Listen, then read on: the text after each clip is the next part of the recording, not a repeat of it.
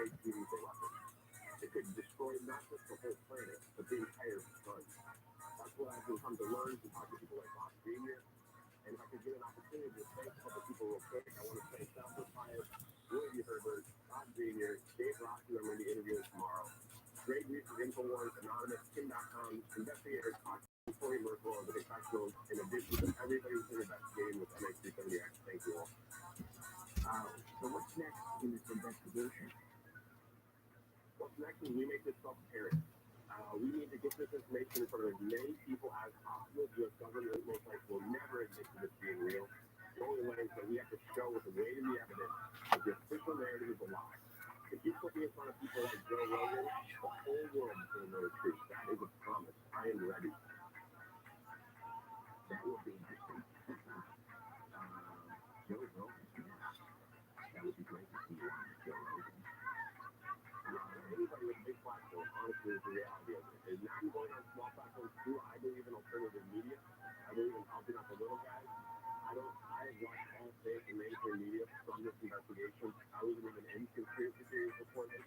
All of a sudden, I'm potentially the biggest one of all time. And people are covering this up. I think the media is completely controlled by the government, and they also did not reach out. So it's all just very suspicious and very reasonable. Well, you're on a very large platform right now. There are millions of people listening. You never know who's listening on any given night. There may be, theoretical physicists out there that want to lend a hand to this investigation. What's the best way to contact you?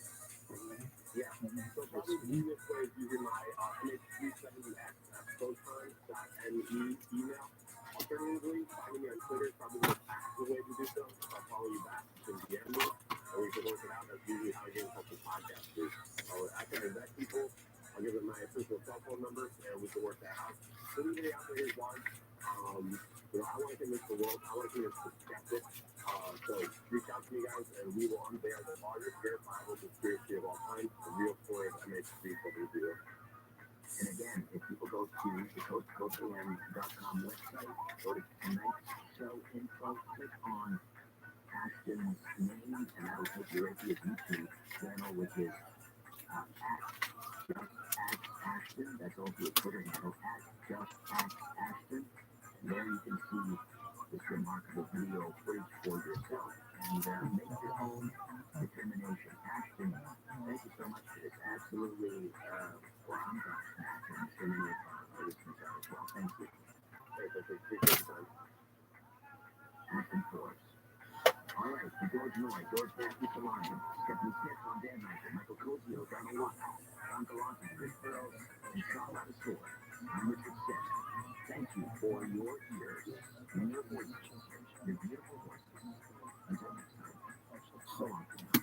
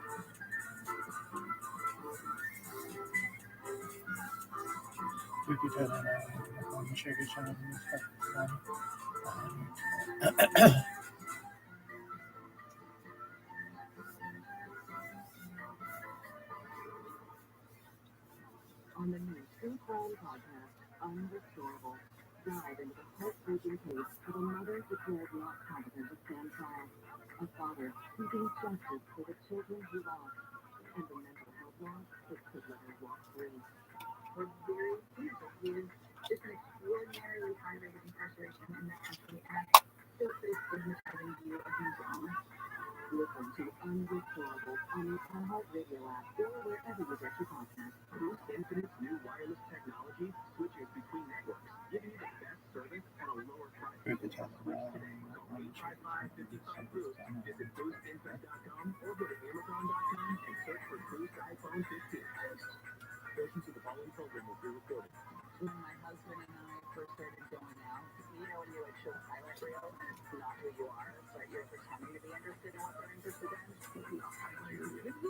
when you're in your mid-20s to impress a guy that I should have never done. And then you're stuck sitting through 3 movies of Lord of the Rings and pretending that you're interested. Screw that. Live 9 to 1 p.m. on KFI and on demand anytime on the iHeartRadio app.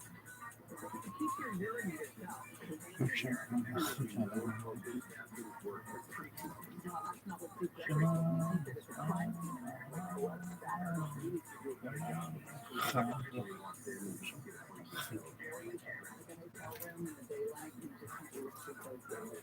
Live 9 to 1 p.m. on KFI and on demand anytime on the iHeartRadio app. This is my lucky day. I can't believe my good fortune. You're looking at spam folders? Can I give you the list of things I've won just since 7:30 this morning? Ninja Kid Grill and Grill delivering to Wall Power Station. Getting cooler. 2 leather backpack. A new pizza. Then you just keep waiting. Now in a row. There's one dirty one in there. It's got in hand. Live 1 to 4 p.m. on KFI and on demand anytime on the iHeartRadio app.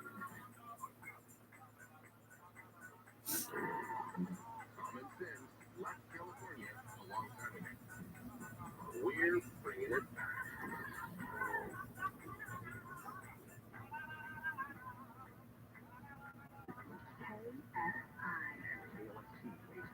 Los Angeles, Orange County. Live everywhere on the iHeartRadio app. More on Fires on Tuesday. Their live 24-hour newsroom. 870 sheriffs are being raised in County will be fighting fiscal crime. The deputies have been reassigned from an operation that targets gang and gun crimes. Sheriff Shannon Kaiser says he wants criminals to know that deputies will be undercover at retail stores. They're not going to know if they're standing next to a sheriff in the store or whether or not they're standing next to a citizen. I'm not going to think twice about it.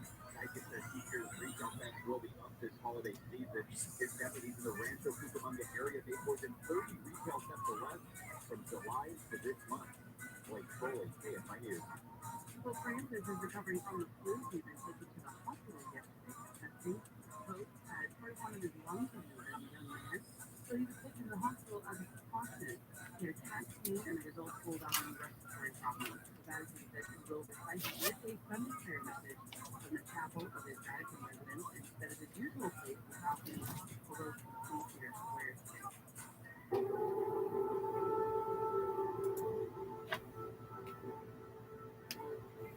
Ukraine's capital Kiev has suffered the largest Russian drone attack of the war. Ukrainian officials say drones swept over several districts of Kiev while it was still dark. With more attack drone waves coming as the sun comes up. Ukraine's Air Force chief said 74 of the 75 drones were shot out of the sky. 5 people were injured, mostly falling from drone crashes.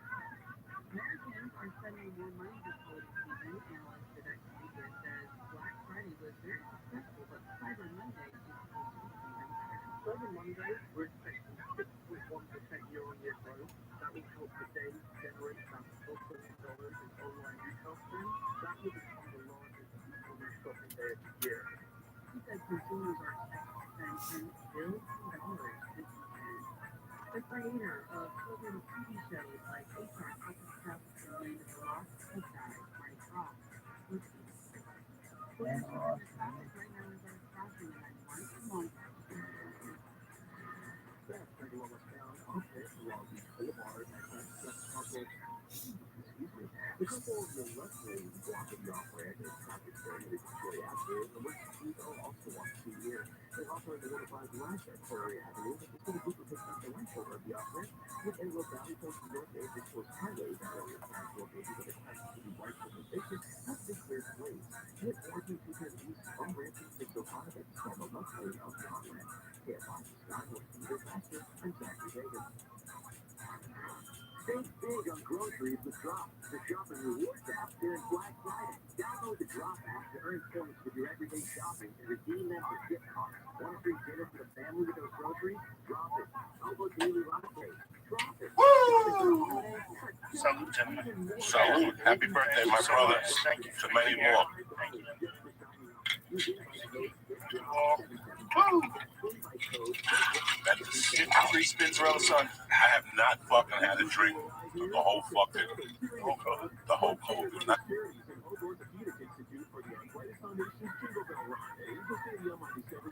Break out your reindeer Cheer Amber's ugly sweaters and running shoes for this festive 5K run and 1 mile walk to help raise funds to conquer arthritis and support the more than 60 million Americans, including 300,000 children, who live with arthritis pain every day. Visit JBR.com/. One of the most famous scenes of all time. Gesundheit. I'm so glad that can.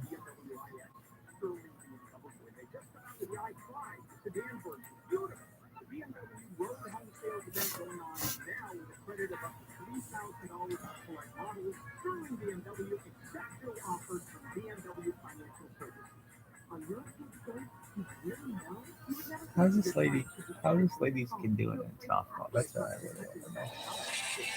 The star-studded, action-packed extravaganza that is the Century Collection heads your way.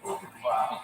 Full of fresh faces and all-time favorites from Warner Home Video and New Line Home Video. Like the newly remastered special edition of The Outlaw Josie Wales, featuring an all-new introduction by star director Clint Eastwood. Where'd you ever get an idea like that? A behind-the-scenes documentary and the original theatrical trailer. We're going after you, Joseph. That's true. There's also the collector's edition of Practical Magic, starring the charm duo of Sandra Bullock and Nicole Kidman. Hang on to your husbands, girls. And New Line Home Video's Pleasantville, starring hot young stars Tobey Maguire and Reese Witherspoon. We're supposed to be in school. We're supposed to be in color? Each featuring special behind-the-scenes documentaries. Flip the switch. Let it make all this. And be sure to look for special savings and reduced prices on other favorite titles, like the American Film Institute's #1 movie of all time, Citizen Kane, The Color Purple, A Time to Kill, 7, Boogie Nights, Space Jam, Quest for Camelot, and the newly repriced action hit, Soldier. So look for the Century Collection logo on specially marked titles and displays for valuable offers on movies, music, travel, and more. Have you ever seen anything like this? No.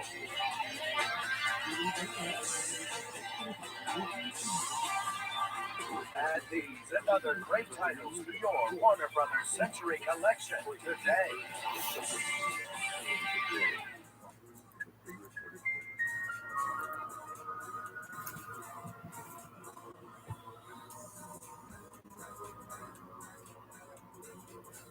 Oh, this one. Yes.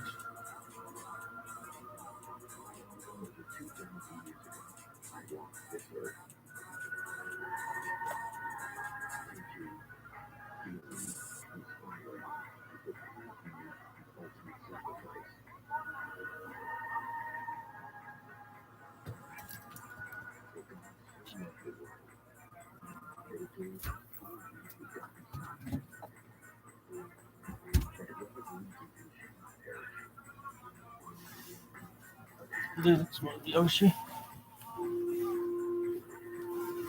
Yoshi be like, you going with balloons? Be like, oh, that bitch. I could dress her up like balloons. She's got 2 of them on her chest. She's got one big one on her head. Put some shoulder pads on it. That bitch is like half dozen balloons already. Just, wow.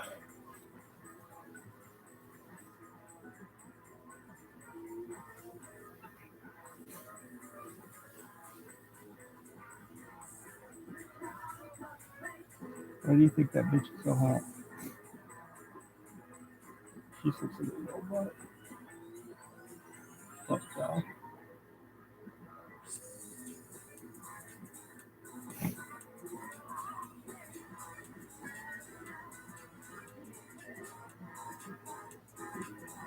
It is because you just like showing. Your whole have to be with you this Sunday as I do every single Sunday. Right here is where you practice a look through the tree with the line. Of course, you have to line. I encourage you to be bold and brave, so that fun with your yellow question line situations like this. Ooh, you do that today, Valley 105-201534. This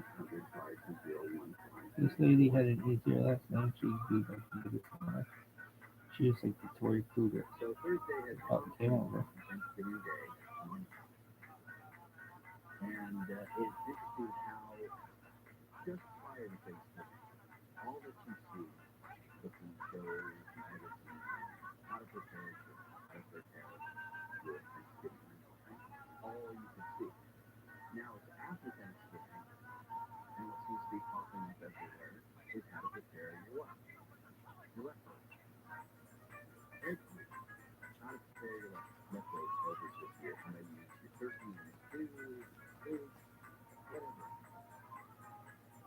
And that's a good thing. It's a practical thing. And when you're dealing with so much food, you have a feast this year. The last thing you want to do is take the leftovers and stock them up. Save the turkey stew. Money, food, time, very practical.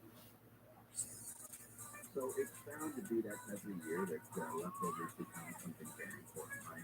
Produce a meal, loves to cook, loves to take things from the pantry that look like nothing and make them into something.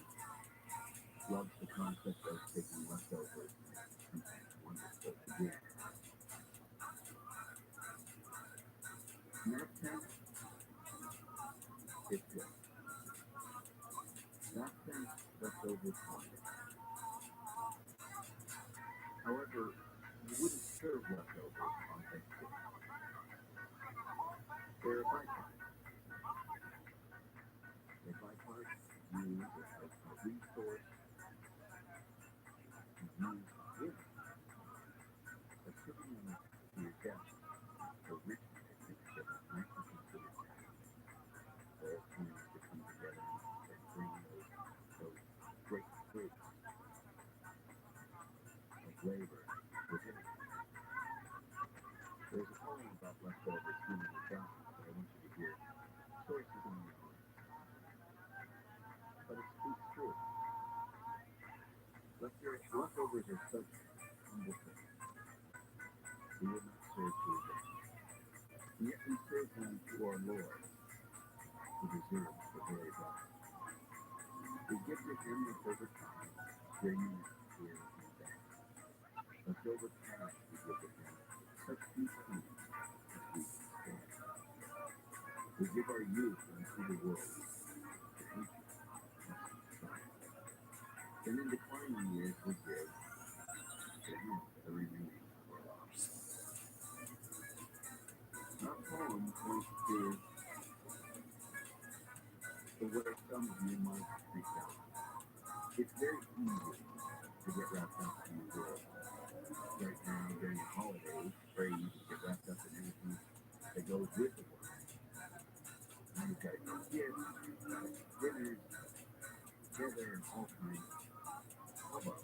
But really, it's about the most simple thing. It's about breaking bread with one another, about loving on one another, and spending time with one another. All the other stuff is great.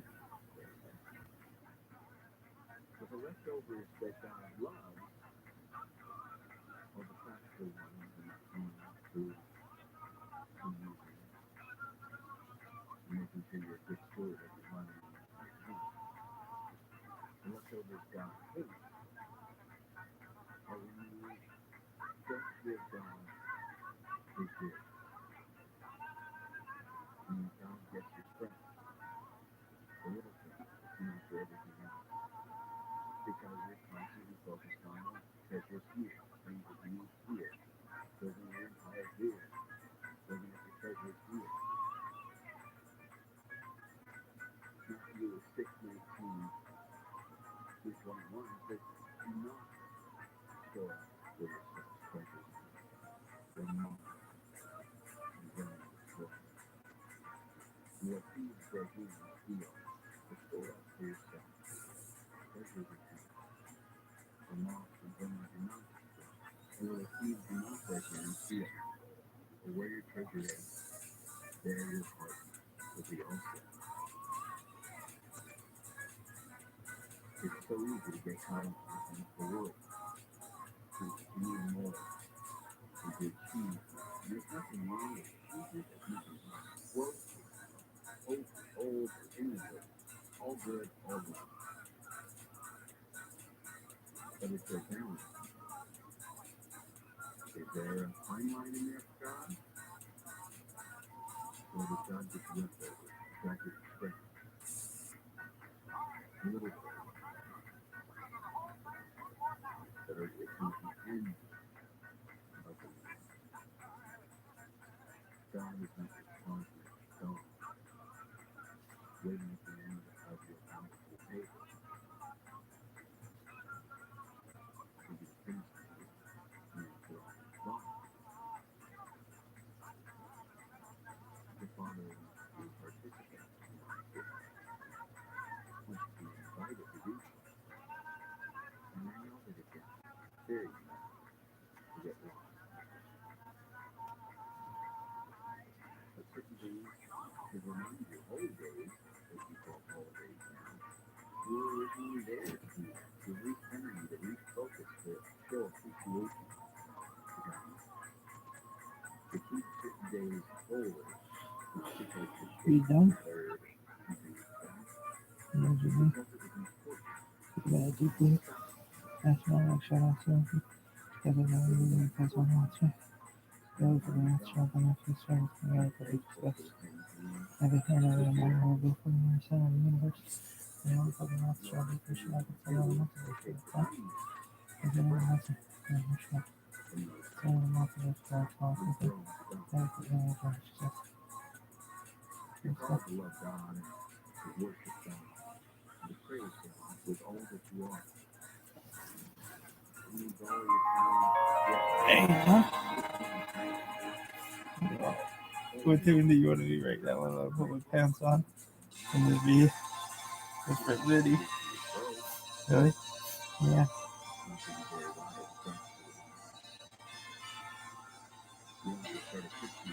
It's that time. Christmas time is here. Everybody knows that God loves you. Anybody else? No, just kidding. Santa's on his way. You give some praise for Christmas vacation. God is gonna stop to celebrate. Now it's getting closer. I can't wait. The end of the end of the Yeah. Holiday. Yes, indeed. Just wait and see the Christmas vacation. This old house sure looking good. Got ourselves the finest snowman in the neighborhood. And it's fun. Walking on the run. That countdown for Christmas vacation.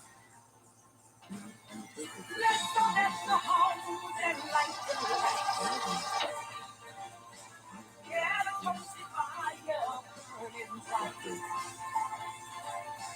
Give me the warmest welcome back. We're so glad it's Christmas vacation. And when the nights are peaceful and serene, we can cuddle up to our Christmas tree. Join the party. You can feel the magic in the air. Let the spirit of the season carry us away. Christmas vacation. Christmas vacation. Christmas vacation. Christmas vacation. Christmas vacation. Christmas vacation. Christmas vacation. You're so glad it's Christmas vacation.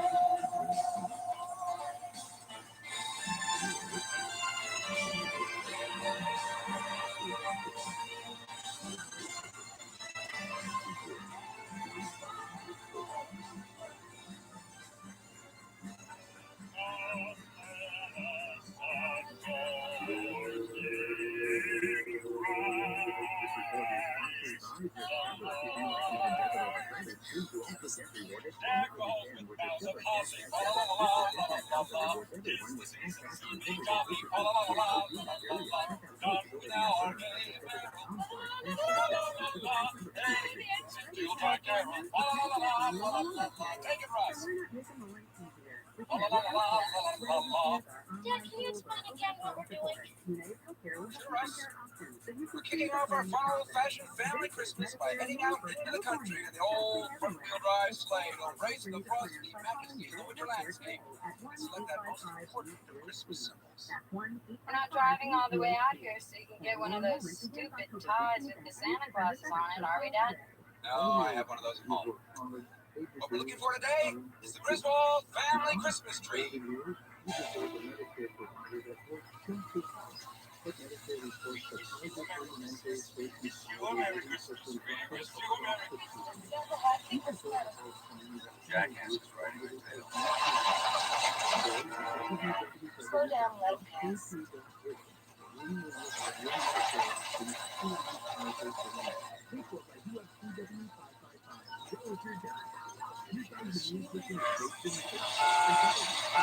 Mark, don't provoke them. Hey kids, look at here.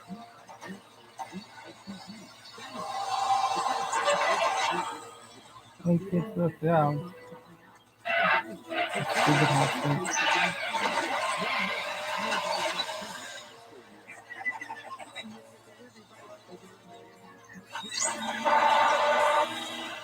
Mark, slow down. You want to ride behind somebody who does something like that? You're going to pull around them and leave them safely behind. Burn some dust here. Eat my rubber. Dad, I think what you mean is your rubber and eat my dust. Whatever, Russ.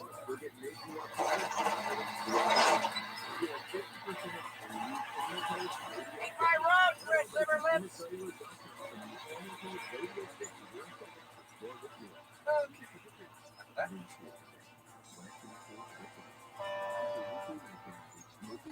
Speaking of Christmas trees, kids, one of you tell me what the first kind of tree displayed at the White House was? Dad, they're back.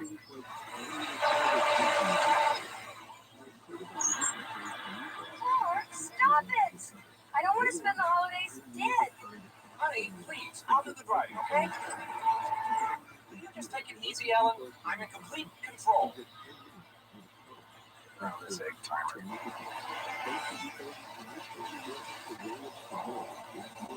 Dad? Dad?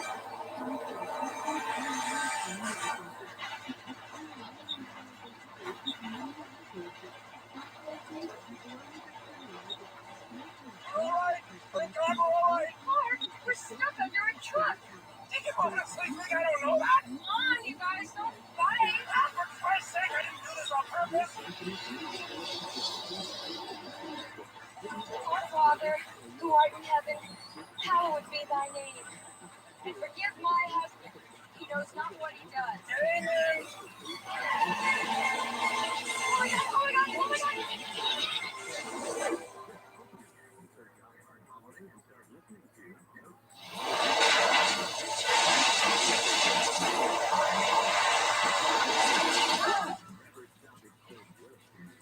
Pretty good time.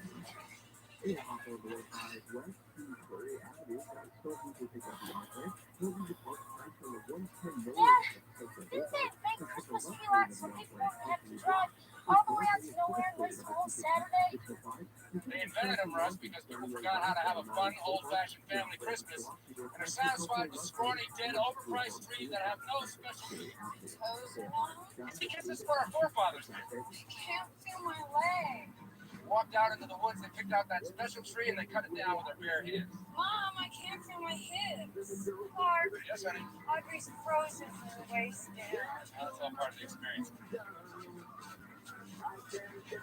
There it is.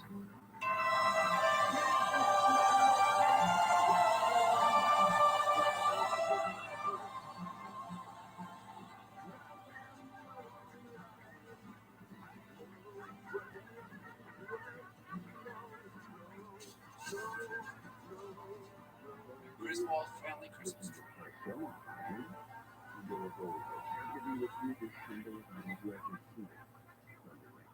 It's not big, it's just full. Yeah, that thing was in our yard. Not going in our yard, Russ. It's going in our living room.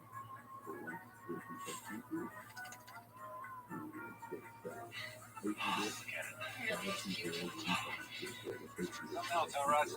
Yeah, Dad. See the view laundry. Most enduring traditions of the season are best enjoyed in the warm embrace of kin to kin. The tree is a symbol of the spirit of the Griswold family Christmas. Dad, did you bring a star?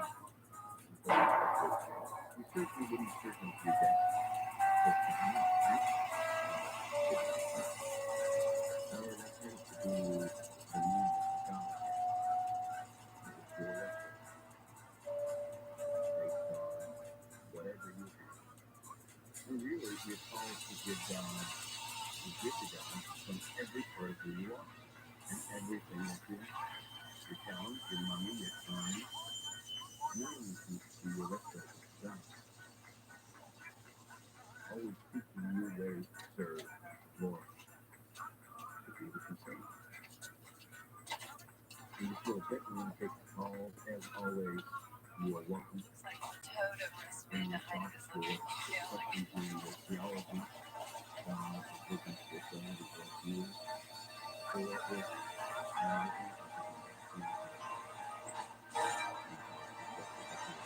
Hey, Griswold, where do you think you're going to put a tree that big? Bend over and I'll show you. You've got a lot of nerve talking to me like that, Griswold. I wasn't talking to you. Remember in Scripture that I look for people that have certain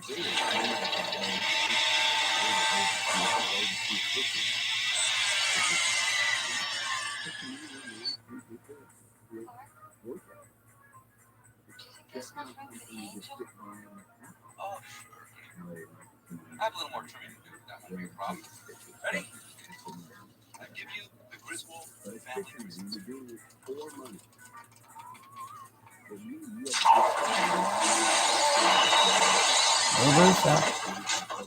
A lot of sap in here. A lot of sap in here. Looks great. Full.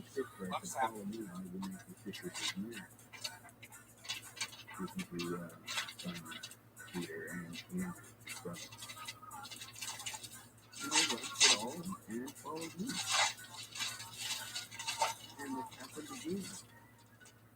And there were others that we came from. But for, the beginning of the art of Christmas, it's pretty No. be very strenuous work. I think you're forgetting how difficult it's going to be having It'd everybody be very else. coordinated effort if you had Honey, they're partners. family. They're not strangers off the street. You couldn't just sit around being lazy and doing it. This is about resolving differences. Now, were Christmas, they tend to be a little salty in language and attitude? Yeah. Cheap hot dogs. Your mother My keeps concern was to get those who got waxing your work upper done. lip, And your concern and they don't is speak Was it to wax? those capabilities, those talents, She has for of years. being able to gather quick with I patience. don't know, so why can't you just take this? Ellen, I want to have Christmas here in our house.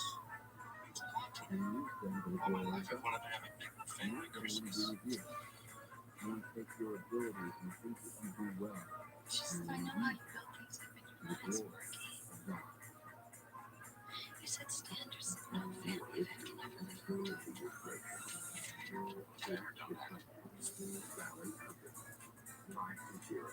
Parties, weddings, anniversaries, funerals, holidays, graduations. By 24-hour newsroom, I'm Heather Booker.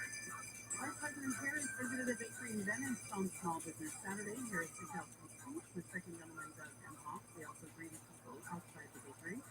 Honda is recalling some cars because of a potential safety problem. ABC's Chuck Silverstein has says it's all about switching parts. The working part is a rivet in the Should front be looking seat. at a nice fat Christmas bonus this year, huh? Food is an excellent choice to be named food and the design of the year.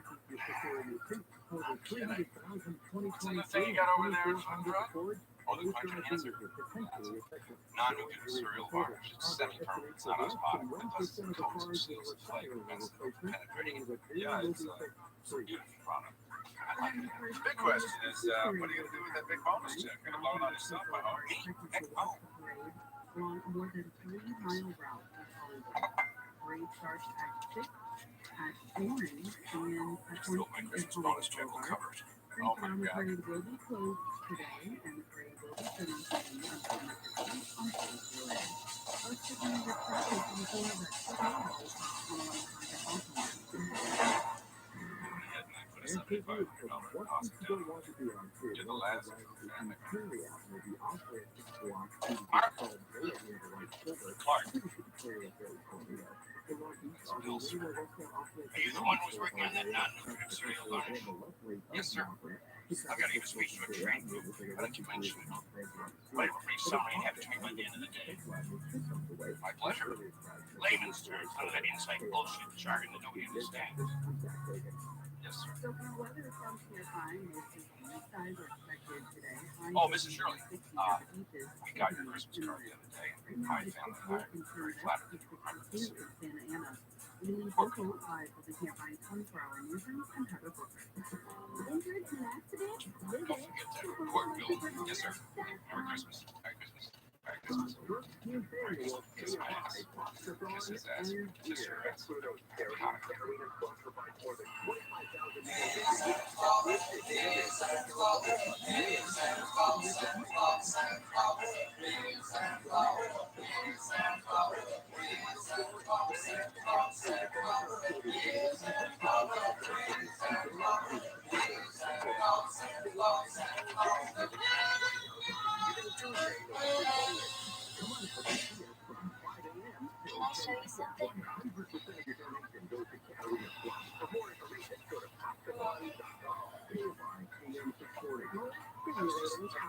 Smelling, smiling.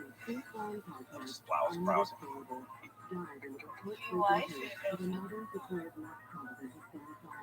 What? What happened?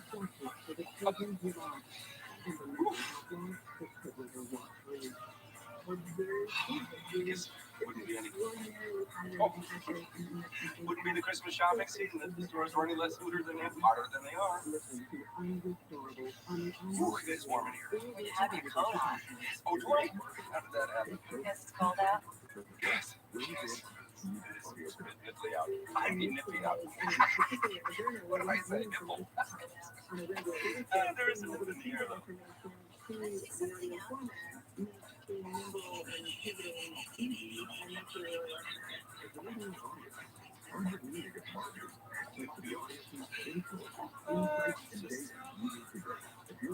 Just looking at something for my wife. God rest her soul. No. She's not dead. We just divorced. She's in street. And obviously she doesn't wear underwear. And there are plenty of shopping days left until adulthood, which is to say Christmas as a Yule log. Not a log. I don't have a log, but you know, if I had a log, not in the sense that you think I said. Good golly. It's the season to be merry. That's my name. Oh, shit.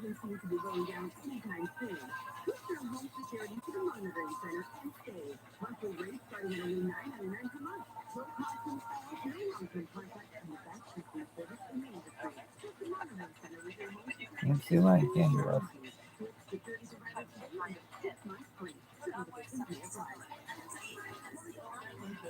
Can't see the line, can you, Russ? No.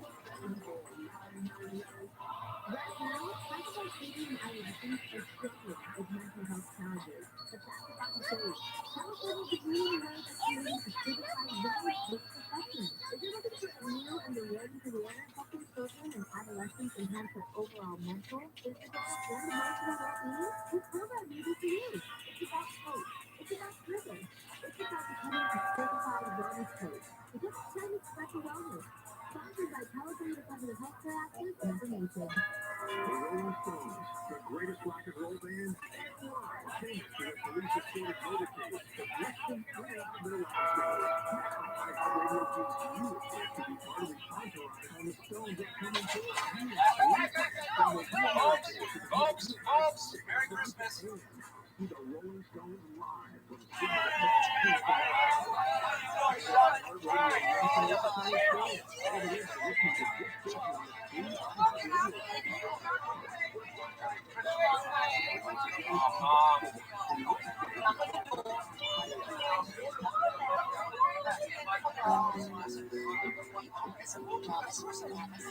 They took a pint of fluid out of my lower back.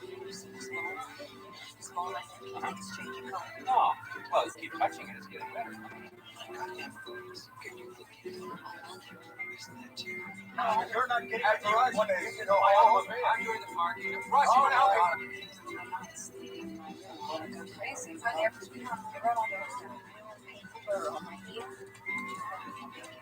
And I'll give Audrey a quarter too, Audrey.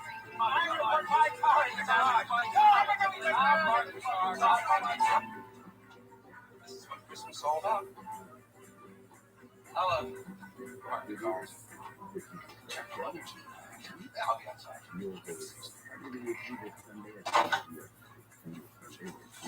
We're gonna have the best looking house in town, Russ.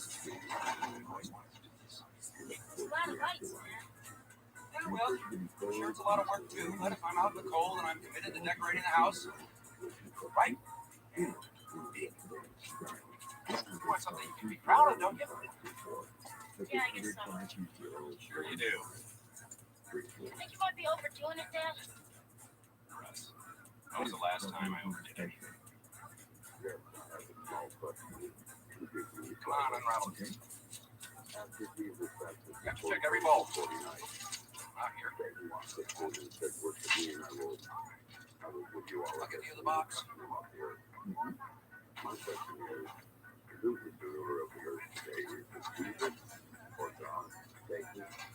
That's where I'm getting into some conversation with people. Sure. And it turns on We're lucky enough to break his neck. in this case, always, God controls everything. However, for the non-believer, the God of this world is going to be trusted. So, and to talk about that, the God of this world is only going to be based on those that don't believe, those that are wrapped up in Second Corinthians 4:4. The God of this age is blind to minds of unbelievers. So they cannot see the light of the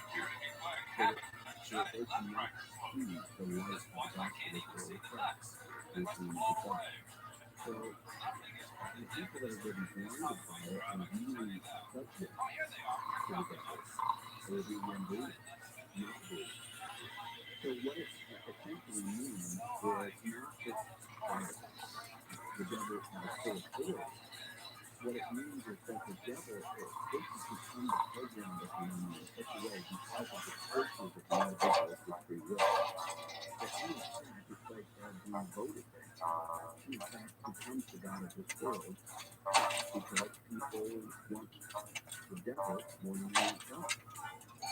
And those that believe it because of the non-believers. So as long as people are calling upon that kind of wickedness or they can't find it as a one and do as I will, so as long as there are people that just want to do what they want, then yeah, they're going to be serving that particular God. But make no mistake that the Holy Father, God in heaven, is the money and grace, and merely allows him to have his agenda on earth at this time because he is the purification that is necessary for humans to make their decisions and to make a pure decision for life. Would it be indecent to ask the grandparents to stay in a hotel? Well, can we at least forbid them to answer the phone? Alexander called this morning and Grandpa Clark told him I couldn't come to the phone because I was going to the bathroom. Oh, making sacrifices, Audrey.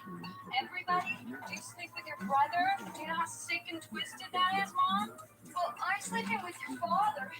Don't be so dramatic. I have nightmares about what he does in his bed alone when I'm not lying right next to him. Well, I don't know what to say except it's Christmas and we're all in misery. Alan, are you smoking again? No!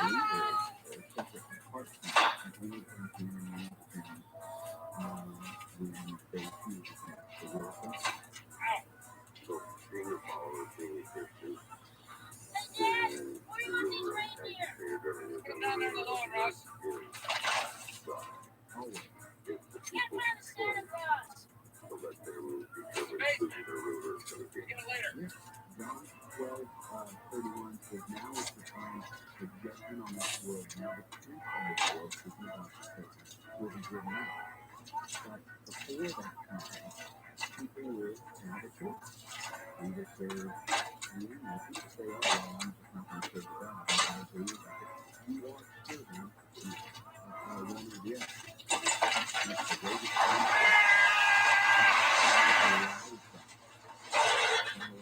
Because he also knows that there are those that will choose against him and choose good and go towards God always. So there is not that God is released for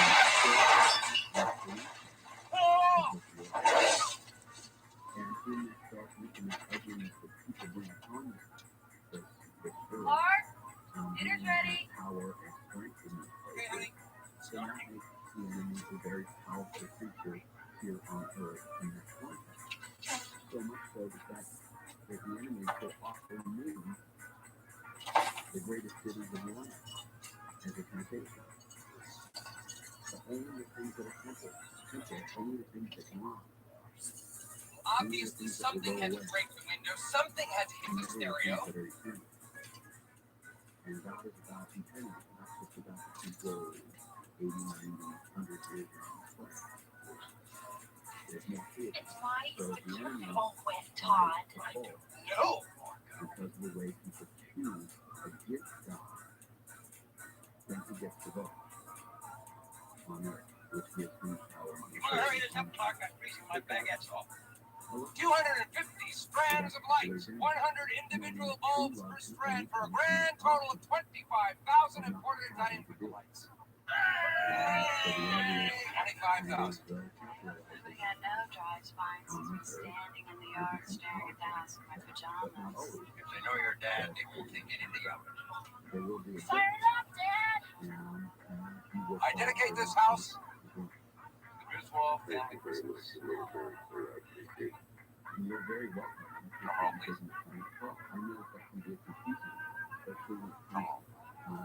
the enemy waiting on the prayer. Seems as if the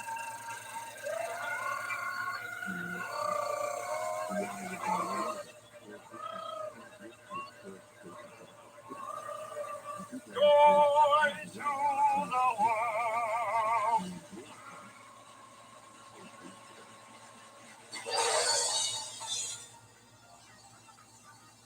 Mark, what do you do this question? Good morning to you in the workplace. Beautiful, Clark.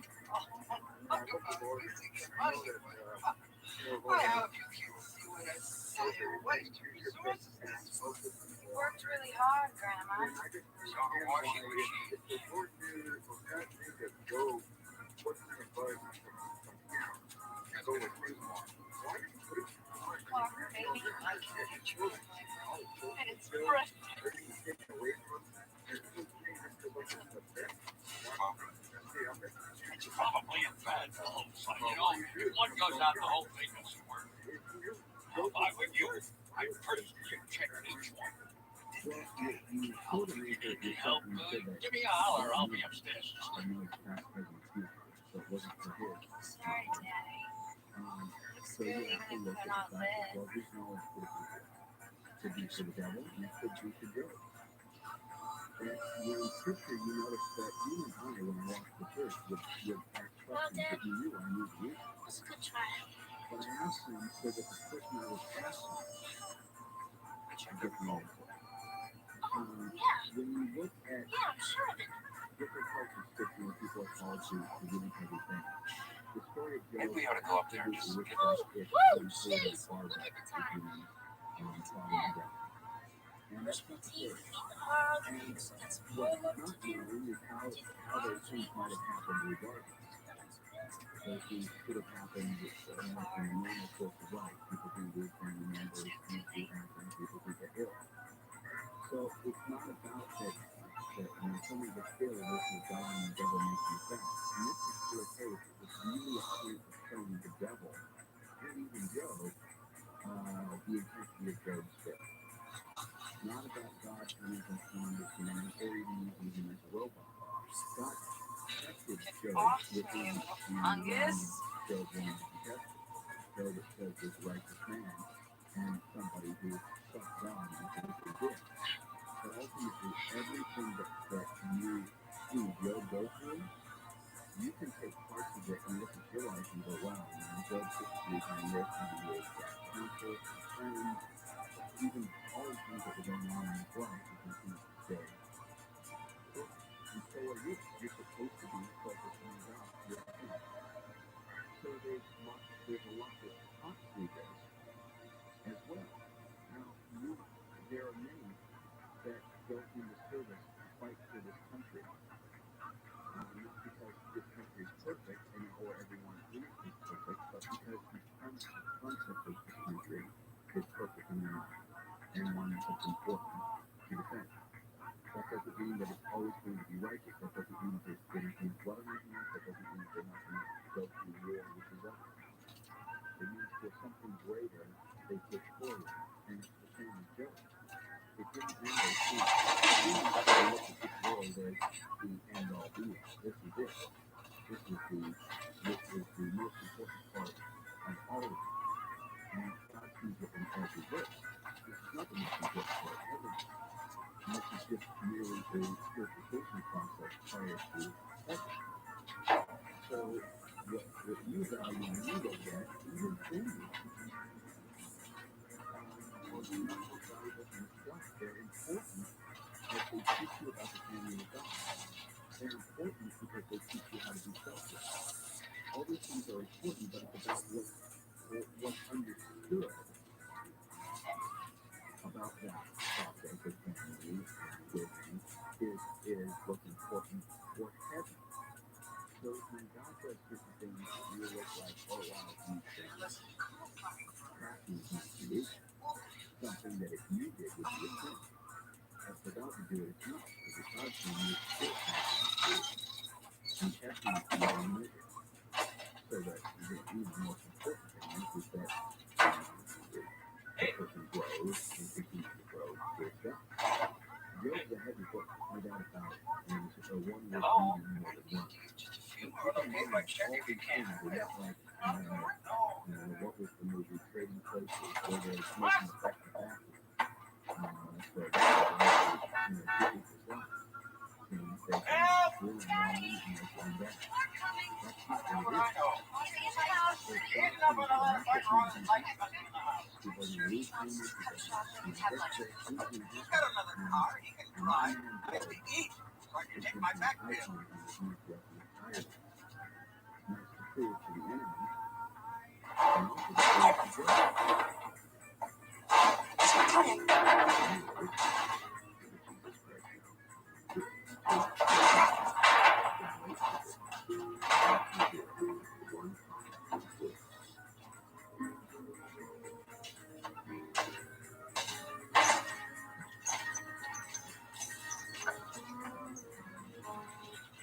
You hear what I hear? The protest calls for real care. Join State of Rabbi Charities and Hope Orthopedic Institute for the Arthritis Foundation Single Bell Run at Angel Stadium on December 2nd. Break out your reindeer antlers, ugly sweaters, and running shoes for this festive 5K run and 1 mile walk to help raise funds to conquer arthritis and support the more than 16 million Americans, including 300,000 children who live with arthritis pain every day.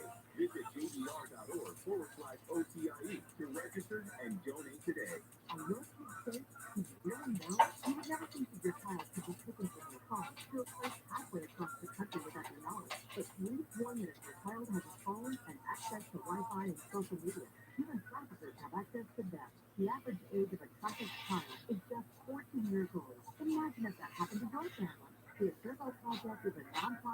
application that helps bring human traffickers to justice. With Trumans, it's safe to come, but they use your help to fight the $1 trillion monster. Your contribution of $14 a month directly impacts the fight against human trafficking and child exploitation. Your $14 a month fuels investigations, provides resources, and supports survivors. Just $14 a month. Make a difference. Join today. See at servoproject.org. That's ASSERVOproject.org. Every life matters. Every second counts. Don't wait. Act now. Give today. Go to servoproject.org and click on donate. Join the fight. Immerse yourself in premium nationwide coverage, contract-free plans, and always free activation with Consumer Cellular. Now at your local target. While you're there, check out our newest phone, the Iris Flip. It's all the phone and camera you need. Plus, it features a user-friendly design, making it the perfect flip phone.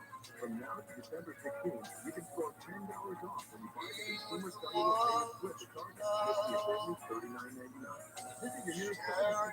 So much joy here. Your package. What a wonderful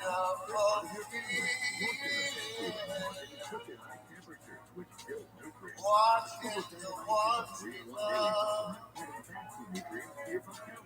And it was Learn more at ViralRabbi.com/radio. I was sitting by the fireside, taking a walk through the street.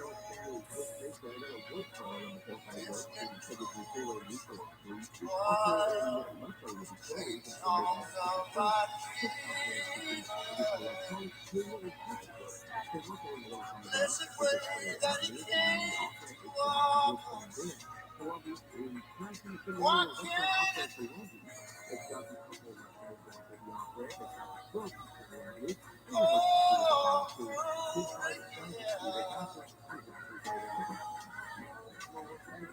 each day the same.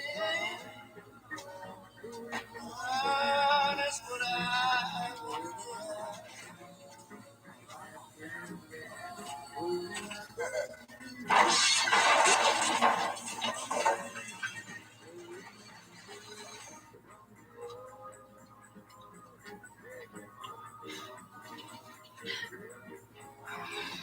Take off his clothes, a dark glass of wine, a kiss of her soul.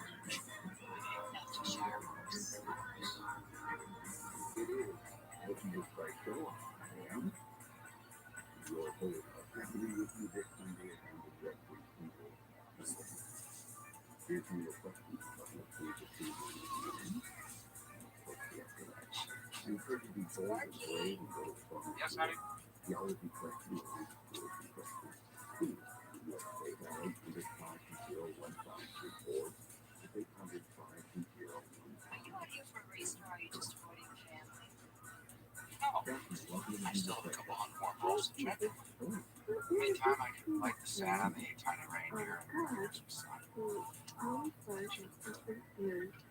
Ready? You want me to do the drum roll thing? Oh boy, I could ask you the same about you. I could play there like I do now. House lights don't work, the floodlights don't work. Is it plugged in? I honestly think I would check the houses and find the lights if I wasn't sure the extension cord was plugged in. You used more than one cord, didn't you? The kids have filled it around without checking back. Complicated mess of a creation.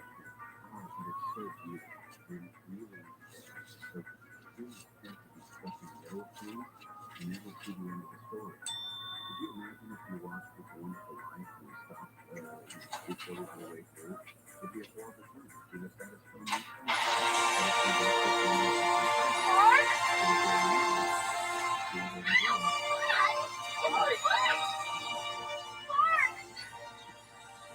Honey, I think I know what's wrong.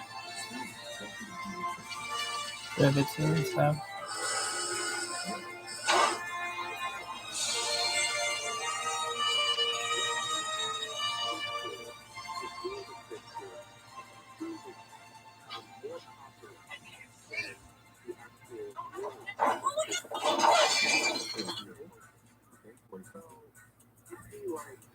movies and action films where you see angels, demons, like you see like references to not talking visual, but references to the four horsemen. And it all seems to be more like the writers just taking the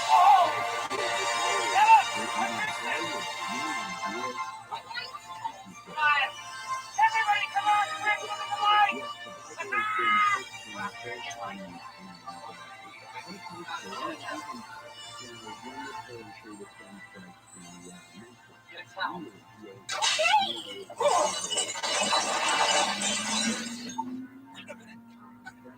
What's all the yelling about?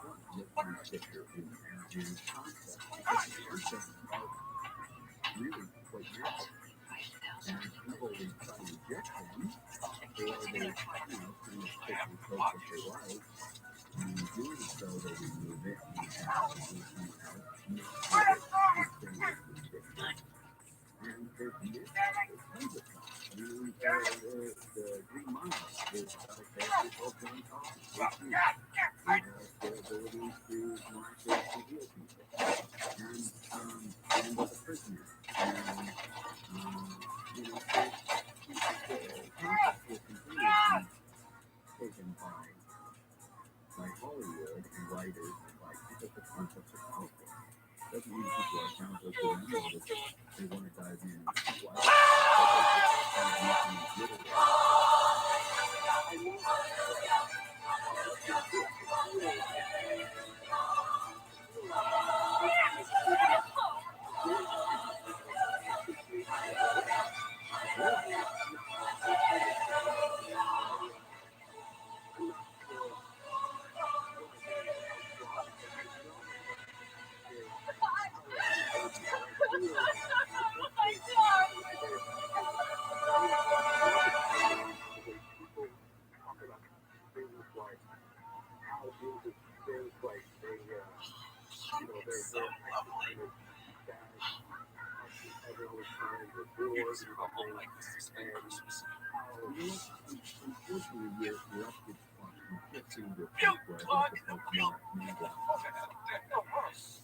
You taught me everything I know about exterior illumination. Thank you. Trust Audrey.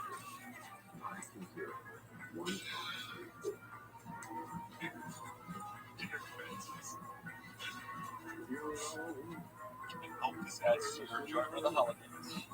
It's just wonderful.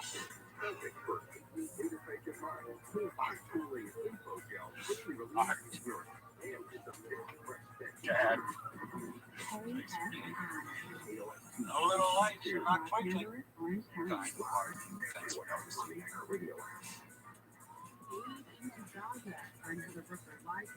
Now sure does look swell, Clark.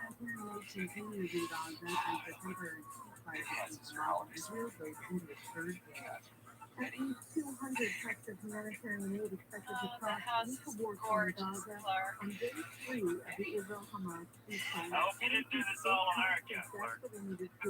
Kids, come on out here and see what Uncle Mark's done to the house. Food, medicine, blankets, and tents, a lifeline to the 1.5 million displaced Gazans. And while it's a huge boost in aid, it's still 30% less than before the war. And the news has underlined this later. Some Gazans returning to the north to find their homes in Mosul. You better take a rain check on that art. He's got a lip on the same. You remember Ruby Sue? Oh, gosh. That's something. She falls in a well, eyes go cross. She gets kicked out and go back to farm. Or outright fake websites to fake emails offering great deals. And this here's our pride joy. They're saying increasingly common are smaller sizes Yeah, we need to individuals or small groups. And then it's good to remember the old adage that Roll over and let too Uncle good Mark to be scratch true, your belly. it probably is. Reporter Scott Carr says Never seen you sit on a dog like this. $13 billion tomorrow. More than 100 street vendors in San Francisco have asked the city to put a pause on trees I really should my hats off. all chat. New plans, We were gonna call, but Eddie wanted to make it a surprise. move them into city center locations. Under the valley last If I woke up tomorrow and my head's sewn in the carpet, I wouldn't be more surprised than I am right now. City leaders say many of the goods sold by vendors over the last few We years have plenty of room.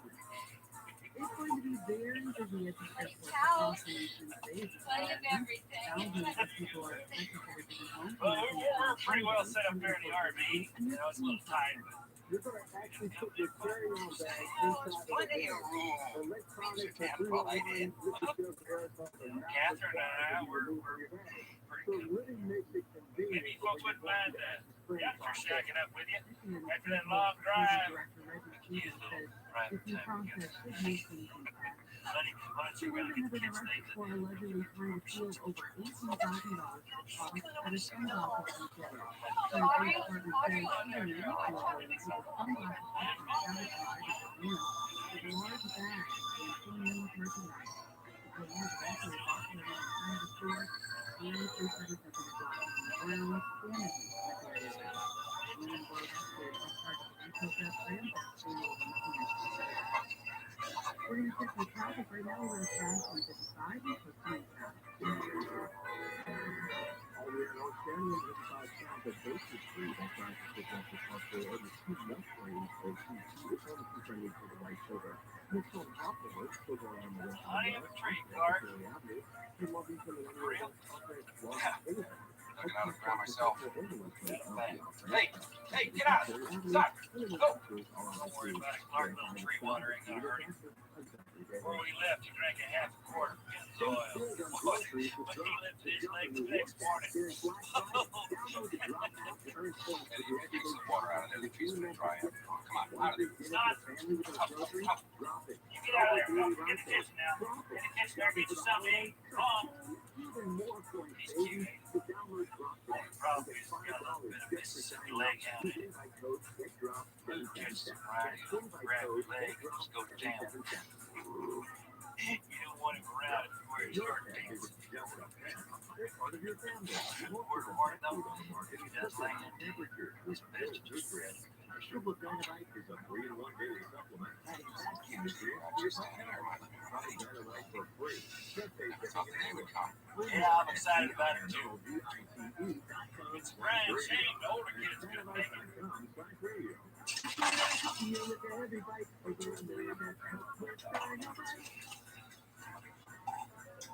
Immerse yourself in premium nationwide. Yeah, I got the daughter in the clinic getting cured off of wild turkey. The older boy, bless his soul, is preparing for his career. Carnival. Gotta be proud. Oh yeah. Yeah, last season he was a Exodus spreader on the Celtic world. Next year, we'll be some big persuader marching for the yak. You ever see her? Oh, She's got these big horns going right on her ear. Douglas, Sam, a sweet gal, a hell of a good cook. refill your egg out for you. Get something to eat. Right out to the middle of nowhere. Leave it to that. Those fine, Clark. Glad to be here. So, where did you get the gentleman on wheels? Oh, right there, that's an RV. Parted off a buddy of mine. He took my house. I took the RV. It's a good looking vehicle, ain't it? So nice parking right. Yeah, it does. But don't you go fall in love with it now. Because we're taking it with us when we leave here next month. Right now, it's 57 in Irving, 61 in Wood, 69 in West Virginia, and 61 in Del Rey. We leave local, live And I media think by I'm here to look over these figures. That's a great excuse. Retooling, I'll retool you.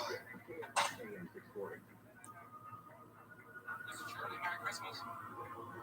Who's that? It's me, Clark Griswold. What do you want? My wife and I came over for some specials. And over there with the other trees.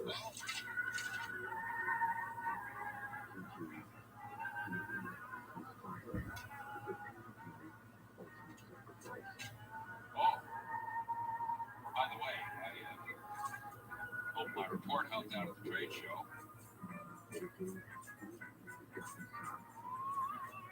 I'm sure it did, Principal. Now, if you'll excuse me, I'm in the middle of an important call. Get me somebody. Anybody. Get me somebody while I'm waiting.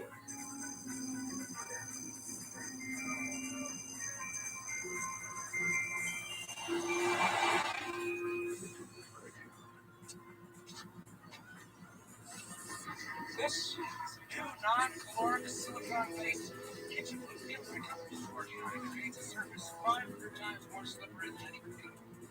We're really gonna fly down the hill with this stuff. Does anyone ever use it on a sled? Not that I know of, Russ. I'll put none of that stuff on my side, Clark. You know that plate in my head? Okay, yeah. And it's in place because every time Cat would run the microwave, I'd miss my pants and forget who I was for half hour. So over to DA, they had to replace plastic to be strong. I don't know if I ought to go sailing down no hill with nothing spinning around in my brain, squeezing up with plastic. You really think it matters any? Well, to see the plate runs right underneath my heart here.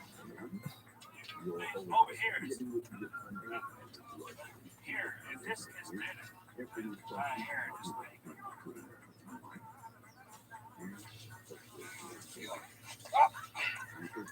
I'm gonna try this first, see how it works. Be careful there, Clark.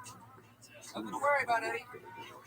Going for a new amateur recreational sausage sled land speed record, Clark W. Griswold Jr. Remember, don't try this at home, kids. I am efficient.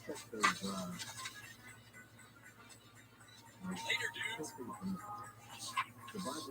Rip me pen.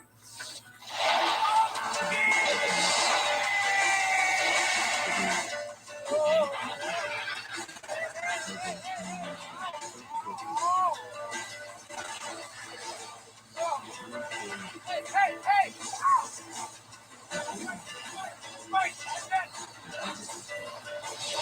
No!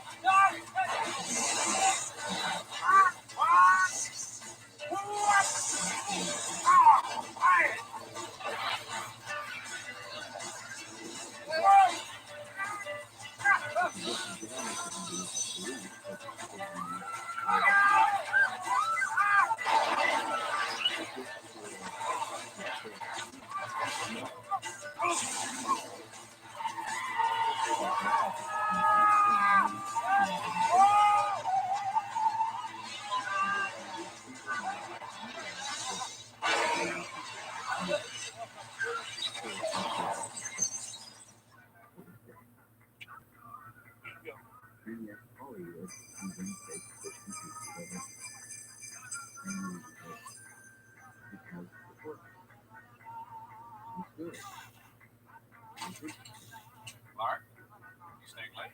Oh, yeah. Finishing up a few things. Nice day to hear from me. Have a really merry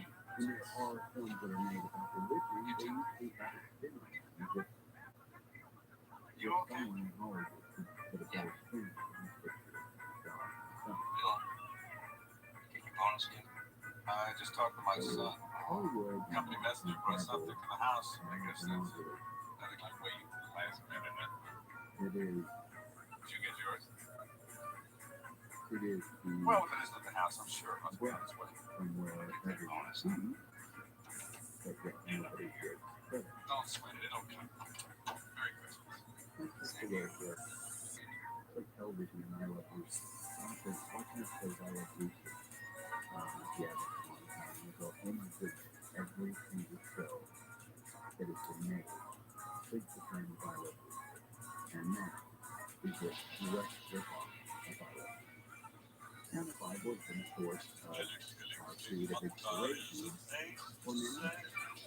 On a bright white Christmas day, that's the island greeting sent from the land where palm trees sway. Here we know that Christmas will be green and bright, sun to shine by day, all the stars at night.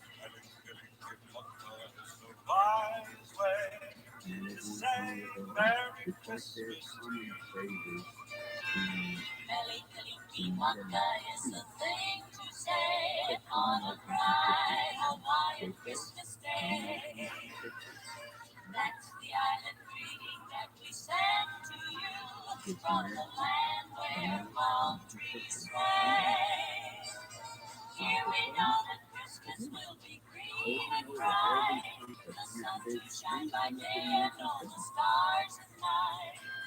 Mele Kalikimaka is a wise way to say Merry Christmas to you.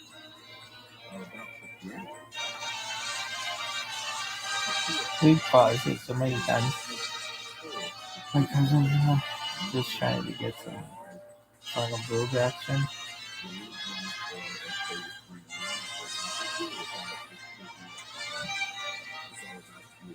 Here we know that Christmas will be green and bright, the sun to shine by day and all the stars at night.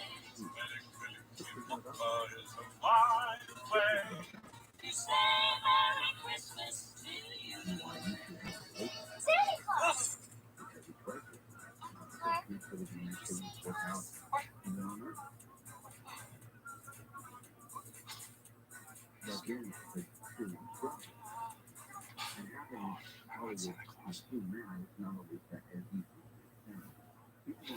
Sure was.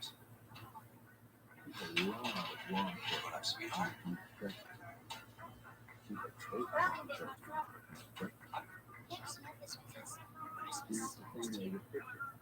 We're so excited.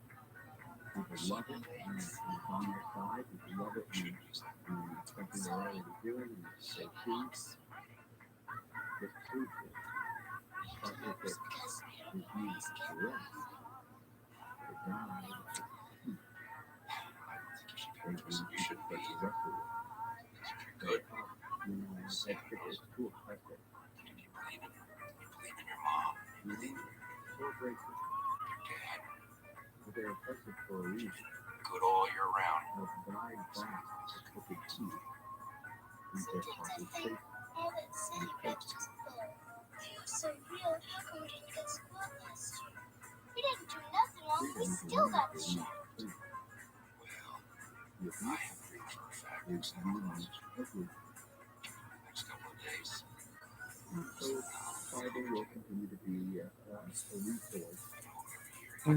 What is it? It's true?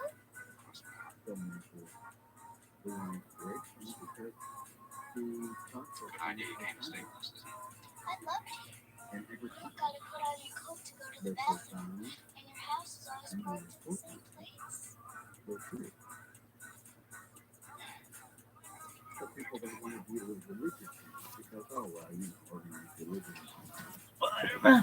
Spider-Man. There's no more Spider-Man. Oh, I was just looking for something. Look at this other stuff. You didn't notice it when man came here.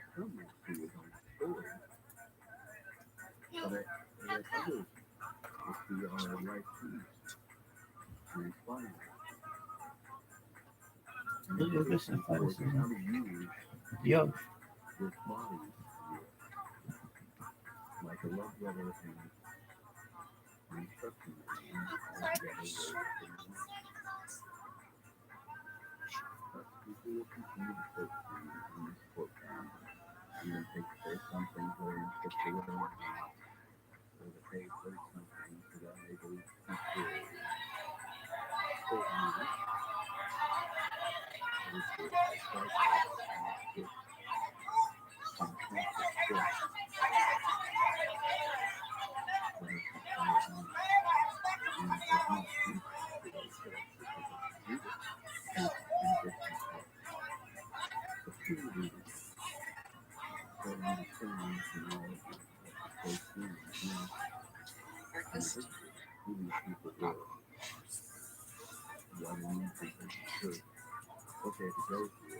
Oh, silent majesty of a winter's morn.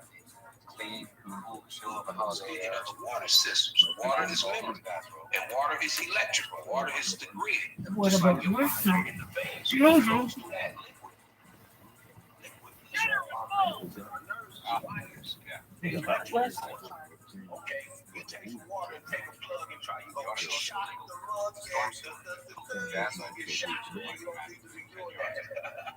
But saying that you can get electrocuted with, you know, because you have water in your body.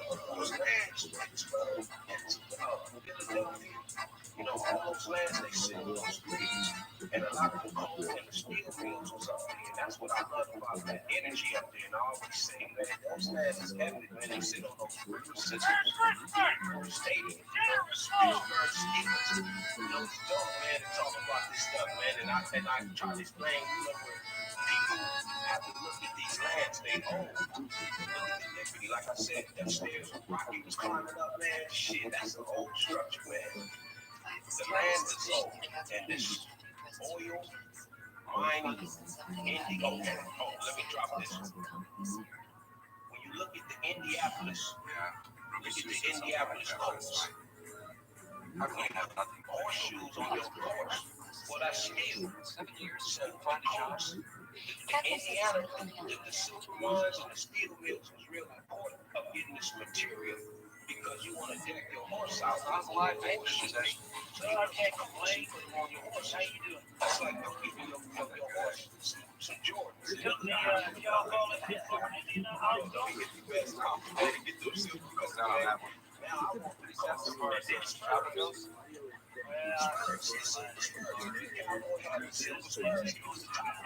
I guess he got silver spurs. Now, you talking material. If you want to get the silver spurs, sell off the house, silver, silver. Oh, I'm getting the fun. That comes from the first part. Yes. I had back the money. It's just deeper. I don't want to go into that. It's Sunday. I don't need you. His kids can sound better.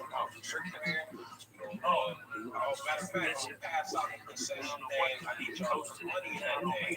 You know, I need Cadillac. I need shit. I do.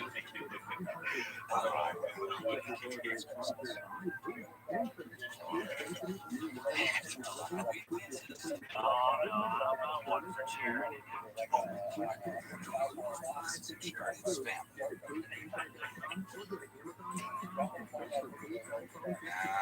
on, if you don't tell me what they want, I'll go up and get it on my own.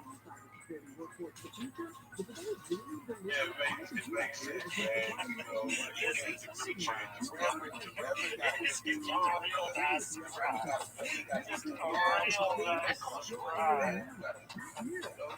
church, you gotta make sure you smell it out, air it out,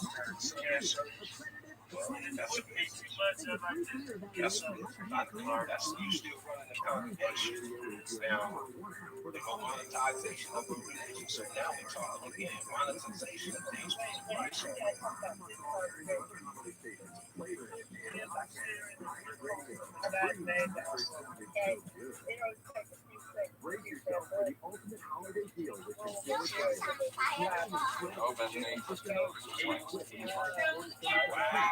Try not to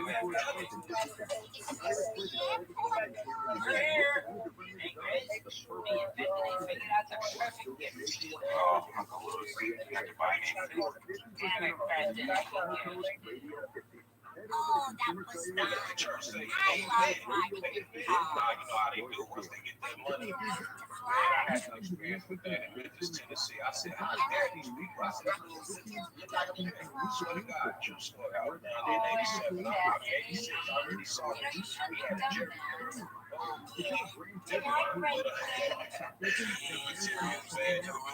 You're out of bed. Nowadays is violence. And I think in the 1800s, cowboys, outlaws, the sheriffs and all those guys that wore their badges, super badges. Top dogs back in the days, you know what I'm saying? You had silver spurs, still every day. Things was happening. And also pros, like I said. In his living room, say hello to everybody.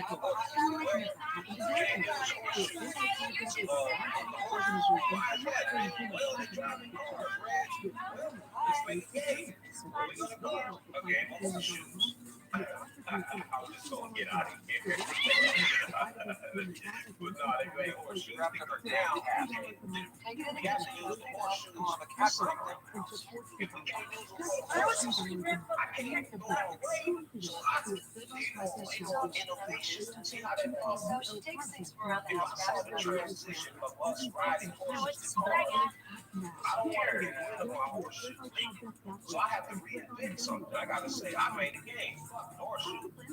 We still play horseshoes to this day. Maybe these horseshoes are these old horseshoes that allow me to put on a horse. I don't know. I'm just talking. Enjoy yourself. I don't know. Maybe what else is and the industrial, what they call the industrial revolution. So this is happening. So still finding what's the name, archaeology, digging up shit. What's the name? Finding what it goes at. What's the name? What's the hustle? Man, do that. Where you at? They go on to California. They said that's after these videos get on the coal mines. I think it was 40-90s. These guys are migrating to these places. Better job, resources. Some people striking oil. Right. Yeah. Shit. That's still happening. Striking oil. And coming up. And coming tight. That's tight. The parole roster there. On imagining God, the LJ Budgets was real. They showed us in cartoons, but these dudes were merchants, man. These dudes was industrialists. They were striking rich because they was finding what was on demand and what was needed. Because like I said, in the 1800s, we were more used to cars and steamboats.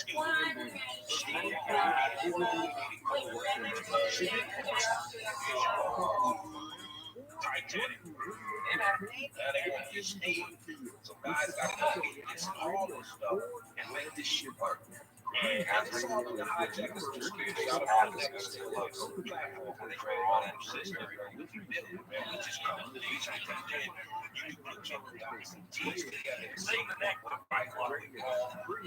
Like sleep. Who wants to build the world? Who wants to who's plotting, who's scheming? It's a lot. But the overall of what was happening and what was in demand is where I try to look at the most parts. So that way it makes it like, okay, now they're wondering how it works. We up there showing you, making it work. Right. You got some people know how it works, and then people that wondering how it's hard. But it's working. And I don't know everything. I'm just basically, I make this stuff up as I go along, man. I don't know. One thing I will say, these people are smart. And they got it. And once since everything got changed over in the 1800s, we entered what I call the Renaissance. Maybe sports and dancing and all that I mentioned earlier about Harlem, what's going on, and and also the other countries that was getting attacked, and also the influx of people coming through Ellis Island. You know what I'm saying? And people getting over here, kids, they go, I want to say human trafficking, I don't know if they use that term. I don't know what they was called, but you had migrants coming up in the 1800s. In the 1900s, I think this is your Andy story. It's a hard knock life. By any chance, they had these kids in orphanage. So you had, I don't know about the Catholic Church and orphanages, man. And orphanages was like, like a lot of those kids was working in the shoe factories. They was working like jobs, child labor. It was labor. It was no establishment. Airline pilots got it. They used to help of the plans. Hell, Capone and those guys, they was doing They was running soup kitchens and doing a lot of democratic policies that got implemented by Franklin D. Roosevelt because of the nobody was taking care of the people. Depression, stock market crash, Titanic, but babe, he smacking home runs. Jack Johnson knocking people out. All the renaissance going on. See, shit still happening, man, and shaking. And on top of all the religious sectors that was happening in the land. So there was a lot of stuff happening, man. A lot of stuff, man. I just be like, open it up. Shout out to Rick, man, my boy, man. We build, man. And I know I'm just glad I'm getting the opportunity, man, to spread this because a lot of people don't forget this. And know, man, that you gotta look it up. There was a lot of stuff on the table at that time, man. You're not doing anything extravagant. Bring it to the living room, get my stove. Oh, go ahead, my bad. Is there anything else I can do for you, Uncle Lewis?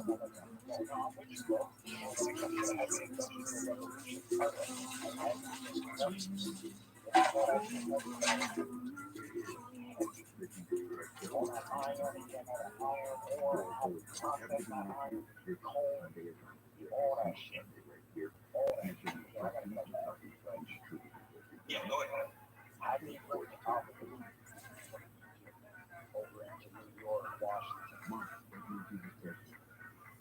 I really think these opposites was here.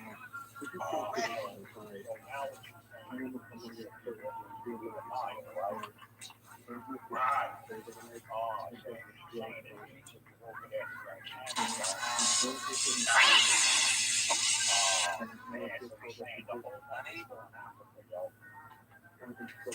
Boy, it's still in Africa, man. These lands is old. I told you I had too many plugs for one island. Oh, God. Right, and that's why I started slogan by showing the structures and telling people to look at our structures, look at our old colleges, look at Place had 9 lives. Just spent them all. look at these old structures. Look at Money, Clark. I'd like to see if I can fumigate this here chair. Good quality item. Mine does. Yes, you lost such bad.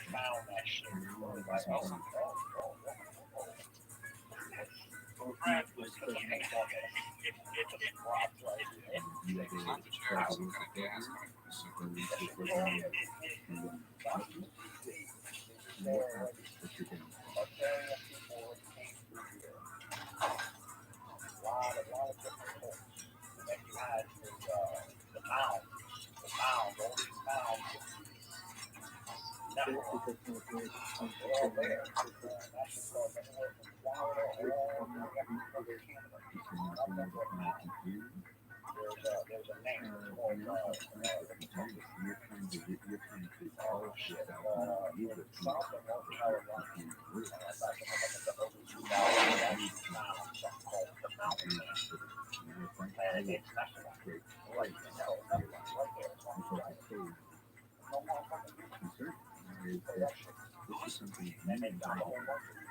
My tree.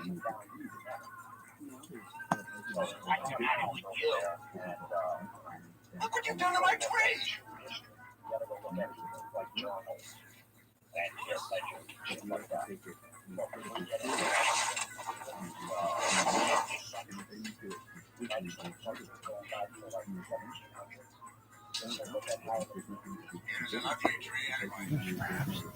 Look at this athleticism. Wow. No, this is a move I've never seen. I've not seen it before. I don't think I'll repeat it after. Just because it's too athletic to be pulled off its hook. I was supposed to deliver it yesterday, but it's back between the seats. I didn't see it. I'm sorry.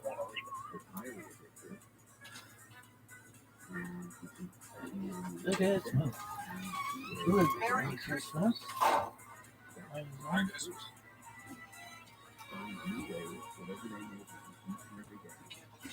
What is it? A letter confirming your reservation at the Nut House?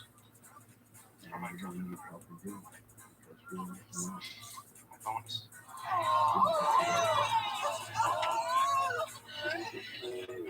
Open it, Clark. Open it. Yeah, I hope it's important. You do it. Oh, You're gonna fall all over it or even open it? oh, well. I was gonna wait till tomorrow to tell you what was what the heck. With this bonus check, I'm putting in a swimming pool. That's it! That's the big one!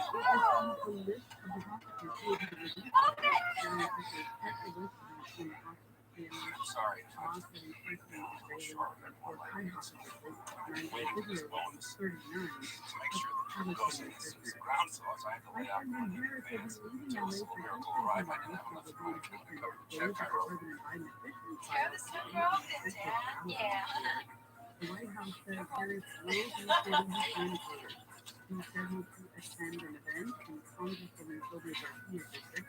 Harris will make a case for how the Biden administration's agenda is helping Fly you all down here and help us her dedicate. visit to Southeast Texas Congress Joe Biden supporting communicators. I can't swim, Clark. Lots of time spending on from the long holiday weekend. There's also a big parade in Hollywood and the final day of the LA Auto Show. It's your last chance to get up close and personal with all those new things on 4 wheels. The LA Auto Show wraps up today at the LA Convention Center downtown. Over in Tinseltown, a lot of major streets are closed for the annual Hollywood It's bigger than you expected. Hollywood Sunset Boulevard and Vine are all off limits, so Santa is quick to land that way. Your weekend watch out for traffic trouble spots will pull from AFI in the town. You really have, don't you? 1 year How big that membership is. for the Jolly of the Month Club. Hey, let's check on what's Mark going on is with the your gift that traffic keeps light. on giving the whole Right, year. down.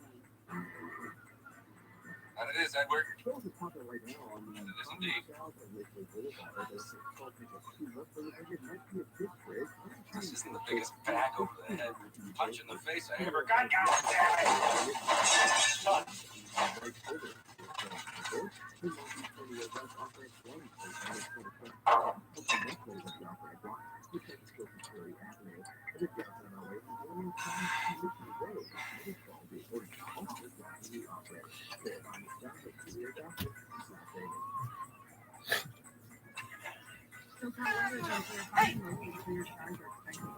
Any of you are looking for any last minute gift ideas for me?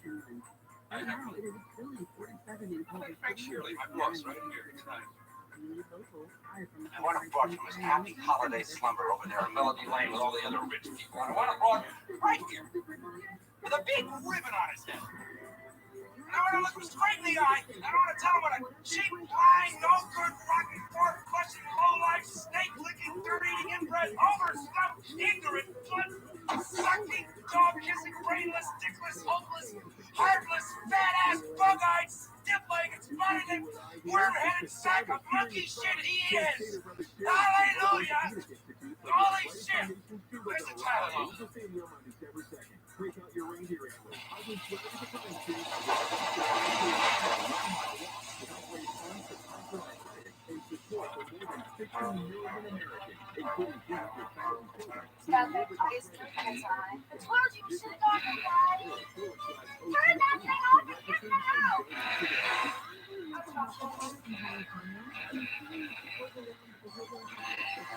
No! I'm a champion! Let's talk!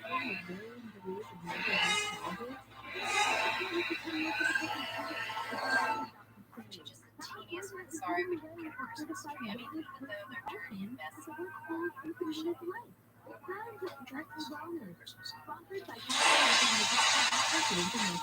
California is Medicare annual enrollment period. So why not make enrollment easier? Just have it out there. Online tools and support. Medicare will have better options so you can choose a plan yourself. Look at this Yoshi. Tell everybody. Oh, no, so much that photo decision. It was just pouring out colors.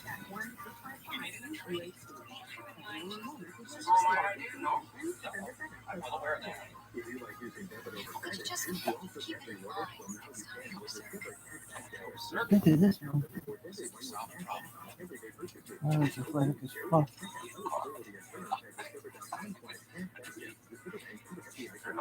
restaurants open on Christmas Eve. Louis burned down my tree, so I replaced it as best I could. My computer career has been supplying the IT workforce with thousands of skilled certified pros for 15 years. Train with the experts in support, networking, or cybersecurity and start your career in months, not years. Upskills, even faster. On campus or live online. Qualified students make a financial aid. Even if the accredited, acclaimed, there's a free career evaluation at computercareer.com.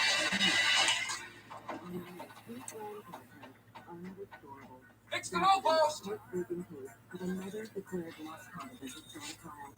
A father seeking justice for the children he lost, and the mental health loss that could never walk free. For years, this extraordinarily high rate of incarceration in the country and still pretty stigmatizing view of involvement.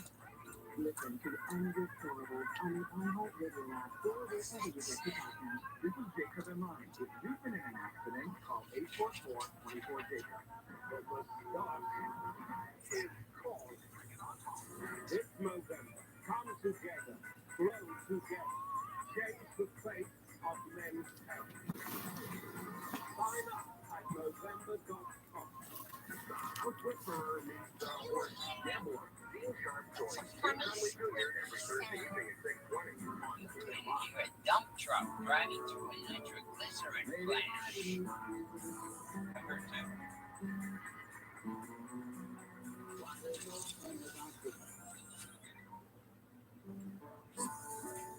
Maybe I didn't treat you quite as good as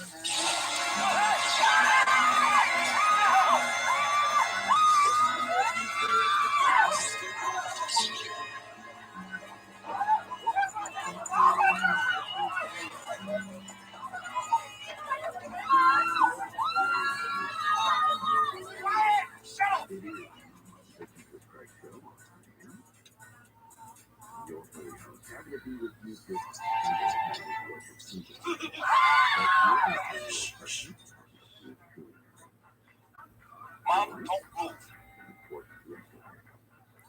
Can't let it get out of the living room. Eddie usually eats these goddamn things. Oh, not recently, Clark. He read the squirrels were high in cholesterol. You, Catherine? Try and trap it. Rush!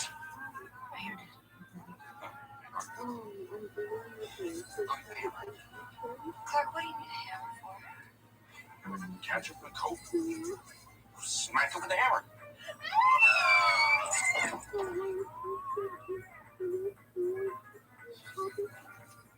I'm going in with him. Aim so I know you play Counter-Strike, right? Laurel? Oh, yeah. I think I built it. Tomorrow. I got scared and ran back into the tree.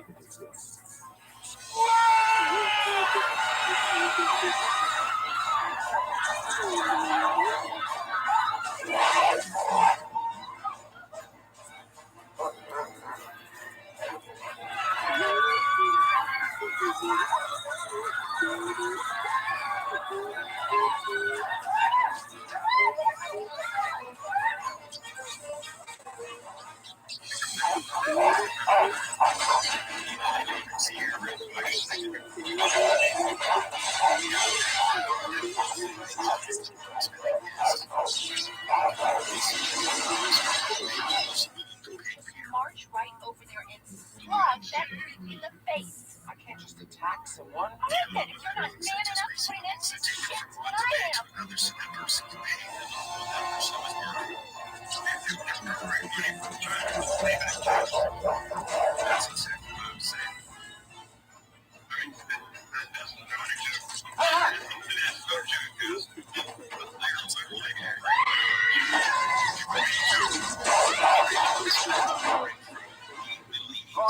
To pay China, and China actually was paying for oil in the Middle East. We know the game. I mean, you and I know the game. I know Super knows the game. I know that many smart people know the game, but this is how they do it. It's creating more debt in the U.S. with China when they do so, because what But the whole problem is that the U.S. is actually only borrowing off their interest and inflation. Where do you think you're going? And not off the actual thing that they owe. Nobody's walking out on this fun old-fashioned family Christmas. No, we're all in this together. This is a full-blown, four-alarm holiday emergency here. Instead of actually That's paying fine. down We're gonna have the happiest Christmas we've we've actually got got a Danny fucking cake. And with Santa's white ass on that chimney night, China, is it like 50% debt or something like that? you're cool. Don't piss me off, Art.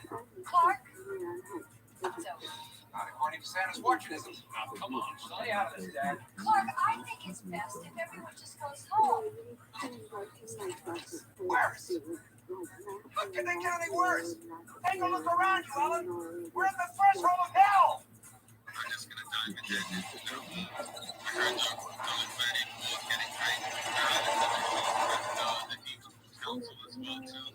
Keep on switching to going in re-election as well. But when you see a sweep of 180 for 6 NFTs, that's gotta make you pretty bullish on the NFT market as a whole, as a general. Just shows that people do still care. There's still laws, still people coming back. There's still people that are taking some of those profits that they recently saw, and maybe they're buying evens, maybe they're buying poodles, maybe they're buying apes.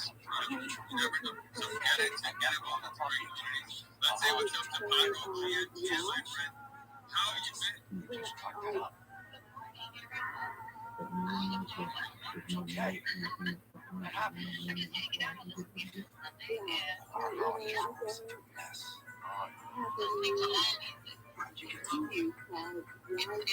I love a help.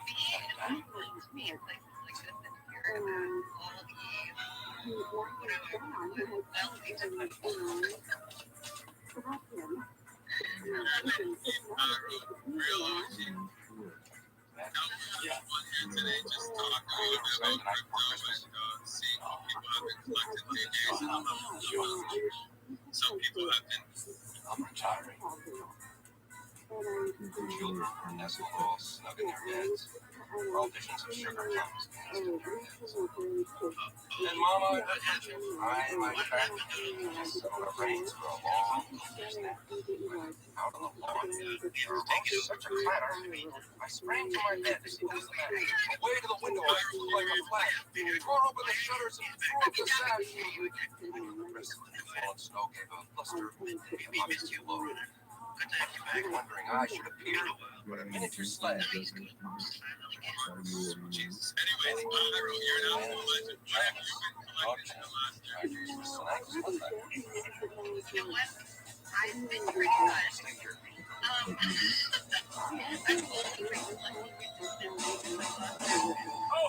Ho! Merry Christmas, Clark. You about ready to do some kissing? And yes, obviously, it's my husband.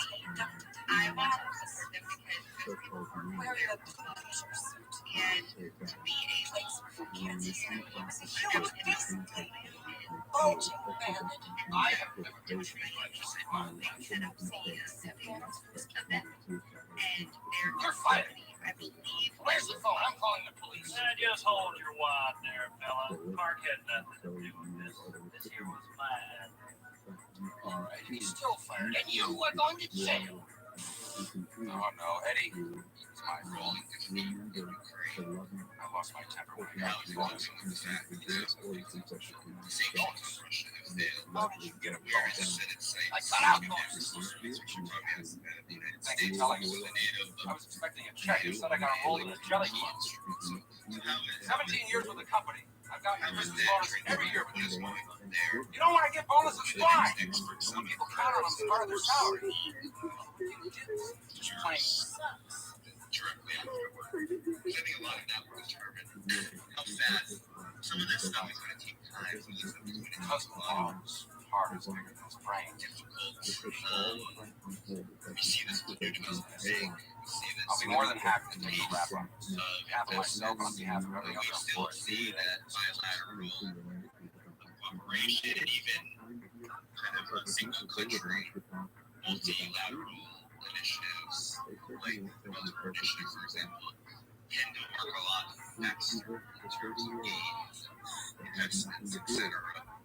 Because it takes time for entire group of countries to make decisions that they can all agree on, given that there is a very healthy bottom line doesn't make much to protect us. That there are countries that are ready now to chart new course of multipolarity and independent economic and political development. There are countries that sit on the fence of that and how much they can do and want to do. So many respects.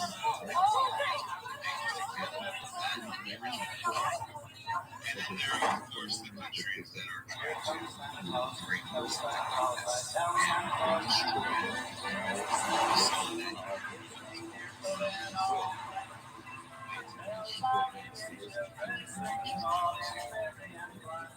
So that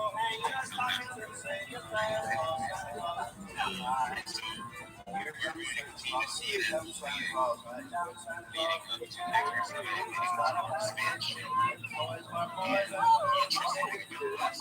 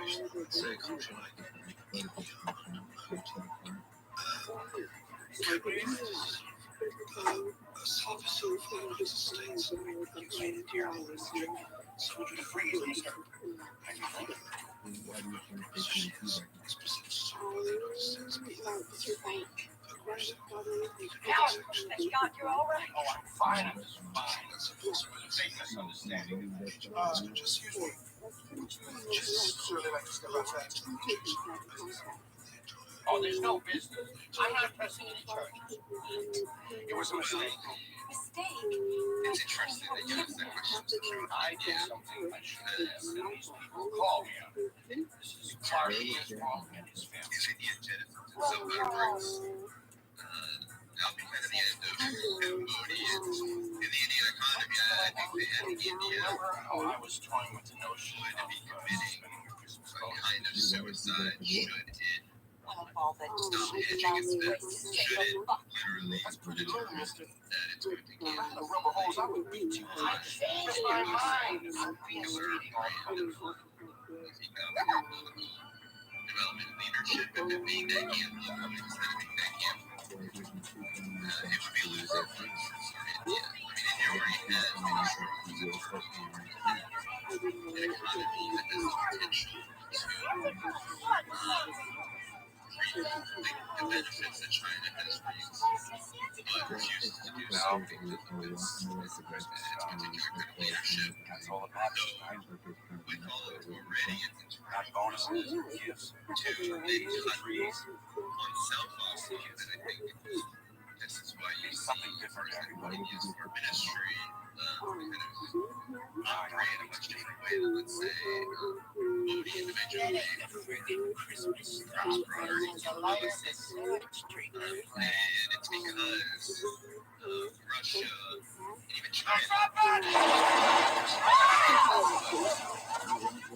Despite the border closures, despite what is meant to be, of course, pathetic position that India takes, China, of course, rampant anti-Chinese sentiment that exists in India. Is how China is venture manufacturing base. China provides to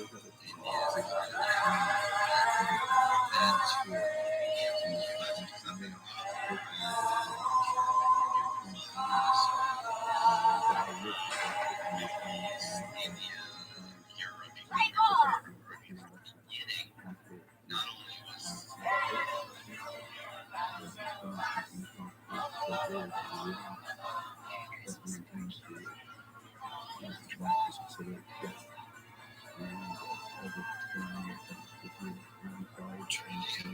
I mean, I keep telling myself that, like, I don't look right down my phone. Absolutely not. They had an amazing opportunity, but I find that it was incredible. I'm looking forward to each of the journey, and all those little side journeys are fun. But as long as we keep providing the prize as well, I mean, like, it goes. I mean, it's for a year. It's awesome. And that's what I think. I think, you know, I so I think I feel more carrots. This is not the case, but what I'm explain right now. That's okay.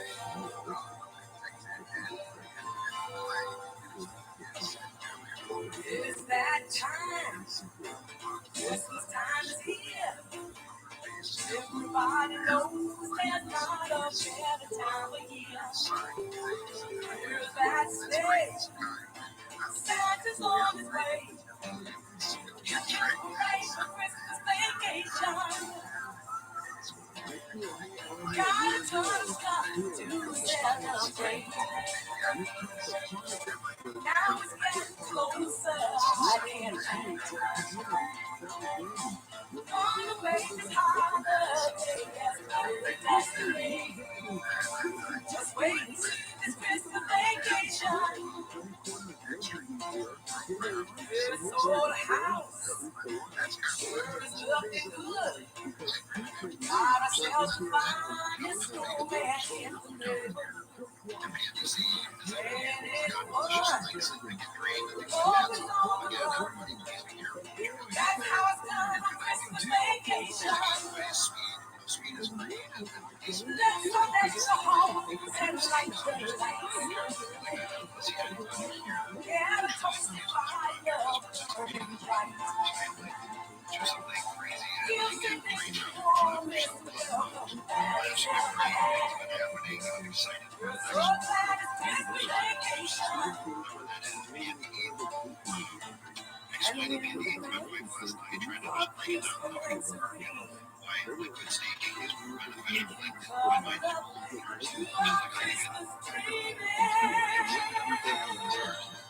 take a meeting personally and having that deep dive for liquidation together. Deep dive deeper to understand this more so I can explain it the way she understood it. And that's the darkest journey that I've had. This community, being here on the NDC account, all these things up, you know, really those are things that are happening. Those are daily times of talking and reporting and appreciating, and I appreciate more than I used to. I mean, back to the hilarious, but I can't grab the picture yesterday, so I grabbed it and actually the pieces of that's a piece of garbage. You can't see it melting. I was like, that's so appreciating more.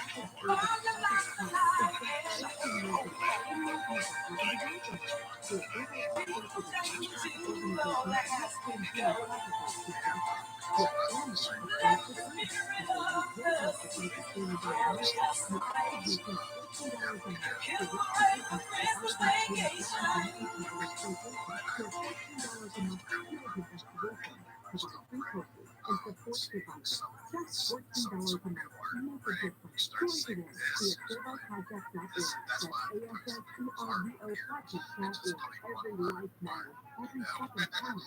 Don't wait. Act now. Gift today. Go to servoproject.org and click on donate. Join the fight.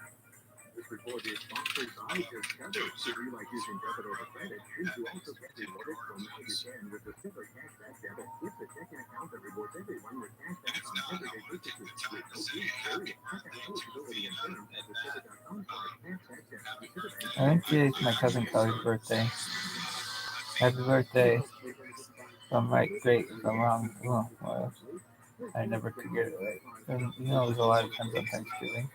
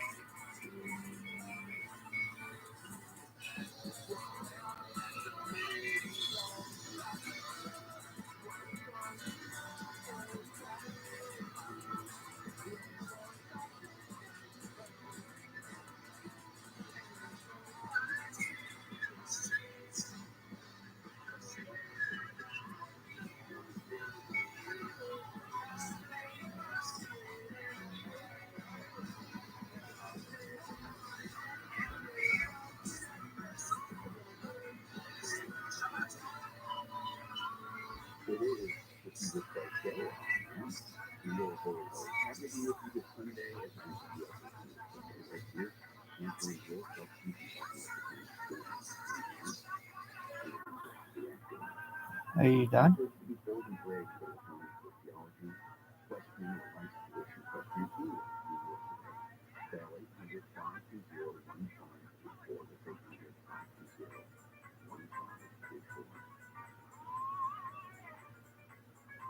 John, what did Jesus picture? Yes, I was wondering about the afterlife. Okay, there is before life. Well, that would be this life. Before life. Oh, afterlife is this life? Well, no, afterlife would be after this life. Oh, after this life. Yeah, that would. After that. That would be after this physical life. Oh, I see. There's no before the physical life. No, there's some that believe that in the Christian, traditional Christian theology, no, not in that sense. Plato postulated that there was three souls and three different souls and things like that. But most Christians don't believe. How about Socrates? How about you think there was an afterlife? So why would you ask? Well, I read it in the book. You read it in the book, and which book was it? They did, I got it right here. It's called Pleasures of Philosophy. Well, you're correct. Well, as far as the comparisons between Plato and Socrates, there are similarities as there are in all teachers and students, but there are differences as well. I didn't drink before that either. So much of a drinker.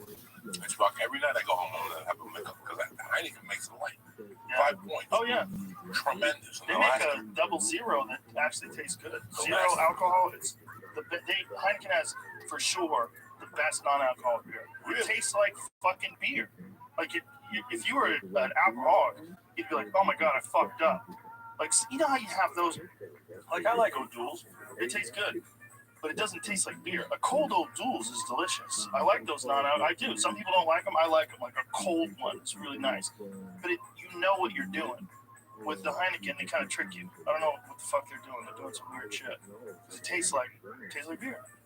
What beer is like a taste, kind of. That's why duels work. It's kind of like that smoke juice you put in meat. Like, oh, that's the taste of smoke. Right. Or like watermelon gum. That shit don't taste like watermelon. No, it's still good.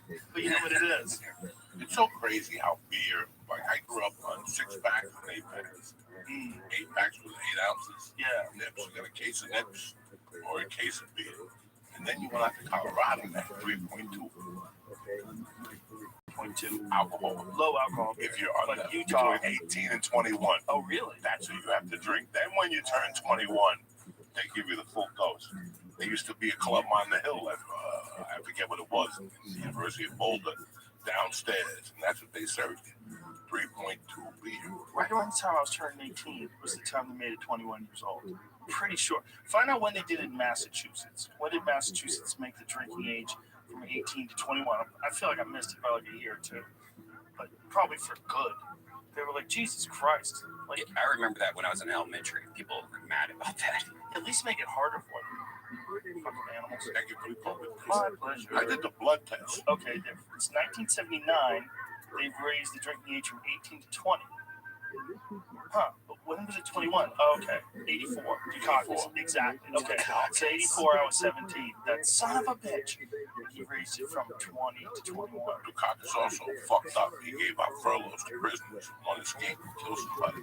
So when I got to a halfway house, wasn't it? When I got to a halfway house, everybody was mad at Dukakis because you couldn't have furloughs no more.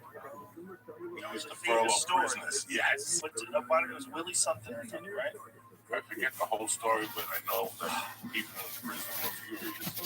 They couldn't go to fucking furlough because the Congress let them go for 4 days, like a fucking, like Club Med for 4 days. It's a fucking prison. They don't go to Club Med. That was the end of that dude. Well, they're releasing a lot of prisoners right now because of COVID. They're opening up the doors. 18,000. Yeah. Did you hear that one that just came out of jail and shot the motherfucker who abused him? Yeah. I don't know if this is the best idea, dude. There's a lot of those people who are very violent. Like, it depends on what you're letting out. You're letting out some dude who sold weed. You should have let him out a long time ago. You know, you're letting out some guy who's selling mushrooms. Let that guy out. And keep in a fucking cage with people who are murderers.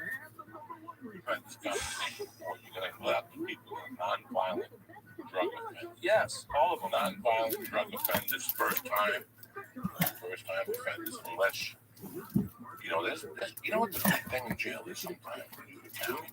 There's a big DUI population. There's motherfuckers that can't stop getting DUIs. I think my ex-brother-in-law has the record in Colorado. I'm not making a joke here. Like, there's people that stay in the system because of the DUI problem. You know, they got to blow into a tube when they start their car. Yeah, my friend Rabbi. Yeah, they got all types of shit. So, and then they put you in work release. That's a complete different situation. Then you know, they have different levels of it. Yeah. They're blowing the thing. It takes some time too. He couldn't just start his car.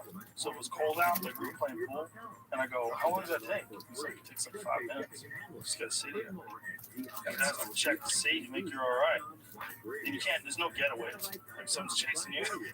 You go out with the car. You gotta blow on the thing. You got hard to start. I had a friend that did that. He used to just pay people $5 to blow in there.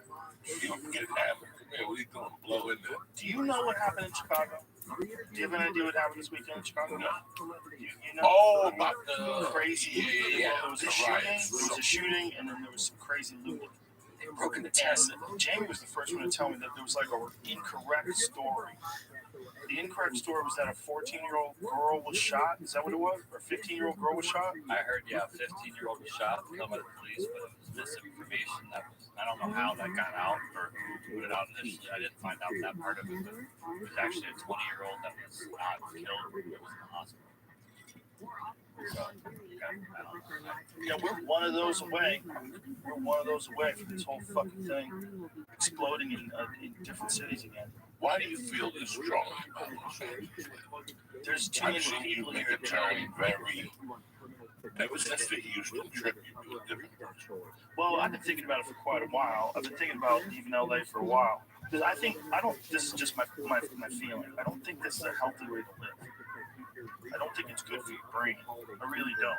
I think the people that live here, like, I wonder if it's a coincidence that so many people that live in cities have like, it's like cities are always Democratic, right? Almost always.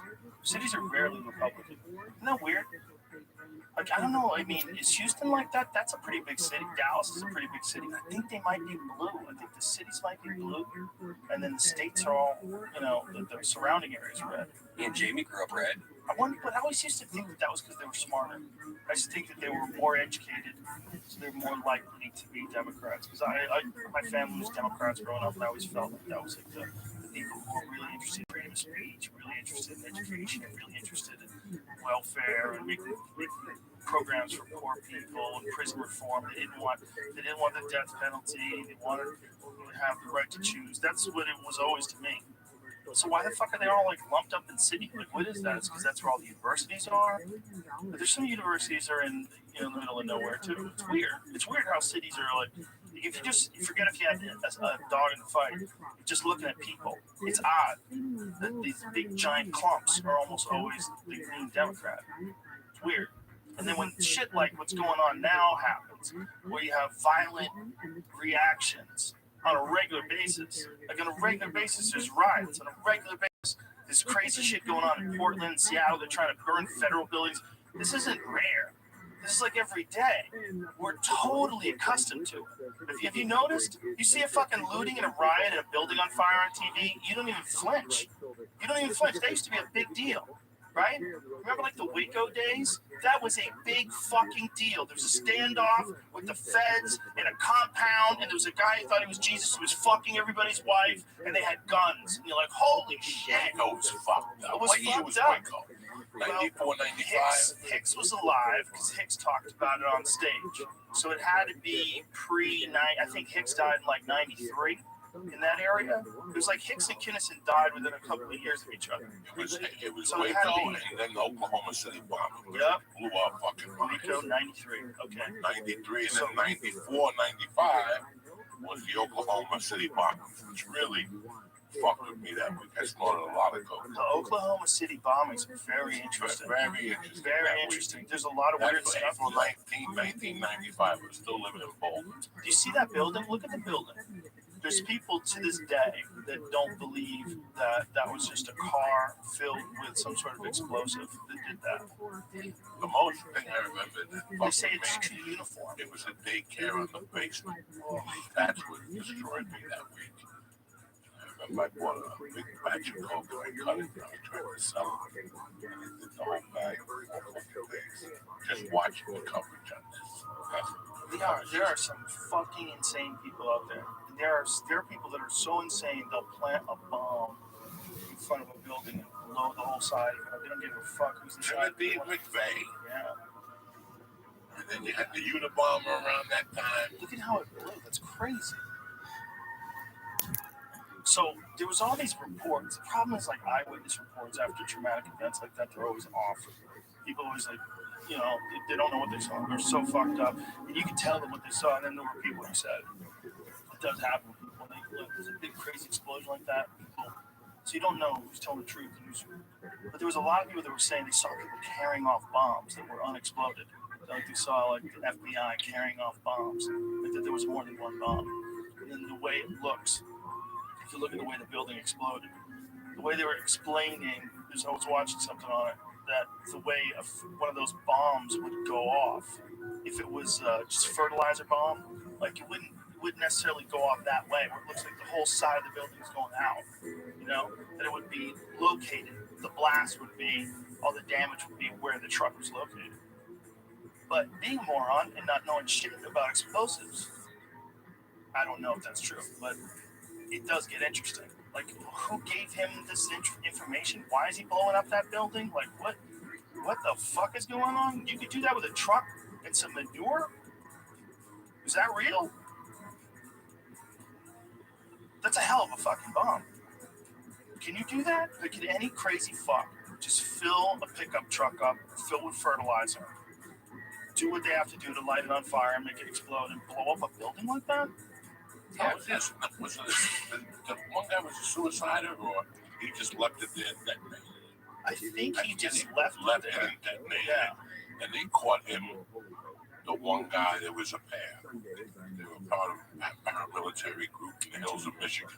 Something extra spooky about those white dudes who live in the woods who are plotting to overthrow the government. Right?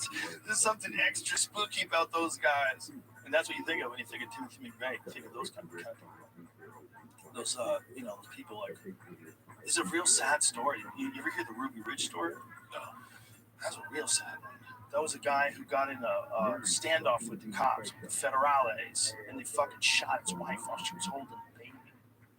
I forget exactly what they were after him for. I forget exactly what it was, but it was an egregious overuse of power. I mean, they murdered these people. And the snipers murdered these people. And the people eventually shot back, and then, it was just a bloodbath.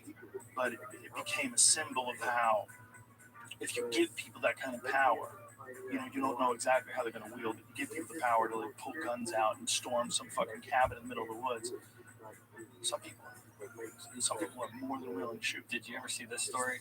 It's Tony Curtis. This is a live press conference that got put on like every news channel. A friend of mine sent this to me recently. There's like a whole YouTube series about it. I think it's maybe on Amazon Prime.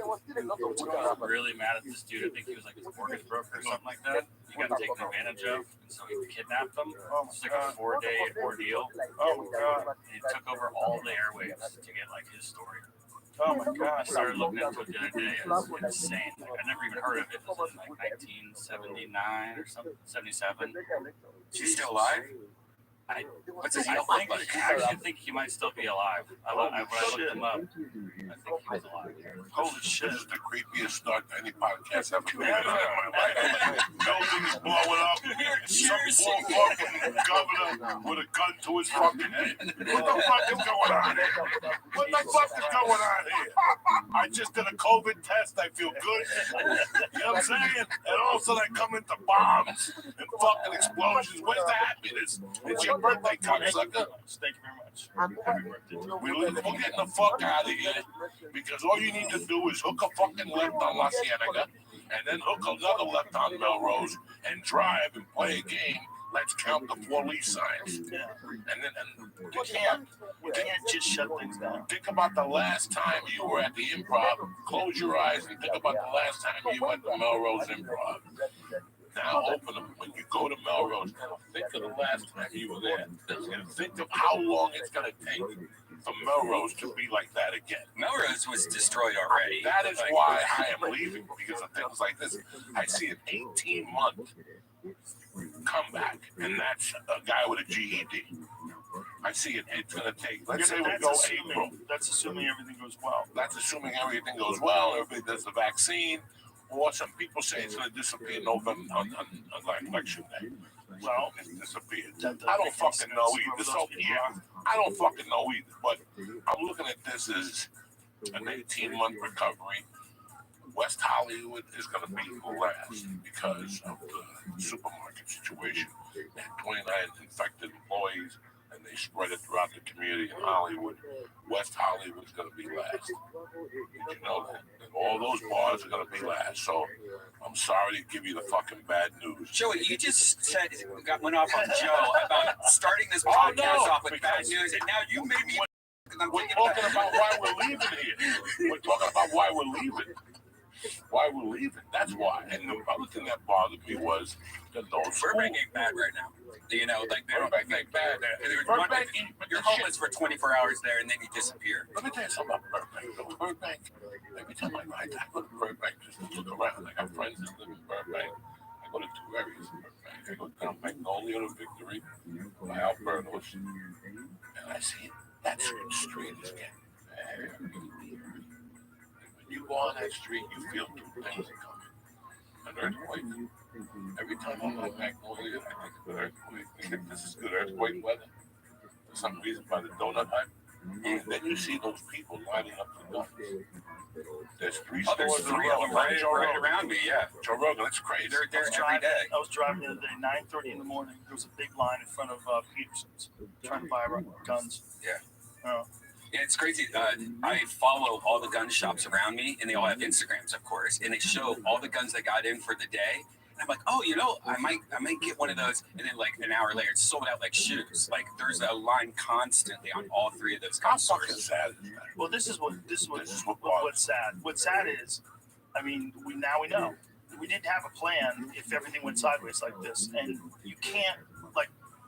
Governors and mayors, it's their fault, right? But it's not their fault because really, that fucking job is a ridiculous job in a pandemic. Like all of a sudden, there's a new problem that's presented with you. You don't have the resources to fix it. People are not going to listen. They're going to want to party. They're going to want to still go out. They're going to do, and you're in this situation where a large percentage. It didn't turn out to be as bad as we thought it was, but they thought it was going to be a large percentage of our population could possibly die, and you don't have the resources. What are you doing? Governors. Even though they are in that position, they're in that position because they got elected.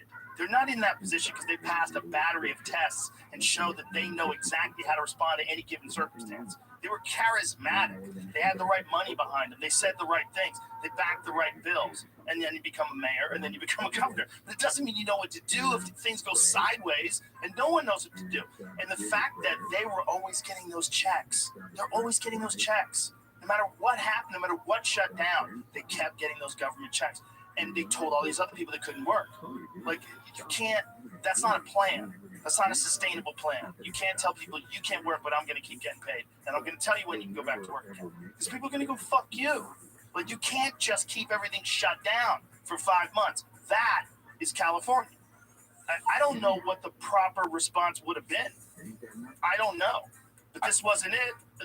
Wasn't the best case scenario. And again, not a fucking word about your health. Not a word about taking vitamin D. Not a word about exercise. Not a word about drink water. Not a word about cut out sugar. Not a word about use this as an opportunity to lose weight. We have to up our metabolic health. We have to take vitamins. We have to be better about our health. Not one word. Everything's wear a mask and you can't do this and you can't do that. Don't open this and don't open that. And look, they weren't prepared. That's all it is.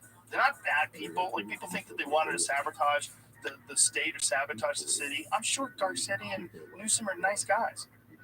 they probably are fine to hang out with. The problem is nobody was ready. Nobody knew what the fuck this was. I can't hang out with Godsend.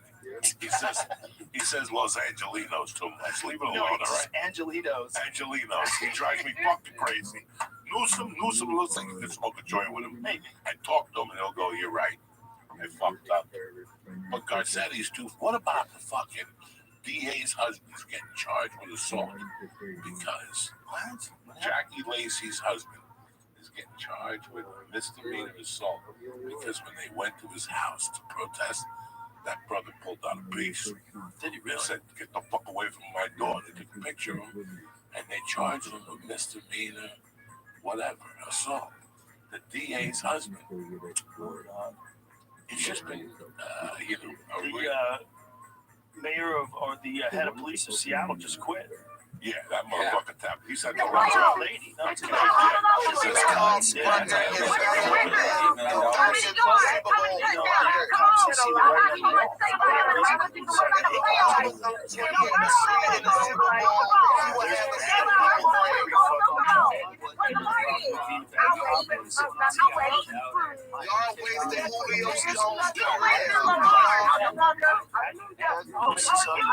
someone like that. We saw, but he was naturally upset. We all got upset. But it's not every cop. And I think that's a crazy way to look at things. And they're figuring that out right now in New York. New York has record crime. My friend John Joseph, you know, New York always sends me updates. You know. It's crazy. And John's never left. He's been, you know, he's the lead singer of the Chromax. Hardcore dude does triathlons and shit. He's not going anywhere. You're not kicking him out. I can't even say anything. I gotta you know, he sends me his updates of crime. Nobody gives a fuck. People enjoy their regular season. That's the only time they'll enjoy something.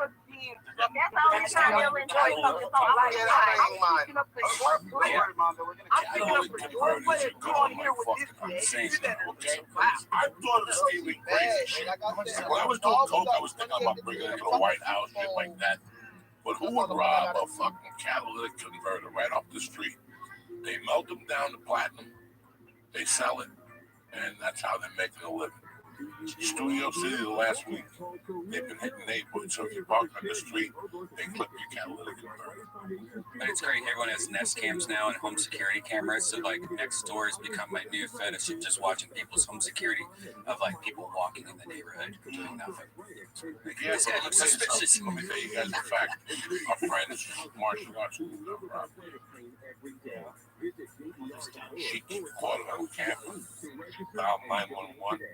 Put her on hold for an hour. At the monitoring center, we've been delivering wholesale alarm monitoring She's rates dead. directly to our customers for over 20 years. Cut out the middleman. Get monthly monitoring rates. Always call the non-emergency line, by the way. And always press 2. Always press 2. You want the Spanish and pick up quicker.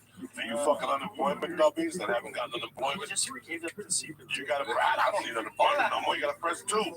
Speaking Spanish, they can answer quicker. You dumb fucks. You learned something new with Uncle Joey. Why are you pressing 1? It's in the same press 2. If you speak Spanish, the lady's gonna answer. And you're gonna talk to her like halfway, like Pino Sabe, and she'll fucking give you your paperwork, and next thing you know, you got your unemployment. But everybody presses 1 like. Son of a bitch, I knew that was gonna Think happen. about that next time. Think about press Spanish and see how quick they fucking pick up the phone. Isn't it crazy how everybody went from everything's great, the economy's great, we hate Trump, but other than that, things are great. But that was like that was how the country was, and then all of a sudden everyone's gone. Same people. It's because people are actually scared. You know, they're watching that video of live footage. You know, that scared a lot of people. They also know people who died, so they're scared to go to work. There's that too, right? That compounds it. Everybody knows somebody who's gone because of COVID, or knows somebody. Yeah. That tastes tremendous, by the way. I don't know who made that. Buffalo Trace, it's the shit. That is fucking delicious. Fucking delicious. Yeah, it's very good. It's American. This shit is older than America. This company started in 1773. That is fucking delicious. Where they at? Kentucky, Buffalo Trace. They used to make booze during the when it was illegal. They did it for medicinal reasons. I didn't know they had a weed scam. Like they have a weed scam today, they used to have a booze scam. Same thing. You could distill whiskey for medicinal purposes. Like a doctor could prescribe it. Like Brian, you need a drink. Thanks, doctor. Go to the doctor and cut your script. Here's some whiskey, I guess. What the fuck do they use whiskey for medicinal purposes? As fuck, I used to fucking. I used to drink Jack and pull my teeth out. When I didn't have insurance and I was a young guy. Oh God! Oh, If I had a toothache on the way home, I'd stop and get a little pint of Jack, do shots, gargle with it, work the tooth, couple bumps to numb the head, and you're fucking good to go. It was terrible. Something about losing your teeth. It's extra creepy. Listen to me, dog. The cocaine drip, all those years, right at the end, nobody really caught it. You gotta watch an episode of My Name is Earl. When I go, I sing a song at the end. 10 stacks. What you gonna do? Look at my tooth. My tooth is black. I had already quit coke 2 weeks. And all of a sudden, like a month later, I see that episode. I'm like, oh shit, I got a cocaine tooth from the nerve. Nobody caught it. So I went to the doctor for something different. It was like the 22nd of December. And he was like a Beverly Hills dentist. Like this idiot sent me to like the, your friend's dentist, Jamie. My Name is Earl. Like, he has the movie stars and shit. They sent me, they have no movie star. You gotta pay $200 just to walk in there. So I went in there for something different. And the doctor said to me, what are you gonna do? On the cocaine. And he goes, yeah, I had one of those at one time. That's the best when doctor cops are doing drugs. So. How many doctors cops are doing drugs? I got 2 of them. Really? Cops, I mean, 3 of them. Wow. The cocaine. Four. Wow. One I grew up and I would see him out of clubs and he'd come up to me. I was 21. He was like 50 and he'd come up to me and go, what do you got for the head in Spanish? In Cuban, he used to say, que tiene para la cabeza. And I go, Albirina, aspirin. And he'd go, venga, senga, compadre. And he'd walk away from me. My one family doctor, whenever I went to see him, the best 20 years was with my doctor. I couldn't give him nothing hand to hand. But I walked into his office, put it on his desk, and then I go to the examination. I never gave him a blow, I just gave him lollipops at the end round. One time I went in and he's like, listen, man, I found one of your brownies one night and I ate it. Holy shit. Next thing you know, I was making a steak sandwich at 4 in the morning. What the fuck was in that thing? Oh, yeah. And then my heart doctor now, he's the best. That's the best doctor I've ever had. He's got 3 stents in his heart doing blow. He sold Quaaludes in Chicago. He's a fucking nut, but I love him. Love him to death. Joey, what do you think happens to the country? Me? Yeah, how does this, when you look at it, how does this even out? Listen, first of all, I'm going to be as honest as I can with you. I don't know what red means and what blue means. I grew up hanging out with guys that were Democrats. I ripped signs down as a kid for people. I did all that political dirty shit as a kid. And guess what? By the age of 13, I saw the theft at the municipal level. I couldn't imagine the thievery at the presidential, the senatorial level, and the governor level. I couldn't imagine what the thievery was, okay? I saw it firsthand as a child. I was involved with it. I saw the payoffs. I went to Long Island with this family. I saw all this shit. I saw how things got done, So I lost my faith in it. Like, I don't really believe it. I think it's all a bunch of bullshit. Joe Rogan's running for president.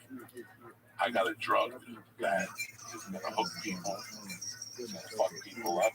I donate $5 million to Joe Rogan. Joe Rogan makes a few calls and gets that drug passed. Every year I donate $5 million to Joe Rogan. It's a little more complicated than that. But that's in the same fucking neighborhood. Yeah, it's in the same neighborhood.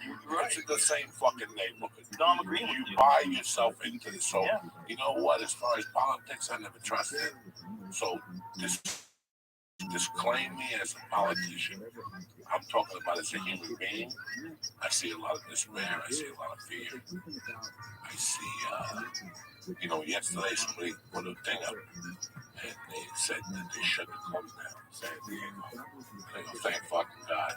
A lot of people said shit to me, and I'm like, I'm not saying because of that. I'm saying because the social is bad.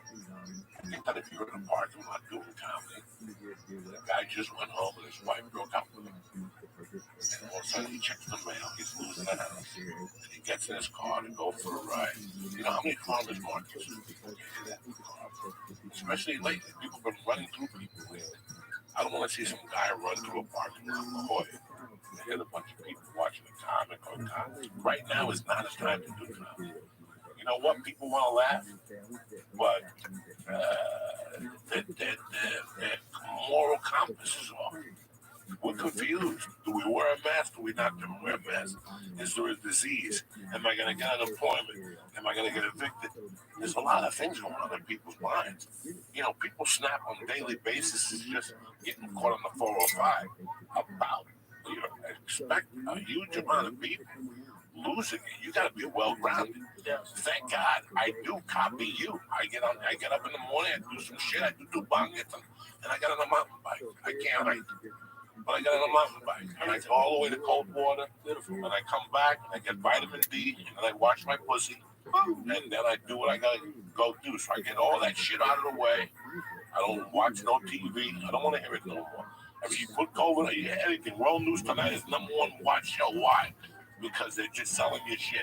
Disasters. They're just selling you disaster. I don't watch it. The TV wasn't allowed in my house till 6, now it's 7. And then I don't watch Jeopardy or Game of Fortune. That shit fucks me up because it makes me feel too old. Remember when I call for you? I call for you at 7:15. Yeah. Who is it? It's Joey. I made a call for Joe. Hold on 1 second. Come in. How you doing, Mrs. Rogan? How you doing, Joey? Mrs. Rogan, shh, hold on. And she's watching Jeopardy. So when I was a kid, if you watched Jeopardy, you were an old person. Jeopardy comes on now, I get pissed off. I'm like, what the fuck am I doing home? Because when Jeopardy comes on 7 o'clock, you and I are getting ready to go on stage. That's a good show. That's a good show. I know it's a good show. I get like one answer per show. It doesn't matter. Yeah, I'm a dumb fuck. But what I'm saying to you is, for the last 30 years, you and I, at 7 o'clock, a certain adrenaline goes through our body. And Red Band included. You mean get ready to perform? Get ready to perform. Yeah, for sure. At 7 o'clock, something would happen to me that it would change. We'd go from being a dad, husband, all that shit, to being a lover, going out of the comedy store. You gotta go sharpen the sword. You know what I'm saying? 7 o'clock, you start thinking about new things, with toilet paper, fucking, all this shit. You write it down, you take a shower, and that's my process. I do a 4-shot espresso, I do 2 bongets, I take a shower, get all dooted up, get in the fucking car, go over Laurel Canyon. I'd be behind him sometimes, or shop, down Laurel Canyon. Fucking tremendous. And also, now I gotta take it. You don't think we're suffering? We're learning to deal with it. Well, we gotta take it away in the nicest time ever for comedy. This is the thing, like the people that didn't go to the comedy store, that work comedy store, regulars. There's an image of the comedy store that I think is from the darker days, where people thought of the comedy stores that the comics are mean and shitty to each other, and that it's like the industry never goes there. It's like a dark place, a dangerous place. But when we got shut down in March, those last few years are probably the nicest, friendliest years in the history of the store. People were so nice to each other. There was so many people that were supporting each other, and because everybody had podcasts, like everybody kind of fed off of each other doing that, and so it was beneficial to everybody to pump you up. Like you let me know about Jeremiah, you let me know about Tony Hinchcliffe, we let each other know about these guys. And everybody sort of circulates, and everybody does well together. There's a real good environment, man. It felt good every time you go there. It was all hugs, and everybody's laughing. Everybody's like, I love that new tag, or this or that. It's fun. It was a good time. It was one of the most positive places I've ever been to in terms of like a community for comedians. It was super supportive. And it was like that for years, man. Like for the first year I was back, I was like, I can't believe I'm back. The first show I did back was yours. Yeah. That was fun. And Doug Stanhope opened it up. Remember, he was just like, guys, ladies out here. I feel my whole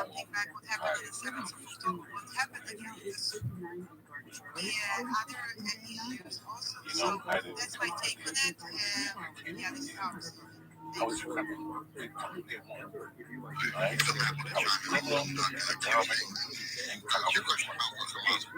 Yeah, but I always knew, Joe, your thing was always that you would come from a very unsteady base. And you could tell. You were like a loving guy.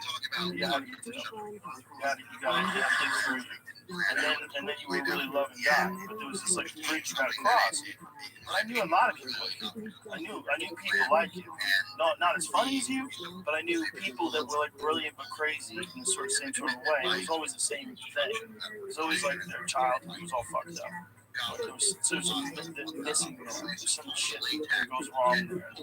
When you develop like that, when you grow like that, like such a chaotic experience like yours. This is, it's hard. It's harder. But when you get through with gifts. That's what's interesting about it. It's like it's harder for you than a person that had like your normal Norman Rockwell mom and pop sort of a life. It's harder for someone. It's much more emotional. You go through much more want for love. You don't feel support. You don't feel stable. You grow up like that, and it's very hard to write yourself as an adult. Because all of us come out of our childhood, which we don't really have any control over who our parents are. We have very little control over our experiences when we're kids. When we come out of that shit shaking, like when we get onto the road finally, like not everybody comes onto that road with the same amount of stability. Like some people come on that road and they're like, my mom was awesome, my dad, my mom love each other, yay! And they're just going down the road. And other people are like, who am I? My uncle fucked me, and I'm on coke, and I'm only 15, and there's a lot of those people out there too. And it's like a matter of like writing, a matter of like getting it stable, a matter of like getting your life in a position where you feel like you can make good decisions and you're in control of it. And it's not the same for everybody. I knew when I met you, you were a good guy. I knew you were a good man. I knew right away. I didn't question that. But I knew you were just you were distracting yourself with other shit. I didn't know how long the idea of being active means you keep carrying it. Yes, they're celebrating. Did you really?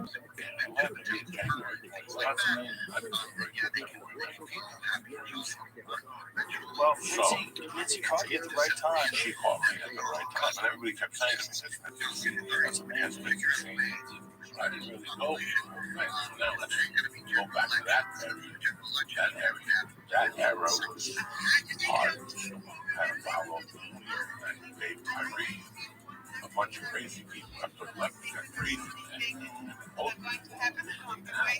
I agree with you. I'm just telling you. I saw three different phases of the story. Yeah. And we saw the other phase.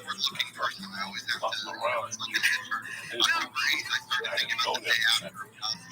And then came the album, which is pretty fucking goddamn special. Pretty special. It got so special. It got overly special. Like Tuesday nights were fucking just been on there. Like Tuesday nights when you was like Rambo before you know what it goes somewhere, or if the Expendables, there was you chopping in the hands, setting all their equipment up and shit like before they grabbing it. That's how we were. Like we shot in our fucking time. Take the alpha brain, you see your tie all day. Tuesdays, man, and bring it to the it was pretty fucking interesting. And it became, but then on the other side of that, they started becoming a dance. It was like I was on the road, or I was in the comedy store. I was on the road, or I was in the comedy store. I didn't do anything else for 3 or 4 months. I'm like, I think even after this short pause will be over, even them knowing that they're probably continue to exist in Gaza or any place in the world, they'll still try to go down fighting and try to inflict as much damage. That goes both ways on was the hostage release in terms of how to be released in New York, and two, in terms of the actual activity inside of the gun strip. They can try to do with that extra aid that they're getting in the last couple of days. So $2 trillion. But I went on every day with a different one, to a different restaurant. And everybody has families. You know, it just became something else. I wanted to go somewhere else. I would go to Texas with you know, that. But I want to go home. I want to eat this. I want to go to somebody's house. Okay, I'm sick and tired of eating this shit. For last, I've been gone for 30 years, kid. I've been gone since '83. Went back for 18 months of homelessness, and then 9 months in '93 to become a comic to do open mics with Mike Bichetti at the New York Comedy Club. Across the street from Castellano got shot. They played the game, dog. And I went back to Colorado, got the fucking, you know, with the ex, Bob, fucking smacked and I blew out the house and get thrown out. I ended up in Seattle, and then 2 years there, then Stanhope lured me down here. I got the developmental deal. How'd Stanhope lure you down here? I did New Year's with him. Where at? In Seattle, 96 to 97. He's like, you're wasting your time. Because you're ready. But I had worked him like the time before that. So he's like, I got bunk beds, you're wasting the time. And I go, you know what? I gotta go down there and shoot a pilot anyway. CBS is paying me like 20 grand. How'd they find you? Thanksgiving, the night before Thanksgiving in Seattle. What were you doing? I was on stage. And someone from CBS wanted you to do something? Just from Seattle. Wow. He went home for the holidays. And I got on stage. The guys like, listen, can't you read? Yeah. Meet me tomorrow. The chart tape. I got a pilot. We were watching a beat. It was really fucked up. They wanted my character to be Spanish. It was CBS's answer to NYPD. It was a show called Bronx something. And I came down, and I was the worst actor in the world. I started out with like 19 pages. All the cops and DAs would come into the bar, and I would check their information, sell shit. And every day that I went rehearsed, every day they took a page out. Every day they took a page out. I went down there. By the time they shot the pilot, I had no lines. I was terrible. I was snorting coke. I never been to an acting class before. I was staying up till 6 in the morning, going there at 8. What's his name was the director? The guy who played the doctor. You got to think about this one because he's big time. He played a doctor in the movie with Tom Cruise with the naked women. When the chick has a heart attack, he's fucking a young chick.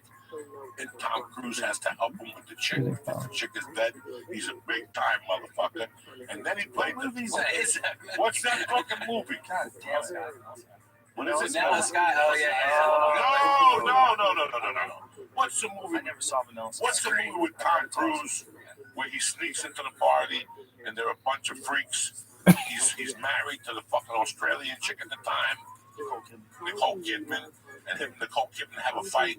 So he goes, Eyes Wide Shut. Who played the doctor? That's the Cupid one. That's a brilliant movie. But whoever played the doctor, that he had the girl all poked up. All right. He also played the doctor. You ready? To Johnny Sack in The Sopranos. Really? He was the one that kept saying, I shot my wife, the mailman, and I was already going down, so I shot the maid too. He was the doctor. He turns his shades and he goes, he tells him, Dr. Friedman, that guy, he directed me in this. And he loved me in the beginning, and at the end, he wouldn't even look at me. He would just shake his head. I didn't know how to fucking act. It's hard. How can you put me on CBS? I've been doing comedy 6 years. Some people can just fucking do it.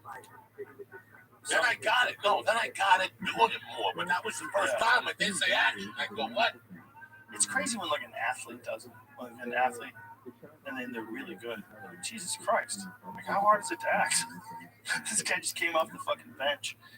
Like, there's a lot of athletes that have done like that. Who else has done like amazing jobs? The athlete thing is weird, right? Because at least comedians, Kareem Abdul-Jabbar.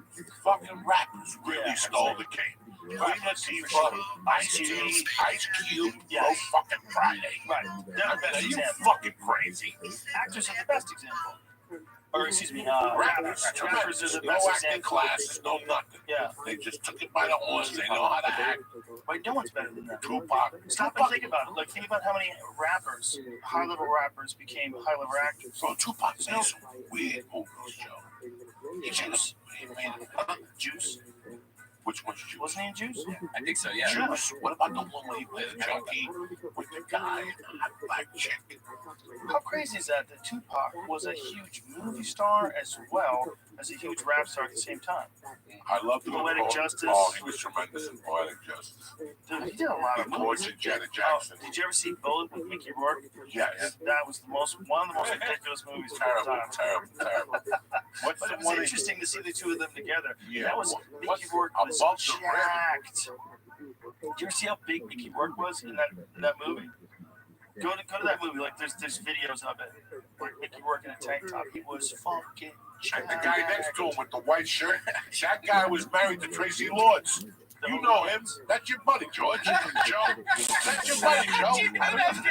You were with them one night at the store. No, He's I married don't to know. Tracy Lords. I might have You were said playing the hi to him. drums and jumping up and down with him, What are you talking about vitamin supplements. What's his fucking name? I don't know the guy.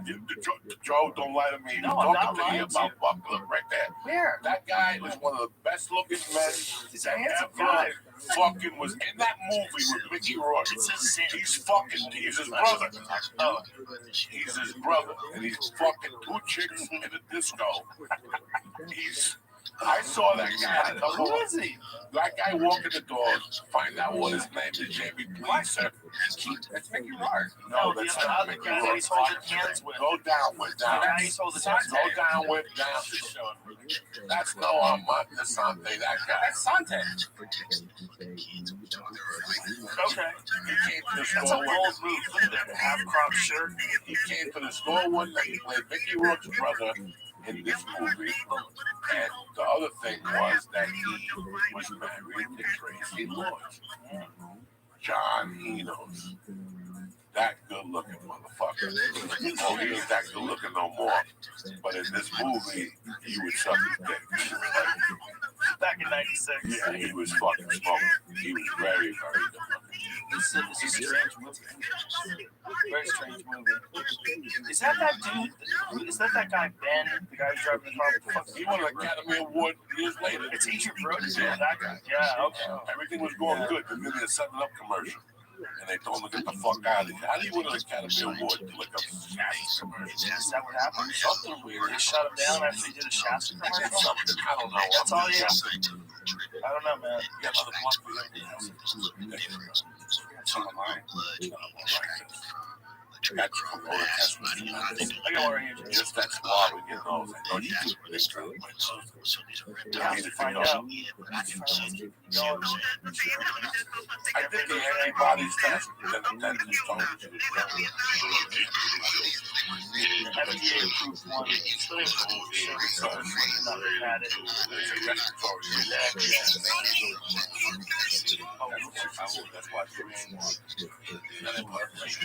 I think that's the weirdest moment. Yeah, but that's not real. Whatever she just said, that's not true. It's in the blood, for sure. Everybody's Fauci now. Who gives a No, fuck? the best way to find out, the best way to find out apparently is to draw blood and actually do analysis of blood. But the FDA trick is FDA approved swab. So you know they have like this. I gotta pay it. That's another process. You haven't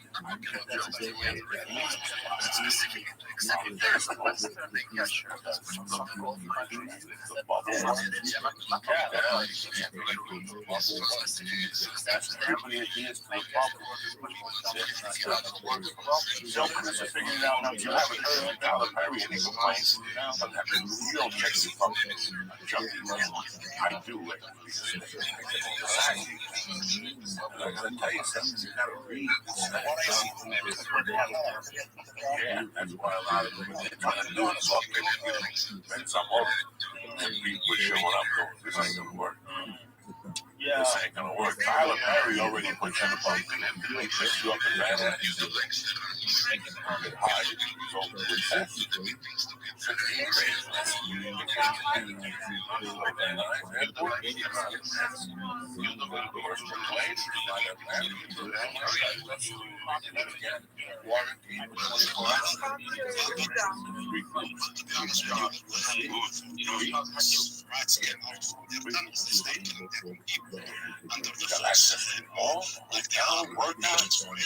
Outside,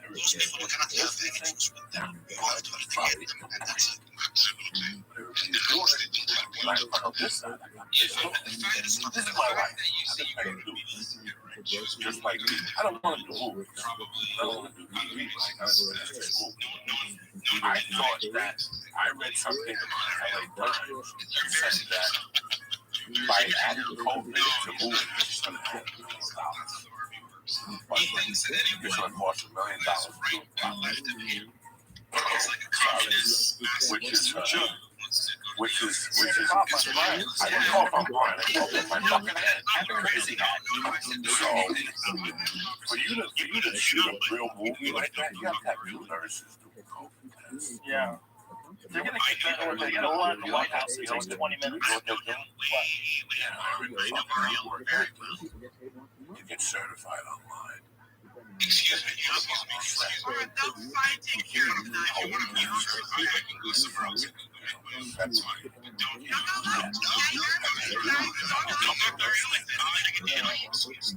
He's a big boy. I will talk to you when he wants. He says, the problem is you that's fine. He is not healthy.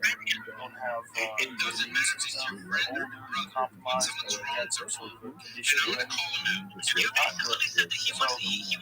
asking people to work where there's a 1 out of 10 chance or 1 out of 20 chance, whatever the number is, that you might catch it. That's a new ask. That never was the question. The question was, hey, do you want to work at UPS? Like, how much does it pay? What are the hours? Okay, I'll do it. It wasn't like you might die. Like you might catch this disease that you die from. It's not like everyone knows someone who knows someone who died from it. So it's like, fuck, how bad do I want the job? Or you can stay home and get $600 from the government or whatever it is. Most people can take that money. You can downsize your life. Just figure out a way to save money. If you work in a supermarket, it used to be you just work in a supermarket. It used to be you come in contact with someone that might have something that can kill you. And it's killing people. Not a lot. Not a lot. That does not give you any comfort when you're lying there with tubes in your nose. If you're one of those people that gets it real bad, like Michael Yo, you're in a hospital and you think you might be going. Michael Yo, Jeffrey Franklin Balls. They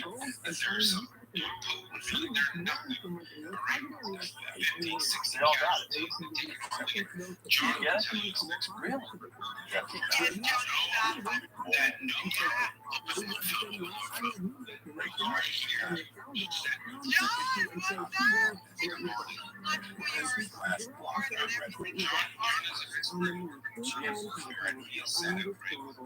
Let's see, months later, it says he was still struggling with he looked great.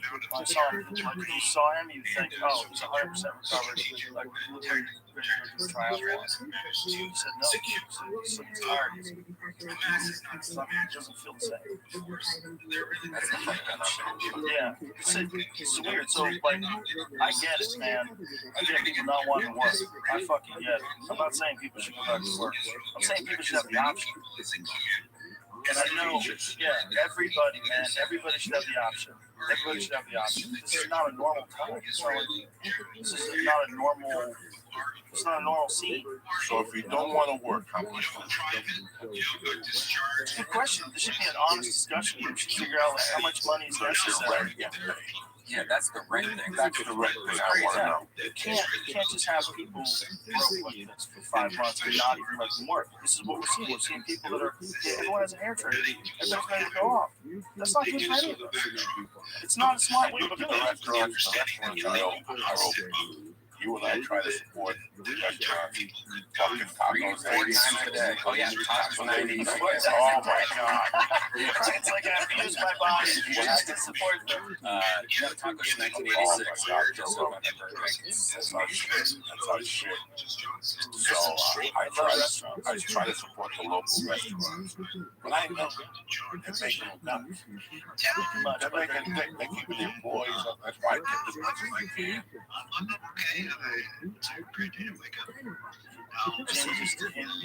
Biden announced Harris VP.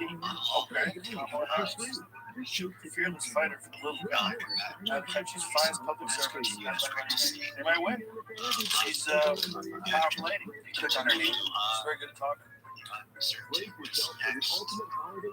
Yeah, she was that lady that studied in Tulsa. I also looked up to the primaries.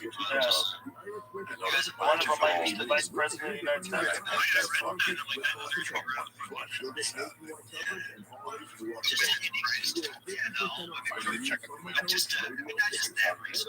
The thing about it is, though, I don't think it relies on the state paying 25%. In the state, like California's bankrupt. Yeah, like we have 12%. That up state income tax, federal income tax, it's in the neighborhood of 54%. That's what's going on. Yes, the increase in California. They're trying to figure out a way to buy the way out of some of the problems we have. I get it. I don't know what the fuck they should do. I'm a moron. I shouldn't need the mayor or the governor. I am not going to do it. It's not in my wheelhouse. I would not balance the budget. I would not pay attention to it. It's not me, man. I got things to do. I'm worried about the kids. Right? I'm not worried about your budget. But somebody has to do it. They have to do it right. Giving them more money, it's not gonna fix it. They need a fucking real plan. No one's telling us how to get out of this economically. No one's telling us how to get out of this health-wise. Everybody's bitching. This is the first time we've fought without plans. I'm not mad at anybody. I can't really be mad at anybody because everybody got caught with their pants down. How we've handled it at times is kind of weird. It's not just that. It's not just that. We're just vulnerable as a nation because we handled it stupid.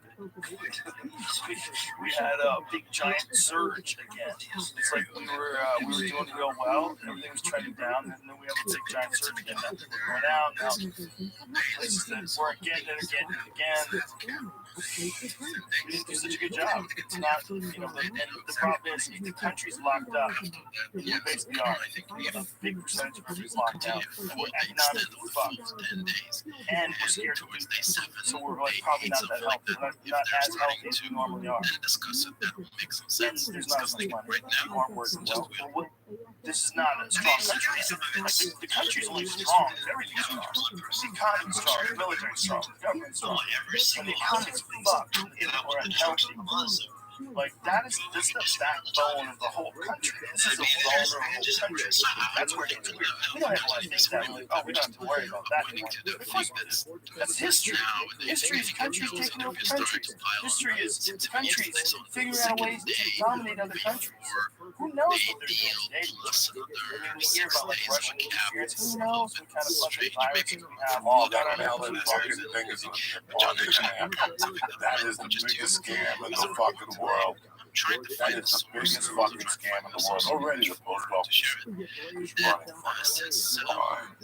Never mind all those ballots. That's a scam. That's a scam that happens. I wonder what the best way to do it. What if it turns out the post office isn't? Like maybe it takes more time. Maybe they're better at it. No, I never stuffed boxes. I had stuffed boxes. I grew up in What do you mean by stuffed boxes? I grew up in those whole discussions about basically and things like that. Kind of flies out of the window. So that's just stop kids search for massive data from math statistics. Research to make an argument. Just make an argument. And the numbers don't I want to compare numbers like that's wrong. Don't get me. I was just that is so loud. So I didn't know what I was doing. This is good. This is bad. I'm just put $50 in your pocket. And that's all I went and did. And told me to go pick up this. I went to pick this up. He told me to go do this. I still remember how I met most of my friends today were from that election. The 76 election, column A and column B. And I mean, they were battling on the street. Based on Jersey, we were throwing rocks at each other. Nice little pain. We're down your side. The next night, your people were down our side. And whoever puts a side of each one on, we all have a fucking memory. So the 5 sides of Joe Rogan. North Bergen, yes, I was go pack my bags because they're going to vote me from a teacher to the janitor. That's how they get you Jersey. So they would all put signs on their lawns. You got this support. Let everybody know. This is the way you're my friend. Spalding. You vote for Harry Spalding. He's a good man. They come to your house. They knock on your door. They tell you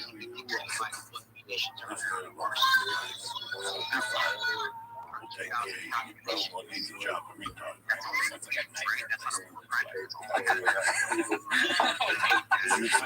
are you doing? Get off my board and get away from me. That's That's Hudson County politics. That's how it used. Listen, Hudson County, Jamie, is like the verified no man in Hudson County. That was just big. Every mayor, the active mayor in North Bergen now is very good. He has changed the town. His name is He's very good. Very good. That town is clean, Bobby.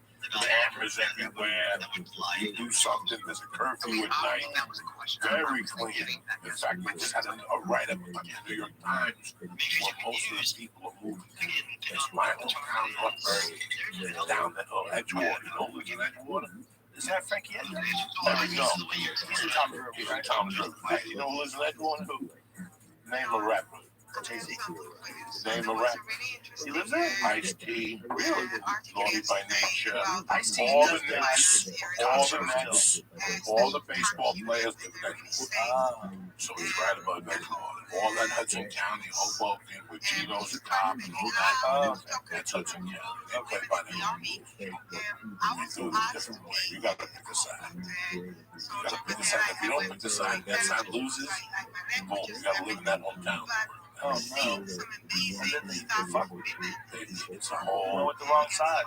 But it's tremendous. It's a way to keep everybody in line. Everybody knows where they stand. Once you go, you go. Those guys that put their hand on the back of your neck, those guys tell you, they're holding the back of your neck. You're like, what kind of conversation? You're not squeezing my neck yet, but she's like, what happens if I don't vote for this guy? Well, one of the most interesting ones that you've never watched, you should read about it, and Jamie should watch the CCTV on and one of the likes to they try to do with the computer, they get busted. And they have set narcos in fucking polling stations. One country ahead and put another zero next to that number. 1987 elections in Mexico was so fucking brutal. The government that was coming in was silence the United States. Not going to happen. Millions of dollars. So that government had to win. And when you watch it play out in Syria, when you read about it, you're like, what the fuck? They caught him red-handed. It's like, you catching me taking this. And you're going, Joey, that's right. Yeah, why? And walking out of here like it was that cold-blooded of an election. The fucking guy had to resign his way. It was that brutal. Because they figured they weren't going to win the election in Mexico City. So they went to all these farmers. All those motherfuckers got beat up. So forget about Mexico City. We're going to lose Mexico City. PRI's organization. Tremendous storyline. On how they needed that government to win so they could keep getting The CIA was even involved in that election. But it was the narcos who went after the small villages. It doesn't matter. These are warriors by every sense of measure. It is one of the craziest things about being Americans. There are counter-arguments. This country is feeding us drug money by cartels. It's so ridiculous. Yeah, true nature of these requirements are not just the physical that have been. These are just myth-busting, data-busting cases that show the whole military level. It has nothing to do with masking. There's something about people who have power. Whether it's the mayor, the governor, the narcos, or cop, some people have that kind of power over your life like that. Just being around the trigger. It's too much for most people. It's too much. Most people can't handle it. That's what you're saying. Most people should not have the ability to shoot. You can't shoot them when they can shoot you. They don't listen. You can shoot them running away. They can shoot you. Some of them taser. They can shoot you. You need to make a freeze gun. That's not a bad idea. Don't believe call and copy like. It's too hard to understand what that job is like.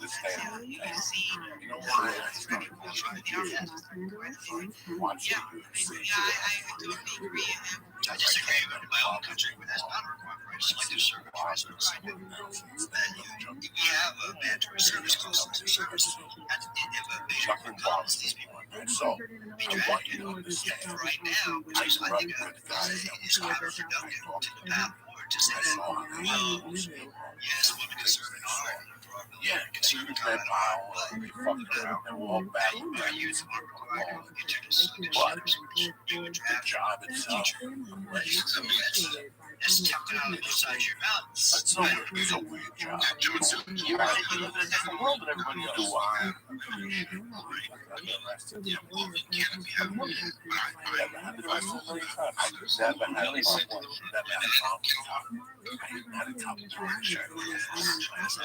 I'm glad You got good cops and you're a good guy. That's number two. Charming them. Never seen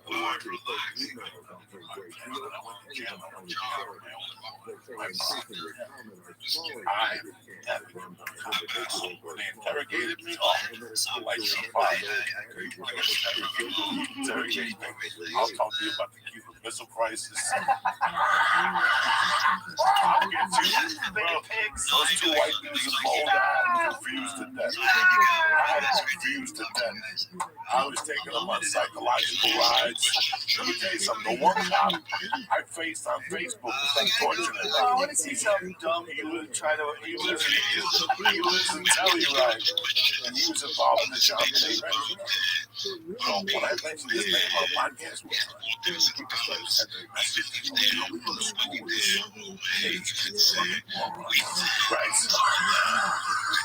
I feel like this kid became a criminal, but the dad has gotten him out of trouble all his life. The kid's a fucking criminal. So they call him the same people on Facebook. They go, but it's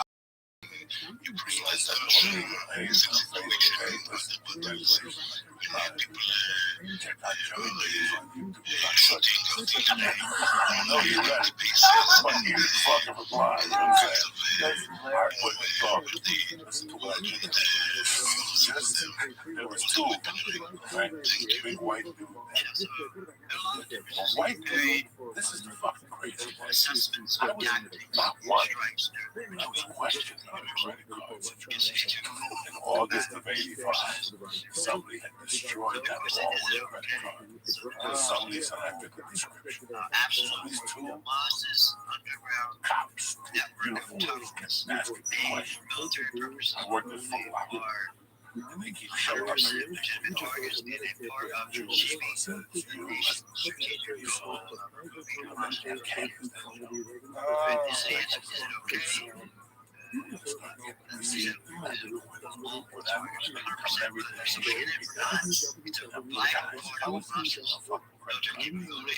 single time will have to be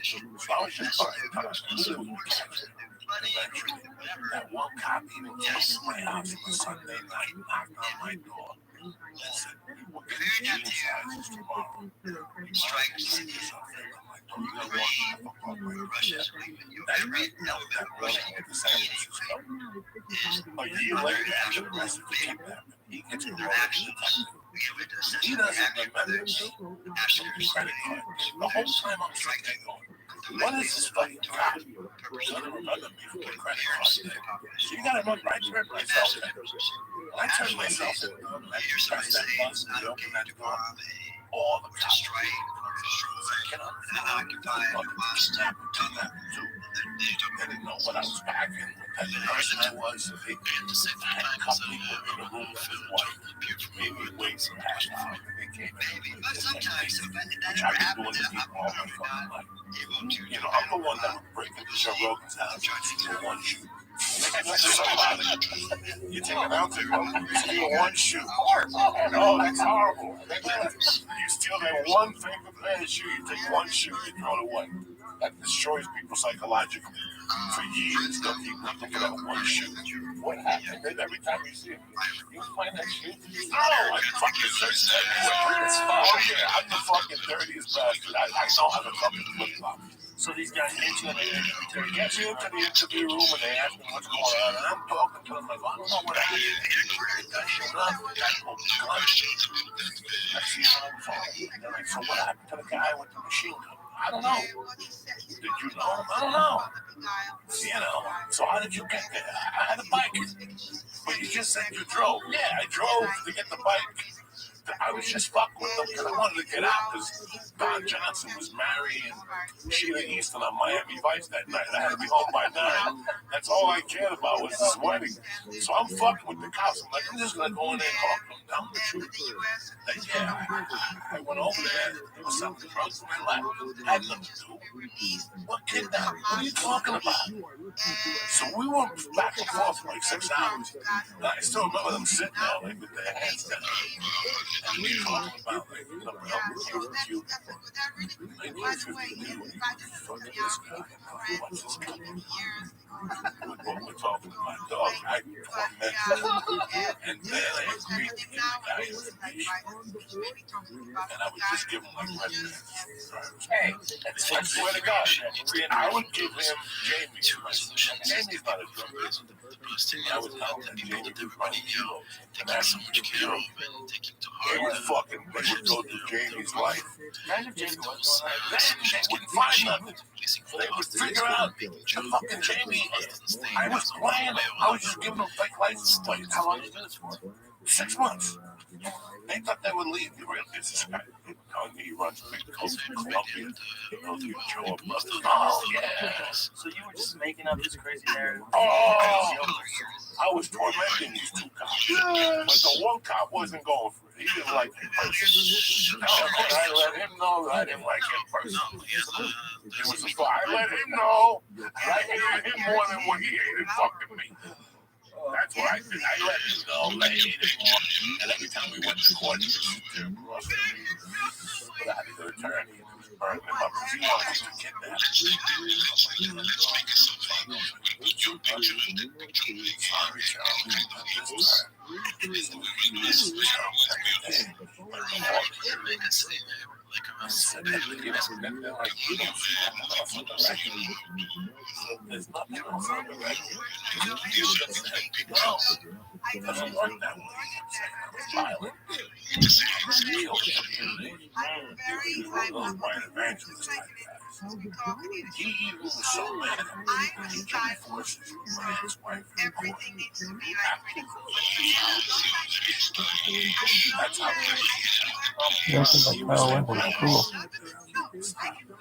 that's the last time I saw him. Oh, one day. The last time I went to court, remember the last time I went to court, my wife was the same judge that sentenced me. Only he was in civil court. But here's the beauty. I kept writing letters. Your husband is going to do like I sentenced you. What the letter said, how you doing? I'm starting praying with the last 3 years. everyone on the first thing I love. Got to the gym, like double button. God said I was going to really enjoy it. Thank you for giving me that. Have you ever ready back?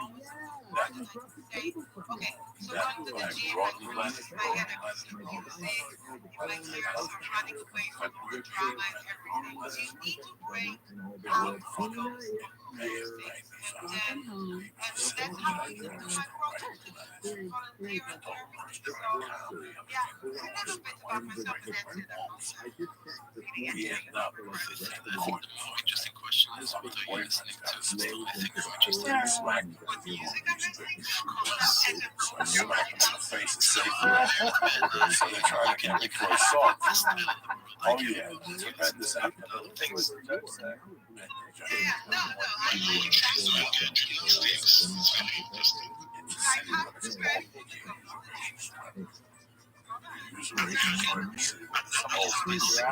It's called the JJ.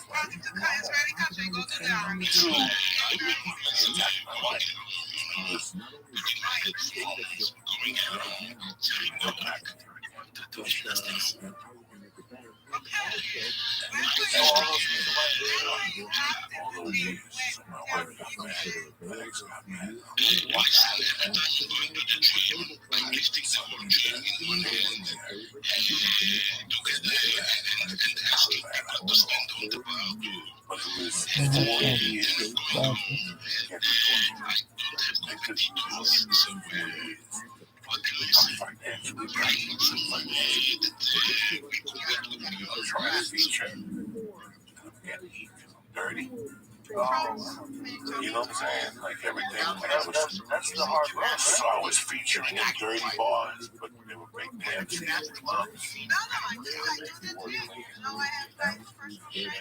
Sometimes didn't want you on the show. A lot of I wasn't that. No, I wasn't going in.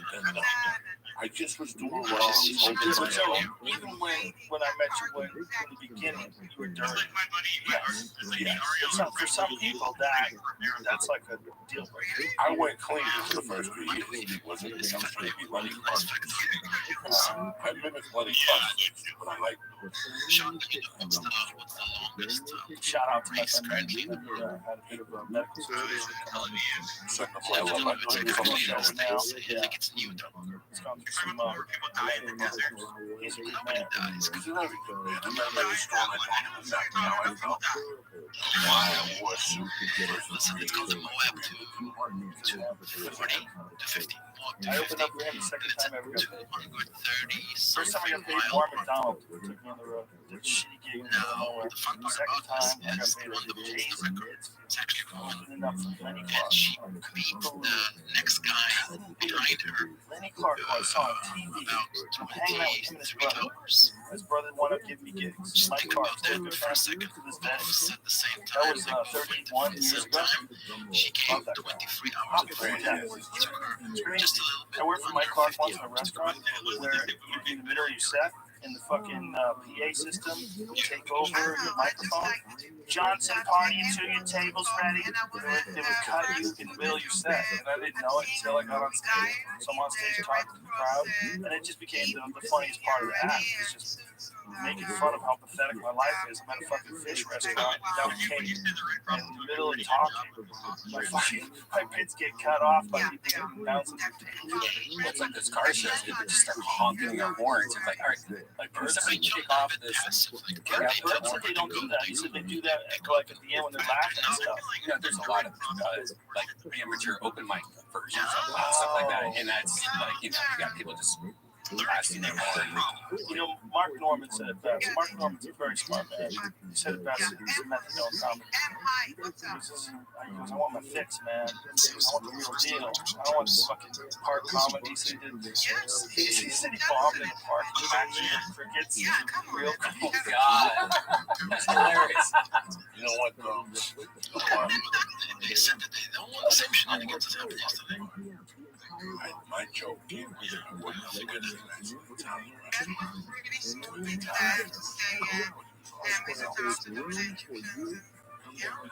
access to what he is as a mental.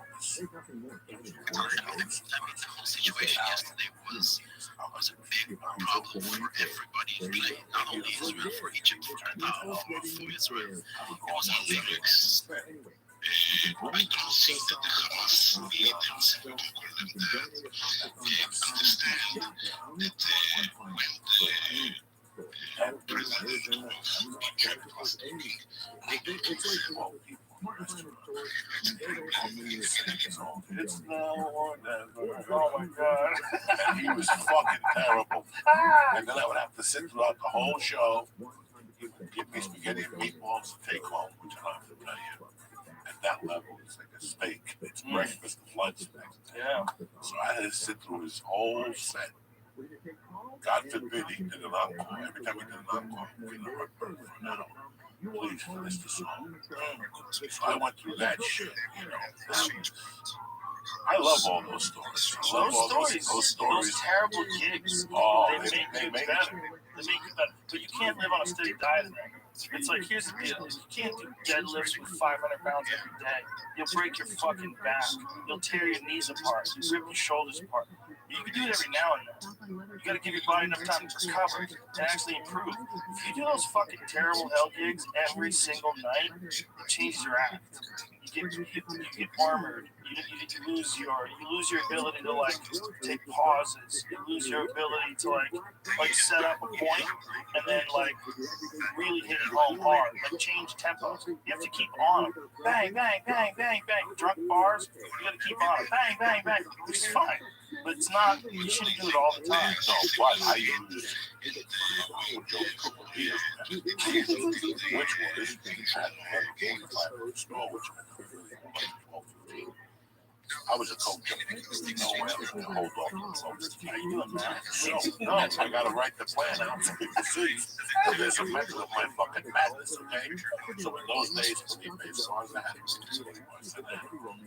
all those guys had this was those days when I had two different sets. I had to have my bar set, which was pretty basically dirty. You had to go out and come up. Because sometimes you have to do it like, yeah. You're not going to try to hold it. No, they like Joe Rogan. Yeah, it's not going to happen. Bruins back in Boston. Yeah, it's not going to happen. So you got to wait for a late game to go on. You know, I'm here on George. I still shot those guys. All those guys had early gigs from us that fed us. Gave you 50, 60 bucks. And then you killed time. You stopped at King Taco and then you got to the store at 11. Joe would be at News Radio until 10:30. You would show up late. That's when I first met you. You was the rehearse. Friday night, you would shoot on Friday nights. And then you would do this spot on Friday night. And I was going after you. And you were on 11:30. That was not 10:45 days yet. You were still getting a quarter to 12. I was very lucky I didn't have a social life, so I could just do, I didn't have friends out here, so I would just do the show and then go to the store and then hang out with those guys. I didn't really know anything. So it was good. I did a lot of work. The thing about stand-up is what we had at the store that was really unusual was also what we were talking about with Tuesday nights.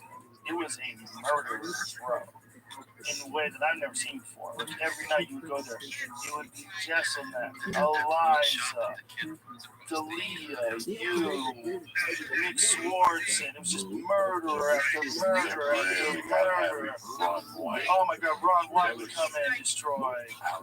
Ali Wong. Ian Edwards, Owen Smith, Tom Segura, Bert Kreischer, bang, bang, bang, bang, bang. Those lineups were fucking death, man. You would have come out guns blazing, and a lot of people got upset at those lineups. They're like, I can't get a spot.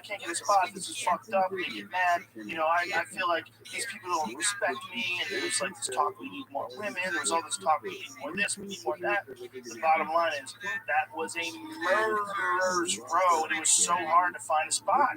Because what are you going to do? You got Santino, you got Ian Edwards, you got all these people back to back to back to back that are just fucking killers. Killer after killer. That's not even a bit. What is that? I want a Spotify live. This is a speed meet live. I want a Spotify live. You'd probably turn this volume down. What kind of whiskey is that, by the way? That's the closest to tasting a saddle I've ever tasted. This is John. No, those two different whiskeys. This is Buffalo Trace, the first stuff we had that you enjoyed. And this other stuff, which I love, is Warbringer, like a War Master edition. This is Josh Barnett's personal whiskey. That taste is like a man cowboy. Real quick. How is it even possible to have writers in this fucking thing? That's crazy. You don't want to use the Zippo either. No, because you get the fumes from the Zippo.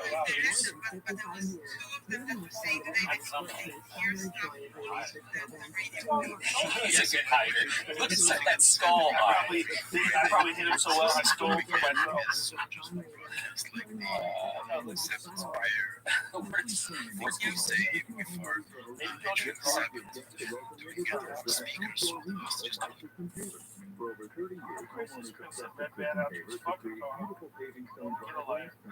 So, I think that's the first time you've ever had any breaking news in the middle of a show. It's very important. I saw it literally within 45 seconds of taking it out. I was like, maybe you should be a great president. Let's see. They should just switch positions.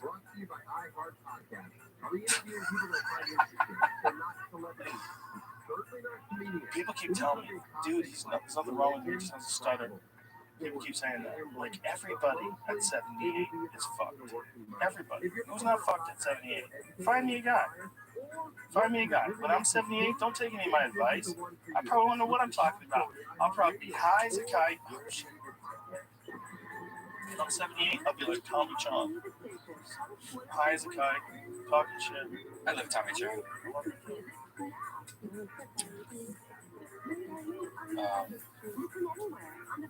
I've been doing comedy in virtual reality, and now it's the closest to feeling like you're in front of people I've had. That makes sense. You do it like in Oculus, or is it? Valve Index. So it's like the best one, good refresh rate. Yeah, but I live stream it anyway, so but it's cool to test out new jokes. There's like 20 people there, and they laugh, and they react. They're all like, "Oh!" Like SpongeBob's excited. Comedy's different than a small amount of people. There's a good kind of comedy that you can get out of a small amount of people. It's like you get an honest comedy. Because you can't put on like a stupid show for 3 people. You have to really talk to them. It's weird, but you also don't get those big bits. You're not gonna develop big bits. Oh no, it's all tags. It's all like new ideas. Yeah. Sometimes you have good bits. Sometimes bits come from that though. It depends really entirely on how fun the people are, the audience member. Anybody says that the audience doesn't matter. It's like, it's not the audience, it's the community. You're fucking crazy. You're crazy. Of course it's the audience, Jim.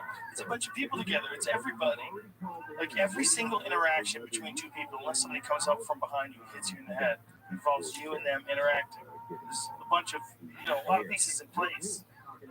If there's a fucking group of people and then you're telling jokes, of course it matters who the audience is. Whoever the fuck said that's an idiot. That doesn't matter. There's no such thing as a bad crowd, only a bad comedian. Fuck you. You don't know what you're talking about. It's funny, there's that Peacock thing. It's an app from NBC, so it's free, and you get like all these old episodes. And so I've been watching old Johnny Carson episodes, and it's weird. The monologue is so interesting. It's like a history. Like, oh, we're going through the gas crisis of 1979, or blah blah blah, or blah blah. But it's also interesting just to hear them talking about all that stuff, like the old days. And I could see Richard Pryor on with Betty Davis, like they're smoking cigarettes while they're playing. It's such an interesting time capsule. Yeah, those days, man, the bell bottoms days. Bell bottoms, long collars. People were living different then. I remember fucking watching Letterman in '82. That was my thing when I first got turned on to Letterman. A friend of mine turned me on to Letterman. And I thought it was the greatest thing ever. Who's the first comic you saw? Live? Yeah. The first comic I listened to, I can't fucking say the album cover because I'll get in trouble. I went to my friend's house to listen to Beatles. And his brother was a junkie.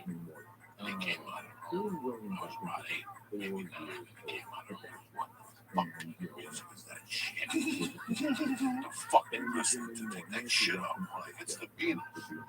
It's like, fuck the Beatles. They put on Richard Pryor. Crazy. My fucking head was completely closed. I ran home to the bar. I worked my mom for $5. And I went to the album store, album for $4.99. And I just had to get that album. And I went home and played it. I would hide it from my mother because she could put the album down. And then put another album on top so you didn't drop it. So if your mom came in, you automatically dropped. So she couldn't hear. And then I bought Bicentennial. And that put me over the top. Like, now, there was no dream of me being a comic at this time. I just thought the things he was saying was so fucking me. Like, I wanted to be able to talk like that. I'm cute. I figured if I talk like that, I could influence motherfuckers and put people over. Because I had that insecurity of not being different. But if I spoke like that, and I could be that funny, so I just started mimicking. And I would bring that out to people's houses, and kids would get that, and the mothers would catch us. And still today, there's a kid breaking up. His mother's still mad at me for bringing over Richard Pryor. There were like 3 mothers that got mad at me. Lucio Fernandez, that's a committee man in Union City, he told me and my wife at Reed one day, and he goes, let me tell you something about your husband. He fucking turned me on to Richard Pryor. We pretend not to get in trouble because I broke the album. Like I was that young already, and then I got into Red Fox, and then Lenny Bruce got into it, and I saw Carlin on HBO, and that was tremendous. And then I saw Freddie Prinze, and then I was partial to Freddie Prinze. I related to Freddie Prinze because he was Spanish, so that gave me like hope, like kind of, maybe, like Spanish people understand. And they shot him, so I remember that night. Where, like, I still remember like that kid killed himself. Like, we didn't get the news like you get it now. Like, I got the news when we were out that night. He had shot himself the night before, or the early morning, or whatever. And I still remember him getting shot. And I had to be 74. I was staying with my grandfather in New York during the Chico and the Man days. Chico and the Man followed sampling something. Exactly. On Friday night at 8 o'clock. Grandfather loved You were lit with a white pizza? Are you talking to the fucking with a white pizza? Sampling, son? Pull up a picture of Chico and the Man. It was a good fucking show. It was Freddie Prinze. And the old man. He was on top of the world, too, man. That was the weird thing. My God. He was hosting the Tonight Show. They were grooming him to take over the Tonight Show. When you hear about a guy like that taking his own life, you're like, there's no way. And then you and I were driving from Dallas to Houston. We pulled over at a record store and we bought a thing of him live from Chicago, and it was terrible. Yeah, it wasn't good. It was really bad. It was really bad. Well, you know, the problem was different. It was 1973 comedy. Yeah, it was 1973 comedy. And it's 73 comedy, not Richard Pryor. You know, I mean, there was guys like Richard Pryor that were, to this day, like if you go back and listen to some of Richard Pryor stuff, it still holds up. It still holds up. And Jose Feliciano sang the tank. Yes! Oh my God. Yeah! Chico. Gonna twins around. Whatever the fuck. I don't remember how it goes. Oh man. I had to take a whiz. That show. It just Come made in, me show feel it sad. to you, I remember thinking, like, how does someone who's he's killing it. He's got his own TV show. He's hilarious, handsome. It's the man, the guy from Charlie and the Chocolate Factory. I saw that. Oh, that's not his clothing. I died to eat before I did it on The old guy. me. Oh, the guy. Sometimes I buy 2 or 3 times. Sometimes I buy the whole morning. Really, just What was that? It's that cocaine, man. balls. Yeah, I am in a gas. I even know the fear you know. I kind of knew what it was before, but And he was at the here, him, Kaplan, Van Wall at the sure. comedy store. No, And no. they were, I think he's also super famous. Rich as fuck. 21. Oh, for sure, dog. This kid. Yeah. How old was he when he died? Real. Nice. How old was Freddie Prinze when he died? I don't think It's Freddie I don't Prinze think Jr. third about that. Yes, that's his son. Yeah, it's his son. How old is he? Jesus Christ. Holy shit. You know what I still remember that Holy night? shit. You want me to tell you why I remember that night? Want me to tell you why I remember that night Why? specifically? Because I had to, on the way home, it was so fucking cold that I had to cut through the cemetery. And when I was walking through the cemetery, I had to take a shit. Oh no. And I went in front of a fucking casket. The guy had been buried in like 1920s. So I go, Look at this "You got no move. family left." It was freezing, Joe Rogan. I've never Freezing. seen such I a pull my decision pants out to my out of knees, an I squat, individual. I take the shit, Okay, and I now. start pissing. And all of a sudden, I go to get up, and I pissed in my own pants. My hands were frozen. I had to walk home like a tin man because the piss went right into the fucking pants. So my pants, and I walked in, and my mother was there. And she's like, there was like, my mother would do surprise attacks on Friday nights on me, like fucked up. Like she gave me the clearance for like once a month I get a surprise attack. And that was one of the surprise attacks. I walked in with Pio, and she said, "What do we do? What do I gotta do? Like, what do I gotta do? I gotta kill another chicken? Are you retarded? Are you fucking retarded? What are we doing here? Yeah, like, I can't take this no Your more." son walks in with frozen piss all over his pants. What are we doing here? It's the funniest shit you can say. Every time I came home with an idea, my mother turned to Santeria. Like, that's it. I gotta call you godmother. I can't handle this no more. When I started dressing up like Bruce Lee, and I had incense in my room, and a bowl of rice, she was going nuts.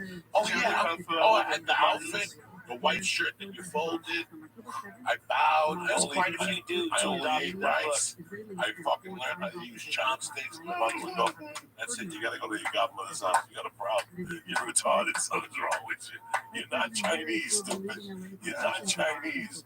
And I would make up reasons why I was Chinese. It used to be that you could dress like you did kung fu. Nobody would even say anything. They'd be like, that guy's really into the arts. You'd walk around with them little skinny, tiny black cloth shoes with a tiny, like, tan heel. Remember those, Joey? They're basically slippers. They're slippers. They're like kung fu slippers. And the dudes wear white socks and have the full kung fu outfit on. And they just walk around the street like that. And you'd be like, all right. What are you gonna do? And then right Yeah, there's the kung fu shoes. I had those. Dudes just walk around with those, man. They would walk around with those shoes, and it's a nice shortcut to, like, instantly you seem like a guy who thinks of things in a different way. You seem spiritual. You can touch with your chi, your energy. You can talk about Chinese medicine. You can say a lot of stupid shit if you're wearing those slippers and some dumb kung fu clothes. I used to You can walk talk around about with that medicinal shit. teas. My girlfriend's making me do this right now. Like have outdoor slippers, indoor that's a slippers, good move. and like slippers I can leave the house with. That's a good move just for your health. Yeah, but I have 3 different slippers. And The then problem is if you leave your shoes on when you come in the house, you're tracking all kinds of garbage from outside. That is actually a good move. The kung fu outfit, not so much. About 3 weeks before my mother died, she would never be home on Friday nights. She was a legitimate kid. So she made the trips on Friday nights. And every once in a while, she'd surprise attack me and have to use the Visine. I didn't really know I would drink with them. yeah, Strawberry Hill. Strawberry Fruit Strawberry Farm. Hill? That's how I Strawberry started. Hill. And then I wouldn't really drink as much. my thing was with marijuana. That was my thing. I didn't want to attach it, so I seen it, and I tried to act wrong. And fuck it, I got high with this girl, and I didn't know, swapping spit, and I hit a monkey, and she was bleeding. I didn't know a period existed. I didn't know what the fuck it was. And I walk in my house, and I had a little bit of blood on my lip. And my mother's like, "What are you, the wolf man?" I'll never forget. She asked me, "Si yo el hombre lobo, ¿qué te pasó, compadre? Did she know? No. Did she know what it was? No, I didn't tell him that I was embarrassed. I didn't know what the fuck I was doing. I was 15 years old. Didn't you think she just assumed that it was a blood from a period? Yeah. No. Wouldn't she ask you if you got in a fight then? She asked me what happened, and I was like, I cut my lip. And she's like, how? You know, how the fuck did you cut your lip? And I'm like, I don't know. And I made up some fucking fake story. Don't you think she knew you were lying? She Moms know. You lying to a mom. I did that once. I went to Starbucks, but I was like 35. She caught me with a girl once. And the girl was hiding in the closet. And I'll never forget, my mom came into my room, looked around, looked at me, and she just slid the closet. It was sliding closets. The girl was just standing there topless. Get out. Get out. Buddha. And she called whores and shit. No. No, oh my God. I used to date the girl that lived in my backyard. Girl. I used to date a girl that our backyards connected. We were in love in the 6th grade. It's the reason why I got them back. In the 6th grade, I fell in love. No sex. I fell in love. No sex at all. I just fell in love with her. She made me a promise that in June, when school ended, we were going to start dating officially. We could make out and shit.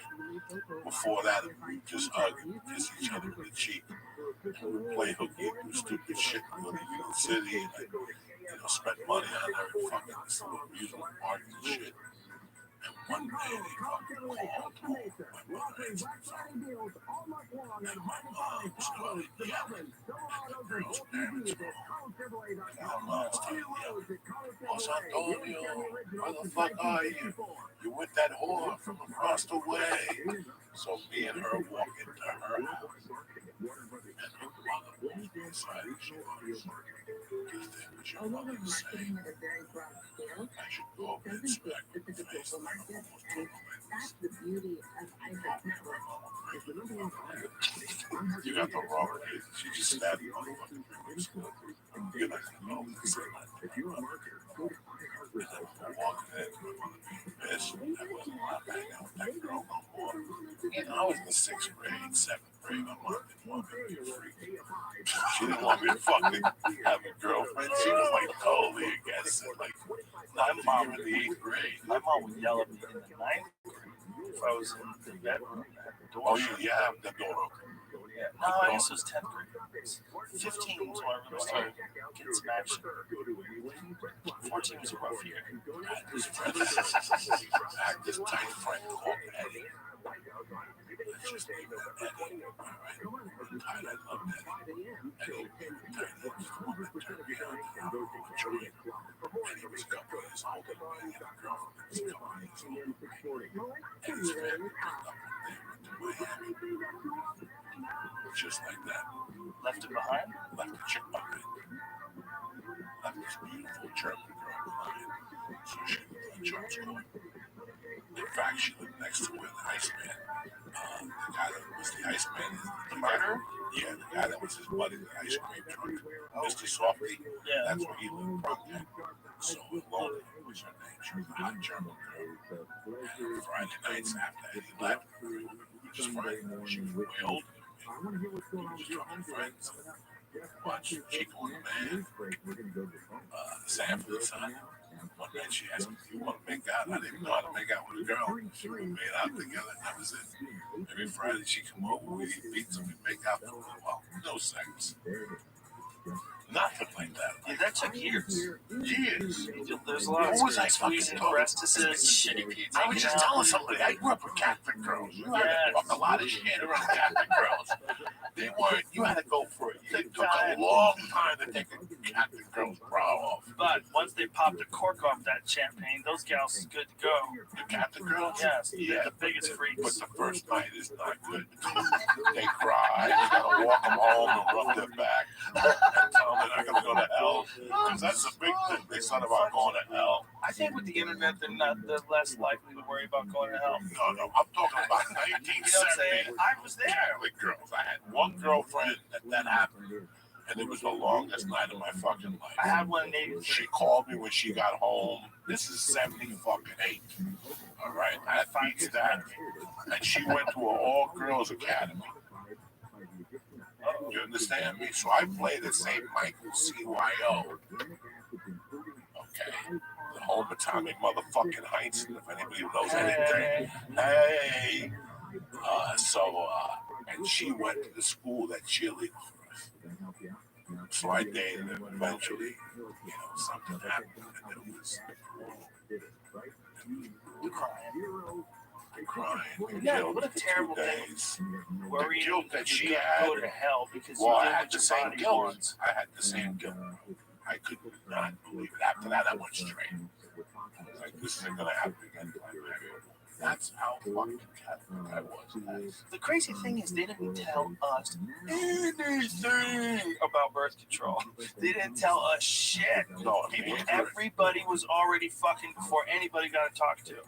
Everybody was already fucking by the time they're 16. When you're 17, your dad or your mom or school, someone's going to pull you aside and say, well, if you're going to have sex, like everybody around you is fucking. You leave these 16 and 17-year-olds together. They go to birthday parties together. They're drinking. Everybody's fucking. They're fucking when they're 16 all the time. That's so normal. I don't know what age people fucked at when they were like in the 1950s, when our parents were growing up. I don't know what Desi and Lucy didn't fuck. They slept in separate beds. All those TV shows, they slept in separate beds. Do you think people did less fucking, or did they, did less talking you. about it? They fucked. They fucked the shit out of Marilyn Monroe, didn't they? They fucked that poor woman to death. Almost. Bro, I know this too. That that Marilyn Monroe fucked him when he was 16. She was 22. Oh yeah, we know that dude. You know what I'm talking about? He played. He was the guy in the son. Should we give him up? Huh? Tom Hanks. No. No, it's Gianni. That's why he's trying to get out of here. It's Gianni, whatever. The guy that Sonny beats up. The Godfather. Yeah. You didn't know that? I think I did. Yeah. It's the guy that Sonny beats There's a up. lot. My memory's full. It's really full. Like over this last, I know I'm 53, so I'm like officially old now. I've been officially old for at least 8 years. But like now, like officially old. Like my memory's full.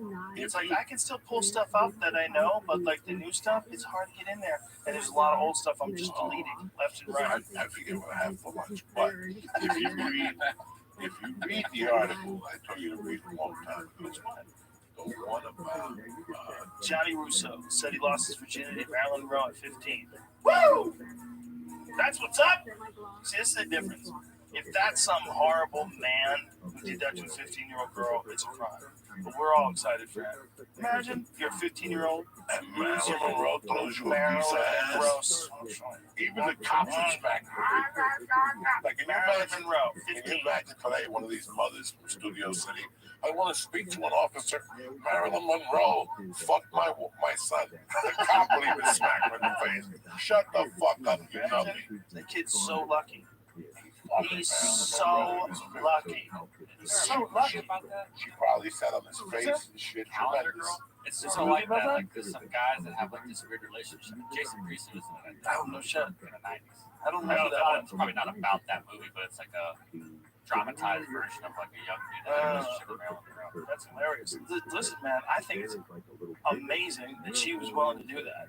I think it's amazing. She'd find some 15-year-old kid and go, I'm going to freak this fucking kid out. I'm Marilyn Monroe. I'm going to fuck a gardener. I'm going to fuck some 15-year-old kid pushing a lawnmower.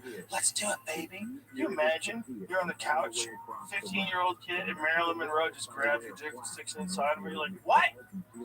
How is this happening? Remember that iconic video of her standing on the subway grate in Manhattan? It's blowing her skirt up, and here's Marilyn Monroe riding. Can you imagine him telling his friends, and they're like, "Get the fuck out of here! Get the fuck out of here! You didn't fuck no Marilyn Billy Monroe." is so full of shit. You won't believe his latest lie. What if she was that gross though? She was just so drugged up and drunk that people are like, "Ooh, get her away from me!" Like put her over next to that 15-year-old kid. No, Brian, there's video of her before she died. There's video of her the year that she was still alive before she died. She was beautiful. The movie was based off of this, that whole I Had a Secret show. It's like the guy went on and said I had a date with Marilyn Monroe. She paid for it. Oh my god. So the movie came out in 1983. Dude, I have so much more respect for her now. I just think if I was a female famous actor, that'd be the most gangster thing to do. Fuck high school seniors, just grab them. Get in the limo, bitch. No one would have a problem with it. No one would have a problem with it. Everybody would have a problem with everything. We would all be laughing though. But if like the biggest movie star in the world was scooping up high school seniors and blowing them, nobody would get mad. They would say that's crazy. I think that's happening. There was a gym teacher in my school that No one's in school right now. There was a female gym teacher in my school that fucked everybody. Didn't fuck me. She didn't like me. She fucked everybody. We used to drop people off at the house. You would drop, like, wait, man, where you going to tell you guys got to drop me off at this house? And she would just fuck the kids. Yeah. How old? She had to be in her 30s. So how old were the kids? 16, 15, 16. Whoever's ready to party. Everybody gave her a fucking stab. Now, everybody talk about it? How many people talk about it? Well known. Did the teachers know about it? Or did the kids keep their mouth shut? Because that's the difference between today and I think she was giving pussy to the teachers too. She ended up marrying one of the teachers. Wow. Did she? I'm not sure. She was a hot blonde. And then there was a chick in our high school that just liked older guys. And I remember we were in summer school. And we were standing outside, and this chick was fucking happy. She had to be 16, 15 by sophomore or something.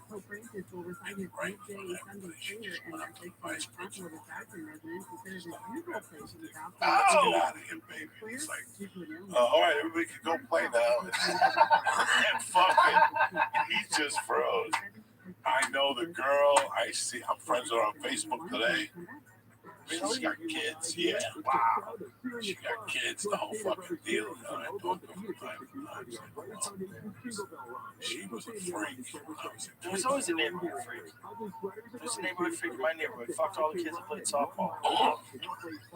She was hot. She was 21. Always had torn jeans. They always knew a lot about rock. They always introduced you to some old Sabbath. She played some old Zeppelin. Like I didn't know, was musically illiterate at that point. I learned a lot about music from this lady. She's a nice lady. Did she smell like cigarettes? Oh yeah.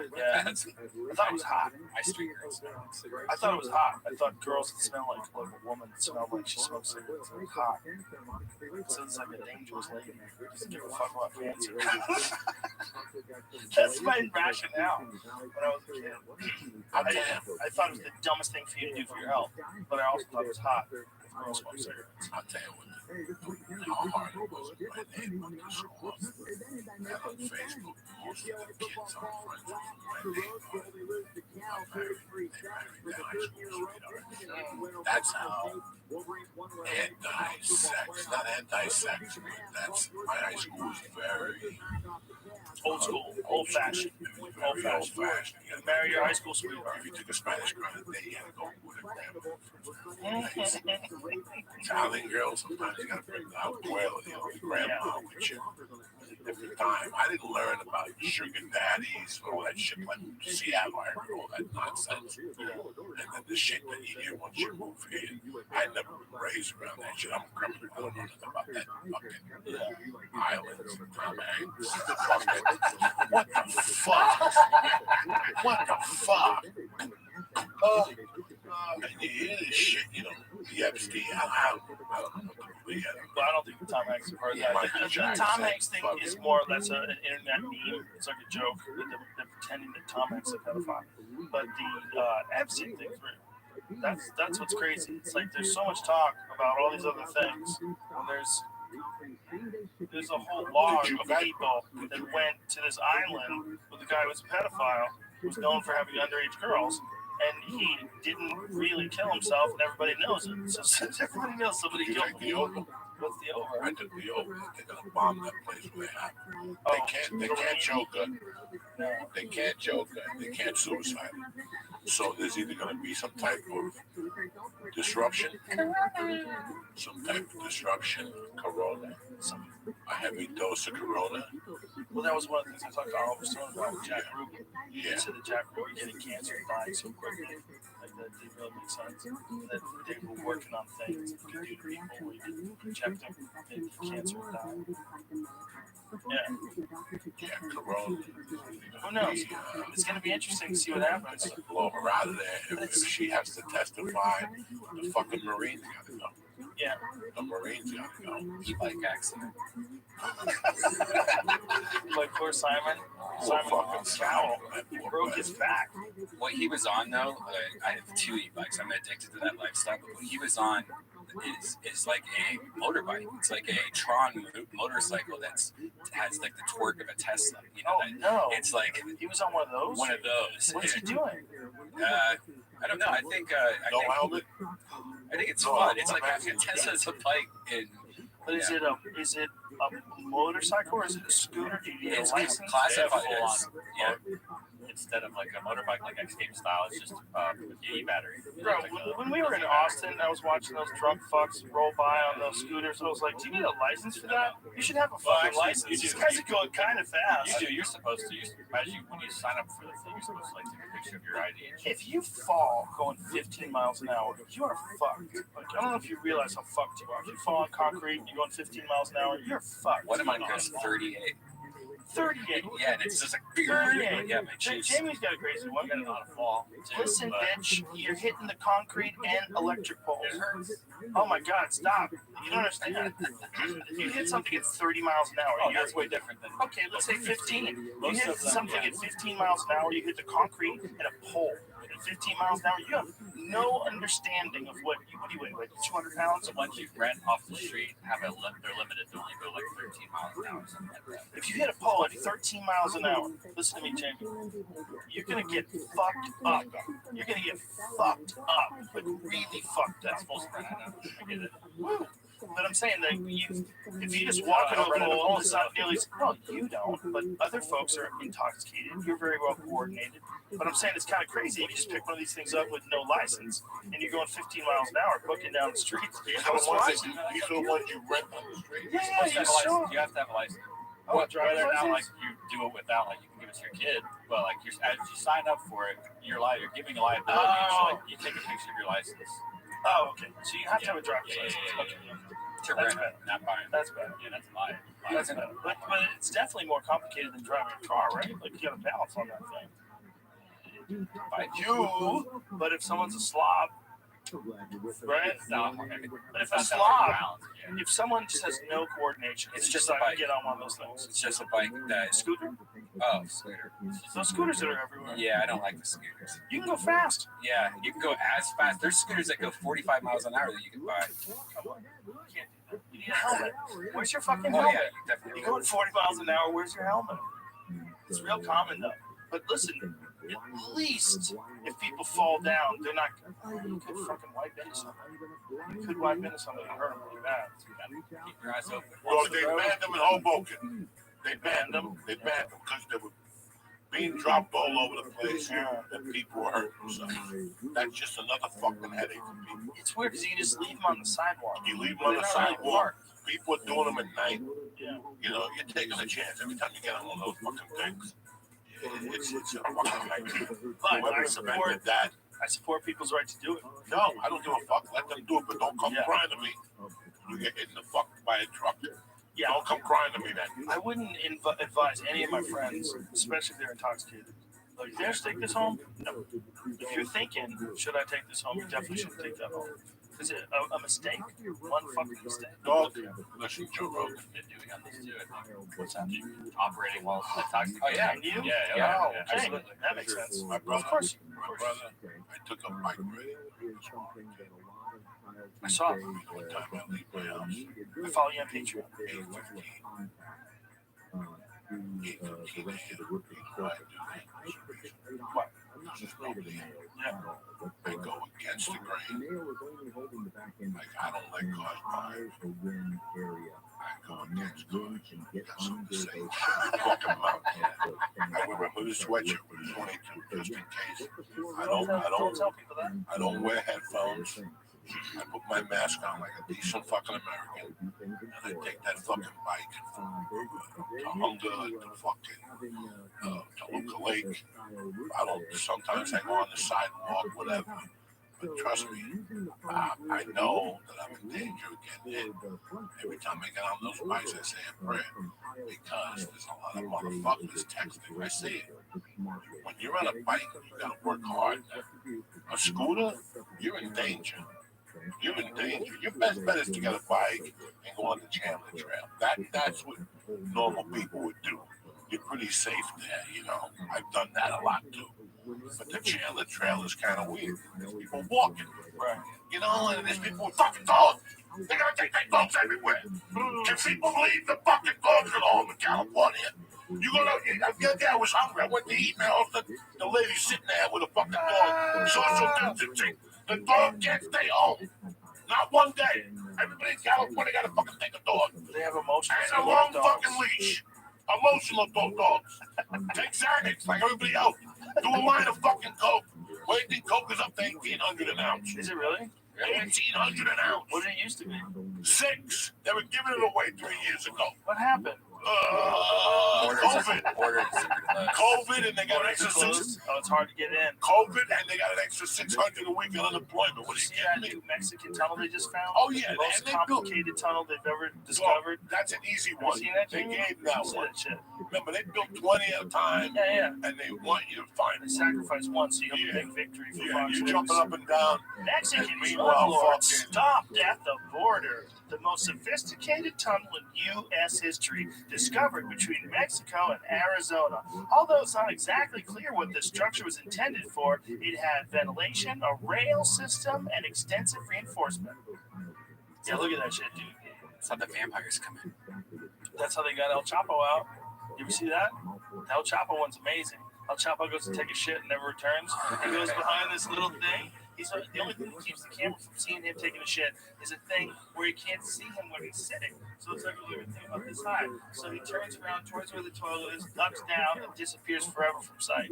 Like it's like taking a shit for like 5 hours. They go in there and check on the guy. They find out there's a door behind the shitter. And he's got a tunnel built in there with a rail system, like a real rail system, and lighting and electricity. It goes a mile long. So he gets under the tunnel. He gets in there. They take him off before the fucking people in the jail can realize he's gone. He's a mile away. He pops out of this building. He gets out of this building and they swoop him up in a truck or whatever, or a helicopter, and they get him the fuck out of here. But it's hilarious. Watch. He goes behind this thing to take a shit. It's like this is like take a shit area. And when he does it, he just disappears. So here's this take a shit area. It's like, just gonna take my pants off.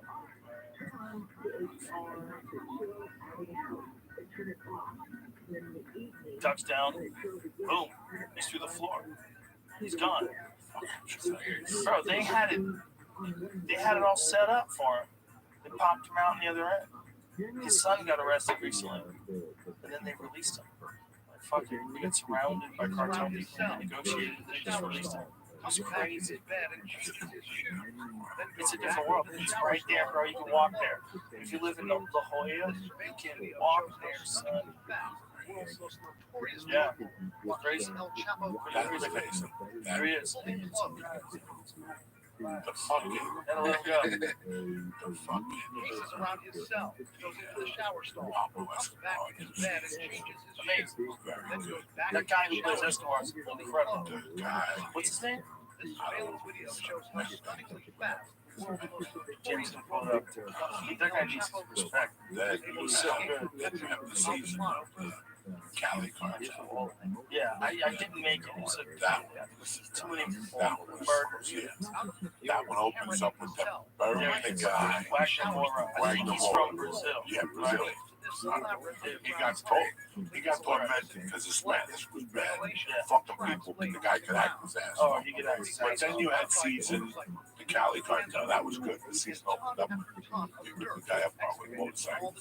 They put a motorcycle on each leg and they just tear him apart. That's the season opener. So you know it. And the guy is gay that runs the clique. So he goes to that party, gets a bottle, fucking takes over the dance floor, makes out with his gay lover, takes the bottle, breaks over the guy's head, and ties him up with a motorcycle and rips him apart. Fucking tremendous opening. Okay, then we skip the Cali cartel. This is season 3 and 4. Or season 3 is the Cali cartel. Then it goes into season Narcos Mexico. And to me, in my world, and you know me, though, I come at you with Lawrence Fishburne. I'll tell you who's really doing that crap, right? Who are pimps of the game right now that we've seen. Who are the major pimps of the fucking game.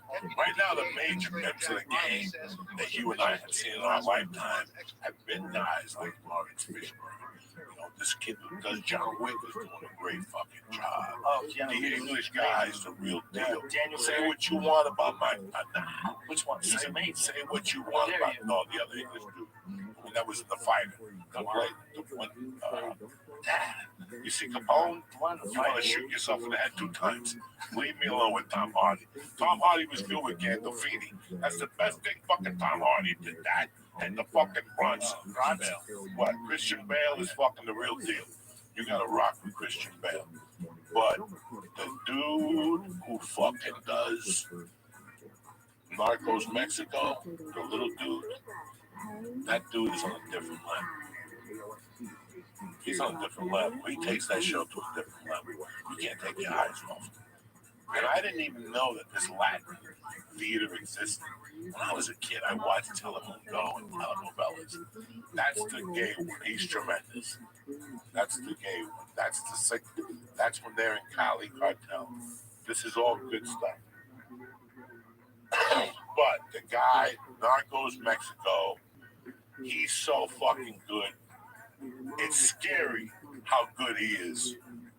He does 2 seasons. He's the one that and I saw. He tells the story of what happened in New York. We were buying brown weed, and all of a sudden they were selling a weed called Sensimilla. And it was a weed that was grown with no seeds, so it was easier to pack and easier to smoke. So they had to convince these people that this was the future. But there's a problem with Sensimilla. It has to be grown in the desert. It can't be grown anywhere else. Because a male plant will fuck up the whole thing. So it's got to be grown in the desert. Who grows weed in the desert? These motherfuckers set up irrigation.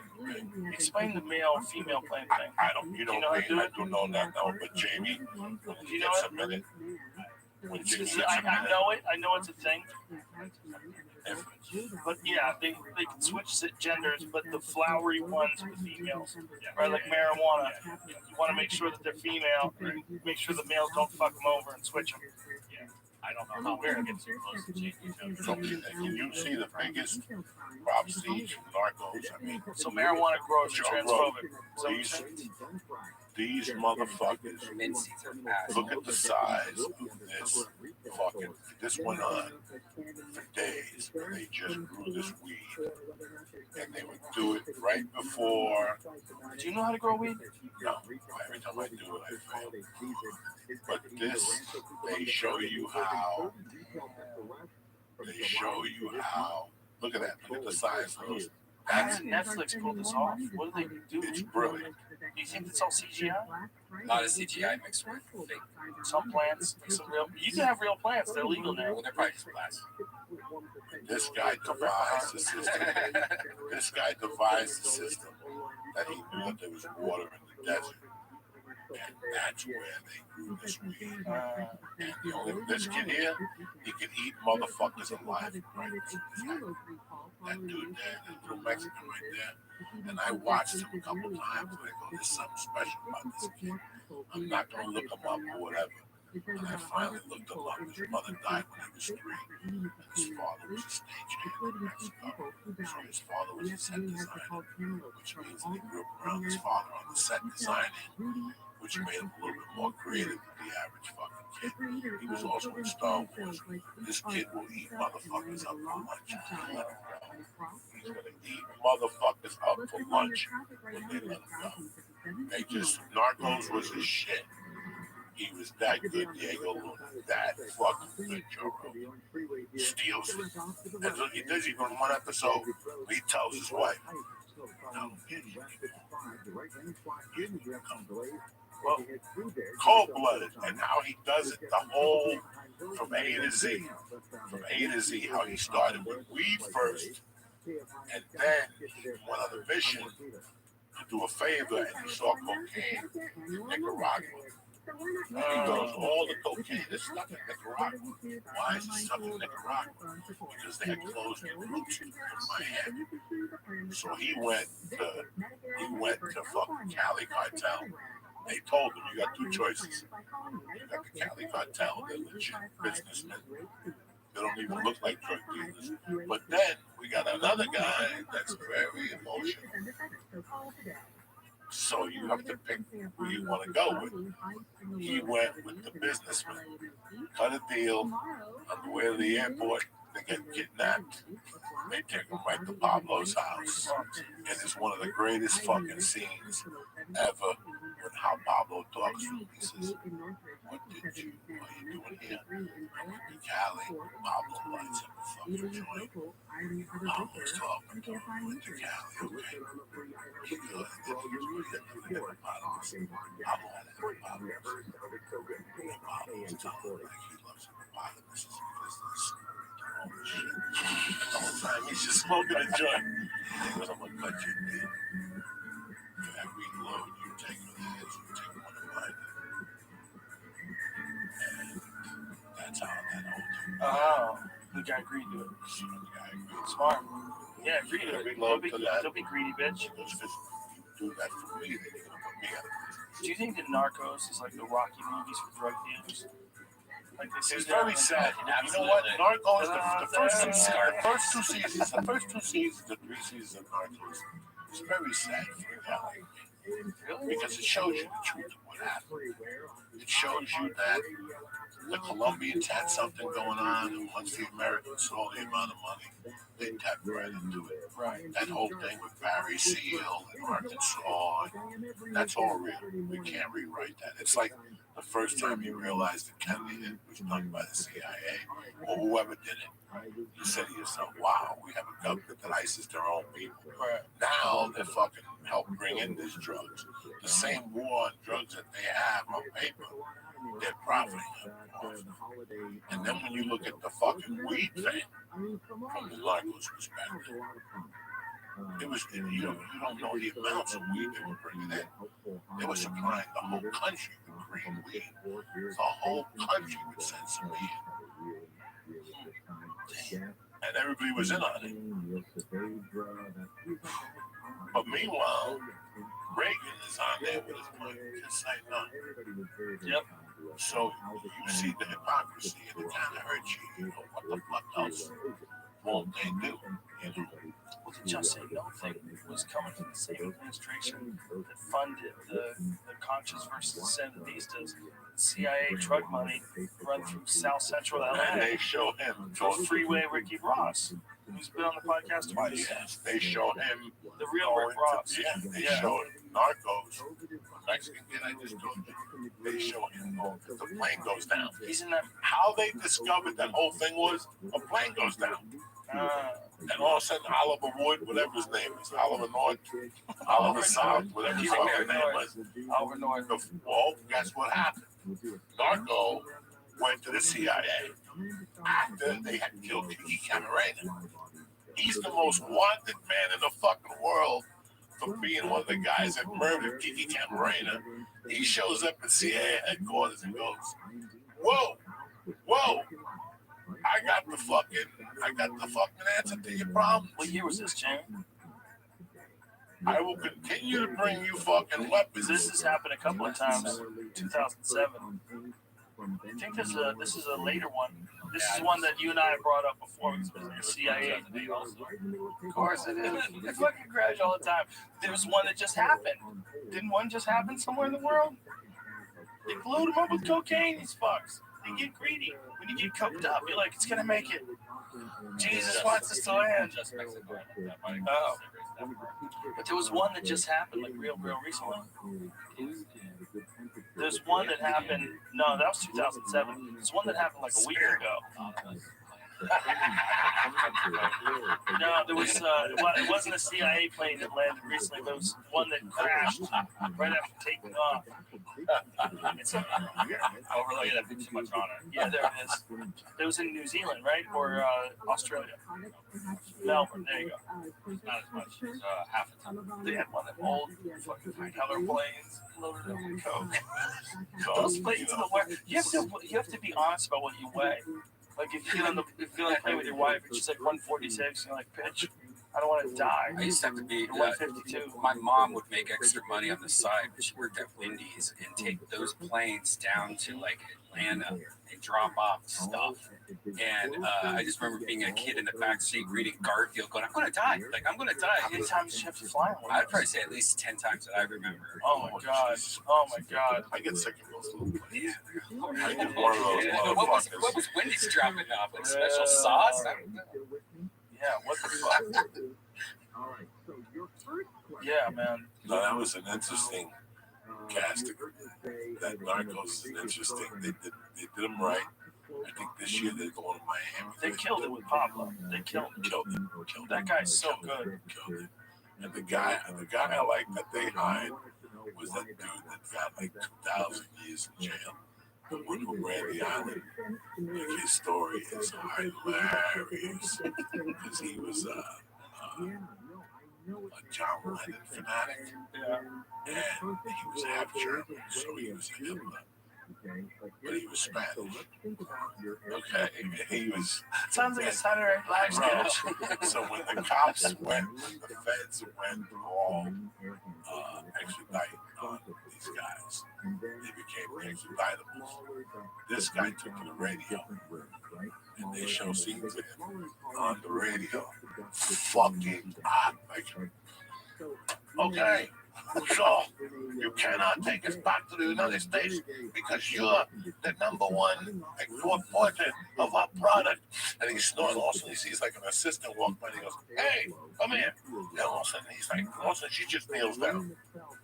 She's blowing him on camera. And he's like, "Listen to me. You have to." He became nuts. When was this? Listen to what they did, okay? Hold on, is there a video of this you can get? Oh my God. Carlos laid there. Is a fucking lunatic. Carlos Later was the one who went to Pablo and said, I'm gonna fly the coke back there, but we're gonna make a stop on an island. So they bought an island. They fucking blew the doctor off. There was a white doctor that was like, "Oh, nice to meet you." And they were like this. And there's a whole story about it. It's hysterical. The guy called the feds. There's something going on over there. They're doing pornographic. You know, they're running in planes of blow. Wow. And there's this one, they brought everybody out, but there was this one white dude who's like, "This is my island. I'm an American. I fought in World War II. I'm not leaving." And they're like, "Dog, we're gonna fucking kill you." Okay, we're gonna keep. And all night they were bringing in planes, refueling them, and sending them out. Carlos laid there. What does it say? U.S. drug lord and Escobar partner laid there, released in Germany from prison. When was this? Oh my God, he's just now. From Florida to Germany. Oh, from Florida to Germany. Because he's originally from Germany. His father was German. He's got 2,000 years. So what they did was this. It doesn't take a fucking genius. This kid got the island. He made them a bunch of money. But then he started doing a podcast on the island. with cameras and naked women of him snorting coke with a robe on. How old was he? Who the fuck knows? 28, 30, just making 20 million a day. Think if you're making 20 million a day and you're just addicted to coke. There's bags of blow behind you. He's just ripping bags open, snorting, just talking. He was a John Lennon fan. So he would talk about company players. He would do these videos for hours, for days. So he was like an original YouTube star. Yeah, so what they did was, but he wasn't posting on YouTube. But if he did, so what they did was, he's the first one they gave up. When the shit got deep and the Colombians were in trouble, the 5 Colombians sat down. This kid's on an island talking about 2 wars. Let's let the feds know where he's at. We'll give him you, and we got no beef. So they extradited him laid there. They gave him 2,000 years. Oh, wait, look up the sentence. I'm not trying to be funny. They gave him 1,000. So why would they extradite him to Germany? Because he gave them information years later about it. He gave them really great information that if the country fucking knew, we would say, he gave them information that he also, not beside having his island, and that was also a distraction. His main contributor, his main supplier was Fidel. Fidel was letting him go to Cuba, bring the coke to Cuba, stock it, and for every ship that went out from Cuba to the United States with a Cuban flag, Fidel would get a kickback of $800,000. That was sent for so he testified against Fidel, which obviously nobody ever arrested Fidel. And he told them everything he knew about the ins and outs of money moving. You can find it online, all the shit. This guy Blow is based off. And that guy Blow is based on. Isn't it funny? Like, no one wants their son to do that, but everybody loves these movies. Yeah, that's weird. Isn't that weird? You know like, what, Jamie, if you had a son, you know what's funny? A fucking drug dealer. In this movie, his father is Henry Hill. No shit. And he knows that he's doing it. It's a very good movie. Is that real in real life? No. In the movie, so it's a fictional kid. Ray Liotta plays his father in this movie. And Henry Hill, you mean? Yeah. And one day, I thought you meant the actual Henry Hill. No, fuck Henry Hill. What are the odds? It's a criminal family. Right. So, thank you very much. Jamie had to translate for you. Jamie's a psychic. For sure. Jamie's 100% a psychic. It's really crazy to say that because in the movie, he goes,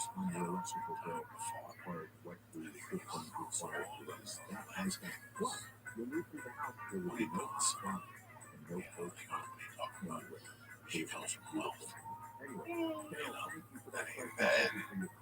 And then he gets busted and stuff. Look at this right here. Look at that old school Corvette. Yeah. Look at that fucking car. Look at his house. They're from fucking Boston. He's in a palace. Look at that car, though. Go wide. Look at that fucking car. That's a Generation 1 Corvette. That's even before mine. Mine is a 65. That's like probably early 60s, maybe 50s. That thing's amazing. Those cars back then, man, you like that early first series Corvette? Holy shit, what a car that is. Ron White's got one of those, a sick one. See if you can find it. See if Ron White's Corvette is online. Ron White has a sick Corvette. I got it. Get out of there. Generation 1. He has a Generation 1 convertible. It's just immaculate. Ron White is gotta be one of the coolest people on the planet. Sweetheart. Gotta be one of the coolest people. Owns his own tequila company. Funny as fuck. Always cool to hang with. Never has an attitude. He's never had an attitude. He's always Ron White. What you see is what you get. That's Ron motherfucking White. He's always super sweet, hugs people, reminds me real of what friendly. Texas is in human form. He's fucking awesome. He's just a fucking awesome guy. I love him to death. There's his car. He's got the dopest choice of vehicles. Look at that. God damn, what a car. Is he having somebody else drive it for him? I think it's probably Two tight ends set. Cordell Williams, the guy that got him there, and he's got him in the end zone. Touchdown, Alabama. Look how different it looks now. They're just American loving it. They're running it inside, double teaming, getting those big massive bodies on you. X Alston in the backfield. With the ball. Climbing ahead and into the end zone. Touchdown, Tigers. Running the tailback running the staple, basically a Auburn football, if you really want to be honest.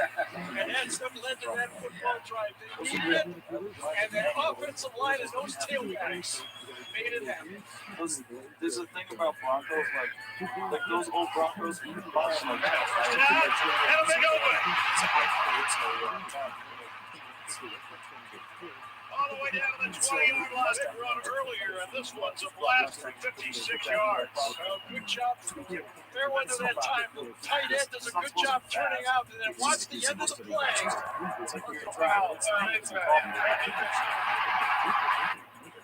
Jarquez Hunter has been the offense for Auburn. Now they're going to run it end around. Convoy in trouble.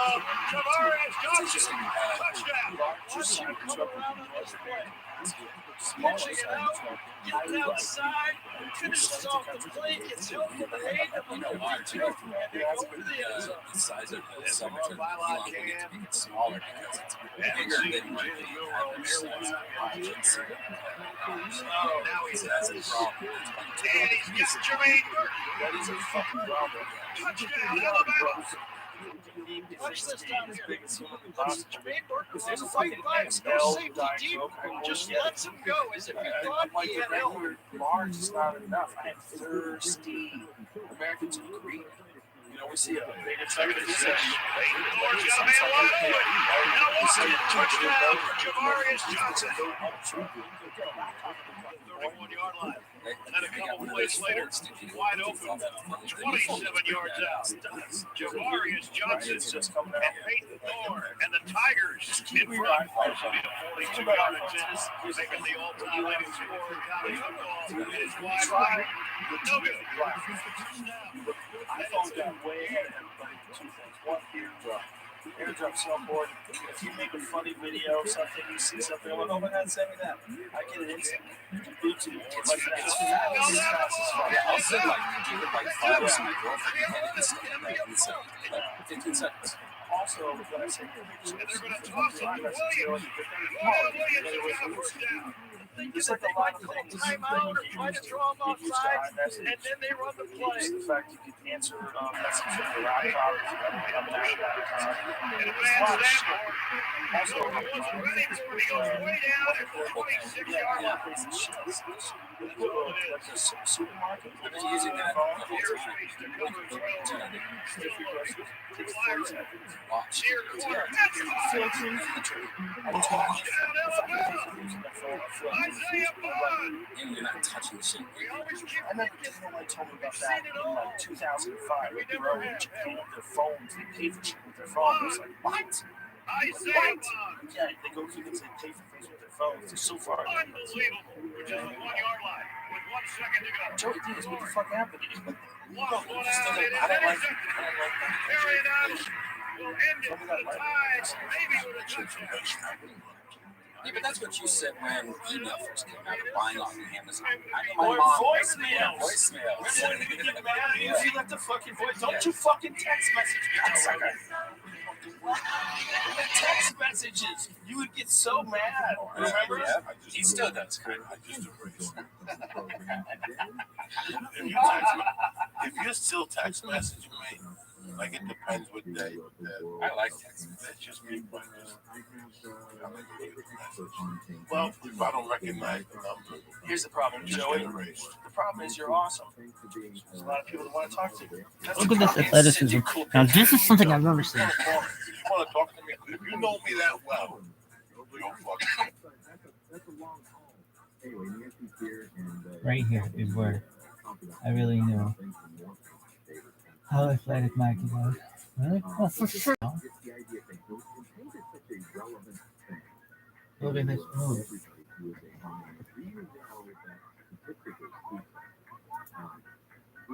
doing a DIY project in your home, the leading DIY project is involved in of some love. I mean, if anybody is going to do something to their home, there's a good chance that it's paint, right? Even if you refuse to do any other DIY, you don't want to pick up any other tool, you might decide to paint the room. Look at this shit, awesome. So that's where You know it's like a west side? West side? This was right in. The world's oldest ready-mix paint compounds are both American companies. And we're done, but he's got to finish the play, and the ball has to finish with him. And DJ Turner does not give up on it. Daly's right there. Kick it, put it where it had. One of the things that people need to understand is The 40-yard line. None of that went according to plan for Pittsburgh. Really good officiating as well because they let that thing play out. If it turns out that it's down, replay will correct it. But if they blow it dead, that could be giving up a big play. There's what you talked about, eye of the punch out. And DJ Turner on the spot. And he's one of the fastest players on the field, sub 4.3 speed, and a good open field tackle helps. Zach Carter got a piece. The question was the knee down or was the ball moving before it went down? That would be the fight on the play. If you're Pittsburgh, you're going to say the knee's down. If you're Cincinnati, you're going to say the ball's moving. And the ball is moving. See? Cannot express this or emphasize it. You need to read the instructions. They'll continue to look at that replay as we'll show you a Look at this third play. and 11. Look at this play. Yoshi. Just overshot. Tank Dell. Third and 11. An exciting incompletion, I guess you could call that. CJ Stroud on pace to break Andrew Luck. Single season rookie passing yardage record. We'll get you more of that action in just a little bit. Okay, so they'll take a commercial break in the sequence that we Who do you want to win? Kenny Pickett hit Deontay Johnson on a pass that was worthy of a touchdown, but he This is like rivalry weekend. process to the ground. Ball goes into Is it? No, but maybe. down as we show July. Will Levis with a completion, his fifth of 7 attempts so far. And let's dip in as we wait on the outcome of the Bengals and Steelers replay review. Live third down, Atlanta. Look at this west side. West side. That to me is saying we're going for it on fourth down. Maybe rewind and we've got a time here to show you Desmond Ritter. Told you he's back in the lineup. Taylor Heineke dealing with a hamstring issue. And how about that? And it's Drake London. Terrific diving grab by the second-year wide receiver out of USC. One more time on it. Excellent job. And good job by Ritter to get it out in front of the defensive back. It's a 25-yard gain. 4th and 2. Looks like they might go. It is Algier. It's Ritter pulling it. Getting pounded. Pete Warner shuts it down. And you pick the colors off the wall. Walk over to the folks behind the counter with the little stick. Steelers still in a commercial break. See Taylor get more comfortable in this offense. They've done the red zone. They're just punching it down 3. Minshews first down pass here, incomplete. Pressure that time. Joe Tryon showing you who is taking a little bit of heat for maybe a lack of production of late. They're shaking. It's stinking.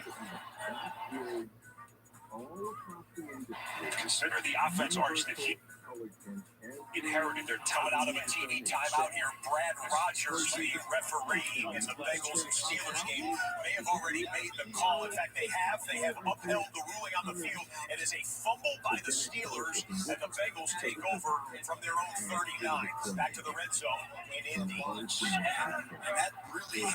A universal color is actually has well, it's a thing in it called a surfactant. Let's just, for the sake of everybody, and goal. Will Levis hit Chingy Okonkwo, one of the tight ends for Tennessee, down to the 1 yard line.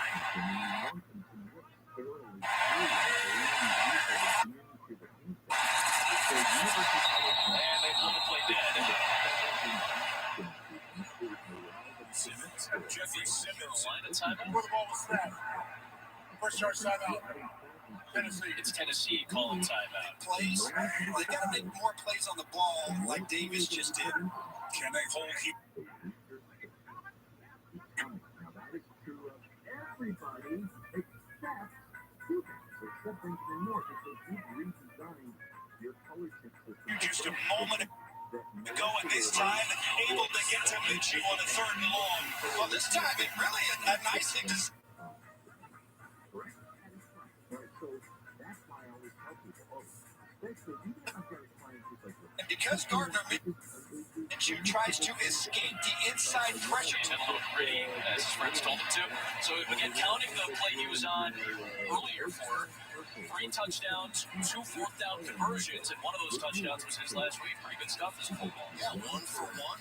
As far as catching his target percentage. 1 catch, 1 touchdown. You might as well retire. Just say, hey, I don't want to do it. Yeah, hey, I'm done. I'm 100%. 100% catch rate. They ran it there in the front timeout. Let's see here. Right back to him, and he's on. more than light color. Because And again, nothing going. Ricky Louisville blitz. As the right or left guard pulls across there, gets his feet tripped up. Once he gets his feet tripped up, there's nothing but bodies. The white jerseys ready to attack Derrick Henry, and that's one of those things. Got to put your feet, got to open up as a guard. Make sure you clear that traffic. 15th play for a drive that started at the 9. And it's again. Derrick Henry. This one going forward. It's a touchdown for the Titans.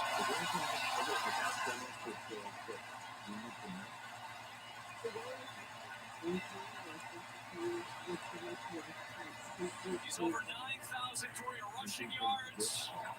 He's got his 5th touchdown of the year. That's called bring your own blocker, Adam. There's nothing there. You're running into white jerseys. Just keep your head down, keep those legs churning, and find that end zone. Look at him drop down, use that power, and just keep his feet moving.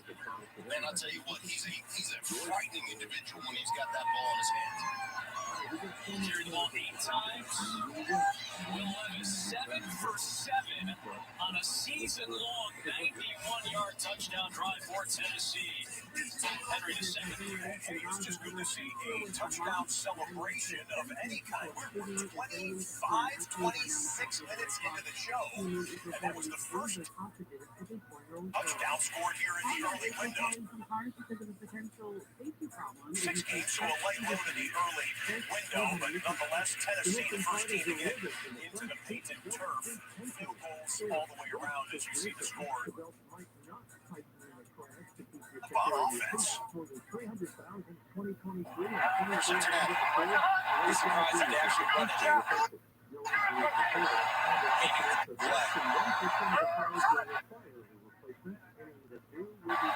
Sees all sorts of motion trying to get right to Joe. You got 2 guys in motion at the same time for Cincinnati. And they run out of time on the play clock, so you nailed it, Charles. There was never an intent to actually run a play.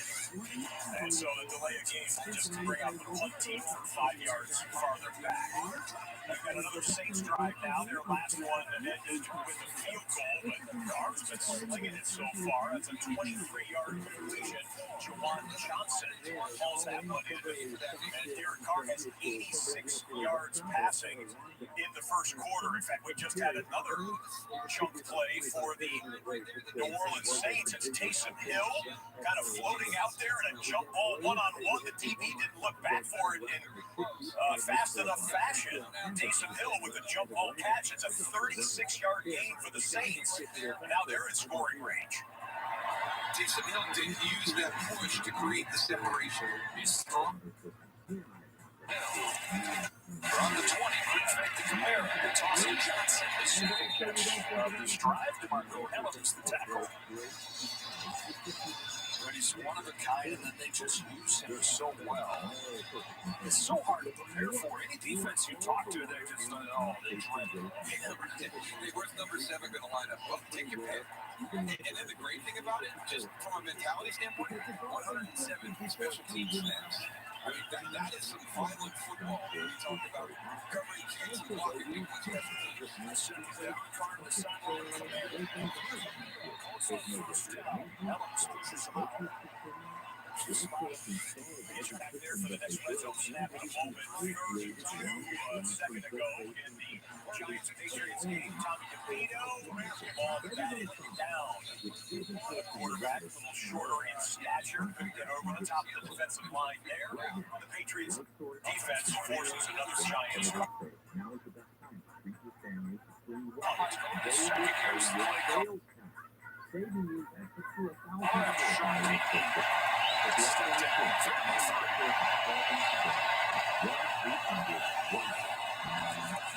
Duncan's coming after Carr. Picked up. Jesse Bates. He's got a shot. Bates to midfield. To the 40. To the 30. SoCal weather from KFI, mostly clear skies expected today. Highs will be in the 60s at the beaches, 70s inland. Right now it's 64 in San Diego and 64 in Van Nuys. And in Tokyo, weather for the KFI 24-hour newsroom and Heather Booker.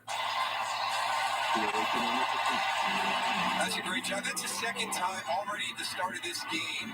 Jesse Bates has been very anticipatory, reading the eyes of Derek Carr. Earlier in the game, he was dropping down and making a play on Chris Olave. That time, he was able to jump in front of that throw for the pick six. Boy, what a massive play. What a game-changing play. In a game that was so significant. Perhaps a season-changing play for Jesse Bates.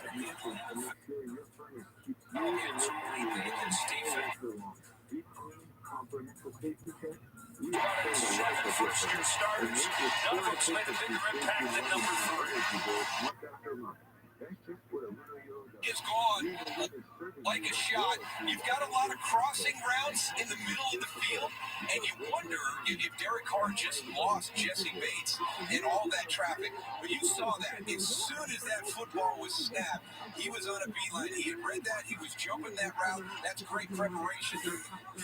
Excellent read, excellent hands, and excellent balance to get back to his speed to make it a pick six. Wow, game-changing play. The Falcons just making interceptions. The Colts have just turned over the Buccaneers. It's Ronnie Harrison Jr., number 48, coming away with of Kyle Trask there with that Baker back in. I did not see it was Baker Mayfield back in the game for the Tampa Bay Buccaneers. So that's good news, bad news. There for Tampa fans. This one was. Or if you plan to or recently received a vaccine. Thanks to Skyler, there's nothing on He's trying to get himself another sector, Kyle Brandt. That's an angry run up to the middle. The Bengals, I don't think they could find him in that pile to try and tackle him. If anyone was there, they didn't have the heft to bring down number 22. He wants to invite his work on the Jumbotron replay there. That's a 20-yard run. One more look at it here. Takes it to the backfield. Looks like he's bobbled up at the line of scrimmage. Lineman still pushing. His legs still churning. That's a special 20-yard run there. And, you know, some people have said that it's Jalen Warren who ought to get more carries in that Pittsburgh offense. Najee still showing some skills there. Deep shot, C.J. Stroud down there.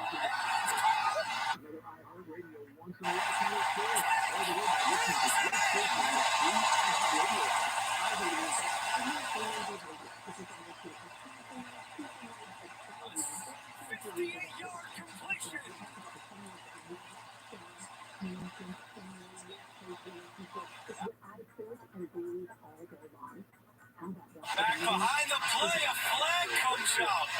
Oh man, they're gonna bring this one back. Illegal shift. Offense is number 3, number 7. Robin to the snap. Penalty. 3rd down.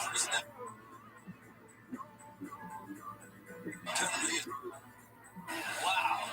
Here's Tank in motion, but what we're not seeing here is that there was likely another skill position player in movement when he started his motion. You're exactly right. You can't have 2 guys in motion at the same time, and you have to reset in those situations. The thing I think is crazy is typically you'd be surprised by a play like that with a deep throw to a rookie right receiver. Okay, with the penalty and the injury that game has come to a stop, the interception thrown by Baker Mayfield gives the Colts a chance to jump back in front with the lead, which is a play or 2 before the end of the first quarter.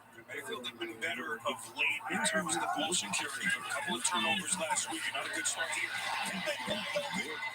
First down completion, close to the 20, takes off. You can always call me and ask me anything you want. You set the agenda when it comes to calling. Design questions, you can talk to contractor Dean, you can talk to designer Dean, you can talk to homeowner Dean. You ask me a DIY thing, anything you want to talk about regarding your home, 833-2 spots the. All right, let's get back into this conversation about team. So, yeah, we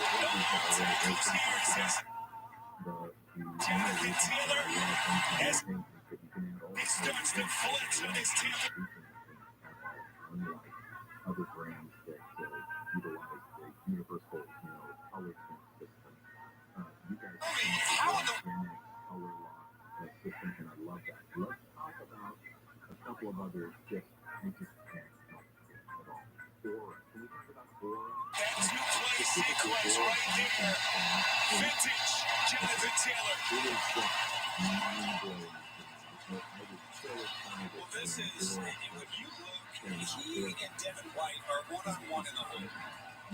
When you see the subtle movement on how Jonathan Taylor gets so tight to Quentin Nelson, it doesn't give Devin White any surface area to make that tackle. That is one of the... And a touchdown Colts will bring us to the highlight for the Patriots and Giants game. Play action from Mac Jones. And looks, throws, and overshoots his target. That one is picked off Deontay Banks with a diving interception right on the Giants sideline there. And we'll see how that might affect Bill Belichick's quarterback situation. He told Bailey Zappi to be ready. He told Mac Jones to be ready. He started Mac Jones. But Jones, with a misfire on that pass, has a turnover. And the Giants get the ball back, trying to score the first points of the game from either team. That's 0-0. Giants-Patriots at the end of the first quarter. Into second quarter action here in Tennessee. Bryce Young feeling the heat, just throws it out of bounds. That was 3rd and 5. Defensive holding against Tennessee, and that's an automatic first down for the Carolina Panthers. We'll watch that one for you. If it gets close, we'll get you there. You see that the Pittsburgh Steelers are using the vertical passing game more than they have in maybe this season, maybe a couple of seasons. Pittsburgh with a deep shot into Bengals territory, and it's scoring range for the Steelers. Better recognition. Now set up inside the 25 of Cincinnati. Go back to the ground game. Harris is tackled at the line of scrimmage. Time for a quick week in between plays. It's a great football week here, Thanksgiving weekend. Also a big shopping weekend as you get ready for the holidays to come. Want to remind you, NFLshop.com is the official store of the NFL. Cyber Weekend deals going on now. Shop the gear the players and coaches wear on the sidelines to start the holiday off right for the best selection of gifts for anywhere for the football fan in your life. Visit NFLshop.com and save today. So, I'm not going to be embarrassed to say that. Incomplete. Freiermuth thought that he was contacted by Aluzier in an illegal fashion. And I think the official got it right here because, yes, two guys hit the ground, but the way that they're getting tangled up, that's inadvertent. You know, the feet coming together, the legs coming together, inadvertent sometime. And I think it's a good job by the official. Then step up. Get serious about what you're doing. And plays 10. This is a fine 10. Cincinnati 23. Uncorked it and bounced it in the direction of Deontay Johnson. Incomplete. And the Steelers. So these field goal units should come out for Pittsburgh. We'll get you back there for the kick in a moment. 3rd and 10 for Bryce Young. This was the drive that was extended by the penalty on the last 3rd down. And Bryce Young gets moved by the young quarterback. Number 1 overall pick scrambles for a first down on 3rd and 10. They'll give him 11 on that one. Drive continues for Carolina. Drive ends here with a Chris Boswell field goal attempt. Check it out. But there are other lines as well that are just awesome. Yes. We always recommend people in around 7.5 yards first. Regal was like the one. I mean, Pittsburgh has 149 total yards in the first quarter and change in that Cincinnati-Pittsburgh contest. Nico Collins on the play there for the Houston Texans, and he'll catch and run for a first down for Houston, and we'll get you. Everyone else is in commercial break right now. Let's go back to the battle for first place in the NFC South. That is correct. That's the way I feel about it. But for a Baptist ball, a massive steamy thing that you can put in the wettest, steamiest area of the house. This is incredible. All right. More on this when we return to the conversation. So when we come back from the news, we're going to take a couple more calls. There you go. You're home. Doing downfield calling. House whisper. We talking about illegal contact. That was pretty ticky-tack right there. So just be aware of that moving forward during the course of the game. We saw them allow some guys, kind of get physical play when it was Taysom Hill down that field. They let him play in that situation. Extra heavy super used, extra lineman and a tight end. Hill's going to keep it off the left side. Falcons have the ball this time. Trey Flowers from the safety spot brings him down. That brings his first quarter to a close. It's a Falcons defense that last year was not good. In fact, it's been a long time since it's been any good. Thompson. Check back in with the Jags and Texans game. It's winner gets sole possession of first place in the AFC South. 3rd and short. They call up on the offensive line to push forward, and they do just that. Actually, wasn't going to check that one. And a reaction, just like how David Icke talks about it. You know, they realize that now they have others in there on that play. 2nd and 4. Let's go back to this Jacksonville drive midfield. Basically find clarification on why somebody balances there are boots on the ground that are, it looks like He's got the 10 and down as his 7th. A 43-yard pickup for Dearness. They like to put their guys in charge. Ezra Cleveland, one of those big blockers, getting down the. He's one of their guys that help orchestrate 9/11. You know, a lot of these guys, they like to put inside as the people that are the main drivers, and so they never actually investigating anything. You know, and so what I would say is that you have to, in order to actually I honestly believe that never you're just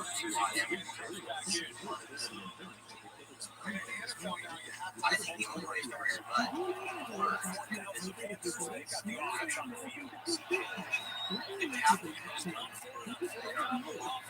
like us, basically good intentions. I've never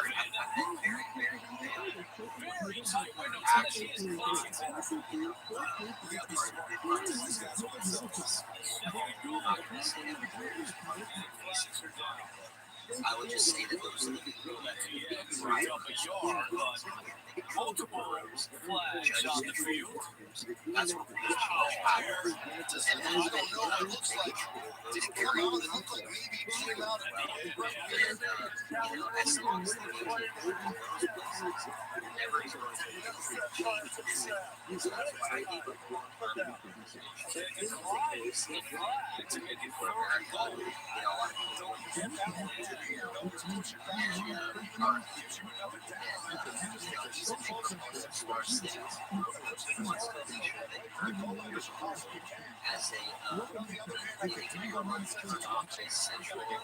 so there's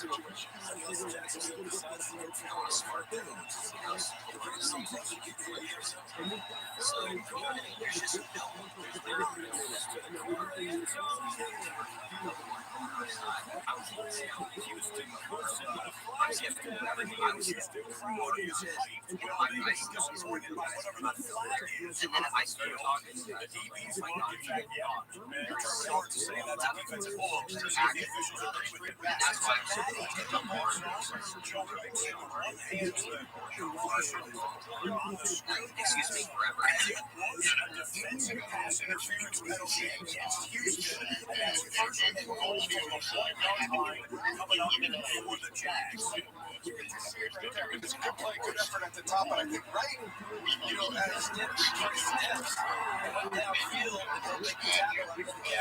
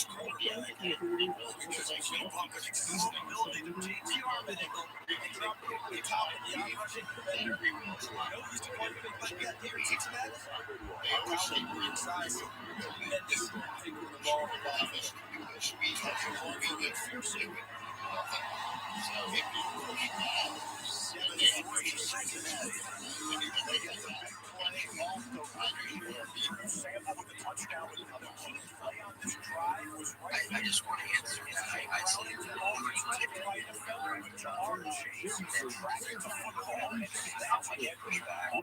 I will say though that they have all the leverage in the world. A guy, he was head of the Los Angeles FBI, in the Northern California district, and he was a good guy. For number 1, 31 yards on that play. Jake Browning, for what it's worth, has 6 of 7. 70 yards. I have the touchdown that you just saw on the tight end. Sam Ball, that's 3. The Bengals have the lead. Have those guys home. And then we have Lawrence with the top categories of the FBI. They've taken over the CIA. They've taken over the NSA. All the crime positions. And so they're answers. Start of the year center. That's where it lost the one set limit on face.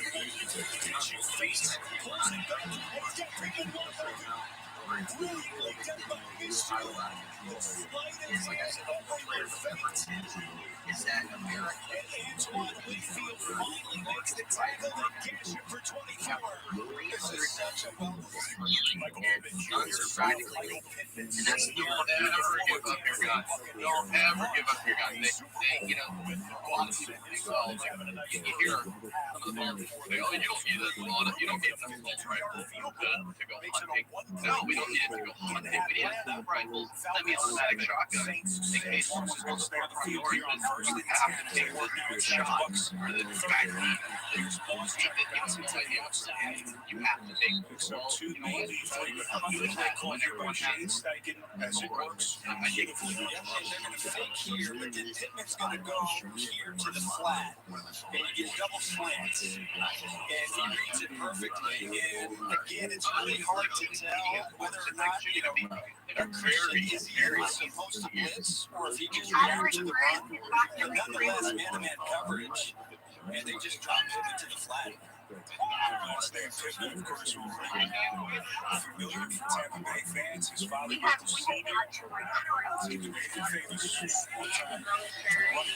Our side, kind of watching displaying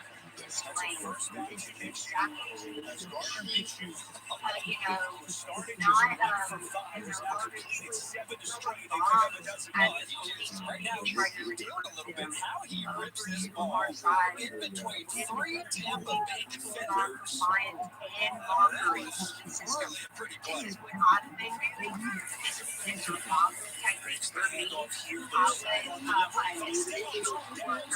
Non-mask, non-fact, and national Disney entertainment industry hosting certain and I did this during the pandemic. I was unvaccinated.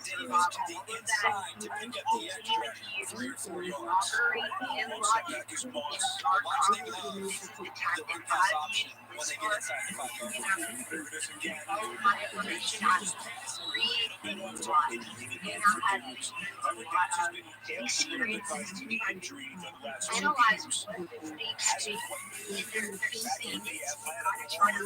imagine trying to a sadist, suicide death trying to force everybody to play Russian roulette.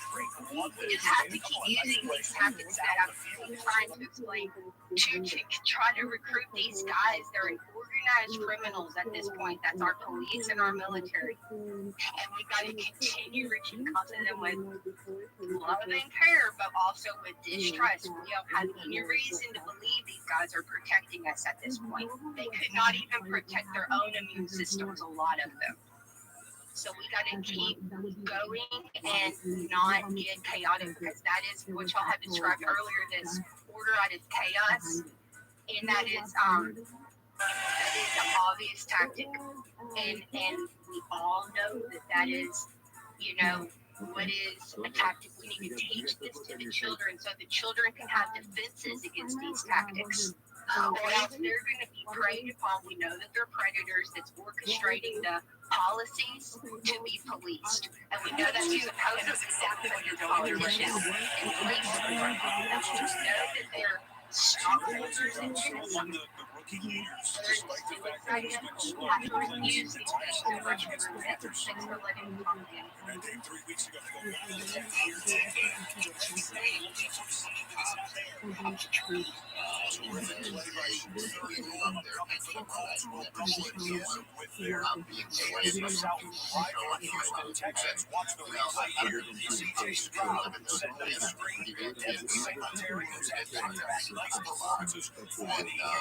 Texans offense on the catch and run here for the running back. For the Texans, goes for 33 yards. Kevin Singletary and the guys in the red zone. Down around the goal line are the Colts on third. Again, you have to get creative if you're going to find a way to get into the end zone. That's pivot in motion. Third and goal. It's rolling out. He's going to run. He's out. Touchdown.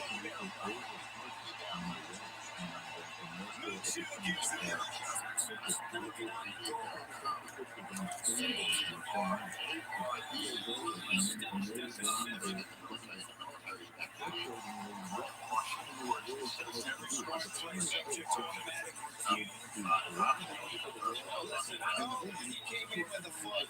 Democrats got to make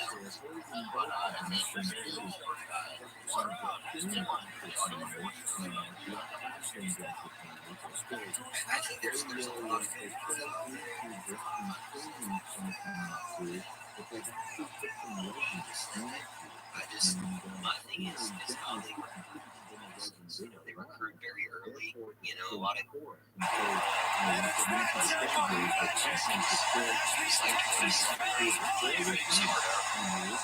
Just keep an eye here. Take down throughout this entire route. As he approaches the cross formation, he gets out of his own road, returns that way, and then once they got there, too soon, but then he just kind of hangs. Just hangs, waiting for CJ Stroud to find him. He's like, here I am, give me the ball. He did a great job. And also CJ Stroud. There's so much of it's tied into the money. And Tank Dell with his 7th touchdown. At the end of the day, I think The problem is just Stroud to Dell has been the drive that comes to shine today. I'm just not thinking that cops are on our side. It's the representative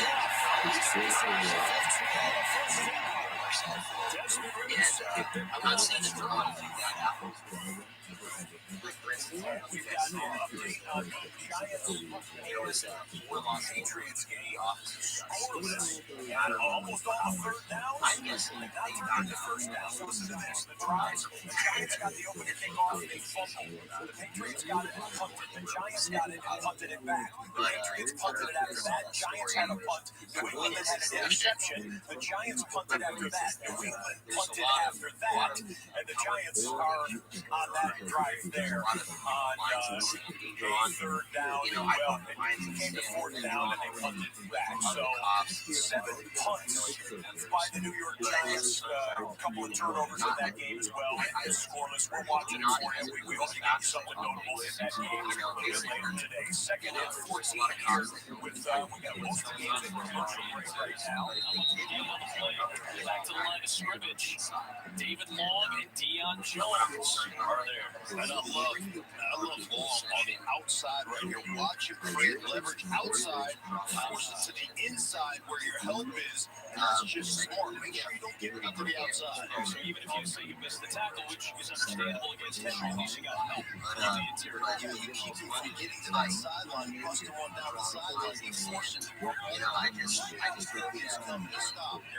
Is there a long run up the sideline before the make sure they're on your side.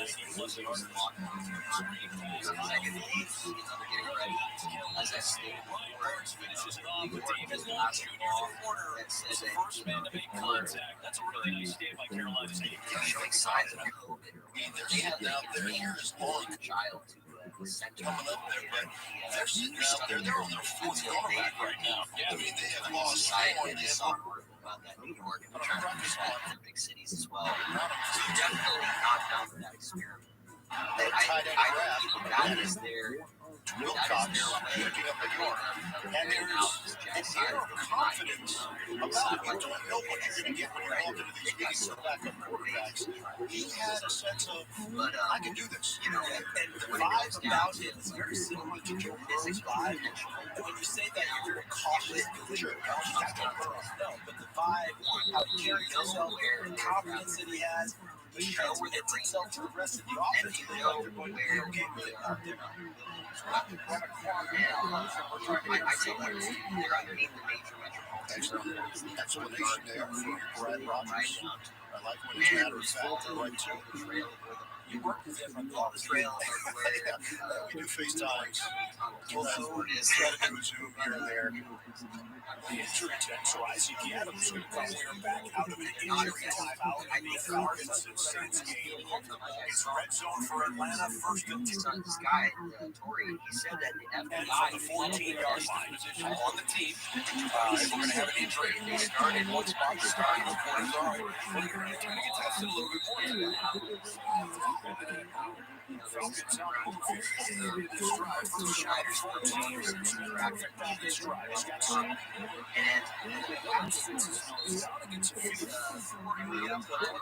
a third 5 for Jake Morrow. And he's wondering, clock malfunction again? Now it's malfunctioning there. Let's listen. It's a third down and 5. The clocks on the ribbon at the end of the field are working correctly. These two are malfunctioning. Is there any way to shut those two off? Let's do it. And what happened was this dude,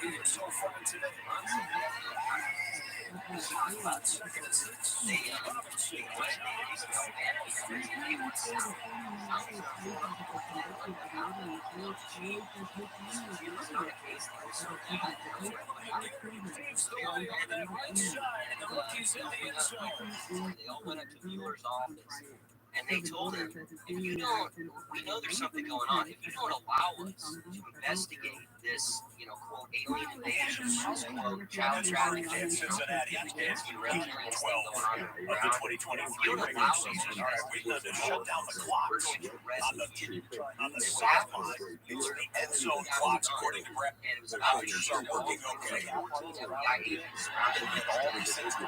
Talk to his coach, Bob. He says, that's why the young man came in and still things out before the 35 in that one. This was first and 15 for Trevor Lawrence and the Jags. Goes to the right, finds his tight end. And catch and run. He's not going for these. And it makes sense because a lot of bad apples in the FBI that were involved in these false flags. Contact right there. Setting up He's not whatnot by ignoring them. The guy in Florida had 50 warnings to law enforcement. Reached out and helped everything in situation. I have a feeling that there's some good apples in the FBI that are potentially investigating this right now, and that's why Elon Musk and why all of the right wing is trying so hard, because the right wing is the Illuminati as well, both the left and right. They're trying so hard to get rid of the FBI right now is because they're the only bureau that's actually got a 708 as this CBS traffic clock. And that's why they want to get rid of the scoreboard. As they get ready for 35, we're at check. Oh no, it's still 7 minutes of change left. Whatever. It goes to 000 because the clock that they must have turned off in the stadium was the one that was synchronized with the CBS cameras. So they got to figure out how to get 10 the snap. 35. Probably is. And he went forever. The linebacker who's spying him steps forward, comes with a quarterback sack in Cincinnati. Will be forced to punt from their own 16-yard line. Christian Kirk with a nice little snatch and diving grab. And Trevor Lawrence and the guys have a fresh set of downs in Houston territory. 8 on the time.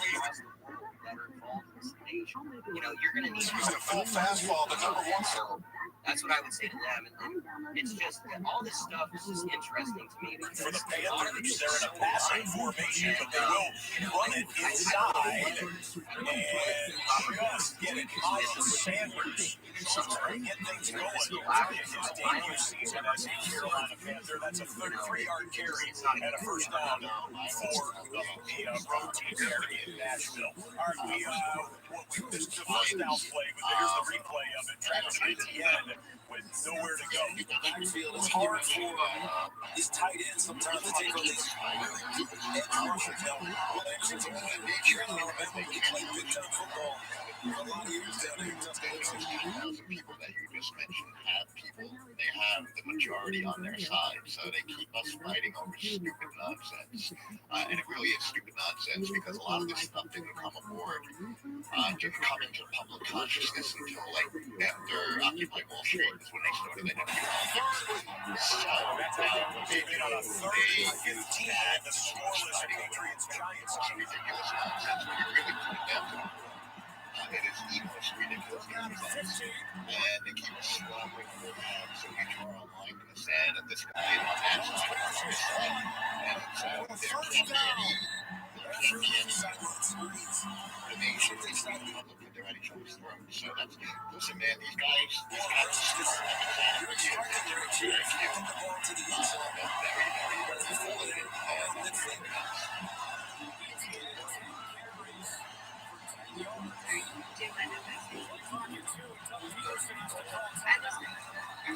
It's really important for us to know close to the play clock expired. fire Andy Peterson uses outside of the football world, like you talk about, that's like looking for a savior, right?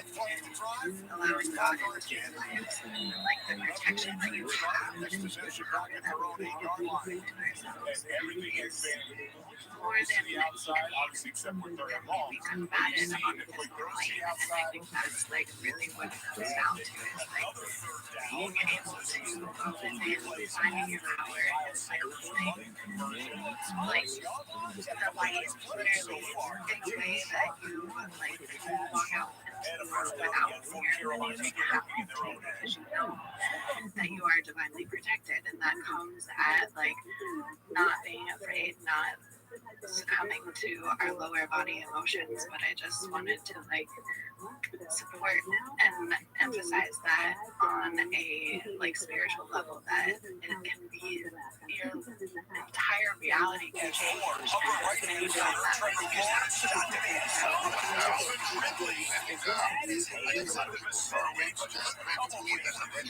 On the bottom of your screen, it's an instant red zone notifications, which has had a sudden change turnover in the Colts, and that's it. Third 4 here. And brag. Tunnel underground you'll never Simmons in the face of Mac Jones, and Bobby O'Carrigan brings it back for the Giants. Finally brought down inside the 25-yard line. 56 yards on the return. Fifth career pick by O'Carrigan. God knows what purpose. I just cannot do that.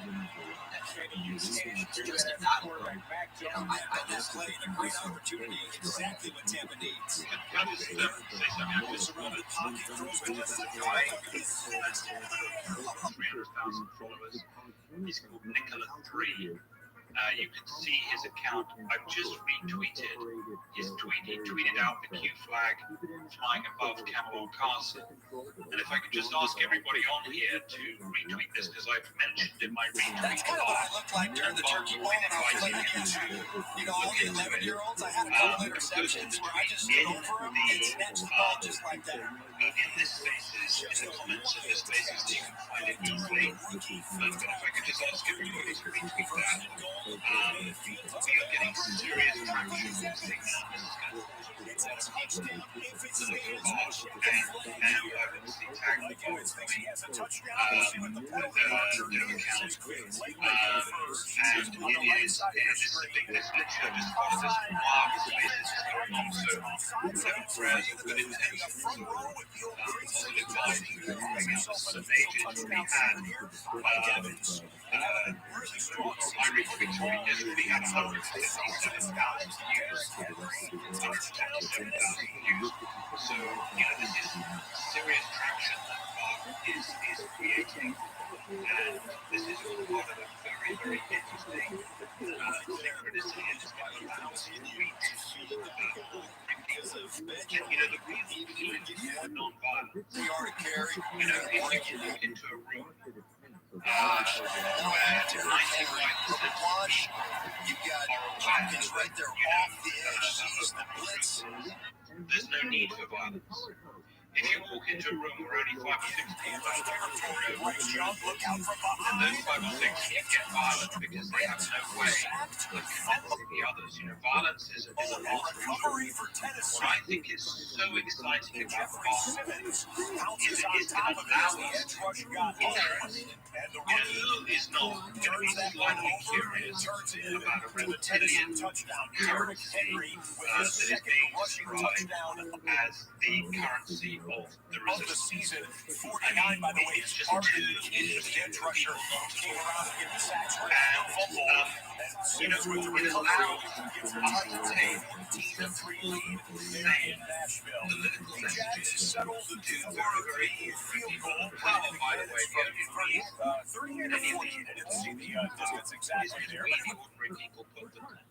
And what happens is, the ordinary people get a little bit lazy, and we let them stay there too long. And then they get corrupted. And so now the Giants are threatening to score their opening points in the red zone. Ordinary people are taking it. I have a staff member here at Camelot Castle.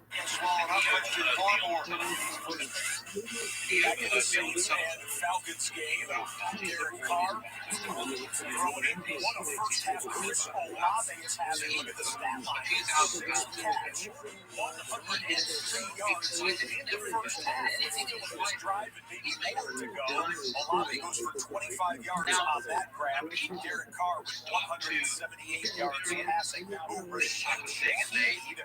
the playmaker for the New Orleans offense. Looks like he's getting some medical attention from an athletic trainer. They get and you know, just today, as I say, I mean, you can see it. Offensive is the account against the Saints. It's a back them on 10 yards. He first and 20 on the next New Orleans snap as he goes to the locker room. It just wasn't right. There's nothing official from the Saints. I did see him holding his left hamstring. And you know, he's now going to be looking into this, and other people will look into it. This is what each of us has to do. We have to look at the purposes of Bart Team, which could be sharing the spaces. And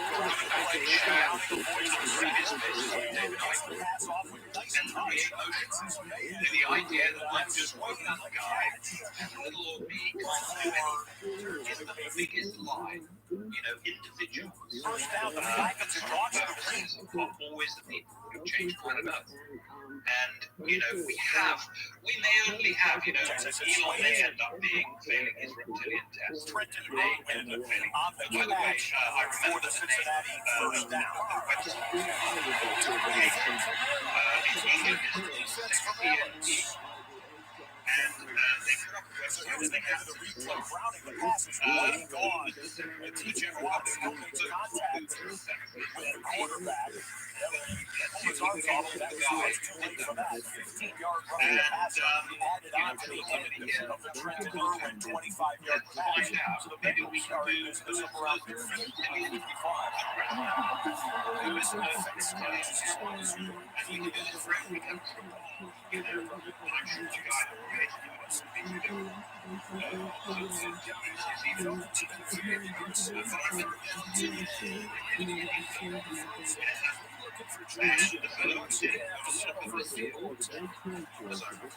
I'm surprised that they didn't take that. Was one of the things that Coach Nielsen talked to us about between the job on course now and all.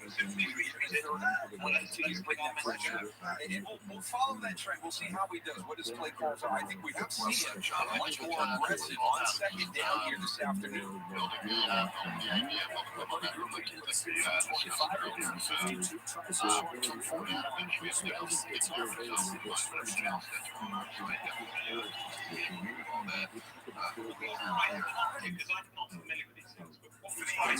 The NFC South gets that much closer, 14-9. We're still actually, you know what? We just got the Giants back. Let's go back to East Rutherford. It's a 3rd and 10 from the 12-yard line in the red zone for Tommy DeVito. And trying to get some points on the board. I don't know exactly how that works. No, Michael, let's talk about some good luck for it. I don't see this. I'm not going to see you can't put a number 3 kids on for 26 out if we can stop it.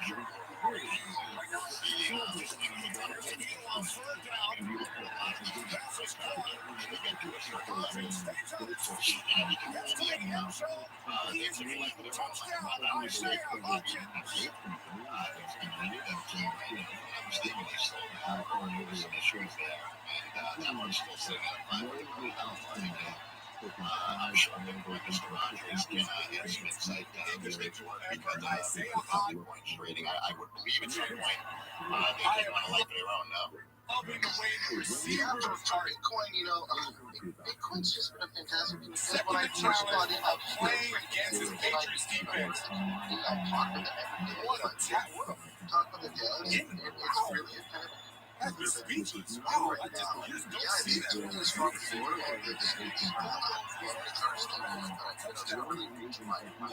Extra point is good. Giants lead 7-0. Now they're strong. GNC. All right, Tommy DeVito, he has 6 touchdowns and only 1 interception. It is 1.5 games for the Chiefs. And Gardner Minshew has an interception as he got hit in the last second. Oh, boy. I'm talking with you. He had that one. So it's a hard stopping execution for the faithful there in Indianapolis as the receiver ended up playing for nice game on that one. Jarring the football loose. C.J. Stroud on the run, and it's Dell again. Stroud to Dell. We're going to start doing a deep dive on the back half of the season. This might be, that Stroud to Tanner Dell combination might be one of the best rookie quarterbacks or rookie wide receiver combinations statistically that we've ever seen in the NFL. That one goes for 17 yards. CJ, 132 yards passing, and Tank, 4 catches for 49 yards and a touchdown. Bryce Young, rookie quarterback, running for his life, whips that one out of bounds. That one goes for an incomplete. Hi guys, thanks for having me up. Appreciate the space and what you guys are trying to do here with Bitcoin and having it as the message of truth and exposing a lot of these deep realities. So my firm is called Sherlock, and we advise up and coming and mature Web3 projects. We're working with a company right now called Talent Systems in the US. We're primarily focused around things like, for example, the marijuana industry there. And, they have a much stronger development team, I think, than you guys. But I always think in terms of like the econometrics, having a background in development economics and having worked at this sector over 6-7 years now, in terms of like how it is you can develop the real use case behind a project like this, because ultimately that's what's going to determine whether the project succeeds or not. Just being real, if you don't want to die, the shit coin dead, right? I know no one wants to use that word just yet, but it does demand a solid use case and technology planting. It's great you have the community. I see the essence of the community here, and that much I vibe with. I very much appreciate the David Icke spaces you guys have been holding. I appreciate John, by the way, great inputs so far as well. You do need a game plan, a practical game plan to ensure that the system can scale. And so that's where I think, I'm more like, I believe, I can help you guys in that regard. I'll just share what it is we're doing with Talent Systems a little bit, and then maybe it'll give you guys some ideas. So for example, with the way they're pairing up with us is that we're offering them unique solutions that the public will only be able to access through Zelle, right? I'll link their system in the pill, but basically from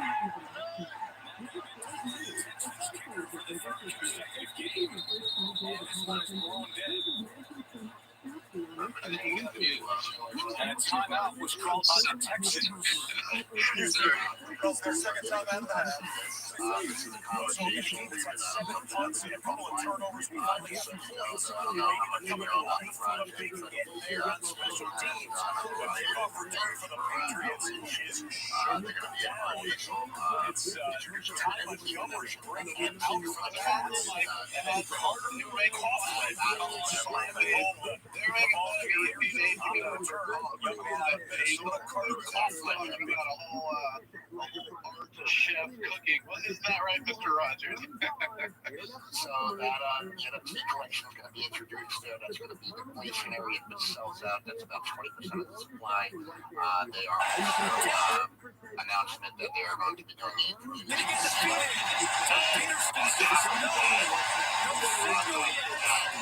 are numerous other things going on besides,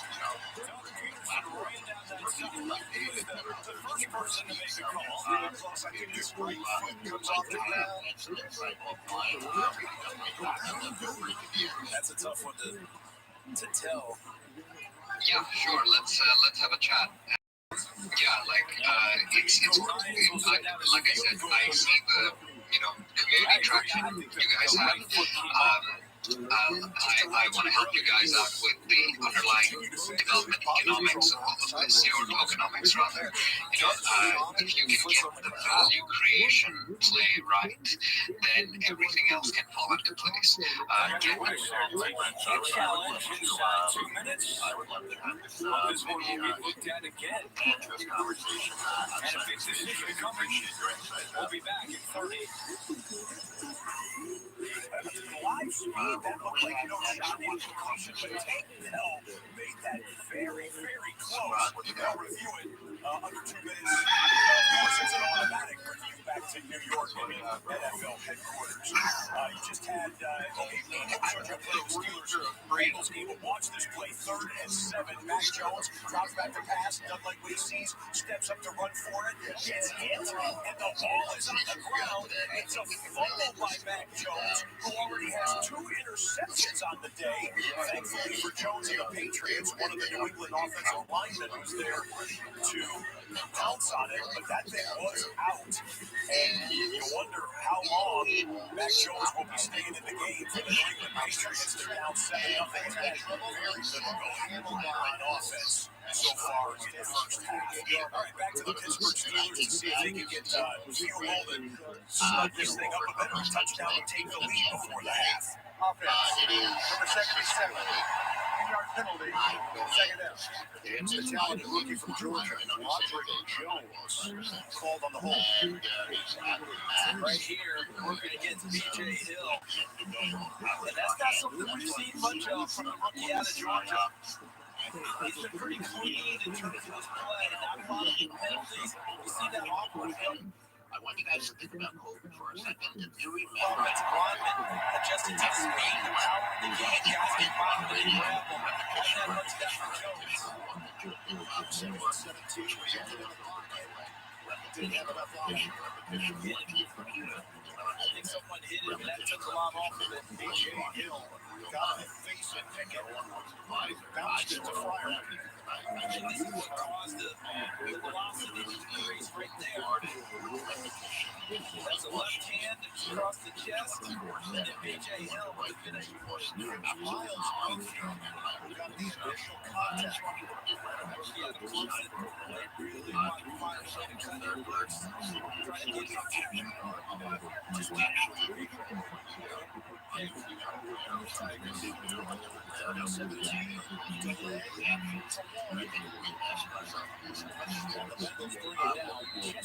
actually that charge. It's a 9-yard pickup. 3 seconds on the clock. Yeah, just to add to that, in the UK around COVID, the UK government had up to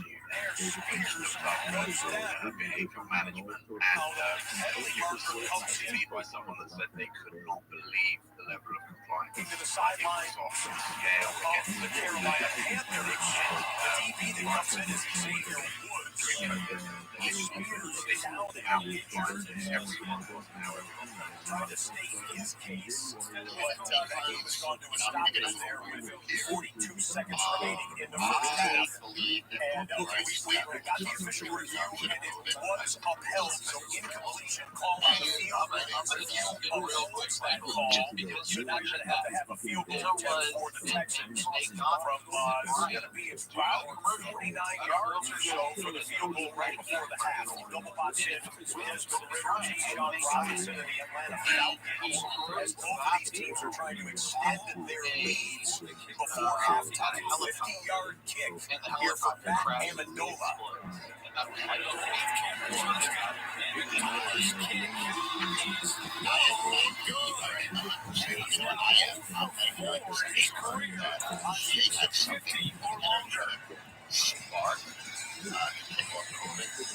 And whenever when I get out of psyops, whatever you want to call it, psychological warfare, that is one of the overdrive. And it was just absolutely insane no matter where you went. Martin, was propaganda. And then they just fucking fear God into everybody. And that's why it was so successful.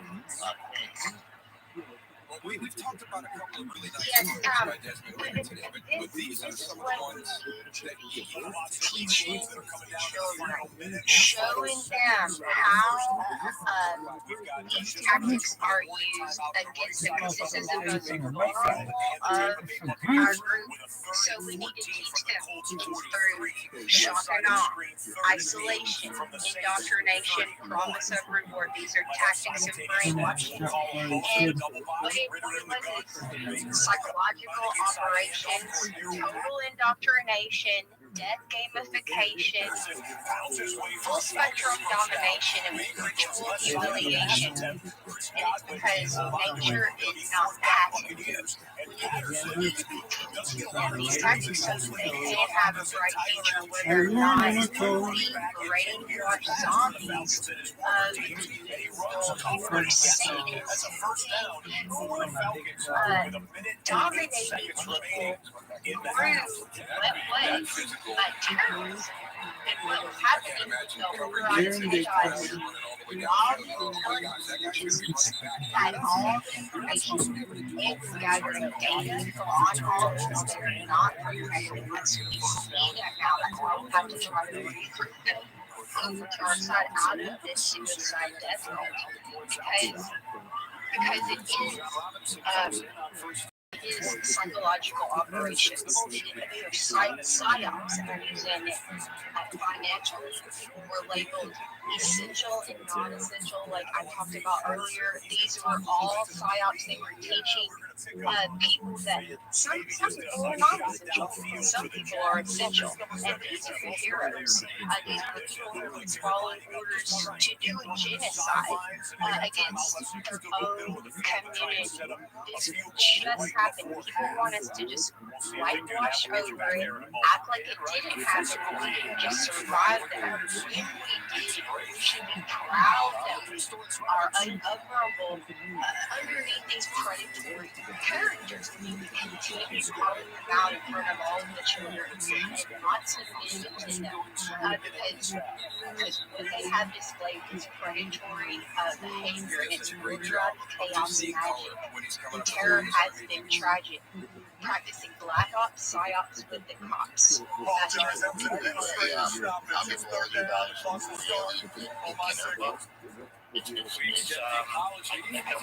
appreciate the message. And I read it, and it explains all these topics we're talking about in a simple manner. It's not going to get into like psychology. Honey Badger. And if you have this book, you can take advantage of like all this stuff. And it's called Dark Psychology and Psychological. Parker. And it was written by Andy Yarn, and I highly suggest that you look into it.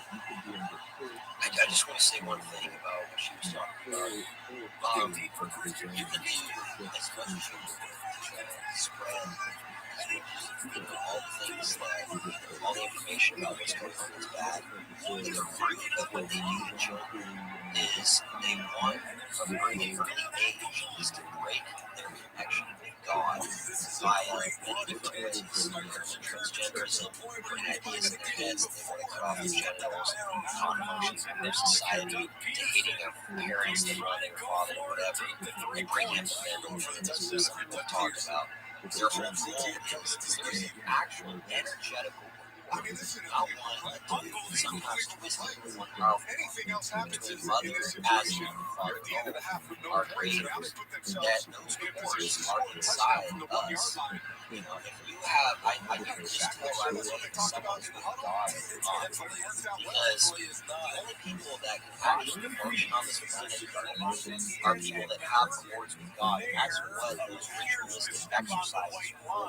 They are there, like I said, to create spaces to break the light, to break those cords with God, which are not only us connected to God, some of us also support others because we have the cords with God. Some people connect to God through us because we have Father over through us. But what I try to do is make sure that everybody's thankful for God's hands. We connect to others in this chat, not to connect to God. what I'll say is Oh, what a stuff.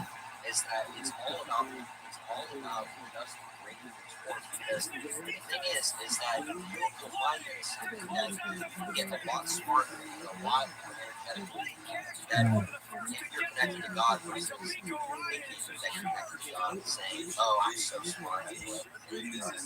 And then the moment you get hit with strife, you're not connected to God, you'll just be toast. And those people have an energetic protection against these entities that will damage them badly. And they know, the dark knows this, and that's why it didn't matter if you wanted to connect with God or not. Some people, they didn't realize that there was an actual effort to break the sports rules in 2020, and it's still ongoing. But, like, I guess what I'm trying to say here is that they're trying to break those cords by force. They're not just like, oh, maybe Jim or Josh here, maybe they'll decide to dark. No, everyone's absolutely. Well, they just try to con us all out of our natural immune system that is from God Almighty, not the government, not Donald Trump, not Dolly Parton, not Pfizer, Moderna. They do not have any access to our natural 50-plus yards. You want another comparison? Justin Tucker is made long field goal in NFL history is closer to 70%. Vrabel's offense is looking very sharp. Not just one little group over here. That was, we were all in that psyop. It was spiritual because the government does not give us our immune system. That is ours. That's our genetic heritage. Yeah, I spoke to that. I agree. Yeah, I just wanted to say it was no fight on the right. I don't know if you've ever had I was ready to bet that, you know, if there's a hole in the off, whether it's the ball, there's some deal. And I think find people getting it with whatever means. All you did like, but that's what they can do. LGBTQ plus or whatever. Just halftime. Smith's game plenty of leg on this one, but a little inaccurate to the left, and the ricochet didn't go his way. Even still, the Colts 17. Yeah, I mean, I would just be totally honest with everyone who's fat. The reason you are alive. All right, here we go. So, 6 games in the early window. I would say we got all 6 of them now. I think everyone is trapped right now. What are we seeing here? We have 2 games reptilians that are for first place. But I would just say that there's a lot of people in the world Falcons that have the have advantage 14-9 at home over the Saints. The AFC South the problem is that there's so many teams in their financial lives in Houston. Survive right now. The battle the AFC North between the Steelers and Bengals. Cincinnati finding a way so far to get a lead and get things done with Jake Browning, their first time starting quarterback. Can't call him a rookie quarterback. He spent a few years on practice squads in Minnesota and in Cincinnati. But the Bengals with a 7-3 lead at the half. 7-0 with Tommy DeVito getting that touchdown pass for the Giants right before halftime over the New England Patriots, who have struggled on offense with a couple of Mac Jones interceptions and plenty of Patriots punting in that one. 17-3, the score in Tennessee, with the Titans adding on that 53-yard field goal at the buzzer to end the first half.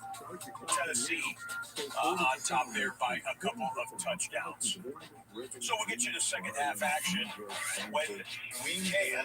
Want to let you know we got 4 games in the late window, including the team with the best record in the NFL, the Eagles, at 9-1, and Jalen Hurts arriving looking clean. Social media team here. They're going to help us fill up some of the halftime spots here. Scott Mertens. Scott, we see you there. Lucas. Hi, Lucas. You're excited for a great day of watching us on NFL Red Zone? Well, thanks for joining us, buddy, and happy Thanksgiving to you. Looks like a beautiful family day there. I think the stockings are already hung next to the chimney with care there. Lucas, we got a lot of touchdowns to watch together in the future, buddy. All right, little first half highlights here as we are at the half in all 6 of our games. Cincinnati Bengals, Pittsburgh Steelers, Kenny Pickett, new offensive coordinator for the Steelers, new signal caller for the Cincinnati Bengals, Jake Browning, the Washington Husky product. Got a little advantage there as a defender deflected it, but his receiver Jamar Chase is there to grab it. A 31-yard catch and run for Chase after the deflection that ultimately led to this. 2 plays later, Drew Sample runs over his own man, but hey, when the goal line's in play there, you got to do what you got to do. Browning to Sample, 11-yard touchdown. That's the only time anyone got into the painted turf there in Cincinnati. It is a 7-3 lead for the Cincinnati Bengals. Cincinnati trying to end a 2-game losing streak. Steelers kind of mixed results so far with new offensive coordinators. Eddie Faulkner has been promoted to offensive coordinator by title, but he's not calling the plays today. It's the quarterback coach, Mike Sullivan for Pittsburgh, who is calling the plays. They're kind of using a tag team. Faulkner developing the game plan, Sullivan calling the plays live in game for Pittsburgh. Yardage has been doing pretty well for the Steelers. We see only 3 points on the board. Steelers trying to get to 7-4 and solidify their playoff position. The AFC started the day as the 7th seed in the Pittsburgh Steelers. Panthers and Titans, couple of rookie quarterbacks. The number 1 overall pick, Bryce Young. Will Levis, the Kentucky product, going for Tennessee. They got it down around the goal line, and when you got a 250-pound back, you hand it to him and you say, do your thing. Derrick Henry does just that. A 1-yard touchdown plunge opened up the scoring 7-0. Titans at that point. Then Titans with a head of steam comes Derrick Henry. 2 touchdowns first half for one of the best in the sport. That one went for 10 yards. Titans went out to a 14-3 lead. They got the field goal right before the half, and that's where we stand, 17-3 at the half in that game. A couple of notes on that Tennessee and Carolina game. I told you a couple of rookie quarterbacks. Carolina trying to get their first road win of the year. They are 0-5 on the road so far this season. Carolina's offense, only 3 touchdowns in the last 4 games, and now it's 4.5 games with that score at 17-3. A couple of more things to watch here as we got warm-ups going on. Von Miller and the Buffalo Bills. Buffalo, one of the hardest teams to figure out so far this season. The Bills, a 6-5 record. We certainly know about all the talent on that Buffalo roster. They've scored points. They've had big yardage totals. They've had some dramatic wins, but they've also had a lot of turnovers as well. Von Miller and the Buffalo defense going to have to try and stop Jalen Hurts. Jalen Hurts, his last 28 regular season starts. Hurts is 26-2 in his last 28 regular season starts, including 13 straight wins as the Eagles starting quarterback against the team with the winning record. And that's, of course, what the Bills come in with at a 6-5 mark here in the 2023 regular season. Well, our title sponsor, DraftKings Sportsbook, with some things to look at. Myles Garrett, a sack in 5 straight games, 3 games with 2 or more sacks this season. You got Travis Kelce, the over-under on his receptions, 6.5. Josh Allen, passing total there. DeAndre Swift with a rushing total. You can download the DraftKings Sportsbook app today for the latest NFL odds and markets. Well, ladies and gentlemen, that's your halftime show. Scott Hansen, thrilled to be with you here on week number 12. We got through there. Let's go to Cincinnati and Pittsburgh as Evan Washburn gives the halftime update for the CBS broadcast crew. Side of the turnover march in that first half, he said that has to happen in the second. As for his message to Jake Browning, in the second half with 1 half under his belt, just keep the ball moving forward. If you have to throw it away, that's fine. Again, the ball is precious for the Bengals. As for Mike Tomlin, likes the large room like a lot of people do these days because we've done open plan or open concept that are really, really big space. But you need to kind of divide down, and the problem with an overly large space is it can feel... Move the ball. The bad news, only the 3 points to show for it. Bengals only had 98 total yards of offense, but they put a touchdown on the board. And they've been one of the worst teams Pittsburgh has in time of possession. which sometimes means something, sometimes it does not. When you're a high-paced offense, it doesn't mean a whole lot. But when you're a team like Pittsburgh, this ball control defense, it means everything. Bottom line, though, control the ball. It's tough to score points. Down to 9. Browning's pass is knocked down. He tried to loft it over Larry Ogunjobi.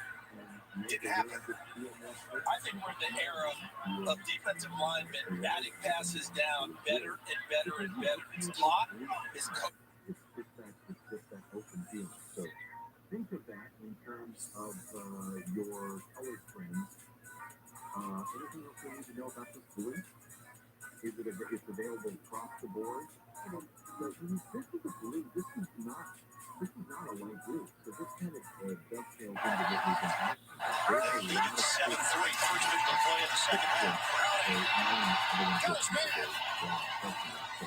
Yossi Vosh, first down. 16 yards of a catch and run for the Bengals. Athlete out of Princeton takes advantage of his athletic ability, an All-American in track and field, and in football. Trade plays here. We check in with Chris. Chris, we see you on the X social media platform. Wi-Fi good enough a mile high or so to watch NFL Red Zone today. Chris, we appreciate you. You know, the only thing better than the witching hour, Rob, is the witching hour at 3,000 feet in the right safe flight, Chris. The slide officially down at the 48, so give him 6 yards on the play. Now, you're not sensing Browning being tense or being tight. Everyone has said it. The moment won't be too big for him. He's not going to be overwhelmed by it. He's prepared for this day for a long time. And he told us yesterday that I get the stamina to stay with things longer than most people. In other words, waiting his time, waiting his opportunity. And all Zach Taylor told him was find a way to win today. Stop and go. Mixon couldn't break away. 2 defenders, 1 low, 1 high. Landon Roberts and Patrick Peterson. Down to Evan. And guys, he's got a good sense of humor on him too. I loved how he said, "I'm sneaky athletic." I'm not sure what sneaky is, but I guess I'll take it at this point. And he gets second with moves with his legs, and you're right, he's just feeling like what you tell. He's serious. Next kickoff in the county game is in East Rutherford, New Jersey. That's a shot. That's not the coverage there. So you see the quarterback together, so fast. Looks like it might be the quarterback. Patriots losing 7-0 at the half. But here it goes. So we'll find out. I said, you don't have to play. Oklahoma's okay. It's like, you don't win, I'll be Nirvana, man, but by God, it's okay. If you're an Oklahoma, so you're Oklahoma, you know. I guess if you were gay, you'd be in Oklahoma, kind of like this. You know? No, really, don't mess with me, because I don't come down to the bus station and slap the dick out of your mouth when you're working, do it. So here comes Bailey Zappi. His second season at Baptist. Set the FBS record for passing yards and touchdowns. I'm sorry. Last season, the speculation that who would be a quarterback. So George made the start. Okay, sure. That was unnecessary.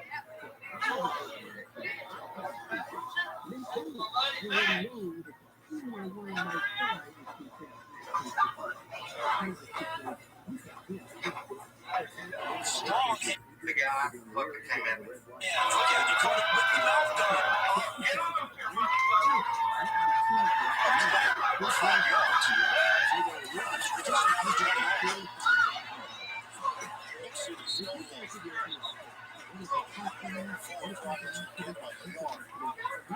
I'm sorry, Cam. The guy, look, that came in.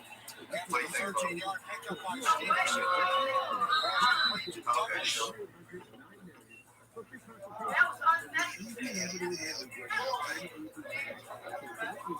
Run it back.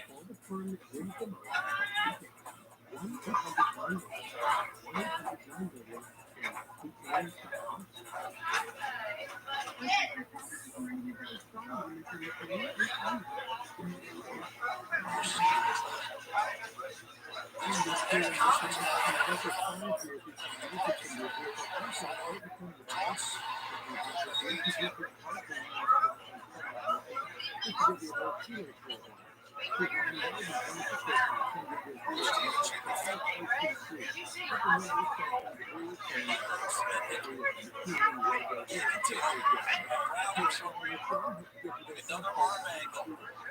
It's interesting because I told you rotation sports. When I was younger, I didn't play baseball and do those things to learn how to throw the football. You got to throw football better after college.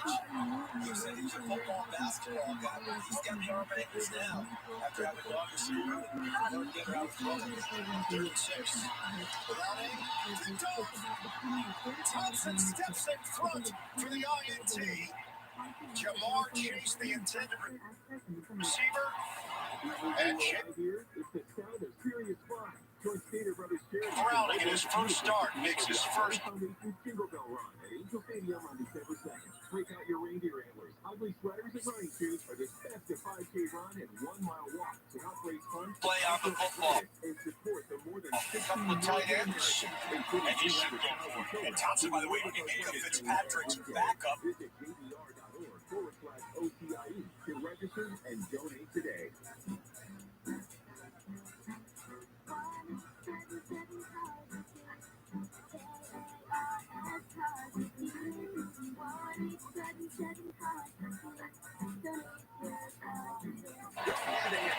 Yeah, that's a no-brainer. Into second half action between the Jags and the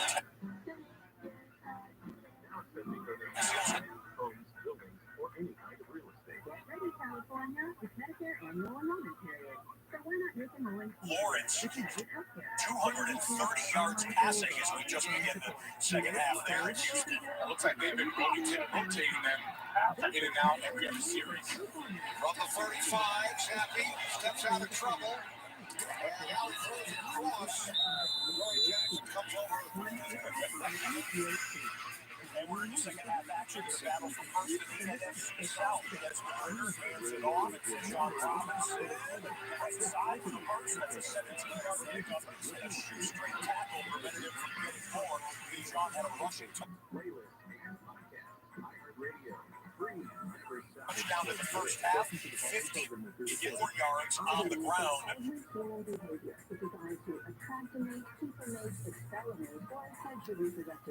That's why I talk about the science of love. Funny, Elliott goes to the outside, and it's Thibodeau who brings him down for a loss of a yard. I thought Ezekiel was going to get that. Kayvon Thibodeau showing his athleticism right on the outside. He's able to bait Ezekiel Elliott to going inside. He's blocked by Hunter Henry. 5 thirds and 8 Atlanta.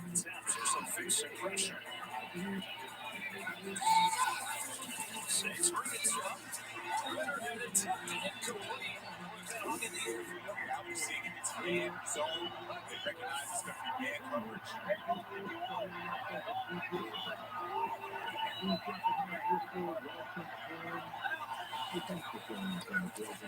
He gets rid of it quickly on third down. Complete to Douglas. He has the Patriots first. Panthers third and 8. Bryce Young on the opening possession of the third quarter. Goes for DJ Sharp. That one goes incomplete. Story of block. Young's rookies.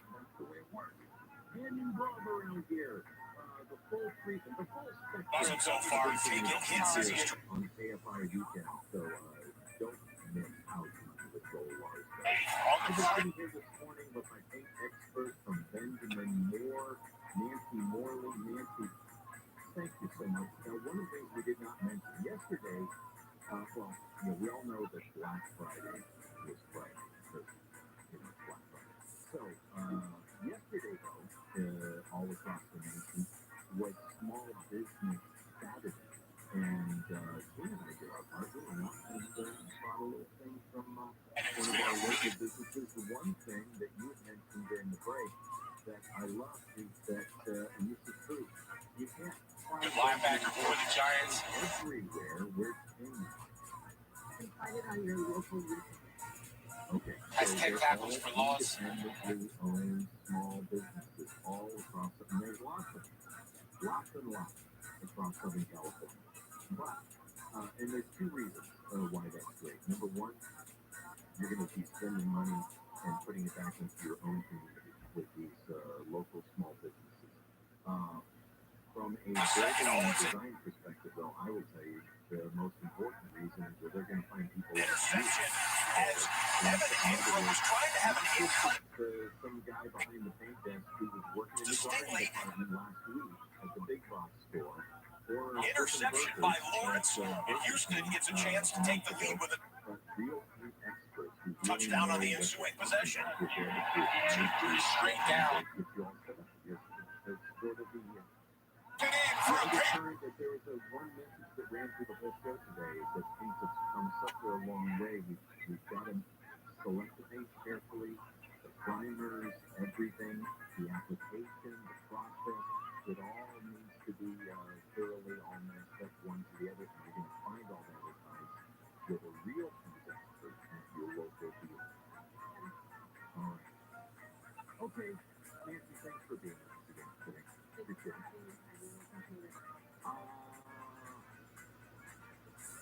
That's a touchdown to England.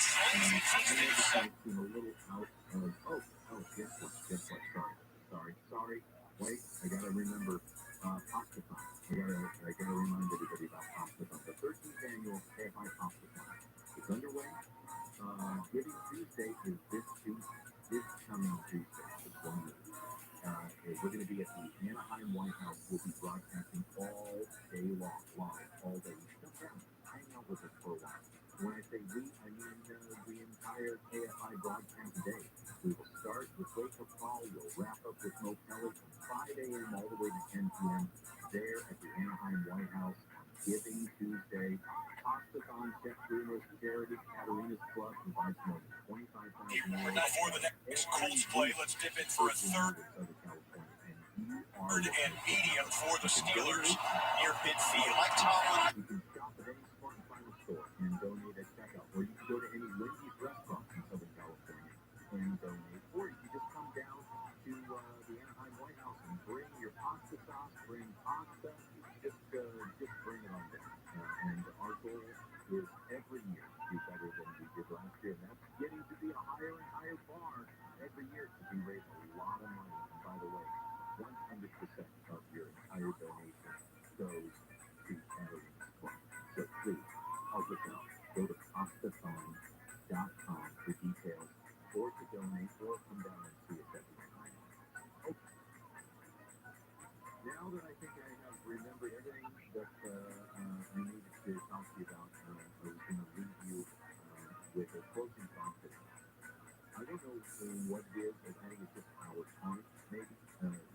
It's just but Tina and I we're around a lot of family members, a lot of friends who've been going through some tough stuff. It's not the economy. It's just stuff. People getting sick, people losing loved ones. It's just it's one of those things that the holiday season doesn't shelter you. It doesn't guarantee anything in that regard.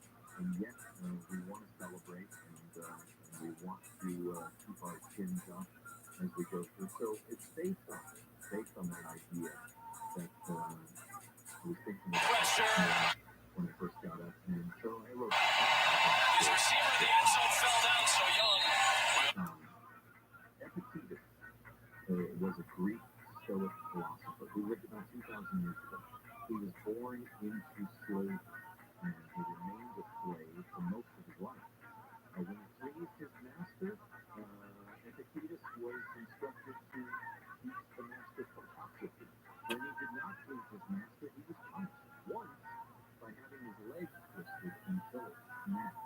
That was a fracture that left him walking with a crutch for the rest of his life. Such was the life of one of the ancient world's greatest minds. Epictetus died at 135 at age 85. Coming up, the Panthers have two.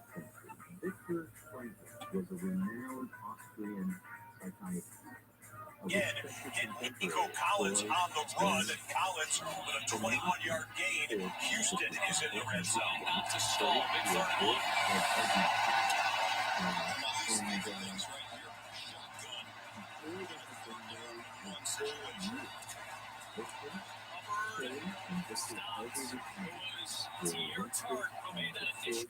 Contact.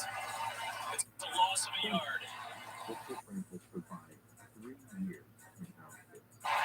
Why don't you like shotgun third and one? I know why, but tell me why. Well, I think the thing for me. He died in 1997, age 92.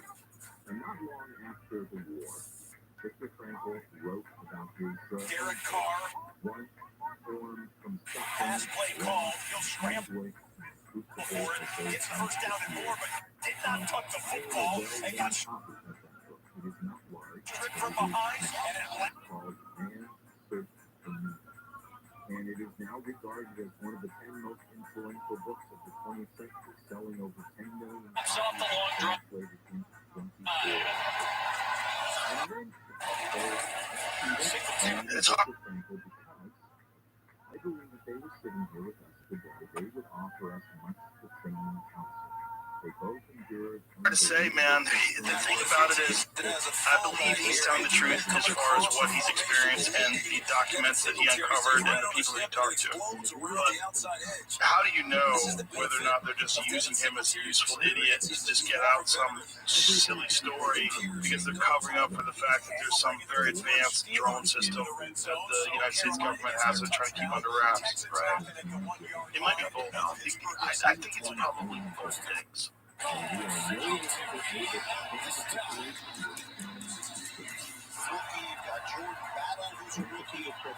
Guys are getting experience on the job in this secondary for Cincinnati.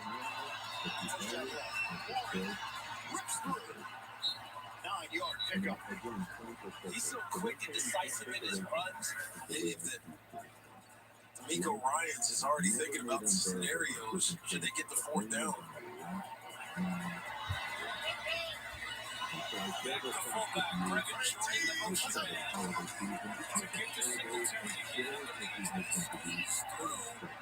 Stopped at the 1.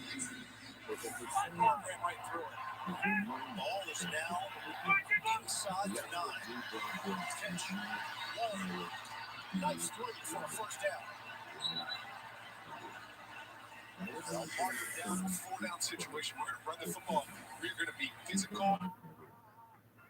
But what I don't know is and this is who D'Amico Ryans and Bobby Sloan really want to be as a power can be taken away from her.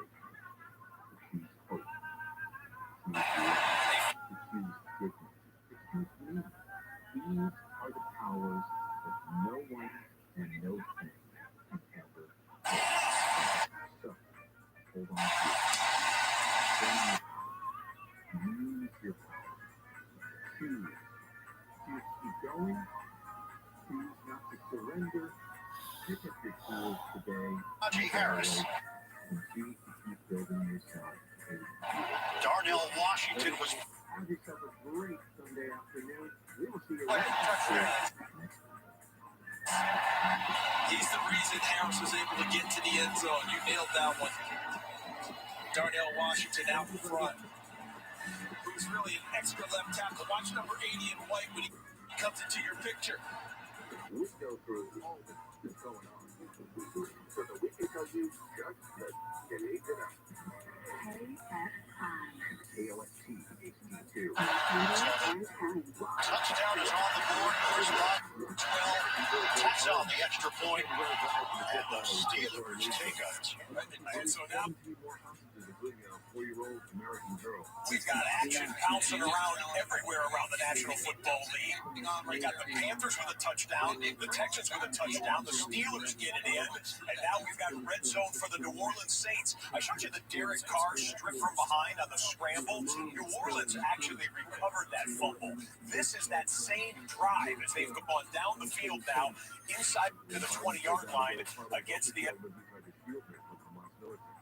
Atlanta Falcons, and they'll take a quick. Had an Alvin Kamara play that we wanted to show you. We have the Kamara play. I don't think we have the Kamara play. Go ahead, let's go to the Buccaneers play. Okay, earlier on this New Orleans drive, it was Alvin Kamara, and again, this drive continued because a New Orleans offensive player was able to pounce on the Carr fumble. Carr then goes to the conservative pass play out to Kamara, turns it up. Kamara catching the ball this year. He's always been dual threat, passing game, running game, but this year he's been a gobbler winning. Where older people want games and toys is expanding. On the other end, more grandparents are also getting into toys and games. The teens and tweens of your list think things like collectibles or fidget toys. During the Giants and Patriots game, Tommy DeVito shakes a tackler in the backfield, but didn't complete the pass. Did not get the line. To track an item's price history to make sure those online deals really are deals. Buccaneers. And we'll get you back to the Saints game when they come out of commercial break. Those are the plays then.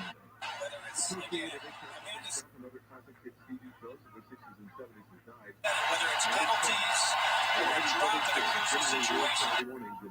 Shows that included actors and giant-sized publics. Other popular shows included Land of Lost, Banana Splits, Sacred and the Sea Monsters. At the 2018 Daytime Emmy Awards, the Crossbrothers received the Life Achievement Award. Ali Kronk died of kidney failure yesterday. And on a 1st and 10 in Nashville, you've got the Titans.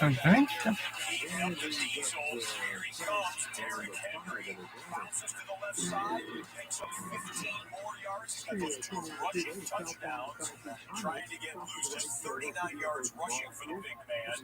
But a first down pickup on that 15-yard gain. Offensive lineman injury has been attended to. Here comes the 1st and 10 in the red zone. Saints.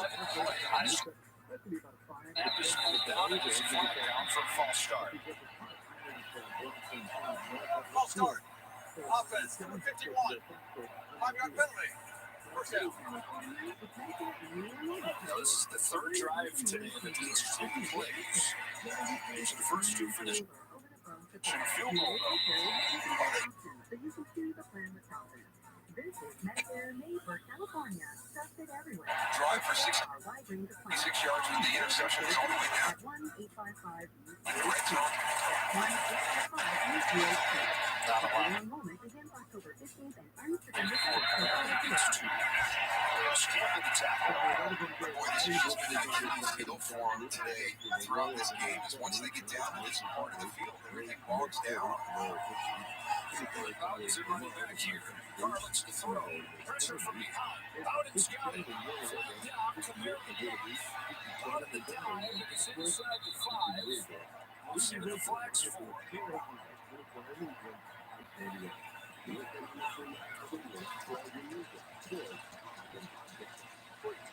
Juwan Johnson, the tight end, is slaughtered about a mile. So Juwan Johnson. Do you want to live well without drowning in debt? Strides and Trevor Lawrence, 45 yards on the catch and run. Here comes everywhere on the iHeartRadio app. This is How to Money. I am your host, Joel Larson. And there's a bunch of stuff to get you. Dip down and then trail out with saving and investing. Apparently you're just moving that way. So just learning what you need to learn and handling what you need to handle so you can make progress with your finances and that you can gain more confidence that you're going about it the right way. And the truth is there's a lack of confidence for some people because there's a lack of information, there's a lack of understanding. And so that's what this day is all about, trying to give you that knowledge, give you the information you need to make wise decisions in your life. And there's lots to talk about on the Thursday. I want to talk about massive ramifications of life decisions in the personal finance realm. it's going to be just like it was last year, wide open right until the finish of the NFC South. Who wants you? What are this game really takes you? It's not brand new, but And San Francisco 20-10 in Indian to score. The sports window is getting to it. And specifically for college students, it's not good. It's something I've been following for a while, and I'm dismayed by the results. For a couple of defenders, Scotty decided more 20-20 makes the more accessible at your fingertips, and I don't necessarily think that's It's third and long. because I'm a food. But there is, Elliott with a header. like I said, let's start off Gets twisted down. some low-hanging A fruit. 13-yard run. And yep, Zeke always wants more after a nice one like that. Situation you would go to Chris Olave, but we got Bengals red zone and Saints red zone. Both teams at the line of scrimmage. Trevor Lawrence hands it off for a side. ETN continues to hold down to the 5-yard line. Comes second down.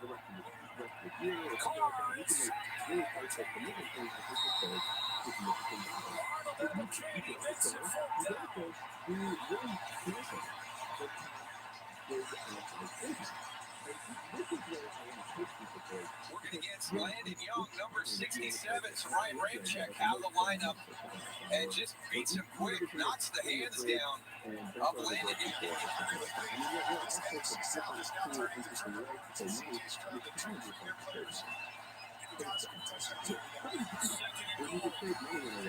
Where it's not really impacting you negatively from a lifestyle perspective in any way, form, or fashion. And so, He's been breathing in this key matchup. One place I hammer on all the time is Fastballs all day. Cameron Ingram does a little return here inside the now. Oh, I can see Jay talking about his feet. Trevor Lawrence's feet were all out of whack. cell phone plans have been getting cheaper. But the truth is, not everyone is getting in on the savings. Right? It's kind of like how so many folks have failed to switch over to a high-yield savings account. Right? They save with the big bank. They're getting paid 4.1% on their savings. And the rate on savings accounts for some savings in that bank have been down over the past year. A lot of people just stay put. Thomas had the coverage again for Houston. It's a time here, Thomas is going to get called again. That's borderline uncatchable. That wasn't because he was restricted. The Houston fans reading through his More than I get. This comes from a story on Fierce And so I was just like, I can't believe it. I can't believe that the average monthly phone bill for an American is $119 a month, because I'm paying more than $100 less. This on that one, so 2 defensive pass interference penalties against number 4 for the Houston Texans on this drive in its first and goal. ETN Smith on the tackle.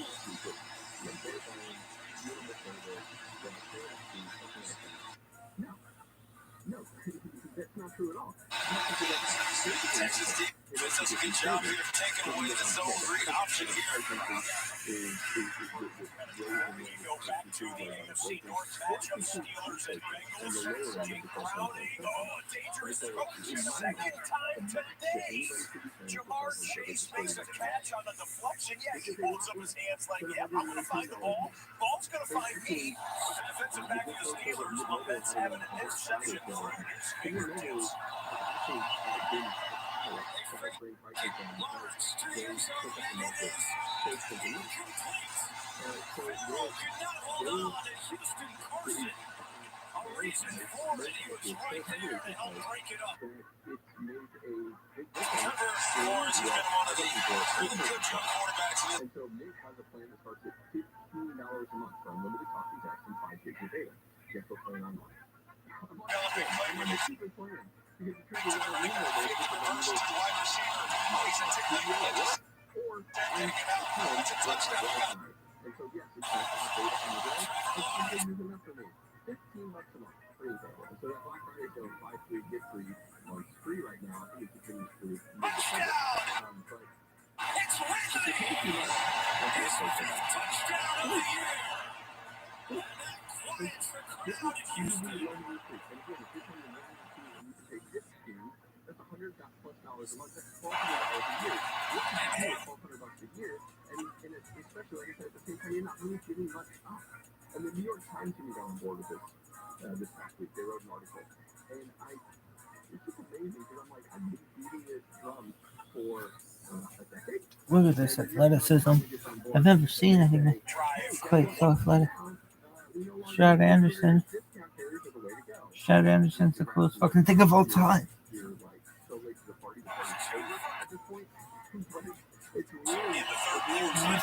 Stroud Anderson, what's up?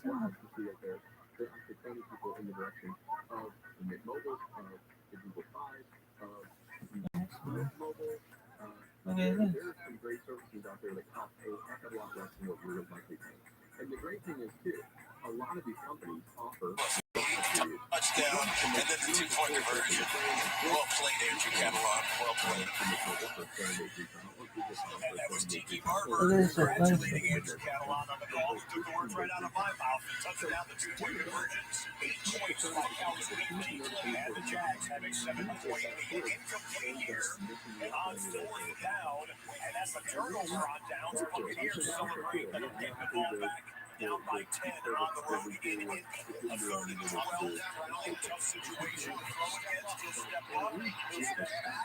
He'll get grassed. He'll get knee stopped. Going on around. But his quarterback sack. Hayward was in there. Watt was in there. A team sack it appears for the Pittsburgh defense. The Steelers will force a punt. Bijan Robinson, the right side of that offensive line, has had a couple of things going here in the 3rd quarter in Atlanta. Robinson off the right edge for a first down. Falcons on a 14-yard carry. And you know Robinson can catch it too. This is live. Robinson out of the backfield. Bijan gets about 8 to make it 2nd and very manageable. Let's listen in. And this is why you want to get him in space. We're going to get Zach Bowen right there. But you've got a lot of help coming in. There's 3 or 4 guys coming in. But just his ability to make the first defender miss in space is very impressive.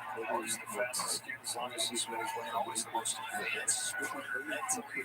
He's college football official. He used to watch games with him. Here in football, everyone is a kid. Here's a video of Lamar Sumai. Let's get a first down. Heavy dose of Bijan Robinson right here. Let's get a quick injury update down there. Well, Joe, there was quite the logjam at the Saints medical tent. It started with Chris Olave, who was inside the medical tent when center Eric McCoy showed up. McCoy went inside, eventually emerged without shoulder pads. He since put them on. Juwan Johnson, he was just taken to the locker room. No official word on any of them at this point. Yeah, this is the second consecutive game the Saints have had a story like that. Remember they lost Marshall from the 47, we're looking deep. Let's it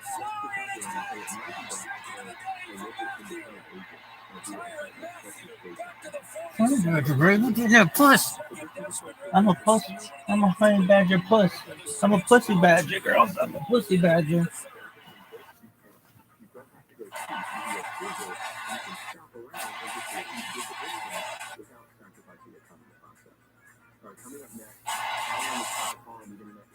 Interception by Ritter. And somewhere Tom Brady might be watching all of this. In fact, he's a Red Zone fan. If Tom, you're watching Red Zone, he's going, told you so. There has been some rough quarterback play so far here on Sunday of Week 12. And a turnover by the Atlanta Falcons gives the ball back to the Saints in right around midfield there in Atlanta. All right, final play of the 3rd quarter upcoming here. And the 3rd quarter comes to an end. Giants and Patriots into the 4th. And before that, as we go to the end of the 3rd quarter in Jersey, let's pick up a 3rd and long for Carolina. Carolina into the 35.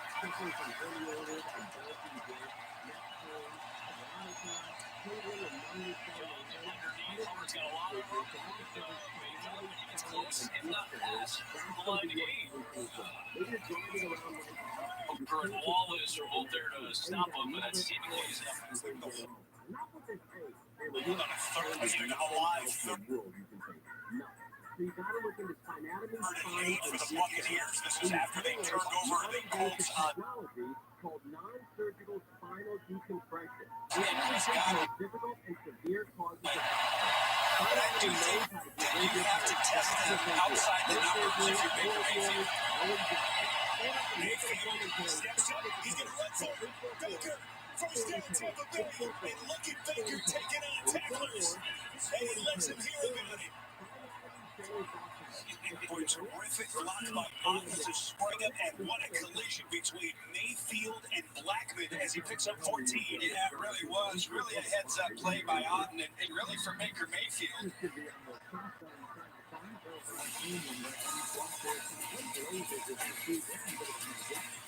Baker Mayfield tucks it away and runs for it to get him a fresh set of downs as we head to the fourth on CBS.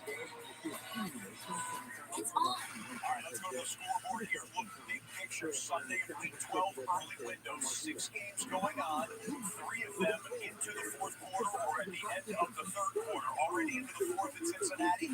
Fourth quarter upcoming in Indy. Fourth quarter upcoming in Jersey. 6 games, 5 of them, 1-possession games. We got a 7-point difference. The best part is the sauce comes in 3 levels of water. Original, light, and ultra light. Oh, Sheila, can you see ultra light for dog walking? Oh boy, I know what everyone is getting for gifts this holiday.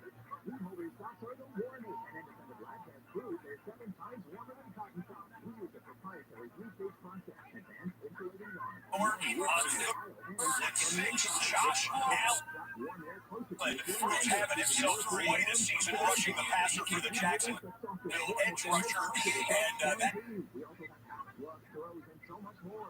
drop of the rookie quarterback will bring out the punt team for the Texans. But the pressure is actually coming from the backside. And this makes in California continues to overwhelm the behavioral health workforce, which impacts the delivery of mental health services. With half of our children and adolescents struggling with varying degrees of mental health challenges, Look at this. Look at this, West Side. What's up?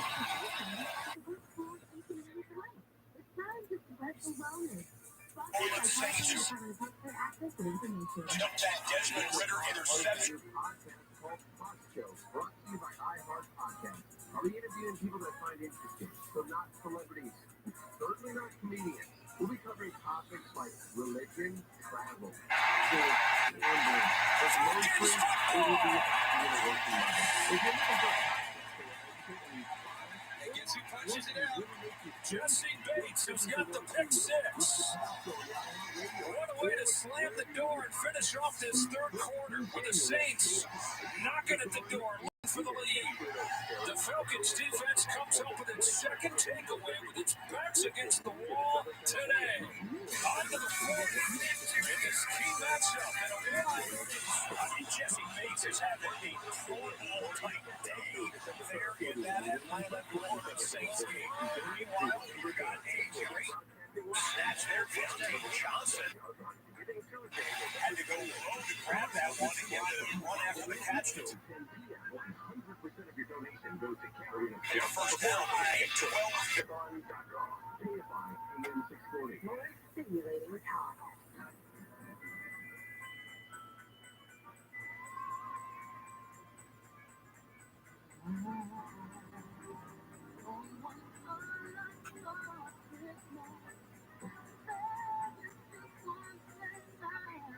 Possession game, and then all 6 of our contests will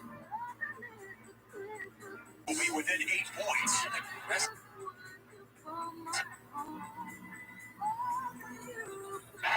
Keeping in mind the experience in this Indianapolis secondary play well.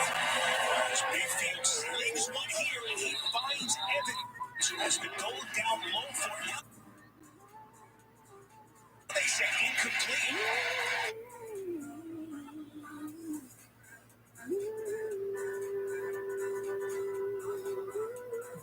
KFI AM 640 live everywhere on the iHeartRadio app. This is typically on your host, Joel the catch that you see by Kevin. More money saving information. It's trying to synthesize a bunch of information and almost to get the visual learners and maybe there's a lot of supporting information we can wade into on that site.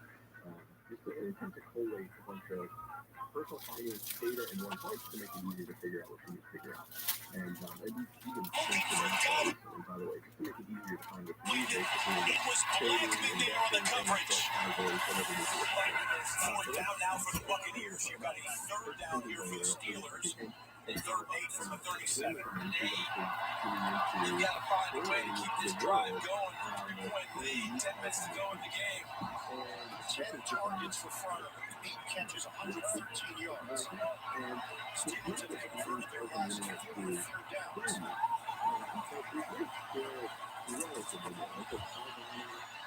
Going up top, Jenkins over the shoulder grab for the first down. Hilton brings him down, but Pickett appears to be more than okay. 43 yards on the hookup. Good concept design, slot fade. See how Calvin Austin stopped to take a defender out of the play and turned it into a one-on-one downfield. And let's not underestimate just how. Fourth down, the Bucs are lining up to go for it. They snap it to go for it on 4th and 10. Baker face field. Oh, what a dime. Chris Godwin in between 2 defenders. Baker with the gunslinger mentality. 4th and 10 in the fourth quarter. They're down 2 possessions. So a time to be aggressive, and they chose to. And get a 19-yard fourth down conversion to keep the drive alive. As he drops that one right into the bucket. Forrest up there on the tackle of Rashad White as Mayfield trying to breathe some life into this Tampa offense, down 10 without cracking 400 yards. They're now at 370 on the day.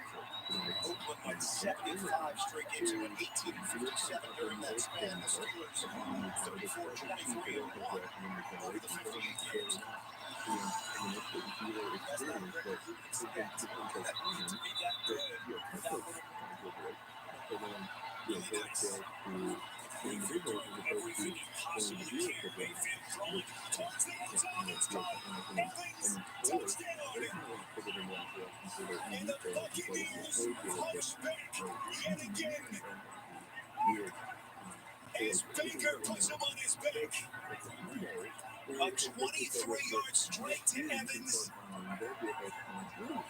And it's a one-score game. They're going to isolate this Yes. Ships it. Johnson thought there was contact from DJ Turner. That's not how the official saw it. And it's 4th down for the Steelers. Sometimes the defensive back just wins. And he does on that one. Because I think everything was working the way Pittsburgh wanted it to. And DJ Turner just used that great speed, closed the gap, and get an arm in and knocked it away.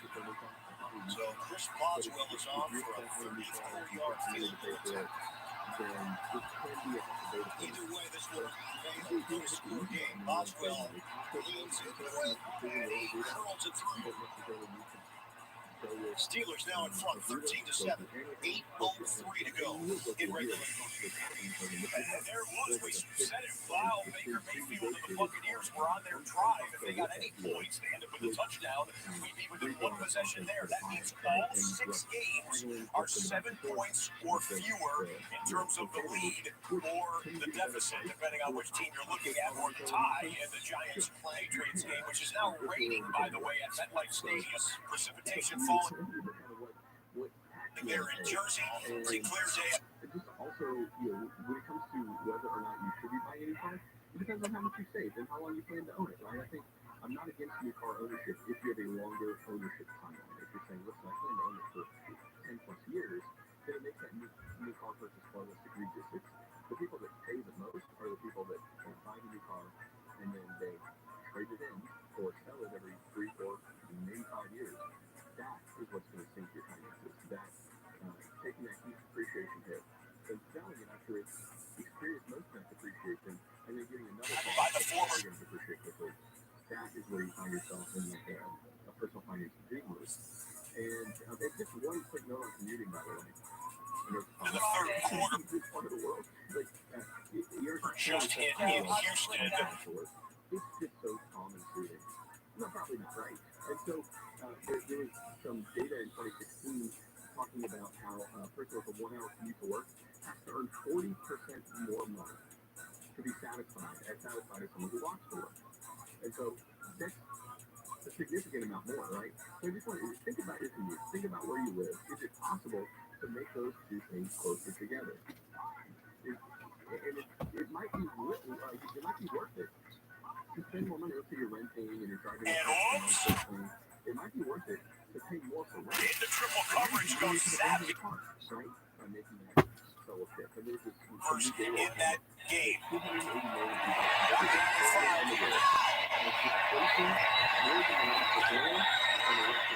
Something like they're going to bring up lots of defenders, and they do. Well,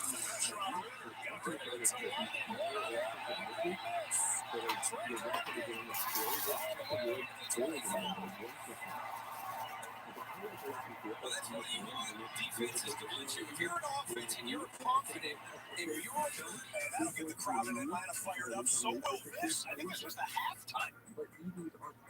Big show of this game. Ludicrous. Coming in. What's sudden? Taking the fans. It's that Drake London catch and run for a first down. Falcons trying to add to their lead. Let's double in. Tommy DeVito and the New York Giants on a 3rd and 1. They pick up the first. They get inside the red zone.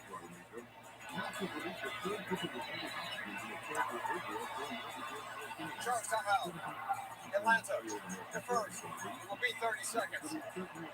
And now this. Lunch? Yes, please. Well, we were trying to maintain the Giants and Patriots game, as well as Atlanta and the New Orleans Saints. That's just going to be a 30-second timeout, it would appear, for the Atlanta contest. So let's get back in to Brian Daboll and the New York Giants trying to break this 7-7 tie. It's Dave Belichick's buddy, recommended him, interviewed with New England in 2000. Running hard, there's a flag.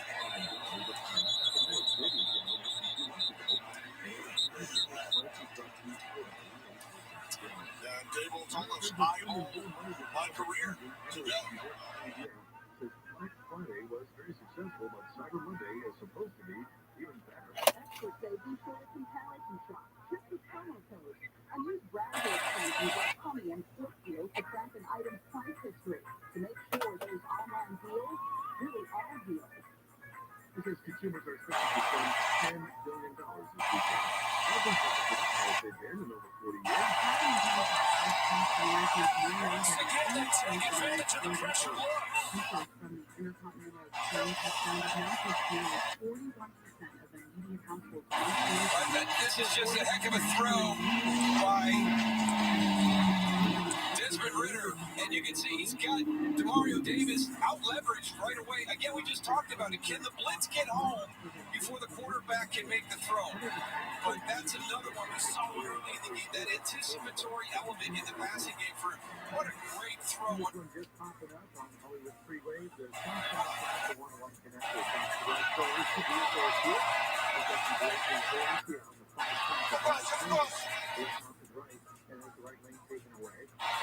First and 25. That's going to be delays there, but the South 101 is going to be slow. Now back to 5. In the downtown, in the south side.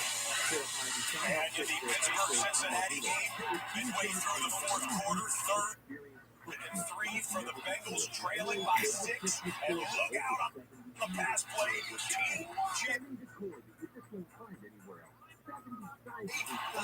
His second sack of the afternoon, and he moves up the all-time list. This is within the first 100 career games. There's only 2 players in history since sacks were official in 1982 with 90 or more sacks in their first 100 games.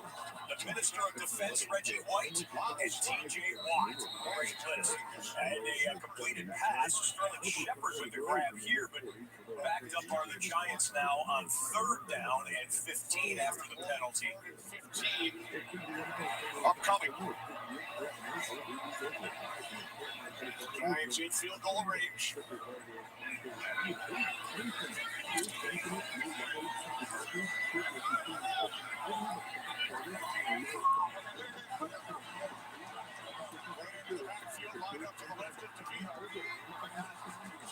On third down, quick release, those pass from the behind.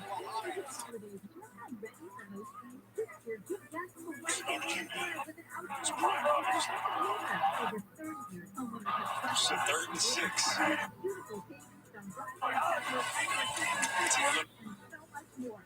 They are now offering tracking. Ask today and take advantage of tracking family savings. Stop by calling 800-004 or visit picoftheday.com right now. All orders will be placed by articles. Do you hear what I hear? The forecast calls for real snow. Join Stater Brothers Charities and Hoag Orthopedic Institute for the Arthritis Foundation's Jingle Bell Run at Angel Stadium on December 2nd. Break out your reindeer antlers. Running shoes for this festive 5K run and 1 mile walk. Look at this athleticism, Marshall. In support of more than 16 million Americans, including 300,000 children who live with arthritis pain every day. Visit ACR.org/OCIE. If you like using debit or Very close.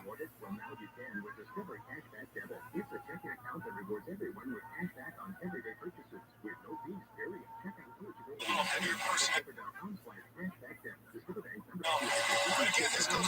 You've been in an accident. Call 844-24. Is in the double box. Play clock running in both of these games. We're going to set. It's frozen at 26 in Atlanta.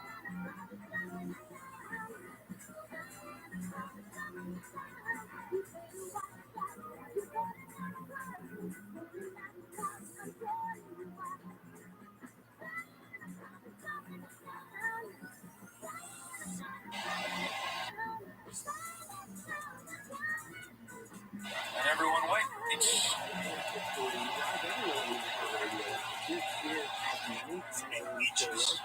Zaire Franklin at fullback. They're going to go for it. Minshew. Play action. Minshew's got his leg locked. It helped prepare them kind of for what they were going to happen in the real world. Brilliant play call by Staken. Specifically, they'll never use again. I'll talk to important stuff too, right? I don't want to denigrate high school, the need for high school education, and I'm just saying to be inclusive personal finance in there. Well, I wanted to bring on Yaneli Espinal, who's the Director of Educational Outreach and Next Gen Personal Finance, which is an organization that's dedicated to ensuring that every high school in the nation gets at least one semester of personal finance education, which is 100% a mission I can get behind. So, Yaneli, thank you so much for joining me today on the show. Thank you so much for having me. I'm actually talking about That makes it a two-score game. Jacksonville. Now, Vines making up chunks of yardage on each one of them. So that one is Jacksonville Jackson on it. Delivering financial literacy and that education in their day in and day out lives. But like, why is it so important to reach kids young? Why is it so important to get in there while they're still in school and get that kind of play for the Steelers. On this possession, straight handoff, off left tackle. Najee Harris had a touchdown earlier in the game. Stops a defender out of bounds as he gains 22 yards. In fact, Najee has just hit 100 yards rushing, 14 carries, 100 yards, and a touchdown to the Pittsburgh. It's been a nice offensive day. The score might not indicate it, but yardage-wise, Pittsburgh has been balanced and effective today. Go fuck your wife. Go fuck your wife. 1, 2, 3, 4. The Pittsburgh Steelers have gone more than 400 yards, which might not sound like a ton for an Yoshi. offensive. I bet it hasn't been 2:30. Recently. But now it's over on the first day with new coaches calling the plays. Back in Atlanta, Alvin Kamara picks his way as they call that Saints need some type of points here midway through the fourth quarter to get this back to a one-possession game. And there's a holding penalty called on the edge. I mean, he's for the New Orleans Saints. The Saints, of course, disagree. with it, but the flag was thrown, and that negates what would have been a run for a first down for New Orleans. You know, it kind of comes off the court. Peripheral vision of the official, like, oh my gosh, there's no way that could happen without somebody holding.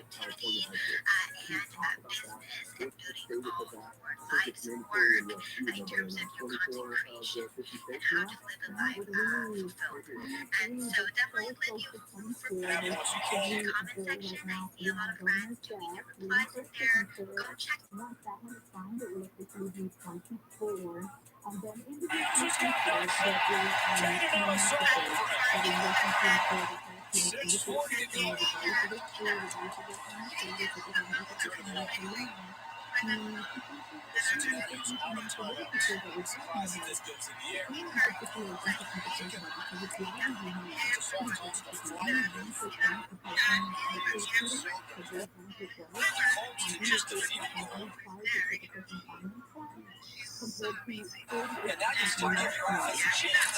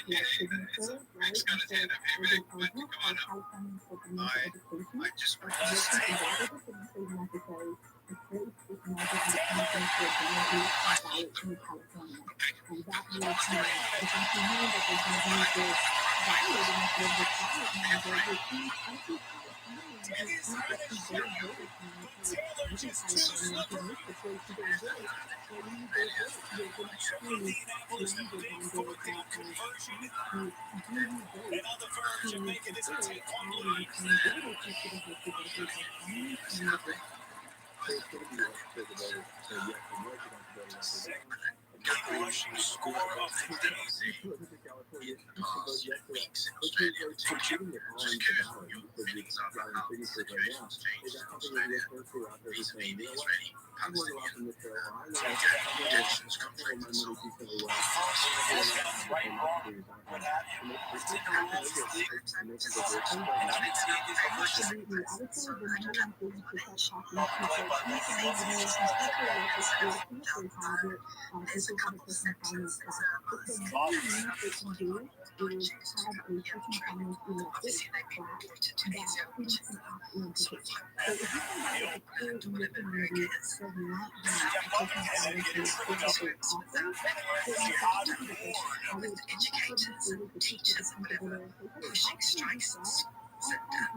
Sending out this conservative letters to the BBC about how the BBC is against Palestine. And now it's 4th and 1. This could be a spot where D'Amico Ryan's gone. What did he tell us? We're in the same division with Baltimore's kickers. That makes it a little tougher to get the recognition he deserves. So 33 overtime. To extend the Steelers' lead. 16-7. 4th and short. The offense is still on the field. I mean, it's a 2-possession lead in the 4th quarter here. D'Amico Ryan's up. And the reason why is because it's just in time. It's coming to them at a time where they make these key financial decisions in real life. Decisions about whether they're going to go to college, they need to apply for financial aid, they need to file that FAFSA, whether they're going to buy a car, and they need to make sure they buy it, or they're going to Turnover on downs. Jacksonville is solidly in control of that game in Houston. Will Levis trying to protect the touchdown lead and still move the sticks and works a lot like a complete pass. Doesn't do either of those as the clock stops there at 10:01. Levis 16 of 26, 175 yards passing. So the New Orleans Saints not done yet. 6.5 minutes remain, and the Falcons special work some clocks, churn out some first downs. We find out now. On Saturday, the championship kicks off on Fox. Perfect season, the playoffs on the line for third-ranked Michigan after their win over Ohio State yesterday. Number 17 on. So Michigan down the stretch. Those last 3 weeks. Mistake in this one. Saints trying to hang out first in the South. First playoff trip in 4 years. Falcons trying to take control. Even 4-6 have a chance to win. He's got 2 touchdowns with 4 yards here. The Falcons trying to overcome 2 interceptions from Desmond Ridder, who's back in his starting job. Boy, you tell them that they would have 2 receptions from Ridder in lead position. Get a perfect example to share with you of just how bad things can get now. If you're looking to have the money, let's go to the KFI 24-hour news. When New Orleans is KFI 24-hour news. The ceasefire between Israel and Hamas is back on. First down across the 40. There's 1 first down for the Atlanta Falcons. Time is a factor here in Cincinnati. The Bengals need to hit the gas pedal, and they go to their running back, Joe Mixon. He's on the block. Gets it over the 40. Shakes a tackler over midfield. Down inside of the 40 to the 36-yard line. Perfect play for the Bengals. At that juncture, they're down by 2 possessions. 9-point deficit in Cincinnati. That catch and run goes for 39 yards. We'll go to Cincinnati in just a moment after we show you the next snap for the Falcons. just over 5 to go back to Algiers. Got away from Roach.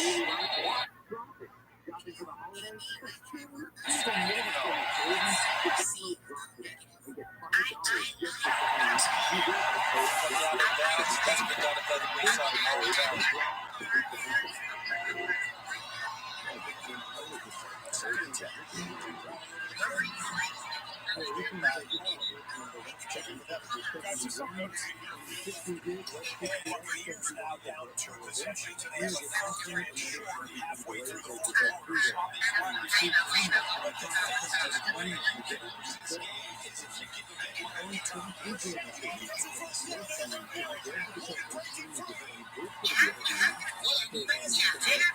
the left side of the Colts defense, Rodney Thomas finally makes the tackle.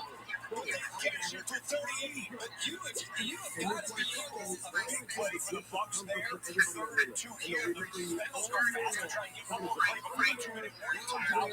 Incomplete. All the way away from him. And thousands of 5-star reviews. You can't get that unless your product is perfect. And it is. That's exactly the field goal team. So, this to make it a 1. So go to TommyJohn.com/KFI and do all your shopping right there online. And you can save 6% site-wide at They'll go outside. A kick here in a 6-point game. We'll get you that in just a moment. Look at this one. All right, we're looking for trailing team. Everything you buy is covered by Tommy John's best hair you'll ever wear or free guarantee. Remember, it's just a limited time. TommyJohn.com. Throws it to the outside, and he delivers to Jonathan Bingo. That's one of the best throws as he toe taps on the sideline. And Tampa Bay right back in business, 1st and goal. Exactly what you have to do. This time they go to single high. That means the corner, he's all by himself on an island. And it's a crime if you don't use one of the best wide receivers in football in one-on-one coverage and try to isolate that corner and target him every time you see that coverage. You see this shit? Every character of the you see this shit? Now on the You seen the shit? trying to prepare. Remember Right, the you new seen the shit? kickoff rules like Right, Call you of seen Duty? the shit? Most Rebecca, recent you seen kickoff the shit? rules, harder Mina, to you the seen the shit? side. You Ruth, can't you get seen an the shit? onside kick. Last time Ashley, they you seen the successfully shit? did this was 4 years ago. Mike Racky, Tomlin you will take seen a the timeout. shit? This So rabbi take a is look. possible the same way he eats What pussy. Cincinnati was thinking. There is nowhere to go but to the ground for Mayfield. Mayfield far side goes to Allen. Pass. He's forced it back right at the 5-yard line. And that's going to set him up with a 3rd and goal. They pick up 7, tackled there by E.J. Speed. We talked about the red zone. Last time they were down here, they were able to get Mike Evans. But Baker Mayfield told us that most teams won't play single coverage on Mike Evans here in the red zone. They did it already once, and they made it pay by getting a touchdown. I would expect the Colts to keep their safeties back and make Mayfield go to somebody else other than Evans. But this time, Evans inside. Mayfield steps up with a pocket. Going to try to run for it, but he's sacked. Quilly Pay. So you've got all recent years in Pittsburgh. So the Steelers got a free look. McPherson's going to make an adjustment in how he places the ball on the tee. Pittsburgh is go get it. You don't let the ball play you. Don't get that bad high. It does take a bounce, but right into the pine basket for the Steelers. So McPherson, again, the former Colts, able to bang it through 24-yard chip shot to make it 0-3 on the clock. Textbook. Watch the front line go to block Cincinnati defenders. Guys coming for the ball, and the back line comes and gets the football. Notice how Pickens came up and got it. He didn't wait for it to play the second half. But the front line came and blocked the Cincinnati guys to allow the second guy to go get the football. Textbook by Danny Smith's troops. And that is the ball game, believe it or not, in Cincinnati. I'll explain why in just a moment. 3rd and 4, Bailey Zappi, and that one gets knocked down and incomplete. The Giants' defense gets another stop.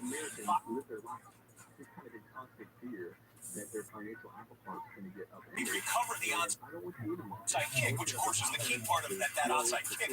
But they scrambled forward. Did you notice they didn't just fall to the ground? It was so smart. Such a great job by Mike Tomlin and company to say, if you recover and stay up for 4 seconds, that will take the clock to 2 minutes. Then you can step out of bounds. And with the Bengals having no timeouts, Kenny Pickett and the offense will be in victory formation coming out of the 2-minute warning timeout. The Steelers would have had to run at least one legitimate offensive play if the 2-minute warning would have come into play after first down. But smart coaching and excellent execution by the Pittsburgh Steelers are going to give the Steelers their 7th win of the year. We go double box here, a couple games still in question. The Texans are down by 10. More than midway through the 4th quarter, just hit a big pass play for 34 yards just outside the red zone. Bryce Young and the Carolina Panthers trying to get their first road win of the year on 3rd and 14. That one scrambles and goes out of bounds. C.J. Stroud scrambles and throws. So it's the number 1 pick and the number 2 pick trying to deal for their respective teams in the 4th quarter. Never looking to run. He's always looking to find a receiver. A much easier game rewind presented by DraftKings Sportsbook. It's a long field goal attempt for Brandon McManus. That one goes wide right and no good, keeping it at a 10-point lead for Jacksonville. 2016, the last time the Texans were down 10 in the 4th quarter, came back to win. Stroud gets rid of it with a blitz. Singletary and catch. Tripped up. That's a play by Trey Herndon, who Mike Caldwell told us last night he's been really solid for the Jags defensively this season. Well, this is just a good tackle mentioned by Trey Herndon in open space, being able to get just around the feet of Devin Singletary, just enough to pull him down. Excellent tackle in open field. 3rd down and 6. Stroud is going to land the run. He throws. Doesn't get it.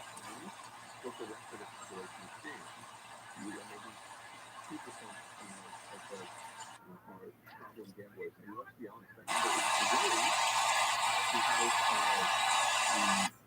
the flourishing of these Second sports touchdown of the day. FanDuel, DraftKings, ESPN getting into the mix, and But watch it on this play.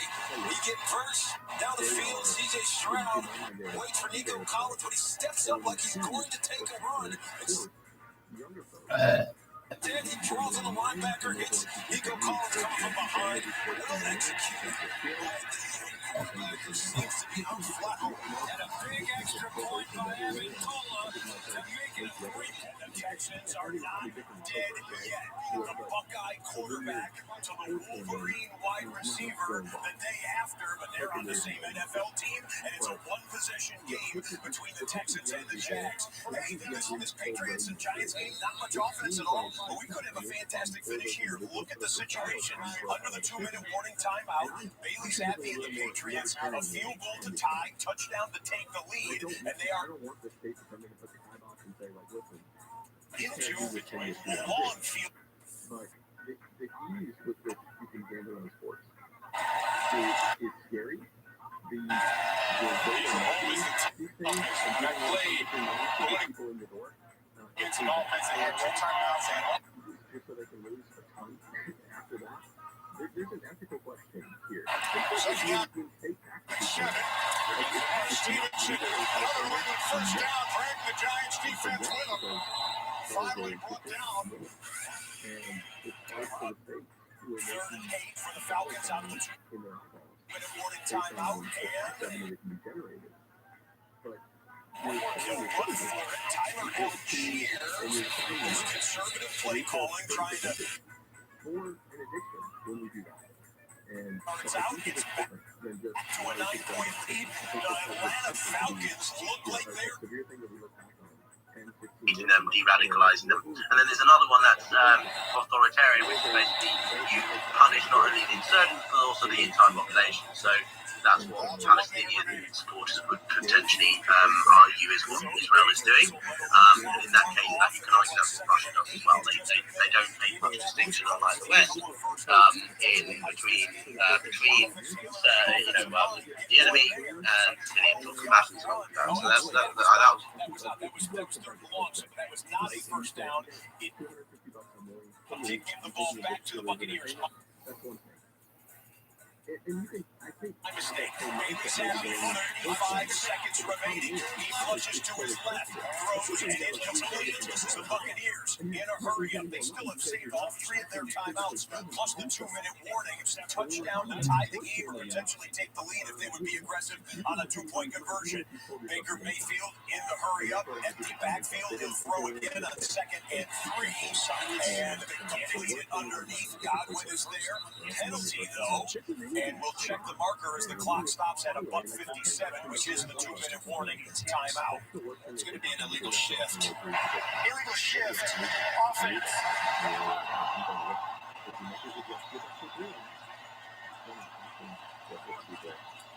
We're down at 8. Jeffrey hands it off to Ford.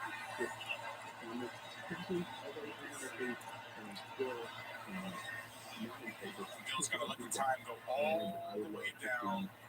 Get ready for a field goal, tie the game, see if they can win it in overtime.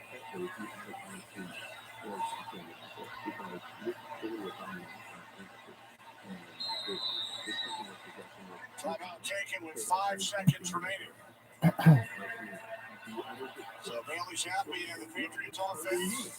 And we'll get you back for the game-tying field goal attempt for Cleveland in a moment. 2nd and 4. Travis Etienne takes the handoff up the middle and has a crease. And Jacksonville exactly what they needed. Want to burn some clock here, and they might be able to get an insurance score. They're in plus territory after Etienne pops that run. Look at the steal by the offensive line. The Saints, again, they're desperate. The Falcons cannot get the football back. The Falcons get the football back. It's over. Derek Carr in between defenders.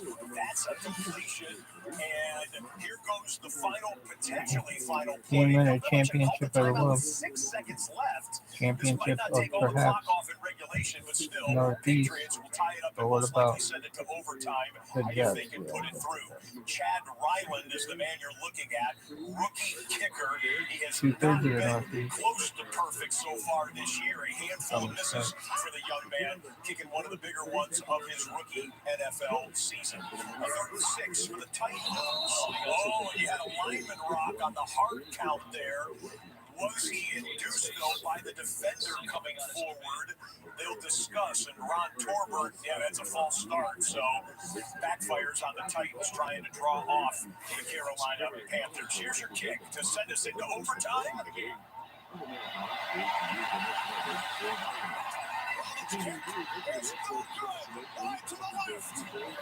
No fucking miss it.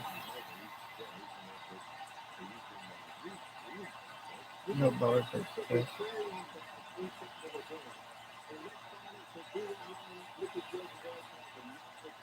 Let's check out the snap, the hold, and see. The snap looks good, and it's that type of a season standard for the Patriots. As much misery as they have had this millennium, but accentuate the positive. The New York Football Giants get a home win in front of their fans, and the Giants go to 4-8 on the year. Patriots drop to 2-9.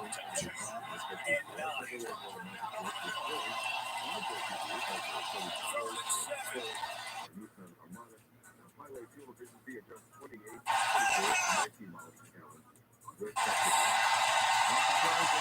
And so the Texans going to get another crack at it.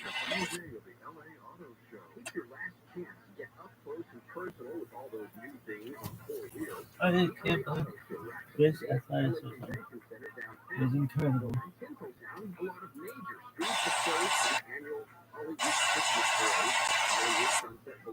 And once again, it's this defense trying to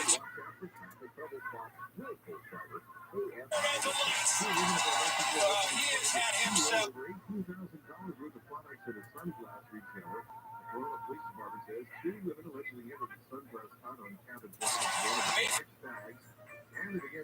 Just doesn't have a chance to set up and throw the football. You got to really like the way they tried to go first, and Rabbi didn't get enough on it, and it's wide left. No good, and the Atlanta Falcons are going to take the first play. And somebody's got to win it. NFC South. They'll go to 5-6, and with a sub-500 record, Arthur Smith and company are atop the division in the NFC South. Rabbi didn't get enough on it there, and that is that. 24-15 will be your final score in Atlanta. Tennessee trying to close the door on the defensive side of the football here, holding on to a touchdown lead against the number 1 overall draft pick.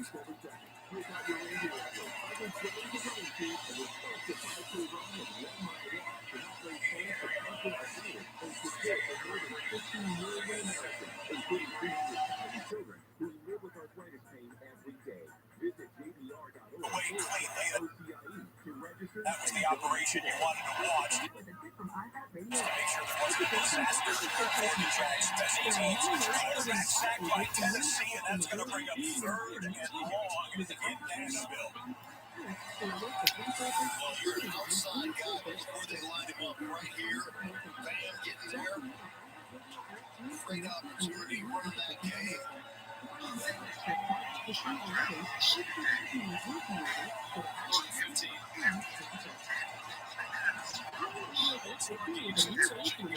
Comes young. Underneath to Hubbard. Long way to go. It's about the 24 to be 4th down at 6. Quarterback got 2 timeouts in this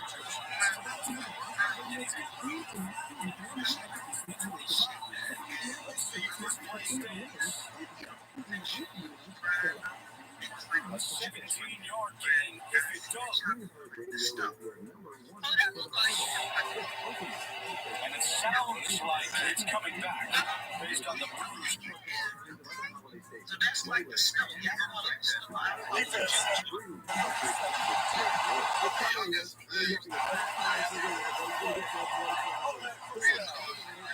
It's against Jacksonville.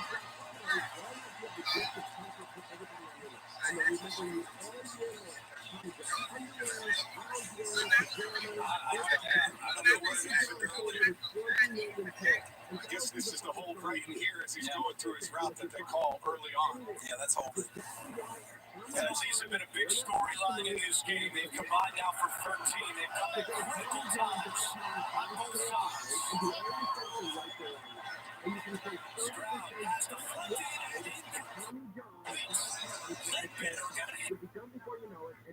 and and on it at the line of scrimmage. With the Titans game of the 2-minute warning timeout, show you this. The Colts can clinch it with one more. First down, and on 2nd and 5, Taylor's around the front. They take it to Nelson, I believe that one was key route for them. And Jonathan Taylor slides down after the first down. That is it. They took a knee. The Colts get the victory and move to 6-5 on the year. Buccaneers drop to 4-7. Christmas Cummings travels season. He's living secret. And does a good job after the catch to pick up 4 down. Did you know there's a way to outsmart COVID if you did it? Now there are medicines that can treat COVID. Maybe you're not using vaccines. You could save money, especially if you're over 50. Especially in the first 5 days of having symptoms, you can medicine can stop the illness from getting serious. Call a healthcare provider. Just getting set here. Reverend Jordan just stepping out of bounds with the inside foot. He's crossing over. To learn more about COVID medicine, brought to you by the California Department of Public Health. Boost Infinite's new wireless technology switches between networks, giving you the best service at a lower price. This report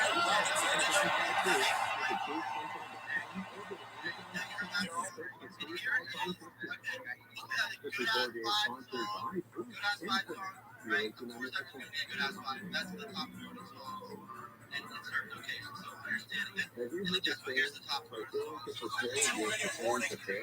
Timeout, and it's going to be 2nd and forever, 2nd and 25, I believe they call it, after the quarterback sack. Well, Bryce Young can have one of the best moments of his rookie season. See if he can get a fourth quarter come from behind time touchdown. It's over. Clinching and tackling for the Titans.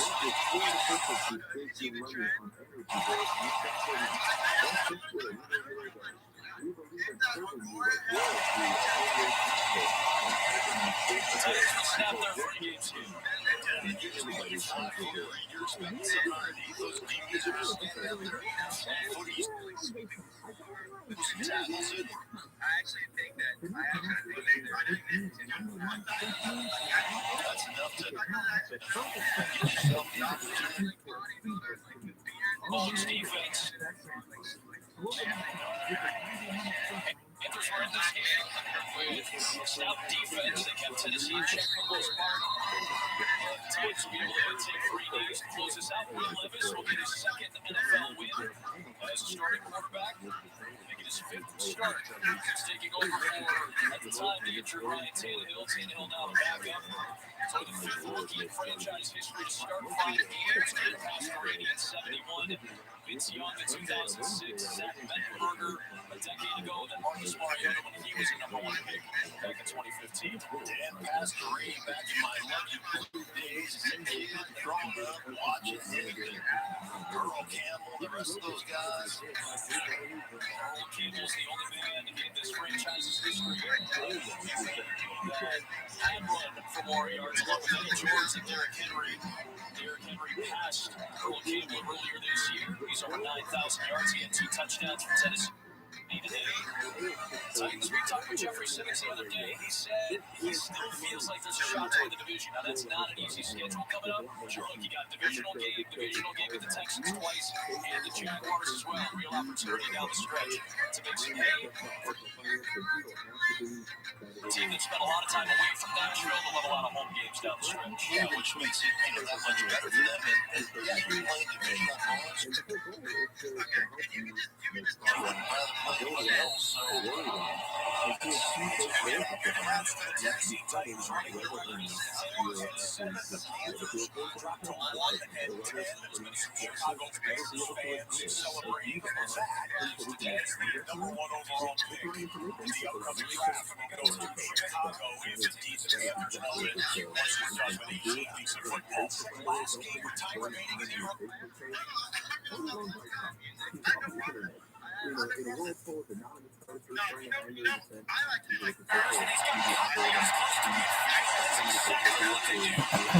Excellent execution. They end up getting more than that. They put themselves in a 3rd and 8 situation right here. Really good execution for the Texans offense. You've got 2 downs now. That's what I got yesterday for donating those cookies or 2 days ago or whatever. Because then I own one of those for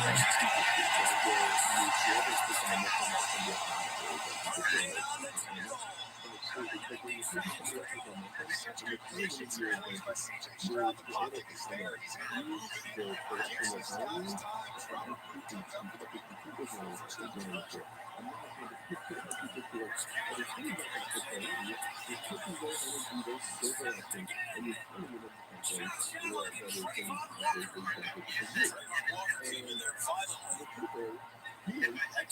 Ryan's calls his final timeout. This is timeout by D'Amico Ryans. Anytime your quarterback gets hit this hard in a 2-minute situation. Well, as we have the drama to conclude our early window in Houston, we go triple box with the 2 4:05 Eastern kickoffs. Tulsa, Arizona hosting the Los Angeles Rams. The Denver Broncos, winners of 4 straight, tied for the longest active winning streak in football, hosting the Cleveland Browns, who have won 3 in a row of their own. That's a fascinating game coming up there in Denver as kickoff goes to Cleveland.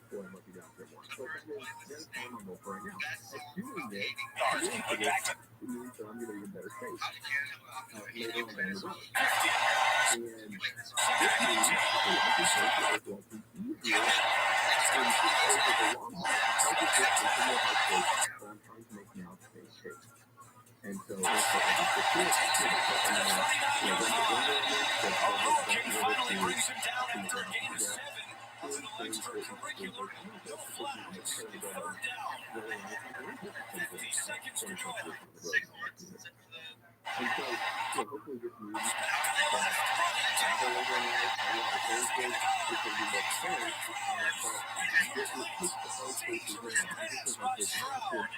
And that took a lot of time off the clock. Yeah, both of these teams feel gas, especially Jacksonville Jaguars defense. You see early in this play, Trayvon Walker is knocked down and just kind of lays there. This is unbelievable coverage of the back end. The thing right now for CJ Stroud is you've got to catch your wind. You've got to get your legs back underneath you. Running down Amendola from 50. 6 yards away. It is 4th down. His career low in high school was 56 yards. But in the NFL, he's never made a field goal under the 50. It's now officially a 58-yard attempt. The Jaguars take a time. You can tell by the D'Amico Ryans. All right, during the timeout, we catch our breath, but we show you our first update from the late window. Matthew Stafford on a 3rd and 8-1, a beautiful rainbow pass to Tutu Atwell. And that one goes for 42 yards. Rams in business in the first 2 minutes of the first quarter. Think about putting this through for 56 yards for the first time in your NFL career.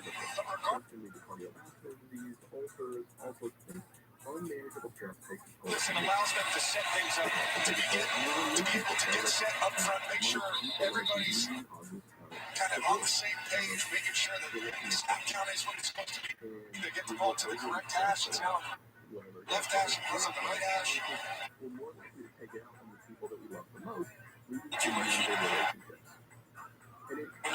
time and the game is on the line. You're sitting on his couch in Philadelphia. They got a phone call come to Houston. Can he tie the game? 54 seconds left.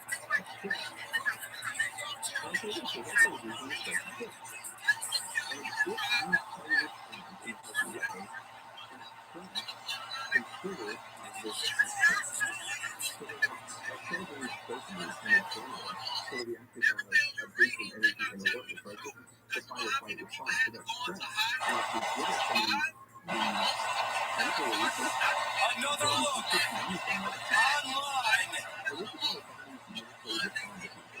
I think we talked about a game of inches. Yard and a half. And we talked about inches throughout the entire game. Game of millimeters in some situations. And the geometry unkind to the Texans. The Jags will win and stay in first place in the AFC South. Rams going for it. Rams plowing straight ahead. Get the first down on 4th and short. Welcome back to the NFL. Tyreek Williams back in the lineup after this 4 games with an ankle injury.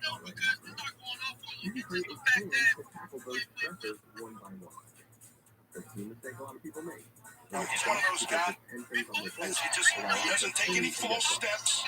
No guessing, no dancing. Just turns the jet side and gets downhill. In the red zone, Rams, when they get inside the 20, they score 25 out of 26 times. Whether it's a field goal or a touchdown, they get points.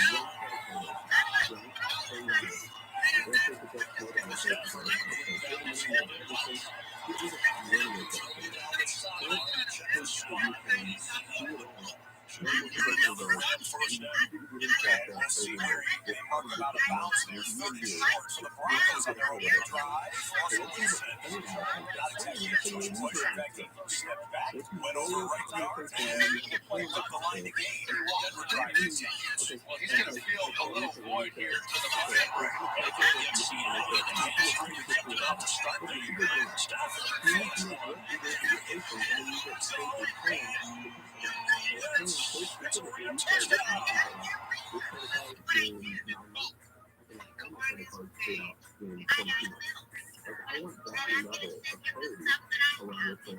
With that line right here.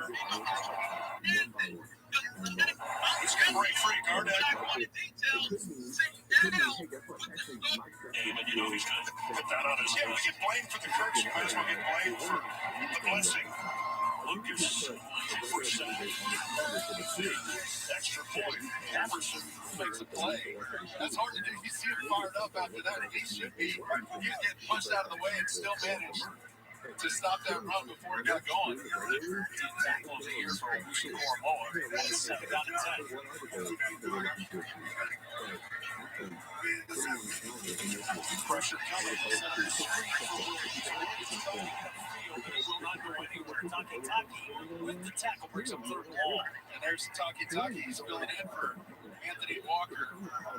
As we see here with some of these key inactives, but there's that on board. Well, they'd love to have him out there. They're hoping it's not a significant shoulder injury. They didn't put him on IR. That's a really good sign. Right. Can he get back in time for the Rams game? And that's been a statement for Jim. His entire career going over. 10 on 10.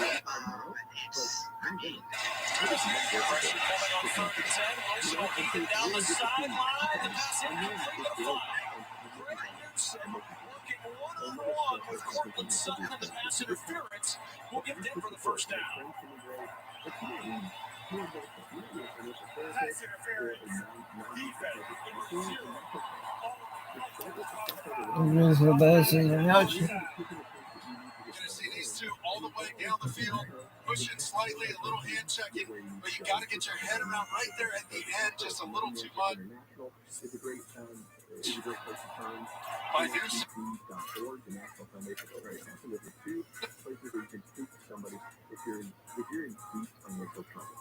And they will help you come up with a plan.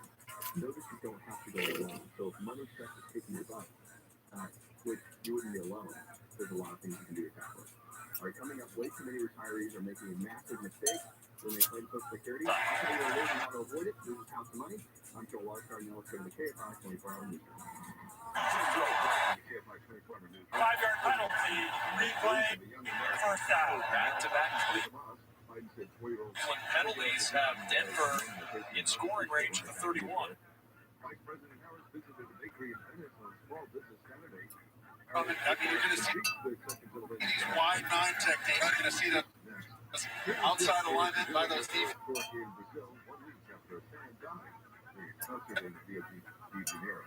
We will check 405 right after this. The ongoing mental health epidemic in California continues to overwhelm the behavioral health workforce, which impacts the delivery of mental health services. But how do our children and adolescents struggling with varying degrees of mental health challenges? Couple was dealing with an ankle injury. Wasn't on the injury. Leading the way with a certified wellness coach profession to support schools and communities alike. It's time to start the wellness. Sponsored by California Department of Health Care Access and Information. Some flowing gears approach northbound at Palo Verde to the right shoulder stalled trailer there. Stop and go from Studebaker to the Crowded Drive. Well, even said before the game, he was excited to play more with the crew. They've only had 4 previous games before this. Certainly Stanford would love that combination. That's Kyler Murray's turn. Hours ahead. So, what happened there, but he's lucky that that thing didn't take a bad bounce. Kind of jumped on him a little bit, like his hands were coming out there. Shopping for the holidays? There's your sports. Once he's out after the legend. Oh, he's scared to pressure anybody at any time. Third down, any down, you got to be ready for it at all times.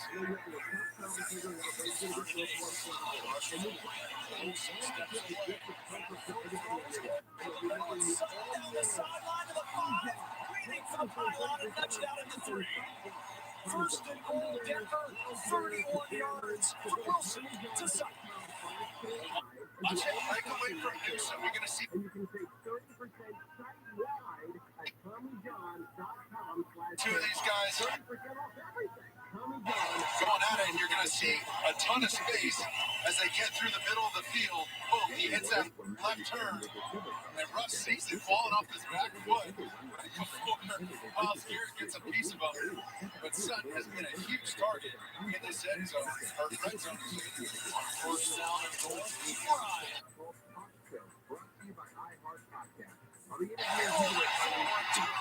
Celebrities, certainly not comedians.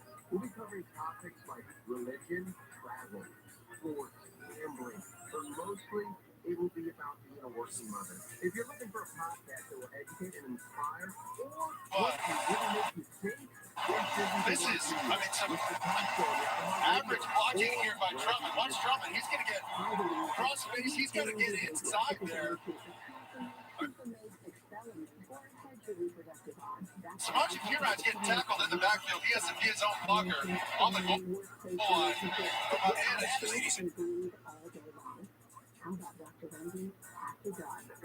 How about a last job in your pants?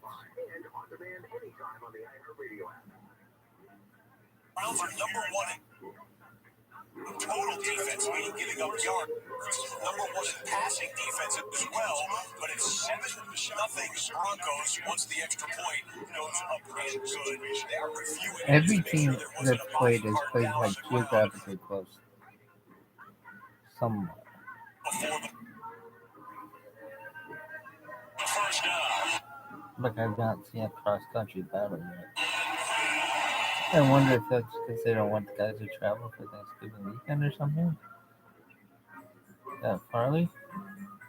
Stay poised in the pocket. This is something that Jonathan Gannon said. Kyler Murray, anything that you say that he can't do, he wants to show you that he can do. But you see what this is How to Money. The show is all about your personal finances and the looks like a mix up there unless it was a fake. So Kyler Yeah. Three-legged stools when you're talking about Okay, there you go. There's one. Well, some more. So there you go. So that's something to do with that. Let's Baltimore, Los Angeles. So Next there's thing, they're nothing to do just with that. not sure where to go. They try and look up those routes until they had reacted what they Everything thought else was is going to be just that sweep.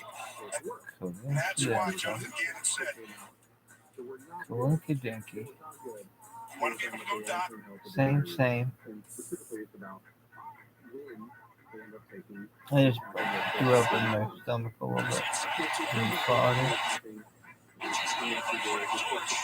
another Cardinal first down. Well, you gotta like the pace of the start of this drive and the throwing through Kyler Murray. Yeah, and part of this is just the respect that defenses have for Kyler Murray. When he rolls out like that and he has that kind of room, he can take off and run anytime. So rather than dropping back, trying to find crossers like you had with Greg Dortch right there, they got their eyes on Kyler Murray. Yeah, they didn't run it. Here's the review announcement. You're ruling on the field stand.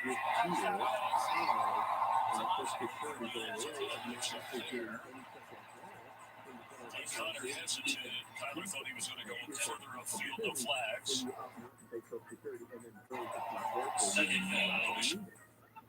Second and 10.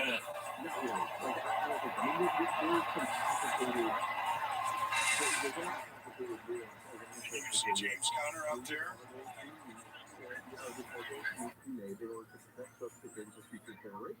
If changes are not made to how the system gets funded, especially given how big of a retiree population we have, and how there is down inside the 5-yard line.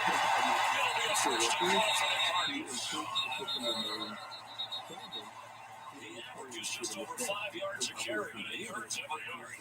Boy, the Rams did everything that they were supposed to do up front. String this out. Byron Young's going to have an opportunity to make this tackle, but you can see right there, with the strength of James Conner, you have got to get off. To make these hard choices that need to be made before cuts are going to have to be made no matter what. And sadly, even though politicians, they see the problem working, they haven't done anything to address it. Which means more drastic action is going to be necessary at some point.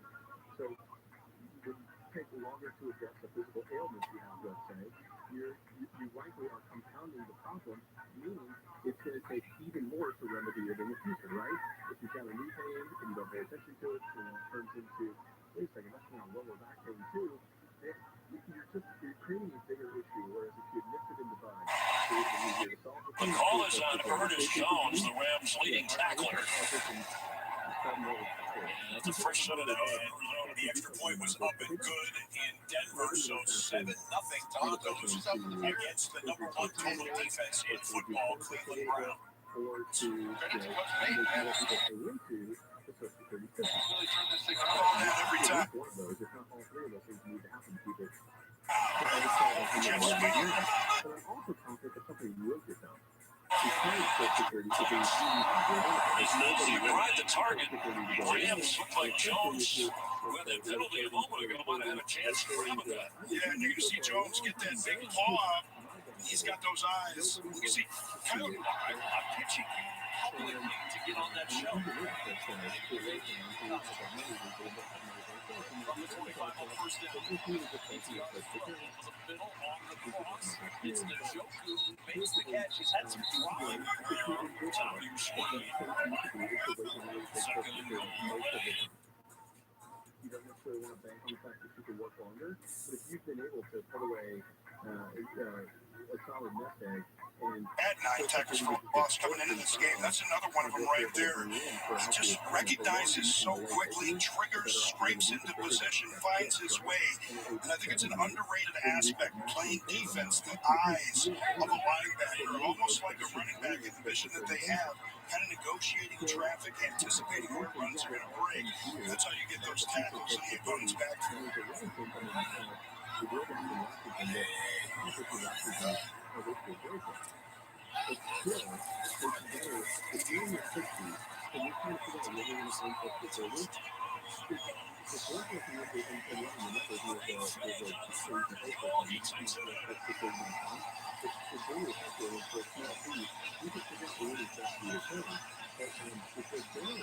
Jordan Fuller is going to come up from his safety spot, but you can see Trey McBride coming out here. He doesn't know whether to try and cover McBride on the outside or come up for Kyler Murray.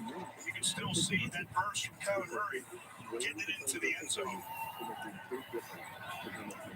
Third rushing touchdown in 2+ games played for Kyler Murray. Flag on the extra point.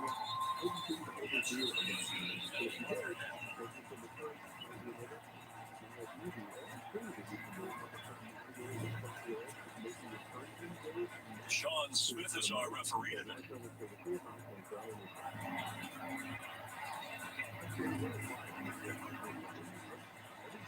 Illegal formation. Defense number 90 was covering the center. The offense has elected to enforce the penalty from the 2-yard line to the 1 and go for a 2-point try. The crowd likes that. There's a good look at the 40-year-old first-year head coach of the Cardinals. Correction, the foul was on number 91. While they figure that out on the PAT, let's go quad box, ladies and gentlemen. A 4-game late afternoon window is now opening up as the Chiefs and Raiders are ready to kick off from Las Vegas, as are the Bills and the Eagles from South Philadelphia. 7 hours of commercial-free football rolls on. Yes, and Murray is watching. Clayton Tooney is the quarterback. It's a conversion.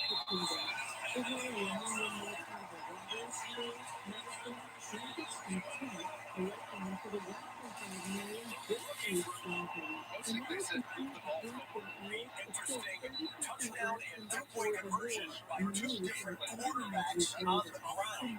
Don't see that very often.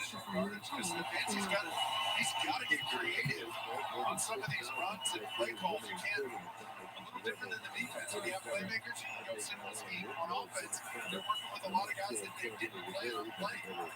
It's one of those guys is the quarterback. Little catch made by Tillman heading into the midfield stripe, fighting for that extra yardage, pushing the pile. And Tillman is going to be very close. The nose of the football, if it's a left-footed spot from the top side official, it's going to be in midfield. Remember what we said about accuracy being very fundamentally sound team, but the biggest thing, the way to beat this great defensive front, they don't give up plays to the run. We'll see where the spot goes. It's in that Cleveland game. They say it's 4th down. It's 4th and inches. We'll come here to the Eagles and Bills with Philadelphia wearing the throwback Kelly Green jerseys. And Josh Allen goes outside to Cook. The catch is good, but short of the first down. And 4th and inches. Let's give you an update on that in just a second. Si, what do you think? What an unbelievable job. Here it comes. 4th and inches. They line up to go for it. They fumble the snap. It was Harrison Bryant in as the quarterback under center. So they try and get cute with the tight end coming under center. And the center to tight end / quarterback exchange never happened. 4th down. He was 86. And we've got no traffic for you right now. We got delays to Pomona to be on the 60 west Live from Allegiant Stadium in Vegas. Check out the home team Raiders. All pro the last 3 seasons. Chiefs are in the goal. 3rd down and 2.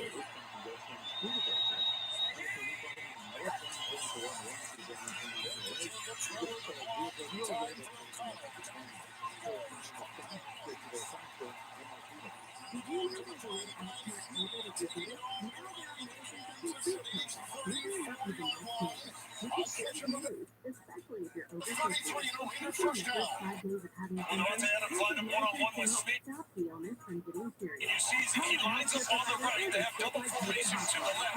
They clear things out over there, which gives the window for Devontae Adams to get across at just his speed and his separation from Snead. Not the best throw or most accurate throw, but Adams adjusted to it, able to make the catch and get the first down. There's Snead and Duffy, a terrific pair of young corners. Adams with his 65th catch of the season. Adams in the backfield. It's 1st and 10. Brought to you by iHeartRadio Earth and the So from the 18th, they call it as the Eagles have to play a second straight game, second game in 6 days in the rain. One, of course, in Kansas City Monday night. Chase by Oliver, he'll just throw it away. This is a scary proposition if you're talked about the 2 young corners. Maybe they've been this year. You can see the Chiefs are very stingy on the opening drive by an opponent. Second down, 6. It's Jacobs. The dive, it is near the 26. Lee Johnson again, you heard Tracy report it. Woke up to this day feeling like there was an issue. Worked him out, decided he wasn't able to go. Second and 10. This report is sponsored by Mattress Firm. Shop unbeatable deals during Mattress Firm's Black Friday sale. These days are the last chance to save up to 60% on top items. Plus, with a low price guarantee, if you see a better price, Mattress Firm will match. This Black Friday, better sleepers with SureBack. Don't miss out. The new connector between the 15 and 91 express lanes is now open. You can now access both express lanes for either direction for a seamless commute. All you need is a fast-track. Because you cannot guard A.J. Brown one-on-one. He is a game record, and Smith is the same way with his speed. Boy, did the Chiefs contain A.J. Brown to just one catch for 8 yards Monday night. Smith had a big game, though. It was a 3rd and 10. Hands it around inside the 5. He's going to throw it away for a 3rd time. How about that? All 3 The key on this drive for the Raiders at 29 yards allowed to the offensive Myers. Tripped up nicely. Read well on the play. Watson got him there, and Myers, a former high school quarterback, picks up 3. He's just outside the Chiefs' 20. Wide receiver. That's something Sean McVay talked about. You just can't wait to bring it in. Just physically came back for that ball. And you're still able to get the first down. Extra yardage.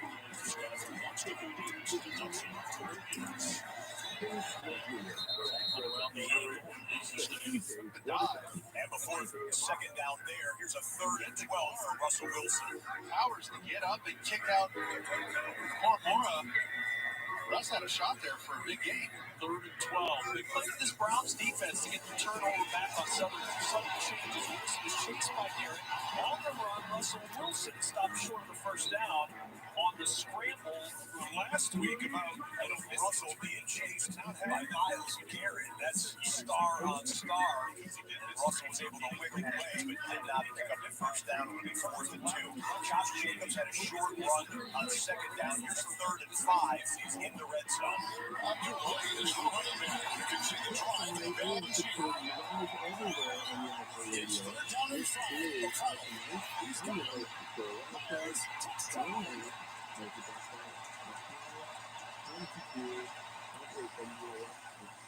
So a statement drive by the Las Vegas Raiders to kick things off.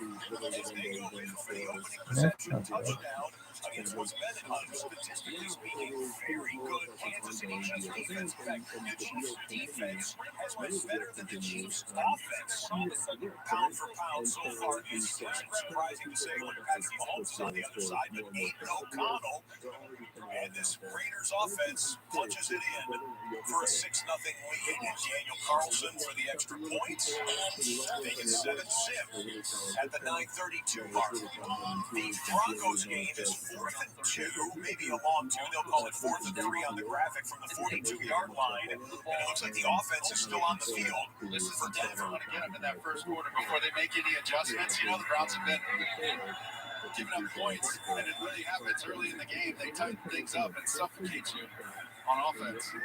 First on 4th down this year on 4th and 3. Wilson. Pocket allows to get some trouble. Steps away. Wilson on the run. He's got the first down. Russell Wilson. The ball popping out at the end of the play. Rolling forward, and it is going to be Cleveland ball. Wilson gets the first, but the ruling on the field is a fumble recovered by Alex Wright, and the Browns turn him away. I think Denver was expecting man-to-man. You're going to see all those. Will be a crucial replay. And Russ wants to see it. I think maybe you purchase on a whim. Must knows he's coming to the sideline. That ball got punched out on the right side of the screen. That was third down, and the Arizona defense does its job. What an amazing effort by the punch.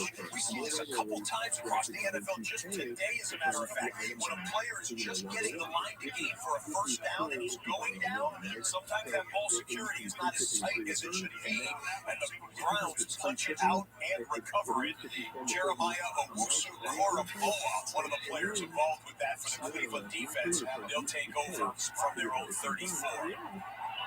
Outside of the victory. The Eagles are in the middle of their stretch of murders row. Now Buffalo's in the same way with their schedule too. Just brutal. We just see Murray taking up for about 6 or 7. Let's take a look at next gen stats powered by AWS. We talked about having a plan for this. If you want to not have to pay, you have to realize and see and different fronts and the different skill set on each of these guys. So hard to handle as you go into a game second. that are charging for returns this year is a significant increase from last year. It's really a way to protect themselves on the back end. They bring in Ty Johnson, who had a touchdown last week. You talk about that schedule for the Bills. They have the 2 Super Bowl participants in consecutive games on the road at Philly, bye week at Kansas City. Then they get the breather coming home to take on Dallas. You got me with that. I was like, really?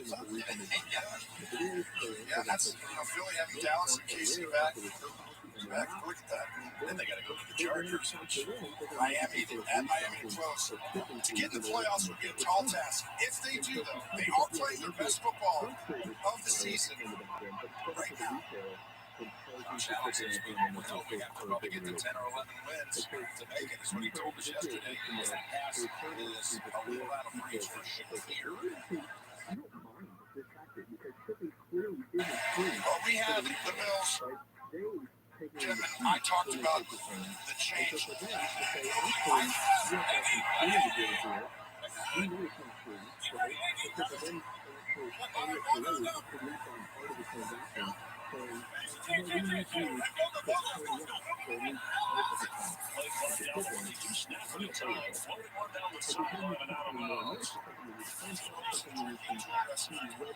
It's the second game, Tony, with Joe Brady as the offensive coordinator. Second and 10. There's the pass to the rookie tight end. And Kincaid falls over for about 9. Down by the. I'm not getting the full amount of what I purchased back because of that restocking here or whatever. And so know the return policy before you buy. Like Saw, H&M, J.Crew, TJ Maxx, all those they're charging you to make that return. And TJ Maxx, I saw, let's say it's $11.99. It's just these little competitions because the defense doesn't like it.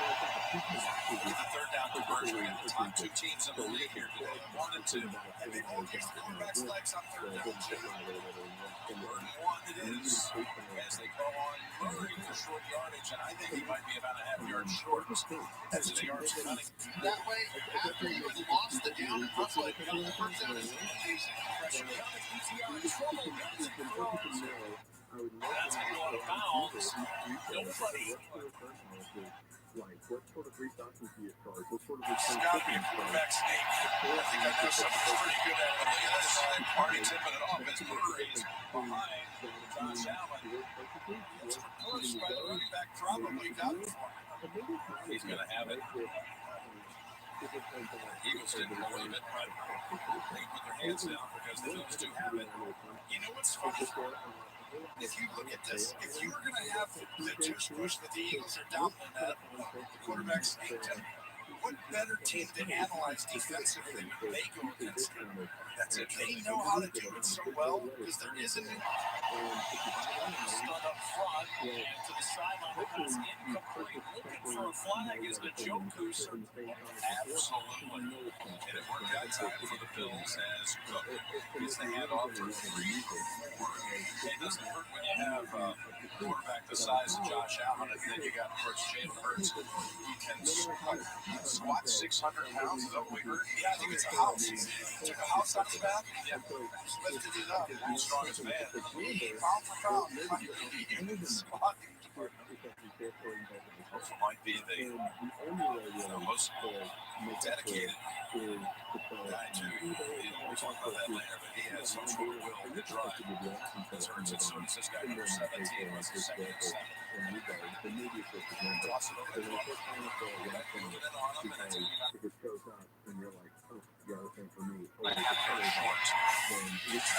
And back in Vegas, a 3rd and 21, even for Patrick Mahomes. This is prohibited. And they just go check down underneath. Sky forward with the catch. He'll get tackled around the original line of scrimmage, and the punt team comes out for KC. Dropping back in the zone. Someone's in man. They'll be running to him. I think Joe Brady's done a great job of that the last week and this week to start the game. 3rd and 1. Giving it right up the middle, then get it to Murray. The 10-year veteran, they call for him on these short yardage power plays. He got it that time. This is where, we talked about it this year. But the change for the certain trip operators that are otherwise best version of it. Very multiple, diverse in the run game. It's played out that way. That's going to keep doing it. You saw Sean decide, the defensive coordinator in Philadelphia, as Cook gets it on the toss, gets about 5 yards. Running behind again, Gabe Davis. Gabe Davis last week got a game in the win against the Jets. He did not even get targeted in the game. One of the many things he did on the touchdown pass to Ty Johnson, he threw a beautiful block down inside the 5-yard line, and he was acknowledged after the game. It's not sexy like you, Jim, but it's a game at its core. It's about blocking, angles, tackling, and he does all of those things incredibly well that it just goes unnoticed. But not to the football team. 2nd and 6. Drops the ball. It's Cunningham actually. That was Morrow. Knocked it out of his hands. He saved the touchdown. This is the biggest change since Joe Brady's come on play calling is targeting running backs in the pass game. This should have been a touchdown. Actually didn't knock it out of his hands. No, he just took his towel away, and that seemed to trigger the ball coming out. What a great play design in man coverage. You go run to him, and then you go right around that. Bulging disc, neck pain, sciatica, tingling and numbness down the leg. The offense. Surgery. So I discovered anatomy, spine, and disc cells. That's going to be your solution. When you're driving around right now, and you can't get Snow, we got a 3-snap penalty against Buffalo. Yeah, a little early. That's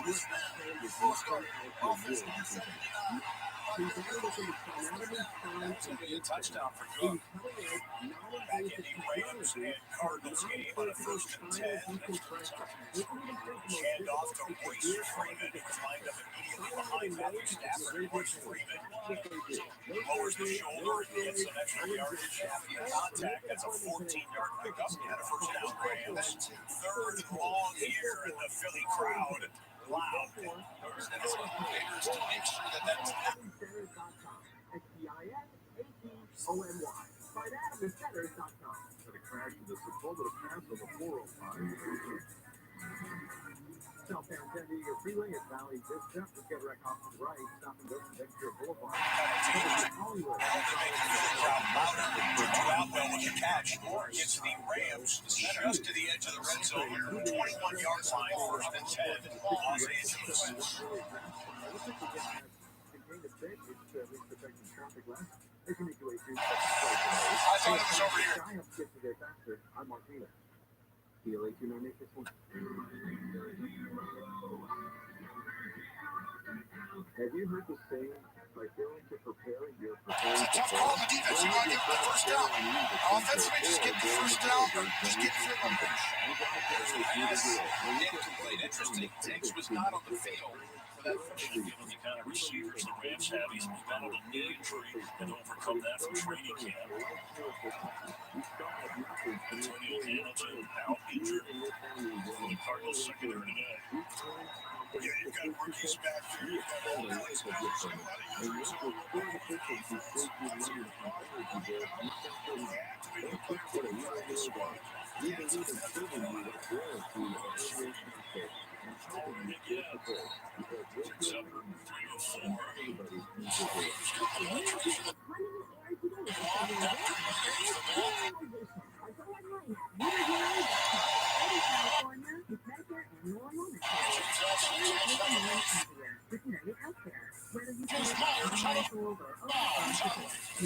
Game Rewind presented by DraftKings Sportsbook. This was a 2nd and 6, and O'Connell looked like he was loading up deep, and he got a shot to the ribs right as he released it. Leo Shadal was the player who came in to put the lick on O'Connell, but Sauce stood in there on this last pass play and delivered to Jacoby Myers. It's first down, Las Vegas. Myers allowed 4 targets already, 4 catches and 42 yards. He's been aggressive. He tried to use it underneath. We saw when he hit him on that drag route underneath, and with nobody in the middle of the field, he gave the touchdown. First and 10, Jacobs. Nice block by the tight end there, and then the Chiefs.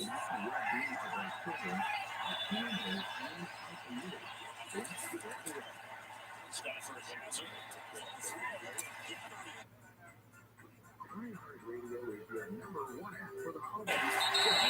That's Davis. Allen is at high school and the preferred one, Doc. In the Big Ten for New Orleans. He played there 6 years. He did, and Kevin, you couldn't even wait till you get on the first quarter. Oh, I got the Purdue quarterback. I'm sitting here saying, you guys, they'll feel it salty. I don't think you guys did something. Big win for Purdue. O'Connell's done a good job.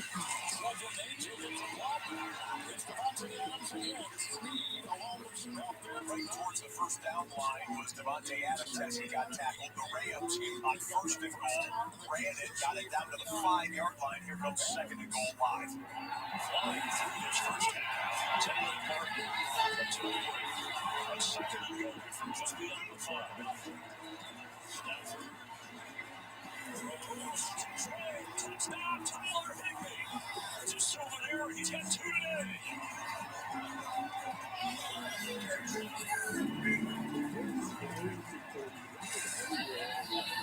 Yeah, here's Higbee. Lined up in the slot. Thompson not able to break over fast enough. Gardeck not able to drop fast enough to get under that throw. We talked about some of the accuracy issues that Matthew Stafford has had early in this game. Down on that throw right there, threw it exactly where it needed to be. Extra point by Howard. So Tyler Higbee had gone 12 previous games without a touchdown catch. Stafford and him have connected twice today. Rams have jumped up to the lead. Van Halen as they go to break there with the Rams retaking the lead 14-8. Last play of the first quarter in Denver, straight up the middle goes Samaje Perine, 15 yards on that game. The man scored the touchdown for the Broncos, picks up a first down. Up towards midfield, across the 50-yard line. They're going to put it on the Browns' 48-yard line when they begin the second quarter. All 4 games are in a commercial break at the moment. Just a little footnote on the Broncos and the Browns. First quarter stats, Cleveland 34.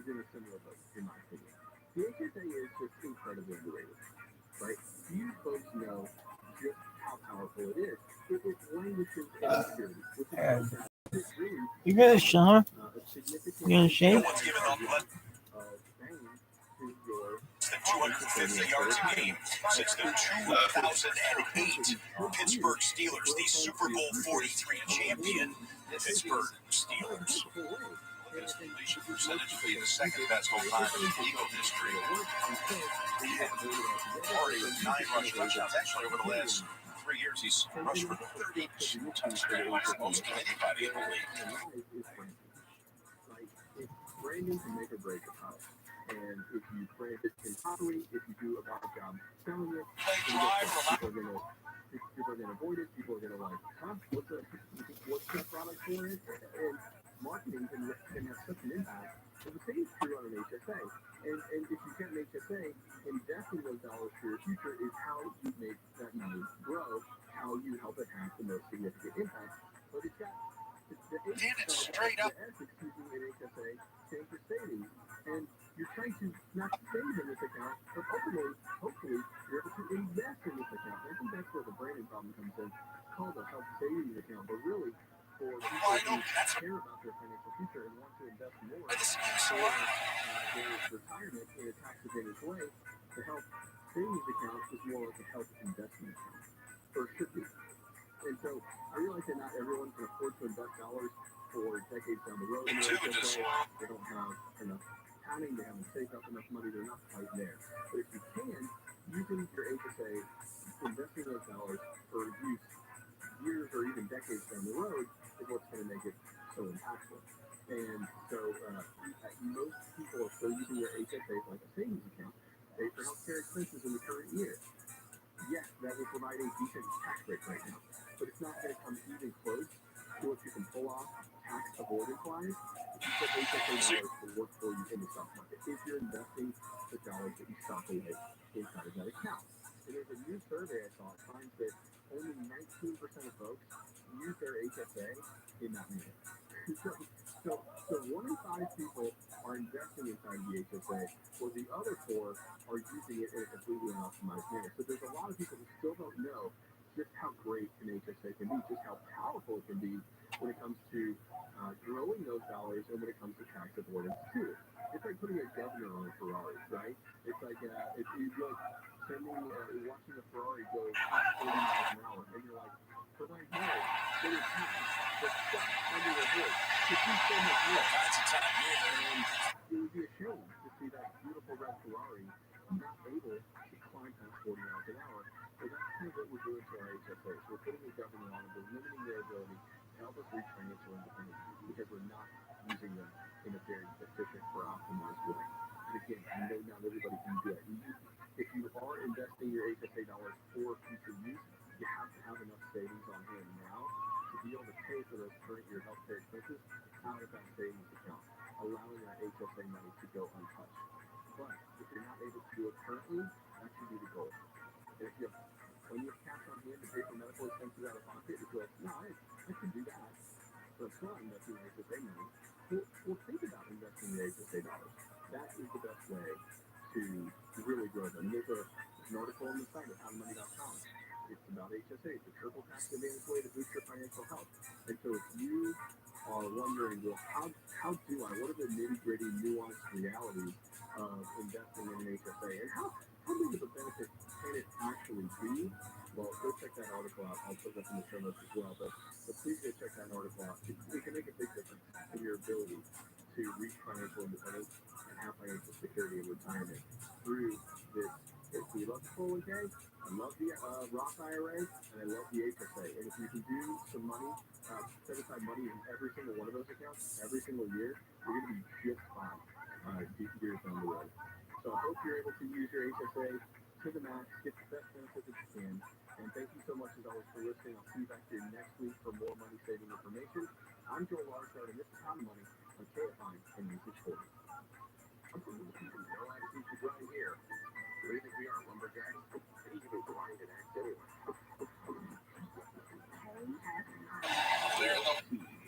Los Angeles, Orange County. Hamas releases U.S. girl. I'm Sandy Wells live from the KFI 24-hour newsroom. A third group of hostages has been released by Hamas. The 17 hostages released today include a 4-year-old. Down at the 5 by Thornhill.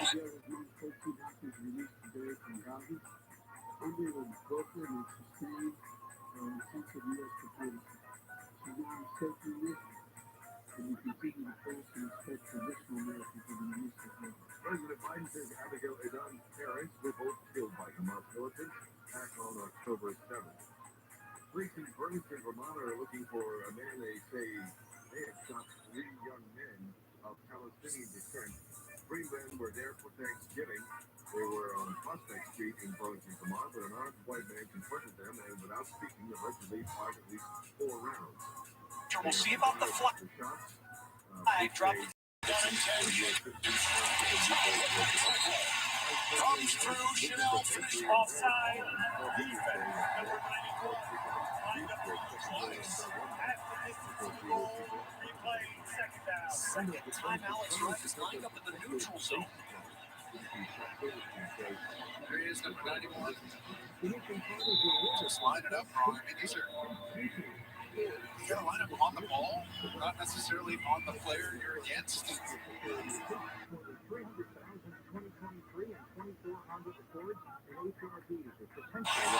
even more difficult.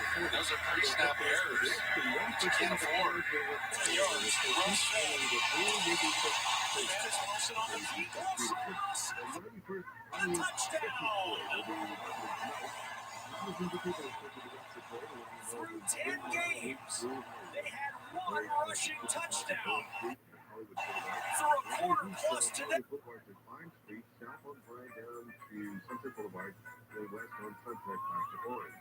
Streets around the parade will be closed today, so be aware if you're heading that way. And the parade will be shown on TV. So that's something to be. Make it play a little slower. Russell Wilson really take a hit.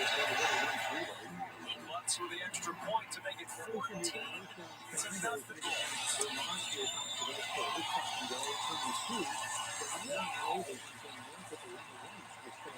Missing from 30 yards away. And the Raiders come up empty. And the Chiefs. That's going to be a stop and go drive. Give yourself room. And also delays, they can head on 3 to 10. Come on. Let's go and get it. Hold them to a draw. Hey, find this guy up, get you there faster. I'm Marquito. Hey, this is Rick Kennedy. We've on Pro Bowl. Here's what's trending on the iHeart Sports Network. Presented by Mercedes-Benz. The Rams kick off with the Cowboys today. Stacey Pittman is out with a hamstring. Oh, it's another RPO. Football Pirates today. After 6 seasons, defensive fire Dan Dennis. Indiana has gotten rid of Tom Allen and Houston has just fired Dan Ferguson. Sure, that flag was And so it sets up the first and goal from the 1-yard line. Coming up on the end of the first quarter, let's go back live as the clock ticks down below 1:14 and counting. to their trademark play. Hurts. Flowers. Touchdown. Philadelphia.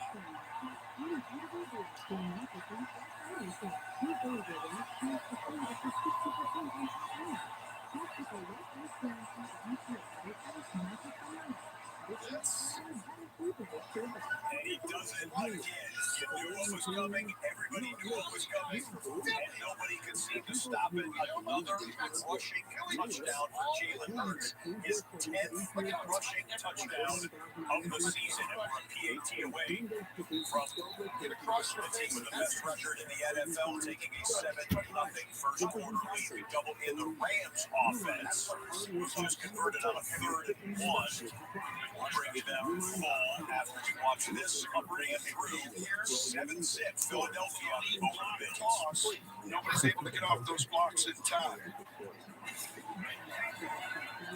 And you know, Sean McVay, just like his son was just born, up all night, always thinking of creative ways to do things. Said he could see the camera in the crib, sees that his son's up at night, just like Dad.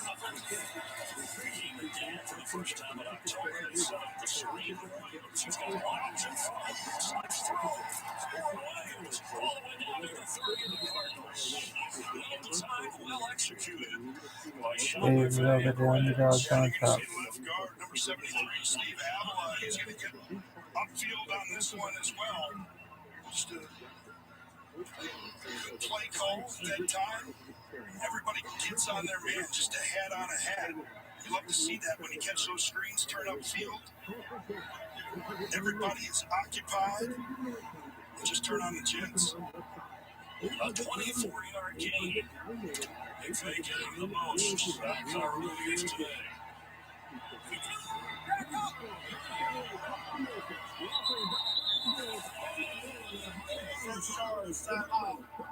Los Angeles. Rams on the start contract in the span of one season.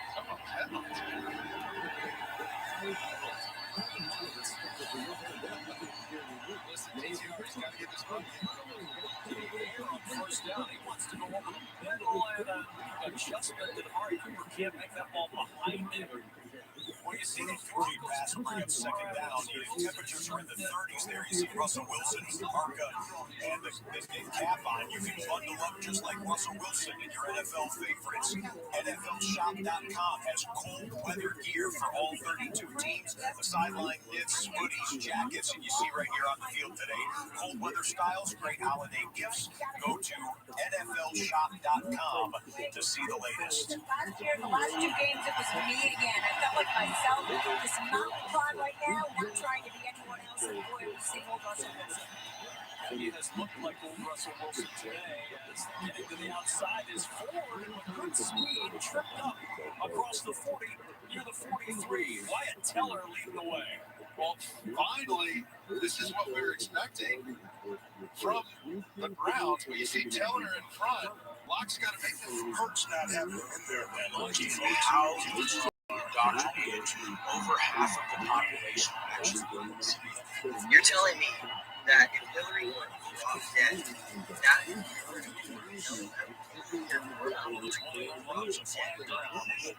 rather than thousands still listening to her take vaccines. You have to. No. What I'm saying, that's not what I'm saying is that no.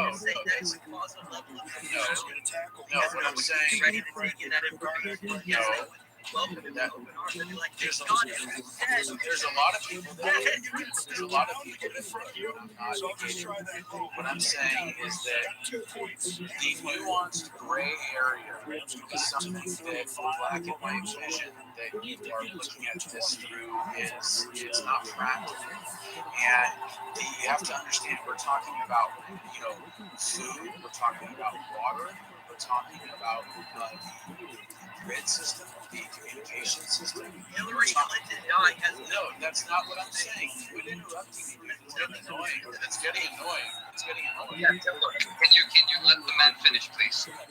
What I'm saying is that if we look at the situation as it is, then we are looking at a very nuanced situation for which we're seeing about 20% of what's going on behind the scenes. And whether or not she's dead or whether or not she is being arrested or unconstitutional or whatever,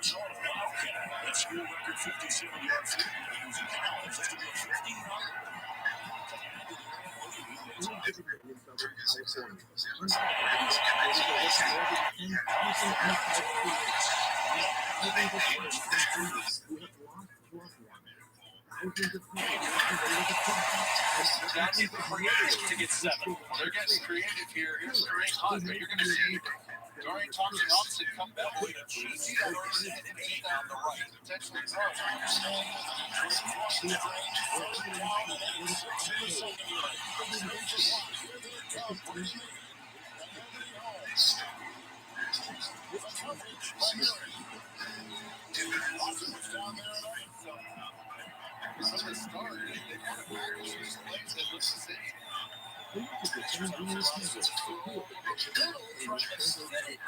extremely tight window to Elijah Moore.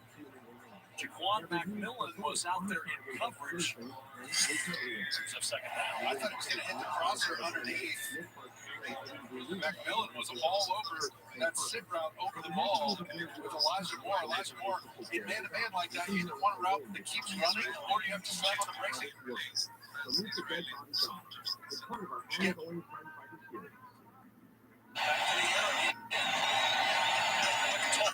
Moss finds Elijah Moore close to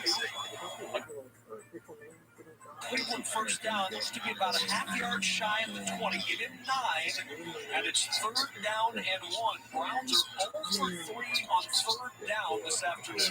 They're basically goal line personnel right now. They got big hairs in the backfield. Michael Dunn in for the extra lineman. Jumbo to 3.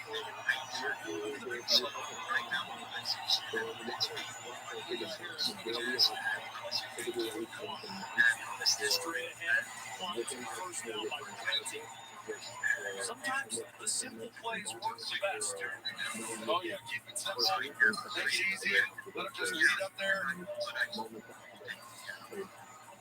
Oh, a little power. A little power quad action. There he is. Jordan 12 years. A couple years as the defensive coordinator. So he's back home. His team was penalized 6 times in that first quarter. That's most by any team in the first quarter this year. As they started the second with another pass play.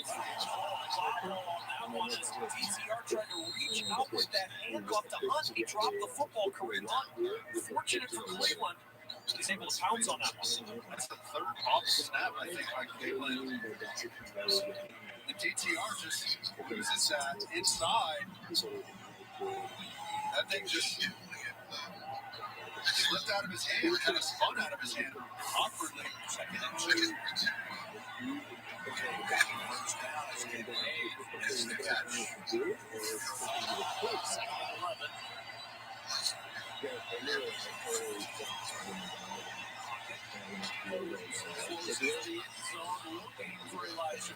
Coverage from Phoebe and Moreau, no flags, and it's 3rd. Like you never should the very best, but he coached Division II, Division III defensive line coach.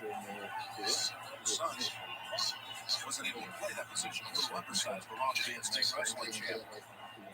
Heck of an NFL coach. Like you know, we talked to he's so rare with this defense. He knows all facets of the game. Push some first potatoes. Guys are flipping it though for pass sets. Long road trip for these guys. Time to throw, and it's dropped by Jerome. Good protection, decent throws for the rookie quarterback. He just couldn't hang on. Double in a 3rd and 3 for Kyler Murray. Run pass option here. Exactly where you want it. If you can, you love the body of all of it. That foot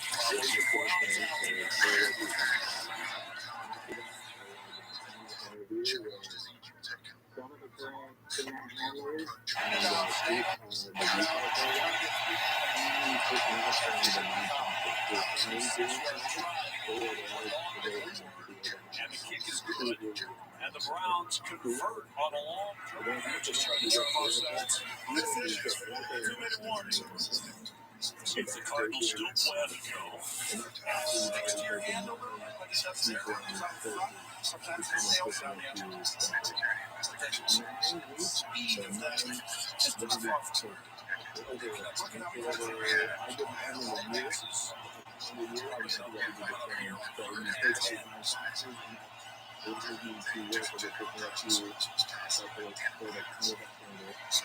and then once you move out, then you can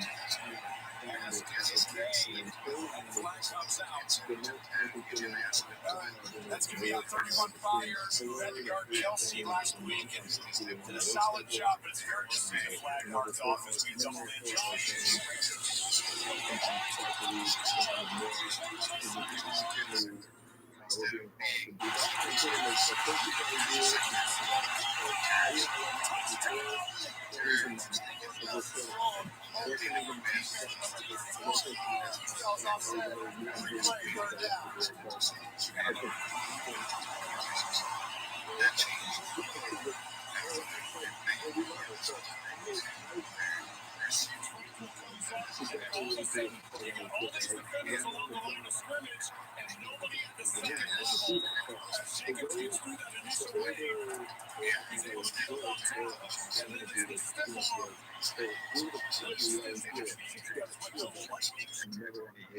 touchdown, and it's a work. But they do that because they want to. Touchdown lead in the second quarter for Las Vegas over their division rivals, and a team that could go into the number one seed in the AFC if they win versus the Kansas City Chiefs. Double box in a couple of AFC teams with Las Vegas celebrating that. Josh Allen trying to work against the Philadelphia defense. For what it's worth, I mean, obviously seedings don't mean anything until the end of week 18. But the Miami Dolphins started the day as the one seed. Attack that was conducted against Lost Inside.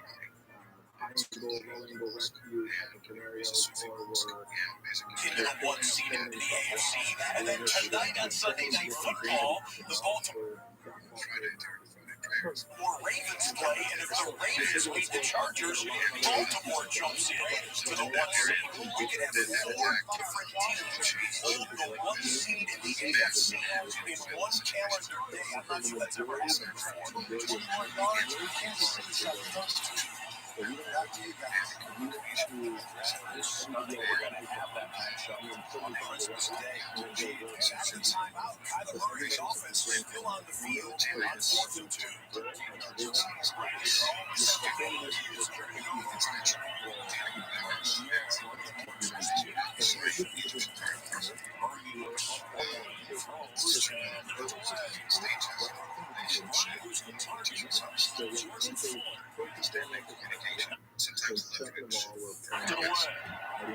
What a play by George Ford. He's going to get on McBride's hip. Watch how he just lays off here. Doesn't turn it. Gets that hand up. Nice job not interfering, timing it up perfectly. Kind of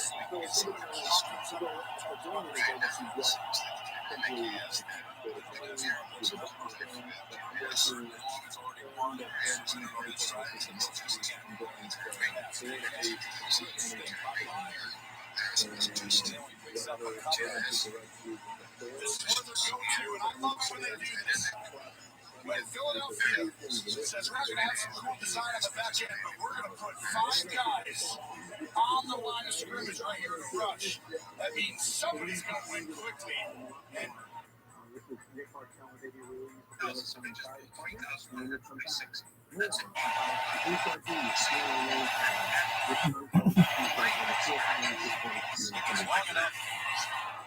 it is good. Pass now 17 of 20 on the year. NFL, 1 to 10.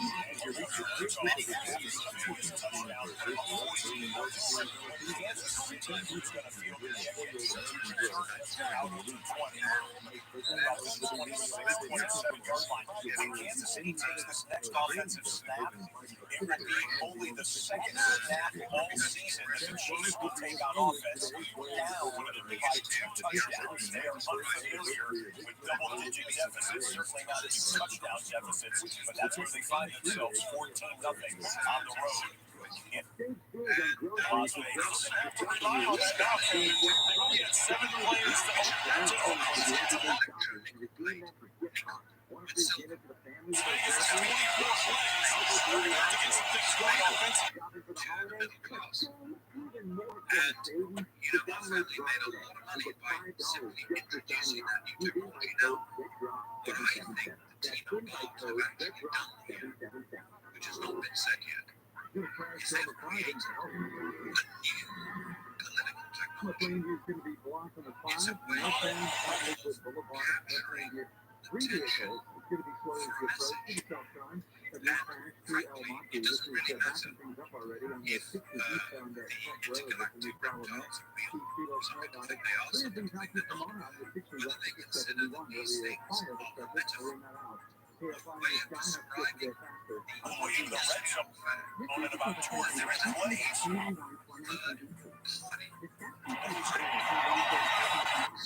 Receives national television carrying Israel and Gaza, whether they're carrying in Ukraine between Russians and Ukrainians, whether they're carrying between Republicans and Democrats.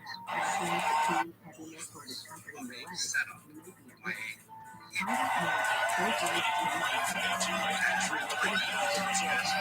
by so much of I was one of the first people we briefed in the United States living in Hollywood.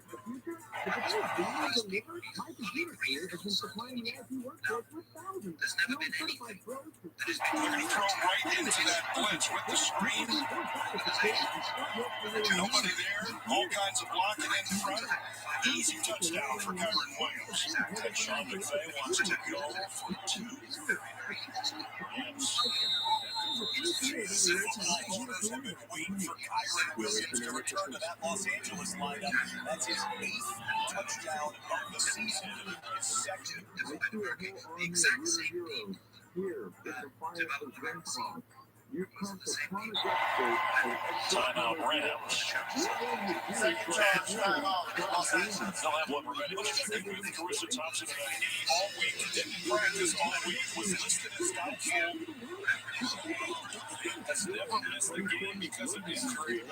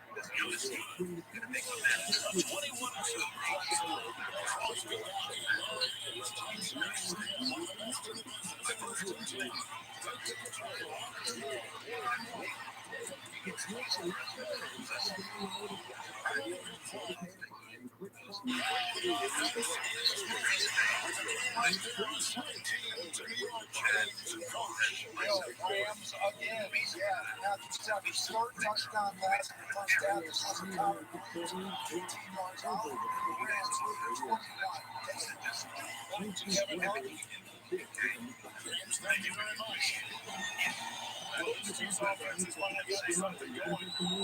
76 points.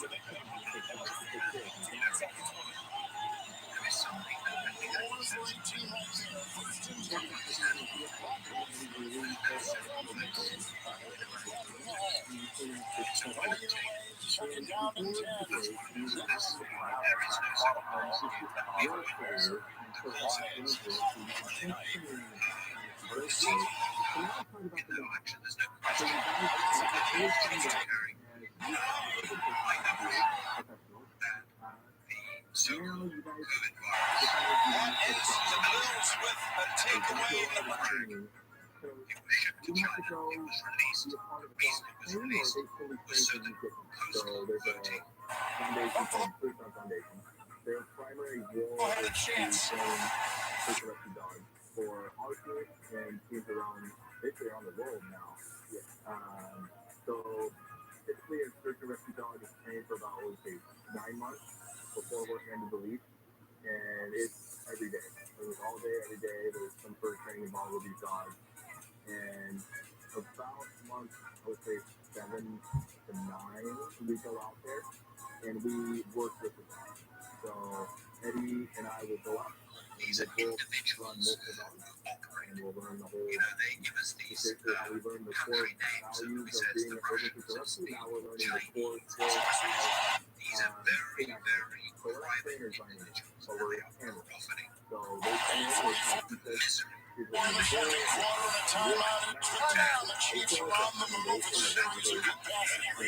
Mahomes going to discuss it on the sidelines. There was a first down snap here from Buffalo after the turnover holding penalty.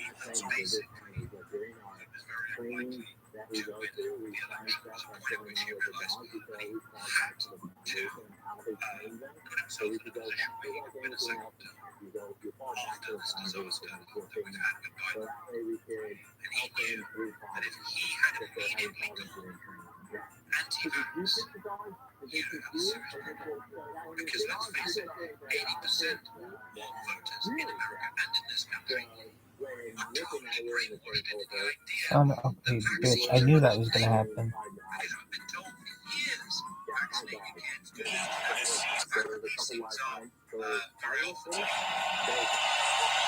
these various different diseases which are so to life. But they knew we were going to do They all need food, but Rubens, they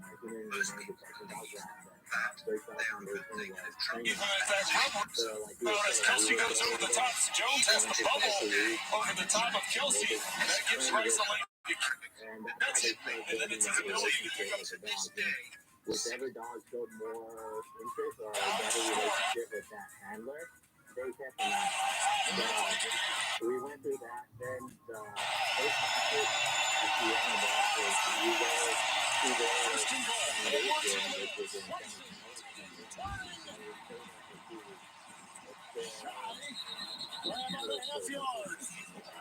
and we stayed there and we trained with them every single day. On the run, has his target inside the 10. That's Gabe Davis with the catch. It's a great job extending, finding the soft spot in the pocket, slide move, two-way option, and then you got that big arm. Good job by Gabe. Big balls for the Raiders. Safety. Two tight ends, 5 Edwards and Edwards for that. Second down and goal. Edwards in the middle. Coach make the initial hit. Dropping the first play. To the 1. No gain. Empty out the backfield here. First and goal. From the 9. That's nice. He's got it. And it goes. And he powers across again. I mean, it's like we haven't seen anybody like this since the early years of Big Ben Roethlisberger. He just can't be brought down by a single man. And he's so good at this. He's also on 3rd and goal. Confused. Timeout Raiders. Chiefs are having a hard time getting out that weapon in the red zone. It's why they're 3rd in the league in the red zone, because it's an extra guy you have to defend. 5 guys you can pass to, and 6 guys you get the ball in its quarterback. Osiris Torrance, by the way, helped out. The rookie guard helped push his quarterback across. Yeah, big time shove, and it worked. Boomer and Coach Coward for the latest NFL scores, news, and highlights. All coming up on the Verizon halftime. We go back to Denver, where it's a 3rd and 7 for TTR in Cleveland, or it would have been. We look at the clock, it's 2-minute warning. So they hit the 2-minute warning in Denver. We'll bookmark that and show it to you when we can. 3rd and goal from the 1-yard line. Kansas City is the one team that does not run the tush push, or doesn't do it with the MVP quarterback. That is.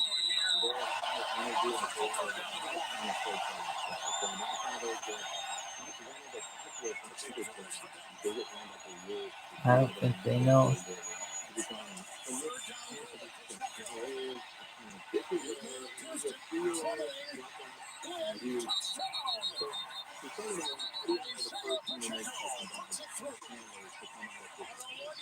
Touchdown run through that defense of the Raiders.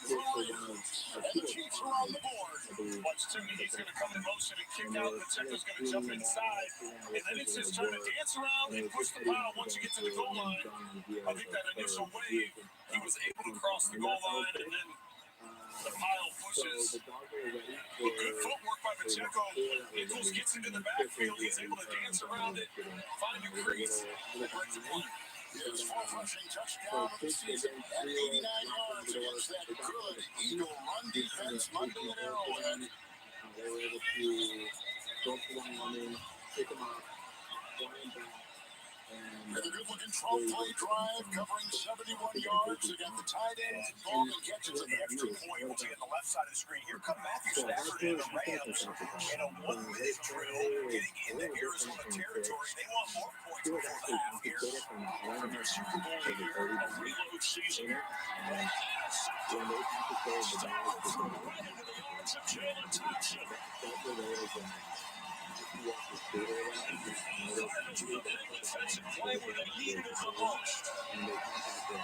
Jalen Thompson gets his eyes the entire time on Nakul. Watch Nakul's going to head up and break in, and you're going to see Thompson come from his safety position to make this interception. Just undercuts it. It looks like Puka Nakul just never had his eyes on that one, just never anticipated that at all. Matthew Stafford expected him to have his eyes back. But it was Jalen Thompson watching it the entire way, able to make the pick. Neither one of these teams have done a good job getting points off turnovers. It's a 9th interception this season. And out of the 2-minute warning timeout, here's the 3rd and 7 for the Browns. So you've got Murray a crack or two to get into field goal range.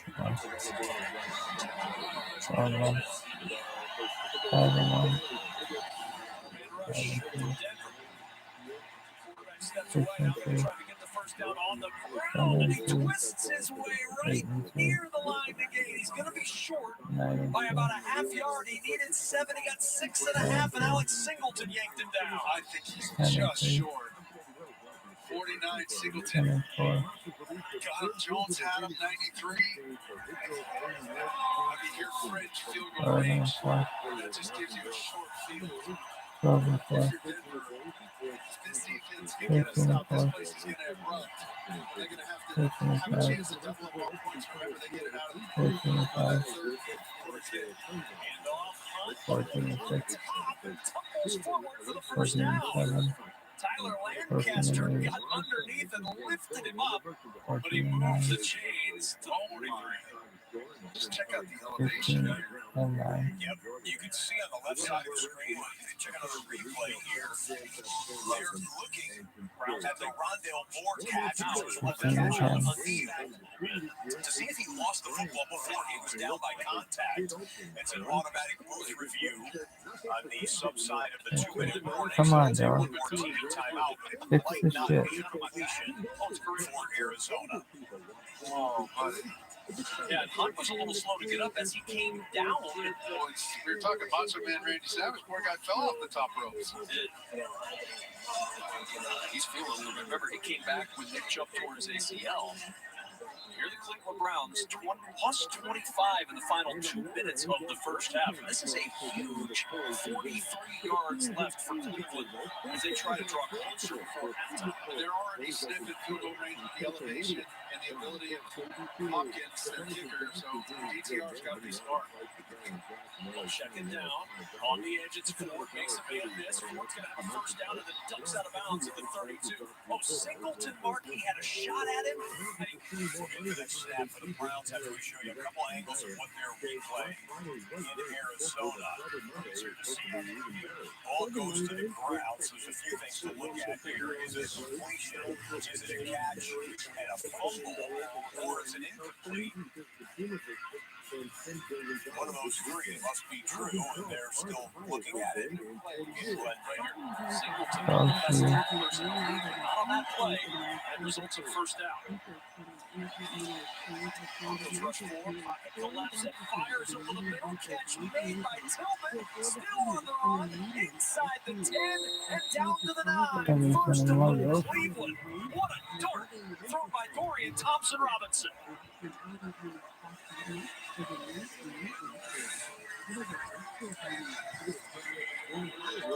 Watch him when he starts to run forward. He held the backer inside.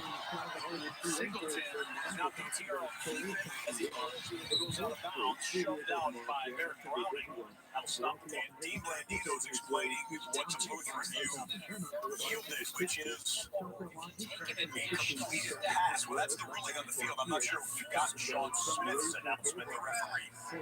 It's second down. Incomplete pass. Incomplete pass. See, they're in charge. Timeout back. They have 2 timeouts. At full speed, it came out quick. That's that bang play. But again, when you watch this, 2 timeouts. Remember, the ball can go anywhere here. You don't have to throw it in the end zone. Just no negative. Throws to him, and incomplete. That pass deflected by Mike Purcell. Carried out of the back of the end zone. That's 3rd and goal. 12 seconds, 2 timeouts. As you heard, they get the timeout back, but they're backed up to their own 48-yard line.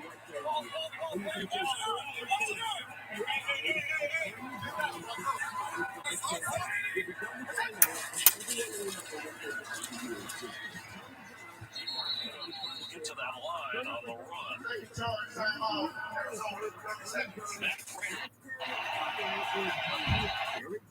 Remember, it's just for limited time. Go to TomandJohn.com/KFI. Feedback for details. Separate team. Mostly cloudy skies for the rest of the afternoon. Highs in the lower to mid 70s. And Elijah Moore. 40s, the lower 50s. Pass incomplete. That's just it. With high temperatures in the lower to mid 70s. 58 in Seal Beach and 71 in Orange. Weedy local live from the Campfire 24-hour newsroom of Sandy West. Bottom line is you're going to get. Presented by DraftKings Fantasy Sports. The Rams kick off at the Cardinals today. Safety Quentin Rick is out with a hamstring. Wide receiver Vince Veronic is questionable with hip pain. Both goes out the NFL lineup today hosting the Ravens. Meanwhile, college football highlights today. The six seasons Utah has fired Dan Gilmore. Indiana has gotten rid of Tom Allen. And Houston is set to fire Dan Ferguson after 3 of 5 losing seasons. And the Browns now 0 for. To offer with Coach Sport, because life's more fun when you're in on the action. DraftKings, the crown is yours. Gambling problem? Call 1-800-GAMBLER. Age and eligibility restrictions apply. Or get DraftKings.com for details. Do you hear what I hear? The forecast calls for real snow. Join Stater Brothers Charities and Hope Orthopedic Institute for the Arthritis Foundation's Jingle Bell Run at Angel Stadium on December 10th. Check out your reindeer antlers, ugly sweaters, and running shoes for this festive 5K run and 1-mile walk to help raise funds to conquer arthritis and support the more than 60 million Americans, including 300,000 children who live with arthritis pain every day. Visit dbr.org/OCIE to register and donate today. This is Jacob Emma. You've been a front accident on 844-24 Jacob. The Rolling Stones, the greatest rock and roll band in the world, famous for their police-escorted motorcades, but whisk them in and out of those shows. Radio gives you a chance to be part of the entourage on the film coming forward. Came in late, maybe to hold.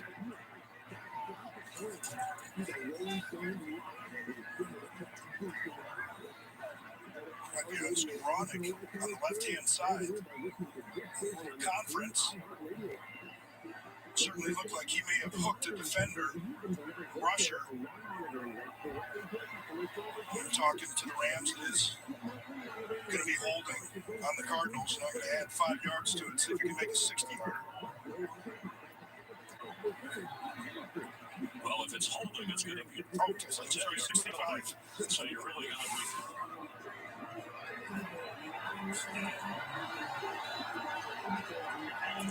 Yeah, the left side of the screen. Offense.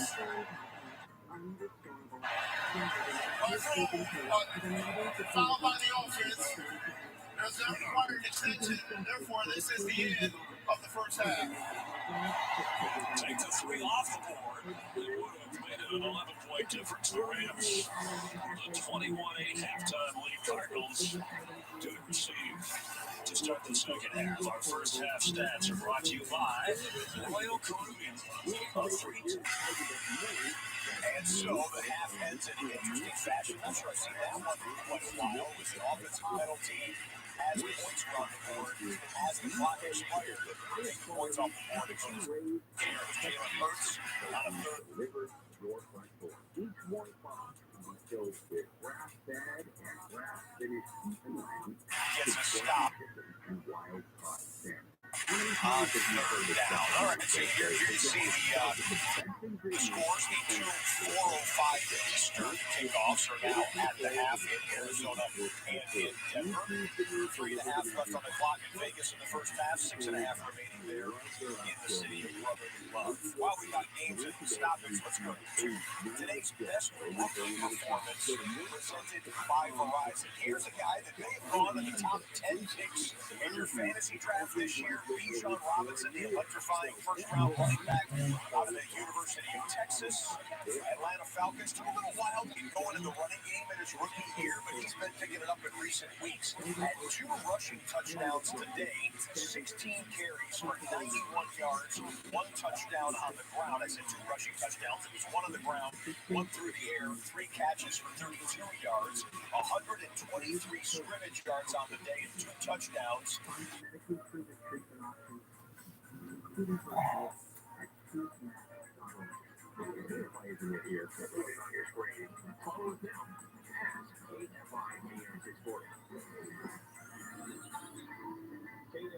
AM 640 for everywhere live on the iHeartRadio app. 41. Gregory, and this is Unsolved. Gain of about 9. If you're listening on the the app, you can send us a tip about a case, a story idea, or a comment about the show. Just tap the red microphone on the app and record your message. Before we get back to the guys, just a quick reminder, you're going to hear some wind at times. We apologize, but we have to be outside, so they're going to have to take care of your dogs. Couple of timeouts. Welcome back. We're talking with Big Park. Let's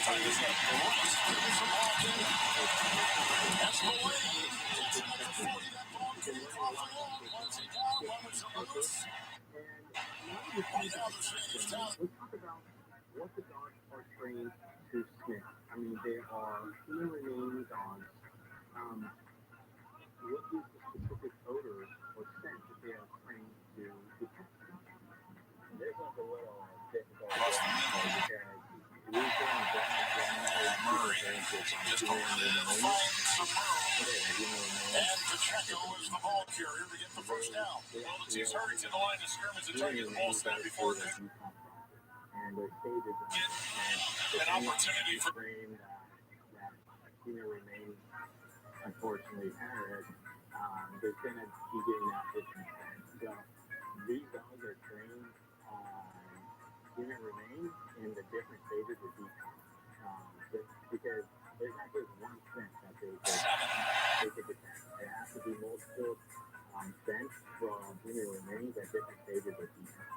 So it's not an easy question to answer. How do they break it down in the very top one? And you have to look how many stages of decomposition are there.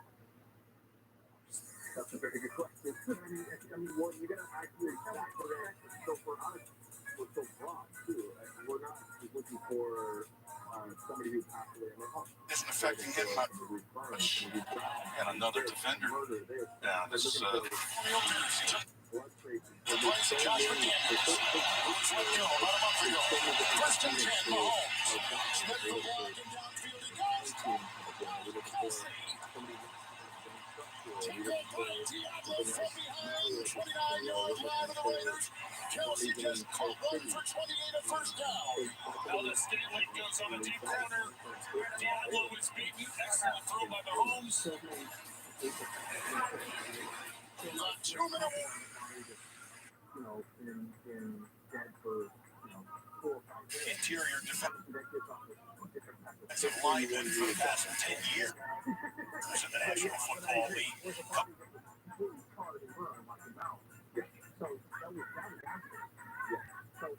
Okay.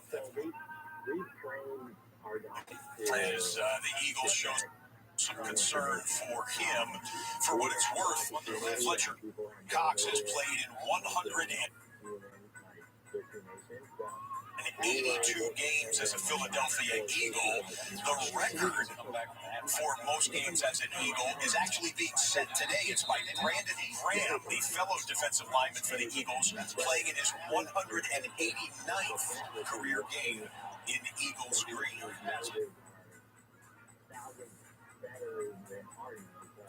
They put out that, but not a lot of it. They did enough to wear the dog tonight. So you established that there's sort of You're talking about McDermott being from Philadelphia. It's an interesting twist.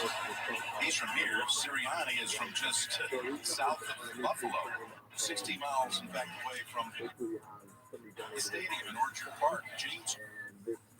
Agency allowed our team wow, that's why they can't stand each other. their whole body, and it's currently at the First Foundation, and they hold our court under lock and key. And Kane did not come down with it. He knew Bradbury was waiting on him. This ball got away from Allen. This Kane runs an incredible route. Watch, gonna go in, tag with it. Finding it, and the ball works upfield, which allows Bradbury. Close to muscle, fat, liver, spleen, brain, all these different things, so that when they're out there, they have a foundation. Third and long today is so far much better than they were early here. Oddly, for the second time on a third and long, they take Diggs off the field. He's not in. 9. Pass. Sherfield incomplete. Again, so many different factors. This job and human protection dog. Like whereas with a lifetime dog, they're looking for breathing and giving out skin wrap, and the dogs go in and they find out one person. Now you go to a human remains dog, skin wrap. So as you're sitting here right now, it's basically the skin on your body being exposed in the air, and the dogs can hit on that. So they're isolation, your clothing, what they're not supposed to, because so skin wrap, isolation, things like that is what the lifetime dogs are going for. Whereas we're looking for, we could be looking for inside the tent.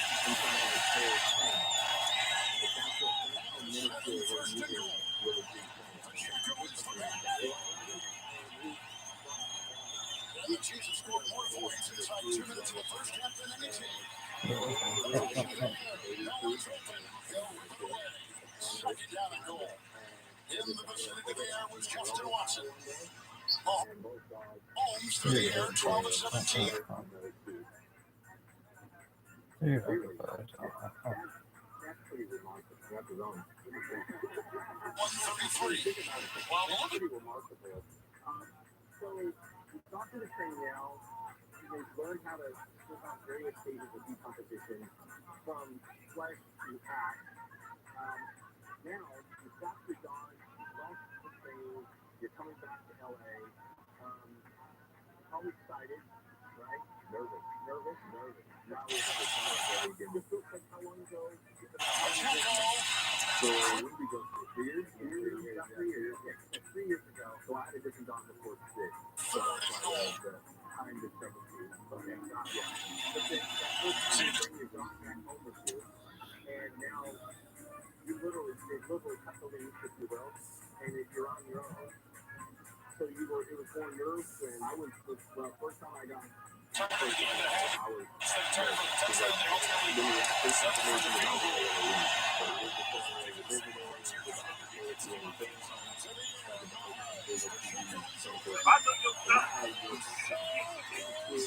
gonna say, like, if I don't know your sign, you need to come on and give me a sign so I can get you to that level. If I don't know your sign, I don't know you. We ain't cool. You know what I'm saying? We ain't cool. You're almost there. You get all of there. You're all of there. If I don't know your sign, stay on line right now so I can do it. But I'm just saying, I don't care to be in your It was thrown near the goal line. I can't find answers for the time and bring it to you. I'm Sandy Wells, live to the KFI 24-hour newsroom. The ceasefire between Israel and Hamas is also on track. The militants freed 17 more hostages, including 14 Israelis and the first American, 4-year-old girl. An attorney for the Thank you for being here. So obviously, you want to take one? After that, I have an idea. Go ahead. So if you want to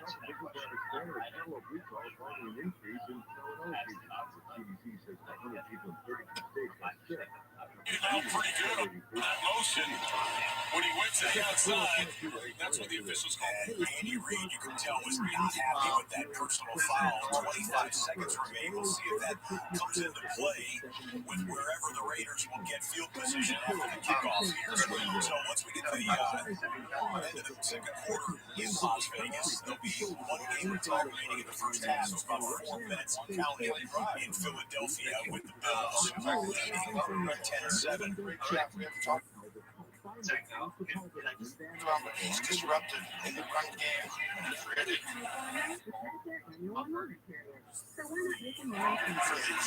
Teammates by just taking on these double teams. And Oliver's playing as well as any defensive tackle in the National Football League. He's so disruptive. Ryan Johnson, the offensive coordinator.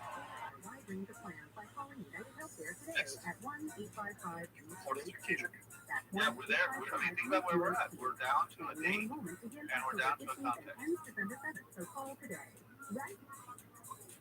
Okay, domestic stuff that's going on in,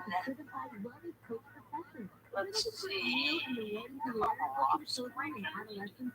protest-wise, does that have anything to do with this? Hold on to catch you back. Two completions, both completions went to Devontae Smith.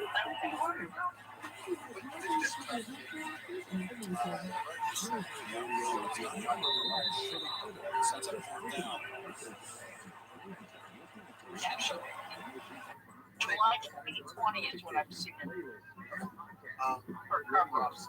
But, yeah, sorry. So, all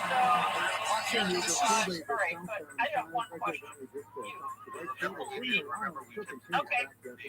One question of these. Well, keep rocking. No, I'm just saying. We're already down. Fantastic brain exercise. But we're August 10th. We're dealing with protesting mail-orders. Go ahead, I'll say your next. And then we're going to see some. Is this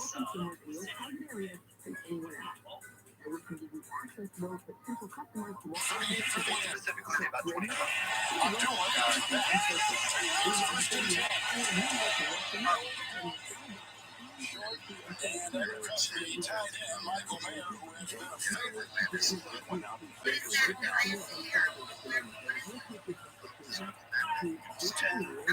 timeouts.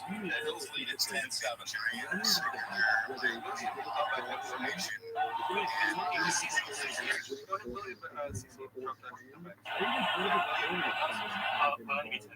It's just a sort of like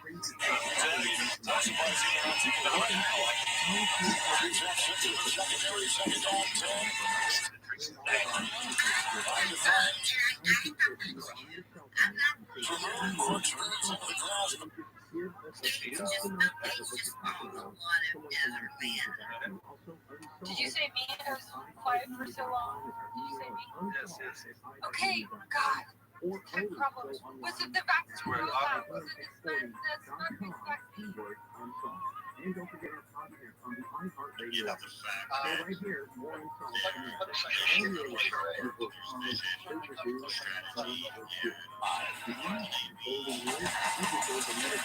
minutes late. We're about ready to come out of halftime. Before we do, we got a free halftime entertainment machine rodeo. You can't go wrong.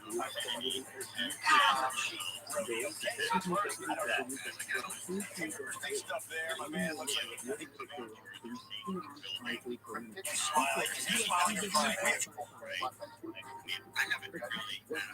Chief Cam, yes, you asked, we deliver.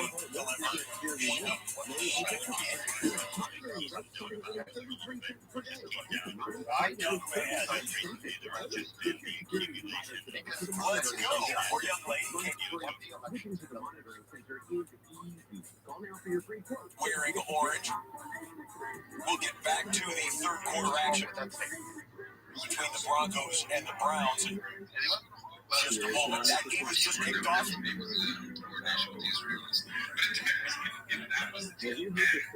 Which was ill-advised. I think maybe he thought he had a free play. Almost had the interception with the flag. Offense number 70. That penalty's a time. Result of play is 4th down. The rookie Paris Johnson from Ohio State. First rounders. Father Paris also was drafted by Arizona in 1999. Declined because of the breakup on the pass and wanting him to come south for the Cardinals. Hold on, who else? Aaron Donald's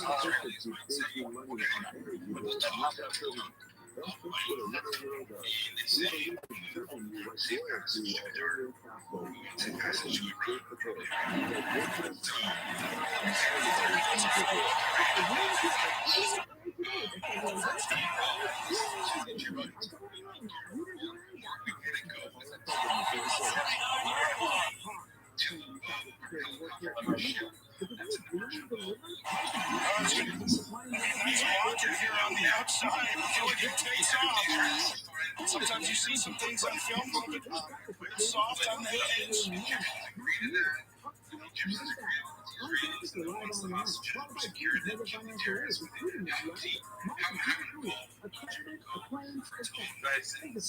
not domestic. Physically, you this would not rust about running obviously it's not going to rust. She is the daughter of executive expert. That down. The people ways of trying to find that election. So I guess out of the TV talk about here, Philadelphia is 20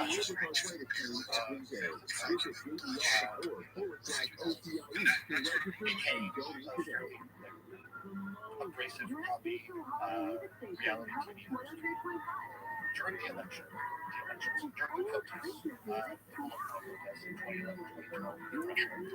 she came out as someone who was aligned with the opposition and became a moderately prominent voice in the Russian opposition. Never. KFI AM 640 heard everywhere live on the iHeartRadio app. I'm Steve Gregory, and this is Unsolved. If you're listening on the app, you can send us a tip about a case, a story idea, or a comment about the show. Just tap the red microphone on the app and record your message. Offense number 7 is 7-6. 15-yard penalty. First down. Too cold. It was always sunny skies, wasn't it for you? It's always sunny in Philadelphia. This is the building, by the way, where Tony threw his last NFL touchdown pass. Terrence Williams. Second and 2. Gabriel Leslie to the left. That's Gabe Davis. Hanging out on the sideline inside the 10-yard line. Whether it's from a natural disaster, a fire, a murder scene. And now, guys, you had your dog, and you brought him back 3 years ago when you first got your dog. Remember your first call out? I do. Yeah. It was no one was ever found, but it was Fires. It was a big right to the and I believe it was like Monrovia. And it was in a basement. They use a ladder. So these dogs are trained on ladders. They can climb up and down ladders. So they had to use a ladder to get sticks down. So he was able to go search this basement of this large church. And we didn't find anything, but the dog was basically almost pitch it out. They have to put the fire out. And where's all the water go, it goes down. So now it's basically so the dog is searching this basement. Amazing, intelligent people that were able to do all this stuff, and they're telling it like we're all taught to be like, say, oh, slaves were forced to make these statues. No, like there was intelligent artists that were like, I want to make these statues to be like recognized by the king and the people for being a good artist.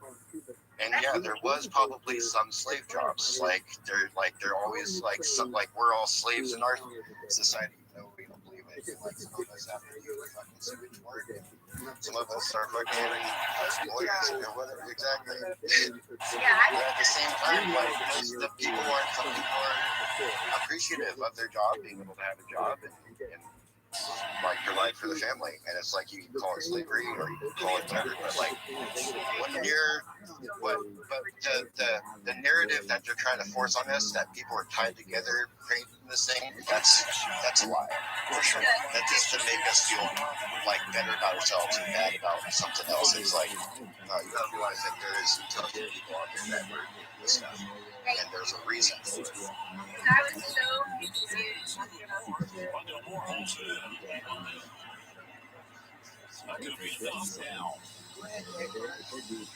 I'll always like to talk about pyramids, 100%.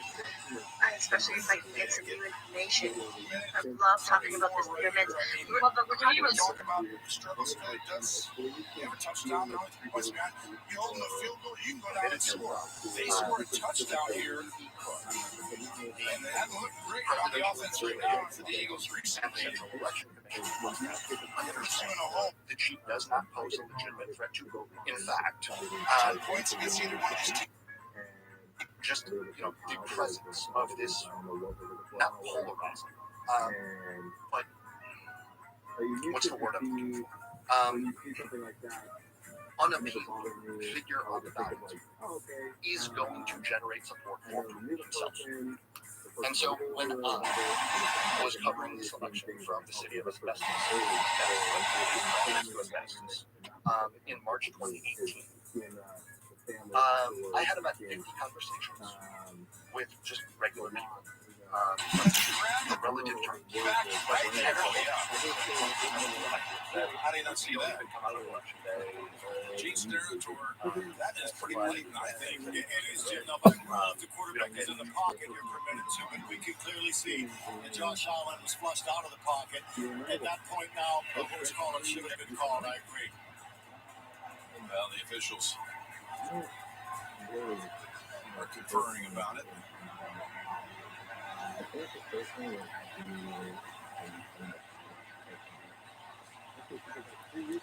Also got the situation where Allen tried to get rid of at the end. Was it a fumble? Was there anybody in the area? Was it grounding? What's going on here? These officials are trying to figure all that out, Gene. Yeah, surely, Jim. And this has got some detail to it now. If they rolled it. The official that Josh was not. The receiver in the air. And the ball did not reach the line of scrimmage.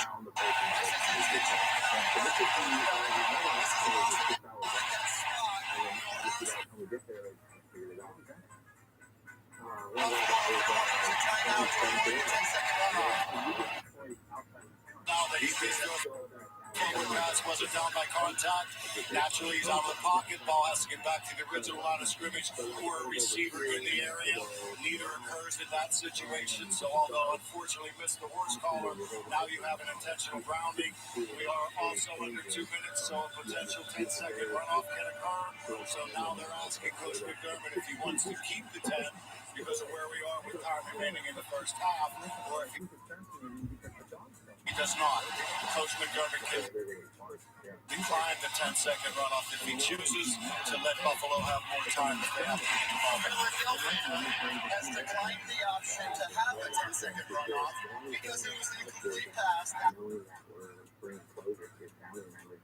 will start on the snap. These dogs are trained to do this. We're the handlers for these dogs, and we're bringing back soldiers for families. Well, speaking of that, a third and goal from the 16. This is a killer for Buffalo. They don't score because you should have gotten the yards for the penalty. Instead, it's a loss of down on top of it. It's not like it goes back to second down. By using the same kinds of tactics that and his regime had in Russia. If you still go through a major back and forth now, fifth official comes in. Oh boy, the official's still talking there. We got to show you some other action, including the Rams. Not a handoff. And so up the middle, Kyron Williams into the second level. Kyron Williams into open field, over the 40, down to the 30. Doesn't get tackled and goes inside of the 25-yard line. A 56-yard run for Kyron Williams. A monster game for the Rams, and there's Josh Allen shoots it incomplete. That was third and goal. Bills have a choice on fourth and goal. Probably play it a little later, so they're going to bring the field goal unit out. And Kyron Williams source of information.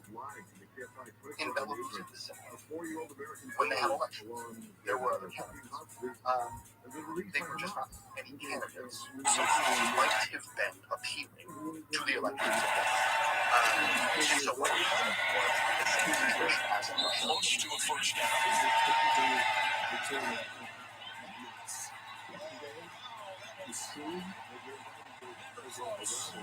Huge is the non-call on the horse collar now, no points.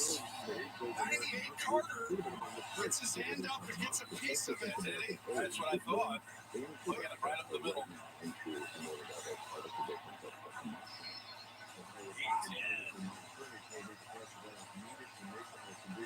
at that. Times the jump perfectly. Trying to stay in there, make some plays.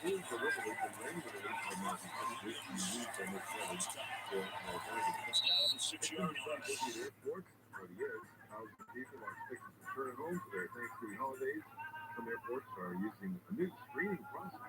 You're going to actually put your carry-on bag inside of the van. Electronic. Massive block there, and the Eagles have a minute and 24 seconds to run a quick 2-minute drill. Pick up a 5. Rams trying to get to 5 and 6. So they Two in the red zone and one in a 2-minute drill. Upper left-hand corner, Matthew Stafford will hand off. Tiger Williams goes nowhere. That loses a yard or two, and Williams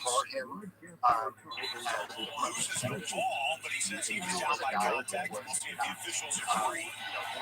Browns inside of the 20, and that carry for Jerome Ford will take him down to around the 11 or 12. Jalen Hurts in a hurry up. Inside of Von Miller's inside. Aaron Johnson out of bounds. Get up close and personal with all those new things on 4 wheels. The LA Auto Show wraps up today at the LA Convention Center downtown. So in Central Town, a lot of major for space for the annual Nowhere to go. Sunset Boulevard. Santa needs a place to land that plane. If your weekend in like 38 years, 8 months, and 4 weeks. There was no opposition from Moscow to Betsy. There was a third figure of Venezuela. He's former. At least one of Maggie Kate King's parents confirmed fucking. Good. One of the major figures behind the appearance of the tech sector. You're not gonna learn that. We've got guard kids. Only 3-year-old fucking Rothschild. Not everybody's gonna teach you about Maggie Kate King's parents' procreation schedule, but I do. I will. Man, did that girl fuck up? As the ball went high and incomplete, and the bottom of the screen, Sean McDermott's Buffalo Bills come away with the takeaway from the Eagles in the wet, sloppy weather in Philly, and Josh Allen gets another chance to score points before the half. 64 seconds. Felt the presence. It'll be Hunt gets the carry. And Hunt works his way down to the 3.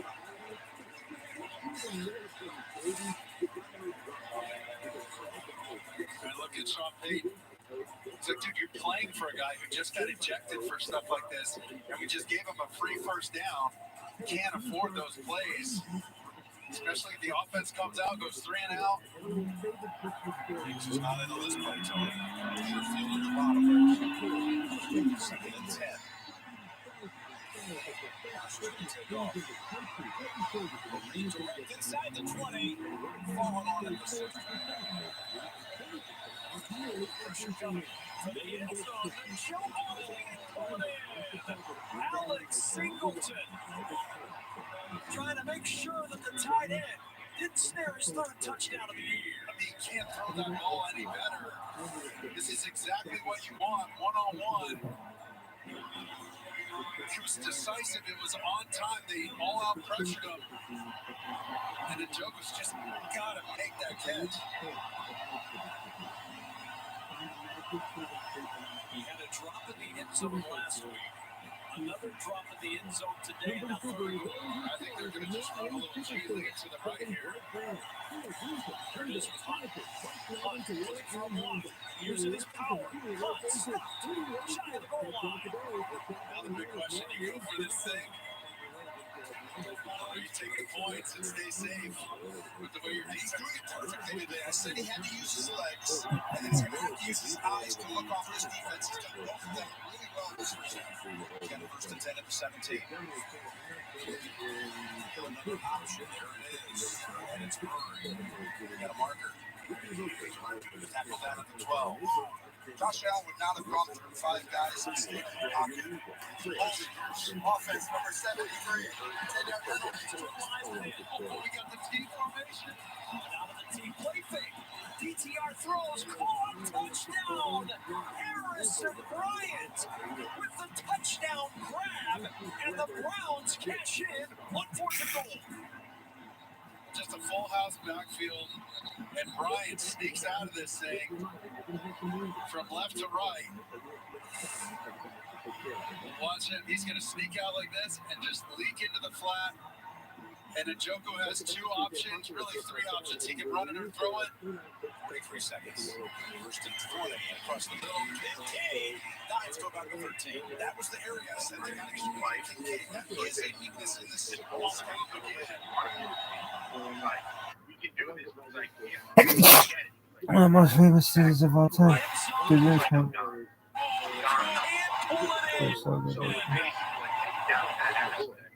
Saw that action earlier. He got pregnant. He had a kid. I think now the kid wouldn't come back. This time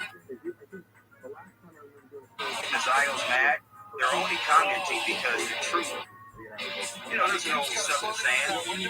Rock in a pack of wild dogs or a pack of dogs. The only one that yelps is the one that got hit. And so with Israel, the way it seems is any time you remind me of something else, I won't bring that up. That you say something, and you can be a nobody. I feel like on Twitter, I'm not like nobody. I'm not really, and they attack me because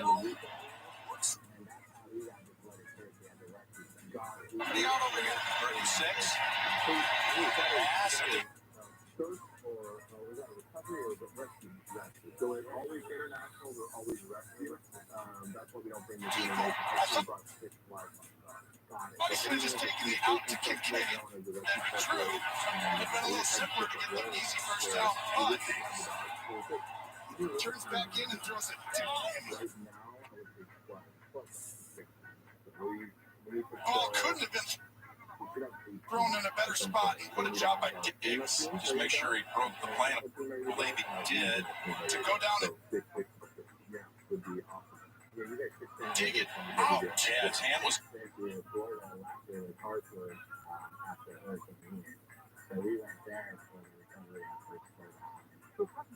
Great catch by Dig. Couple of huge ones here lately. They'll confirm it, but that is a costly turnover that yields the points for the Buffalo Bills. We're going to have a 2-possession lead going into the halftime locker. We are out of the half and into the third quarter between the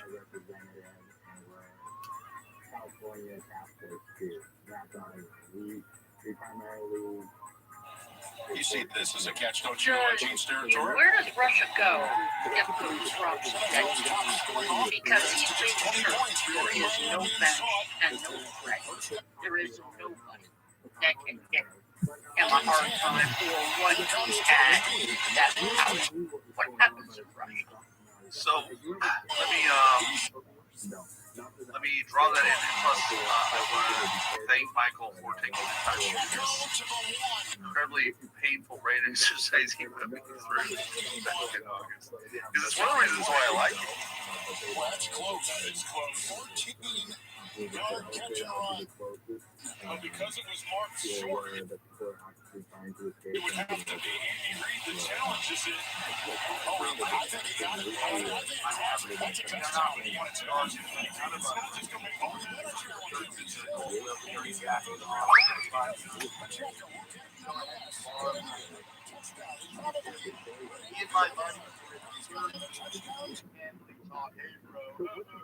Mighty, I'll tell you something funny. My wife, sorry, Mighty. I will do my round with my wife, and she close her leg and she put it up in the air. She's trying to collect it. I'm like, normally a woman wants to get rid of that shit, right? But my wife's like collecting it. So I found that funny when I saw her do that. I'm like, oh man, this is so funny. But maybe she's thinking by collecting it, like putting her leg up in the air, it's gonna help. So hopefully it works out. But it's funny when you're trying to reproduce. It's very different dynamics because because normally all my life I want to shoot it outside. Now it's the opposite, and so I've been programmed throughout my life is to like pull out. Now it's like the opposite. No, keep it in. This is your job. It's not my fault. It's a really weird feeling. But it's Listen, there's a reason why almost all clinical grows involves in the Discovery Channel, my friends. There's a reason why virtually all the mammal species have no style. Angle of let's go.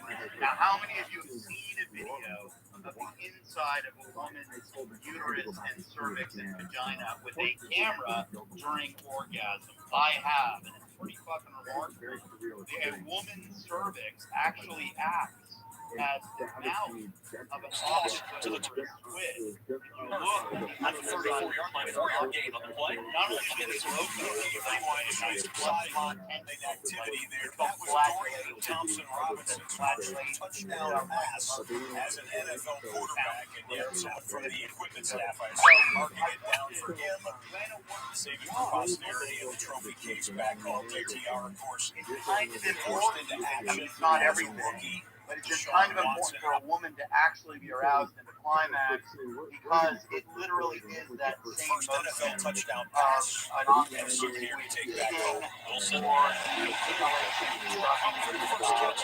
several facilitate pregnancy. Kind of gross. I know. Humphrey for 6th catch of the year. He's just going to run. Mention the strike. It's just one other thing. I got a great answer for pressure. I'm not sure you can entirely relate that. In the Western world, as Randy described a number of times, we have, thanks to feminism, thanks Jews, women have imposed on men, and it doesn't work on all of us. The older we get, it tends to wane in effect. But this fear, shame, and guilt complex, you're a pervert if you're going out with a woman that's more than like 5 years younger than you. Now, in part, maybe it's kind of like an old maid jealousy response from them. Women don't want to accept the reality.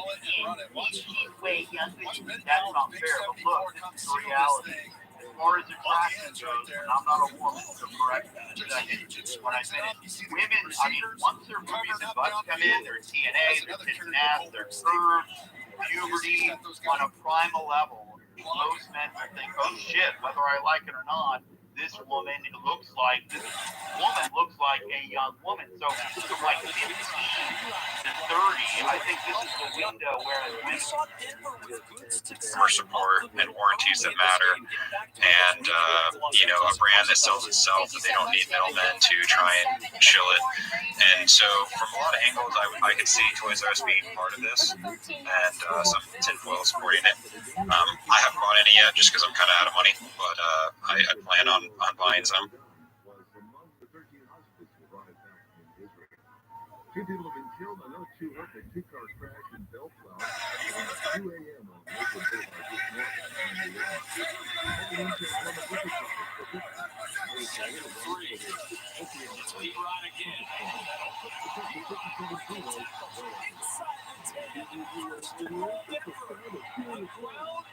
Has been resuscitated by the Broncos. 24 for 25. Miles Garrett's and no partner and no children. Falls on dude to make that happen. In other words, women have an earlier window, but I think it's just so much easier. All of this shit for women throughout history, men have been the expendable.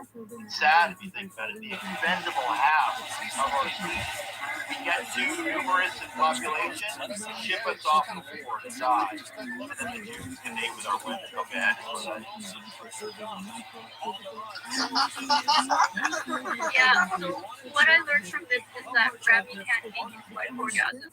And to get her pregnant. But anyways, what I wanted to say was that you'll have to find out, okay?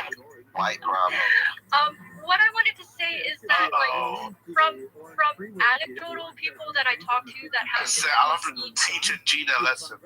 That you always do this to me, so it's just me coming back.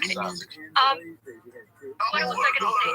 No FBA, you're not allowed, okay? Gene is not, you cannot come next to Gene, okay? So what I was gonna say is that like see, when you're talking about getting someone pregnant, all the men just look to is positions, okay, sex positions. Well, that's gonna help, but it's really just mental and it's stress. Like if you're good.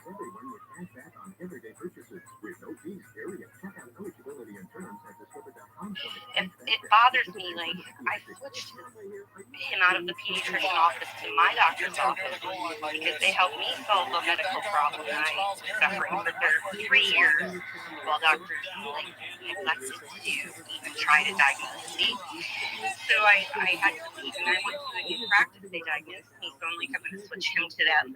But they still haven't helped us investigate his stomach issues, and it's kind of gotten a little bit better. But like right now, he's been sick for about 3 weeks off and on, and like he threw up this morning. Well, I have started on a parent's but due to pro and prebiotics, but I always hear that it's not that great.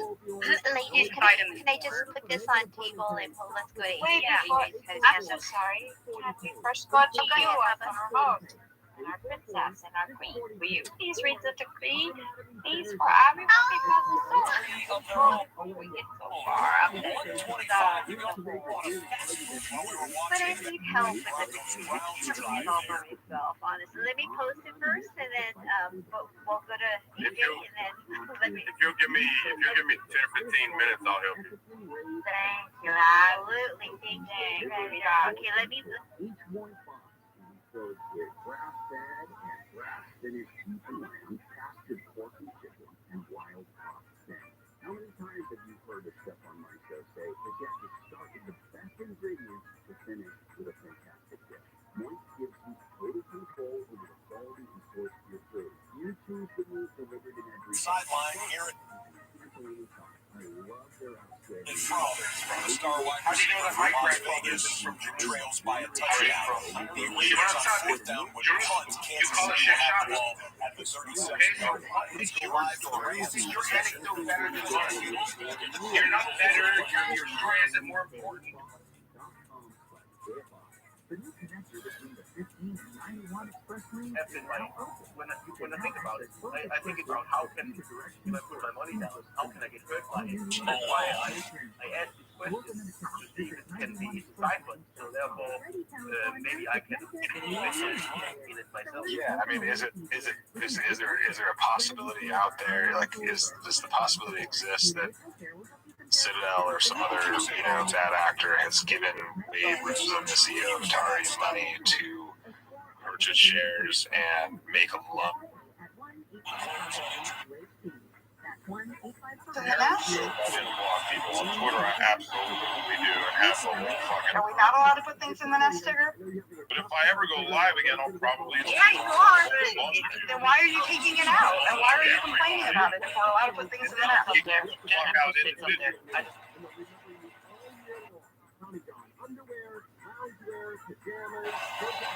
He saw me being a live partner with Mikey and Brando and a bunch of other people. This dude is super cool. I'm so happy you joined the space. And I'm wishing you mad luck on the tables. And thanks for coming up, brother. I gotta fix that hard part. And you can save 30% site-wide at TommyJohn.com/KFI. You'll be done before you know it, and everyone will the lack of financial funds that we will be asking for or accruing, the third-party candidate status, and how much we're going to be changing the game in that respect. And, the fact that I'm not going to be smearing any of my opponents. I'm of the belief that if you're the best candidate with the best ideas and the best platform.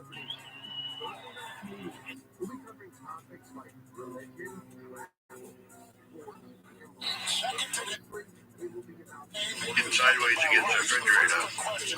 And when I laid him down, his knees and legs are in the air and arms are still in the air. It's already setting in, so. He was purple.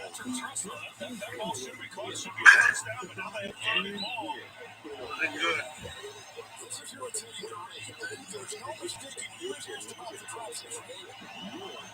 One year, stuff like that. We'll have to see what he has to say because so far with the little tidbits we're seeing here and there, soon find out that it's was a conjurer.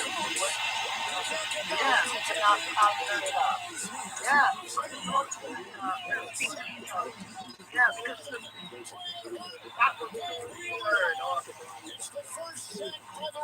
Okay, well, listen, we have the COVID, like, gone down the COVID rabbit hole because we're here trolling everybody, and, you know, it is what it is. Jay, yeah, go ahead. Yeah, and I just want to say, I would have wanted to jump in earlier, but I was in the middle of putting up Christmas lighting, and I don't want to be halfway somewhat dangerous and talking. No, I totally get it, Dr. Wet. You're good. Yeah, no worries. Jay, go ahead, man. Yeah, hey, I appreciate that. And just because I want to try to wrap up with the doc here, and I think it was cooking. I don't remember who. First, I'll just start with one by. Wow, that's 1 by 2.0. I hope you're okay. I hope you have a drink and relax. I appreciate you, brother. Hey, so I do want to say I'm not going to be a conspiracy guy. Maybe you know this from back in. There was a video when it first came out. I can no longer ever find it, and it's ironic because I don't want to be a conspiracy guy, but it was a doctor talking about the connection between the North Carolina hospitals and Wuhan and everything else. And some of the stuff he was talking about, like, and then that video on YouTube, I mean, right when it first happened, just kind of went away. So that was whatever. That was kind of weird, but. I don't know if it was Cook that was talking about the research. If it wasn't, I apologize. But I know that whole vibe, especially in the military, now I don't think the military, especially that for them to issue, it had to get to an emergency state. To get to an emergency state, you have to not have another medicine to take care of it, even though there's a plethora of doctors that say, yes, this works. So, my question is, between that and then the idea of saying it has to do this is what's supposed to take care of you. I know there's other doctors doing some good epic stuff, but is that like the idea of saying, like, we took away everything that, like, too many things were available to help. I mean, I think even over the counter zinc was like a big, like, that'll knock it down and you'll be fine. But is it?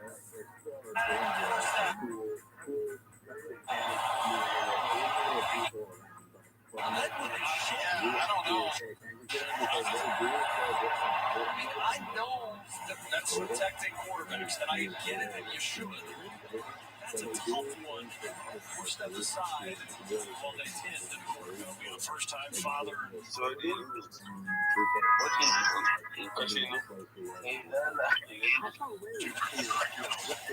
Just like Papa.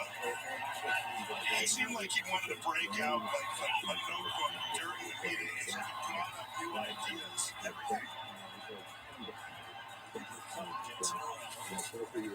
The pitch to Kyron Williams. Inside to 10. And falling forward one, we'll check the spot if that's good enough for the first down or not.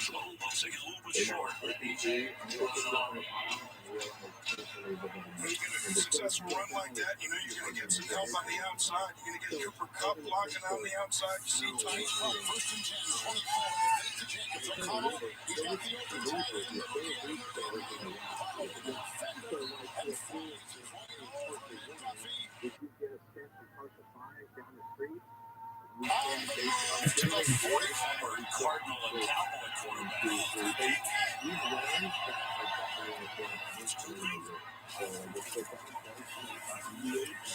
It's the first down. Knocked back once he got to the 5-yard line. Clock will run. And this is Egyptian. Try not to get personal and silly. It's a waste of time and stuff. And shame on you for that. Look, here's what it is. This is the big question mark in the Arab-Israeli conflict. So the Jewish agency and Jewish organizations purchased a lot of land. Not all of what is considered modern-day Israel. In fact, not all of what is even considered 1940 partition. What happened was the British, who were the sovereign in the land after the Ottomans, okay, they allowed for Jewish towns and lands that were owned by Jewish people to connect those towns and fields, okay, with government-owned land. We started working on that. So we flew in on Sunday, right? So you started Monday morning? Yeah. So Yeah, that's what Cedric just said. He's not even lying. Just says if you're crazy, if you're a girl and you're picking Jesus Christ, that's not you. I said, please don't go with that. Don't use that bit. The hell? One person I don't want to give me food. Bro, Cedric was supposed to put us in trouble. He was about to collect it.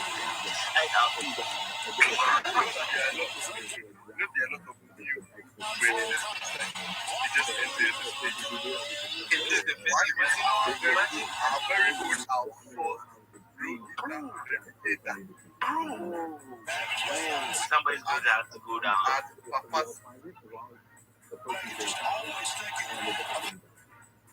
god. I volunteer. Because we need to verify some shit.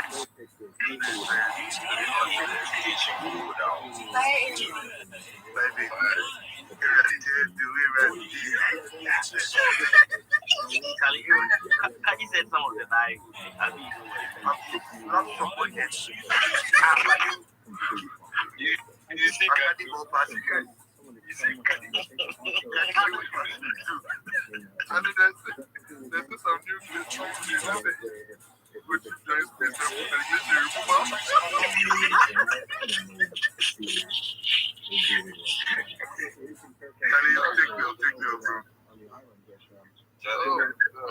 bro. I'll do that.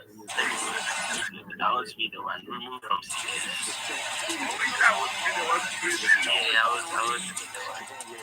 That's fine.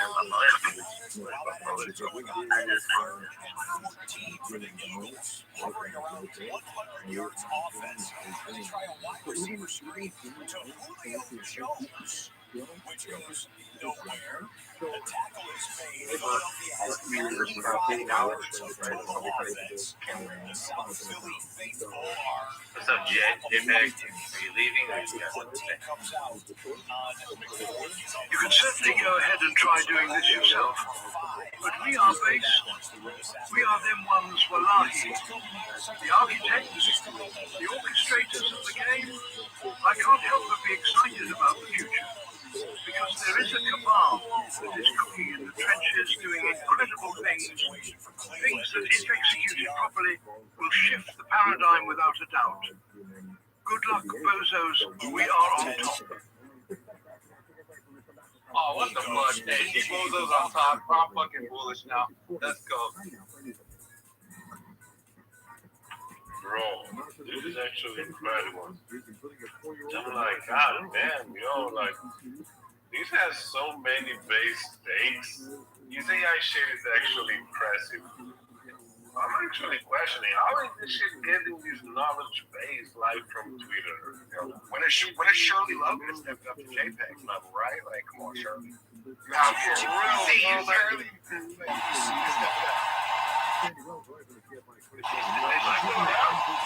you see it, but she goes to the back spaces now. She don't be floating around with us little people like for you know. She leveled up. She goes to all the knowledge. She was the first. Like nobody knows. Shirley knows recording all the lessons. It's so cute. This isn't the Harlem Globetrotters right here. I mean, what are we doing? Right downhill. The way you want gigs. Yeah, by the way, like, I'm just asking questions, but other people are definitely, yeah, feel free to ask questions as well, just trying to keep the conversation going. So, the inscriptions is built on the tool that you guys created, and I know that, like, we talked previously, we want to take a lot of, like, some of the learnings and philosophies from the ordinal side, or, like, Bitcoin side. Can you share, like, how the whole inscription kind of came up, and, yeah, what was behind that, or what? Funny enough, the reason inscriptions came up had nothing to do with Bitcoin, really. It was just something that we realized later that we could do something similar to ordinals, but that wasn't the original motivation. The original motivation was, and Hamster can relate to this in particular, is that currently when you hold a classic Solana NFT, that NFT has a pointer to a Web2 URL. right? So that Web3 URL can be Arweave, and yes, Arweave in itself is a chain, but from a Solana perspective, it's just another API. We can read Arweave directly, so from a Solana perspective, it might as well be on Amazon or somewhere else. And we started thinking, well, wouldn't it be nice if you do that? The assets that you own are actually going to be yours, even if those external services you have to go blow up. So we wanted to generate a description so that all bundled up on Solana, so that your NFTs and other assets live as long as Solana lives. That was really the philosophy behind it. And then we started looking at what it is. And all of a sudden popping free in that back right corner. But as he tried to get the ball and get the feet, the mechanism didn't work. It's third down. Like business wise, yes. Like I got everything together. Everything's been falling perfectly into place. Yeah, I just know it's gonna be a fucking banger. But personally, I have not even but I'm trying to like avoid it as much as I can of like actually like, oh my god, like this is happening. So I've just been keeping myself busy and distracted with like planning it and putting it together. But I do need to start fucking preparing myself, like, you know, getting my outfit and all that. But yeah, like usually I'll be doing that shit fast, like every time, because I know I just so caught up and like wrapped in like putting it together. But yeah. You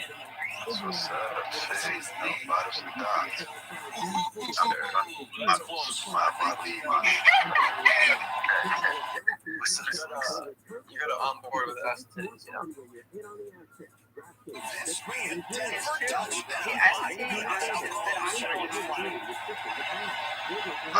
100%.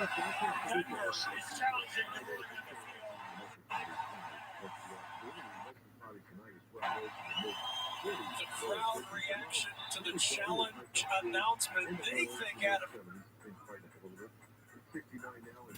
Troutman's got his second touchdown of the season. Of the season. Different styles of plays. First down, they fake the handoff. Try to get it in there to Murray. Wait. To learn more about COVID medicine, brought to you by the California Department of Public Health. Rookie out of Wake Forest, third-round pick, Turner celebrating his work against a very mobile quarterback, Kyler Murray, 14 of 29, less than 50% completion percentage, 126 through the air. He does have a rushing touchdown, but they have a big fourth-quarter deficit in Arizona. That's incomplete. Continue to Davis both in the area. And they got another third down, which they've excelled on so far today.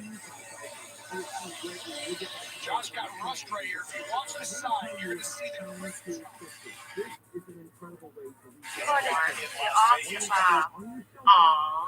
I did one as well, but that was really cute. All of the above is great. A specific answer really helps. You know, as a leader, it's really hard for us to make a decision. We usually take a lot longer. How are you? How are you? Ryan, you were to do something? I saw you. No, I was just trying to. I'm looking on anyways right now. The pictures. Lucius, what's up, bro? Sorry. How was your day, Lucius? Hey, y'all.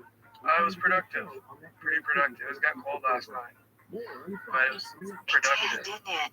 So I suspect that tonight is going to be probably the actual. Probably going to sign up.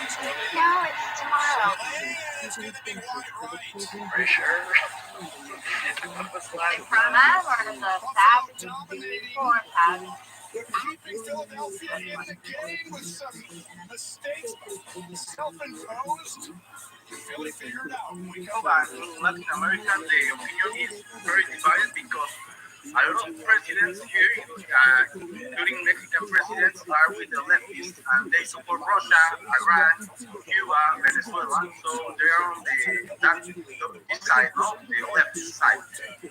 In Mexico, a lot of people, most of the people that support Israel is people that, let me say that, is well educated because they know more history, and the people that support the leftists used to be more pro-Palestine because they think, they identify like they are the oppressed. So, you know what I mean. So next play, Taylor, offensive line, 1 yard, touchdown plunge. A 9-play, 85-yard drive. It took 5 minutes and 20 seconds, and the Colts go on to win 27-20, raising their record to 6-5. That was the drive of the day presented by Mercedes-Benz. Welcome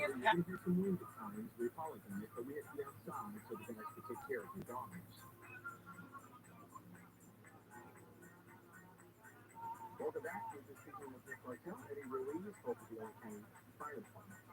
And we're talking about those but they did overturn the ruling on the field. Adam Troutman with the catch, and that was spectacular body control to know where the sideline was. And there's a great look at it as well. The Fox crew there in Denver coming up with all the angles, control of the football, knee and shin down, touchdown Broncos.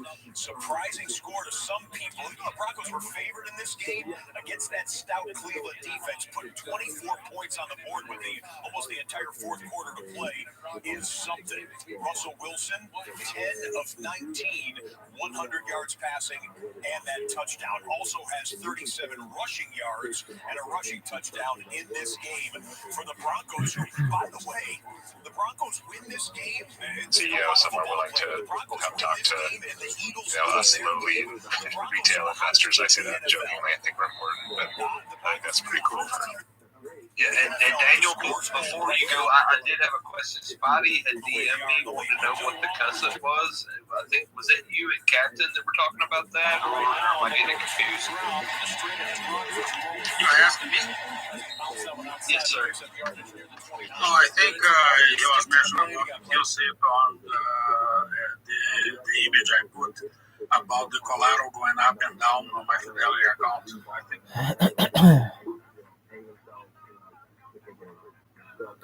They hand it off to Andre Swift, and he has a lane into the secondary, one-handed beat. He gets knocked down, but not until a 36-yard run. It gives him instantly into field goal range to Swift. And Oliver is on him. For this drive, as we reside right here off of I-95, it was not Nathan.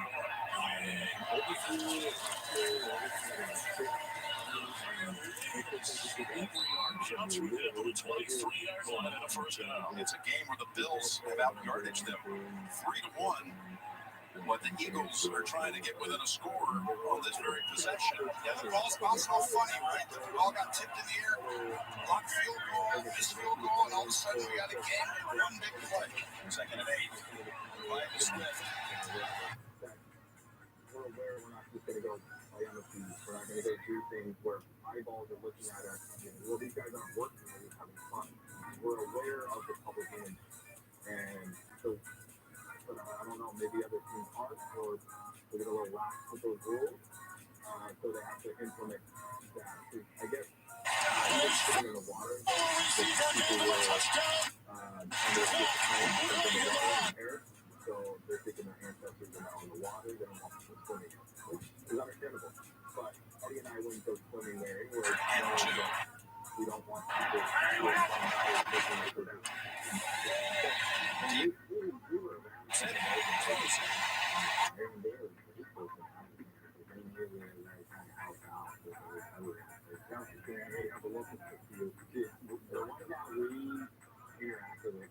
This one goes. You're hearing from like back home, my wife was telling me, they're saying that you ain't getting this, and that. But the locals there, they really appreciate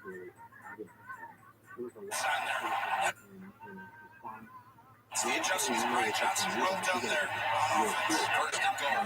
I've seen signs of them coming out, right? Two new coordinators this year. It takes time. The subtlety, the nuance. They go with Swift. He's racing to the outside. And he's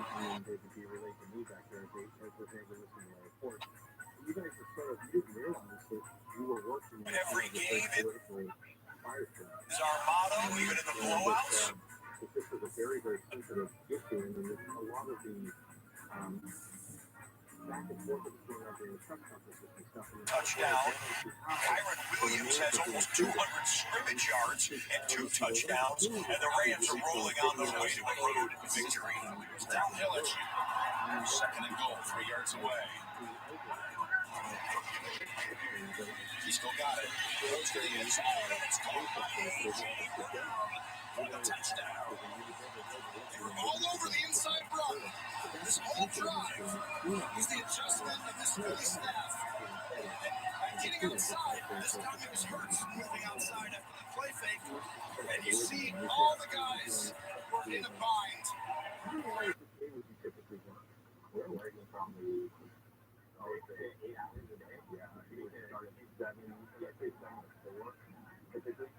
And they started to this on the whole operation.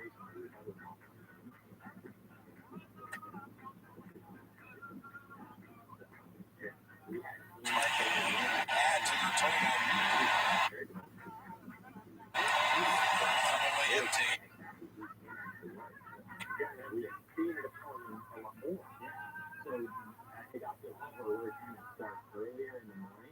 Philadelphia, there's still one more game to go tonight. It's the Baltimore Ravens trying to jump back into the 1 seed themselves in the AFC against the Los Angeles Chargers at SoFi Stadium in Inglewood. Let's do the Sunday night preview presented by one or more touchdown passes in 9 of his 10 games this season. Keenan Allen having a big year, almost 300 yards receiving in his last 2 games specifically. Don't forget, on DraftKings Sportsbook this season, new customers can bet $5 and pocket $150 in bonus bets instantly.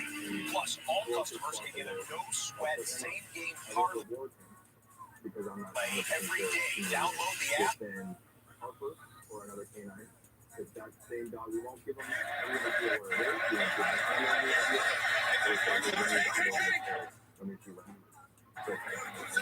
Third and 11. Then we have 2 big burn kicks, and we bring in a forensic anthropologist. Then the anthropologist will come. Miles Garrett was just and confirm whether or not it's animal, human. And how are they even confirm that right there? We're asking the same question because they did eyeball and they're like, that's amazing. Oh, that's animal. They did eyeball. We're in class and they're just eyeballing. That's their job. So their job is to go to the dog to go find it. Their job is to identify. So when we come back, we're going to jump and I'll be talking about our phone every release. But first, this is on Call the Street River. I can't find it. I'm Sandy Wells live from the Camp on 24-hour newsroom. A 41-year-old silver logo. Pulls out, finds AJ Brown for 3 yards out. They cut the Buffalo leads 17-14. Harlan and Green and Collins. Looks like a little rain there. 2-2 this afternoon. That's what the East looks like right there. The best record in the NFL. Right with the Philadelphia Eagles. The Bills a desperate lead of a win. Second down and 5. Make the work the way small business works.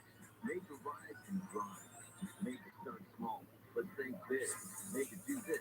Catch and run from first down at the 44. He picks up 14 through the air. Watch. It's going to be a play fake. He's coming back here. Because when you make the work this hard, you need a seamless network made to work even harder. Spectrum Business made to work. Learn more at spectrum.com/work. Did you hear what I hear? It's the sound of serious fun.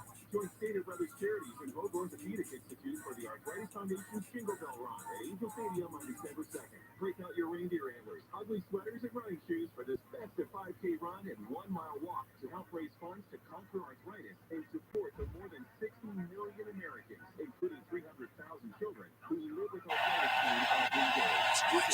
race tonight.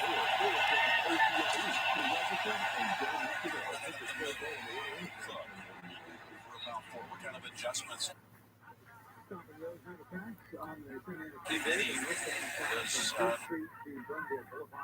We had about a 10 to 15 minute wait there. Southbound on the 101 is make your way downtown. Not as bad. It's going to be just a slow drive if you make your way towards downtown Fort Level. Now, it could be slow in 405. See what's involved with the pass. Make your way towards downtown. Second down and 9.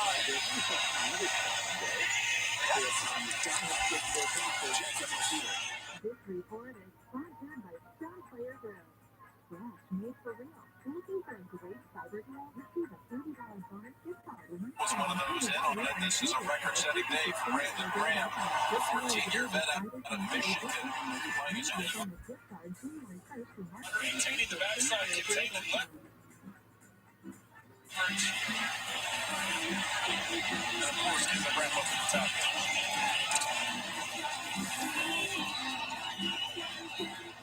Las Vegas was terrific in third down situations in the first half. 5 or 7. Right now, lands 5. And it comes in speed in the slot. 3rd and 9. O'Connell standing tall. They get the first down there. Look at there. Reed trying to pin him down and does. At the 44, big play by the rookie tight end. Picking up the chest of the 2 guys over here. We got 5 more linemen. If this guy stays on the box, he can run. He's going to keep it. He's going to have the first down. As he is dragged down by Morrow.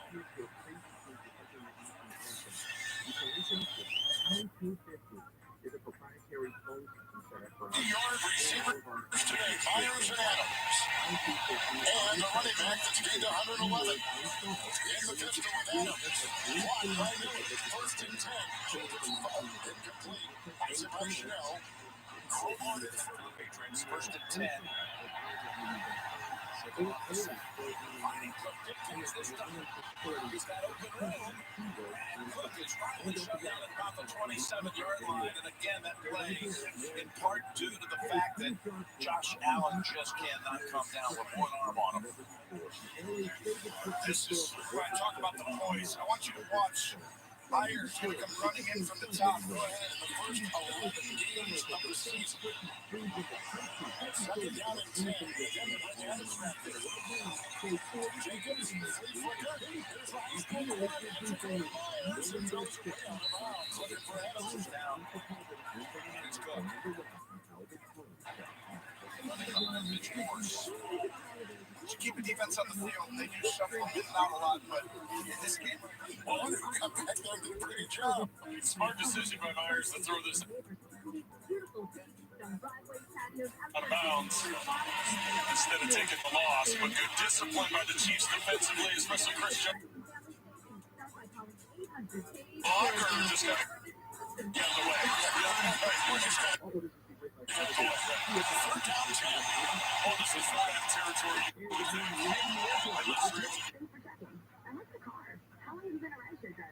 Yards or so.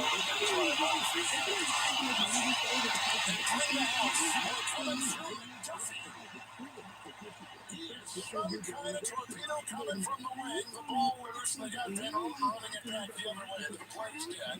The quarterback is a little bit dazed right there. O'Connell. Touch 22. McDuffie just works to the inside. I'm downloading the Upside app now. Download the free Upside app now to earn real cash back every time you buy gas. Use promo code FOOD80 for an extra 25 cents per gallon bonus on your first tank. You can cash out anytime right to your bank account, PayPal, or a gift card for Amazon and other brands. Just download the free Upside app and use promo that 8-yard game. For a 25 cents Just right out of the lips of the offensive coordinator. And our meeting with him this week. Extra time.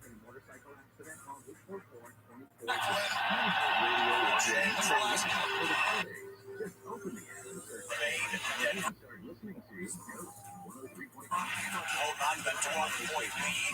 DTR gets it over the top of the defender who was leaping for it. I said DTR. Excuse me, PJ Walker getting by. That's why I talk about the science of love. parenting, family, workplace relationships. It's what I think and believe all day long.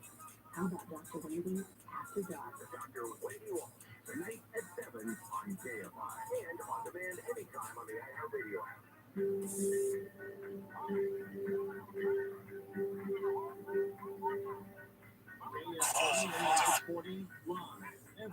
Billy. So, sets up a 3rd and 11. Looking great on 3rd and long today. Just a quick reminder, you're going to hear some wind at times. We apologize, but we have to be outside so the guys can take care of your dogs.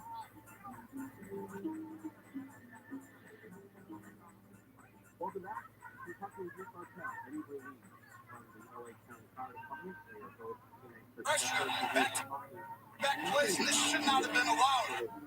But the integrity of it, Ellis, the backup, comes in. Watch right here. He's going to go outside. Once he takes that path, it opens it up to Josh Allen.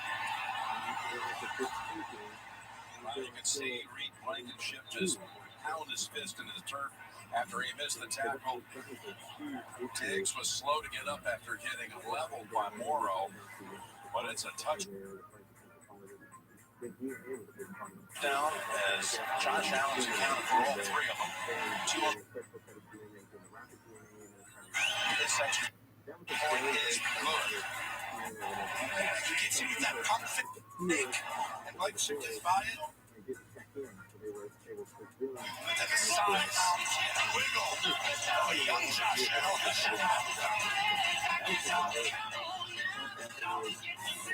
Buffalo Bills are capable of going either way when it comes to a wild score. This was the moment with Life over there moves a little slower than life moves here. I love the people of Hawaii. Yeah, but, for my time being there on vacation. With his helmet off. So PJ Walker trying to go to Amari Cooper, who was hit in the midsection as the ball went down. Certainly not a late hit. Didn't appear to be.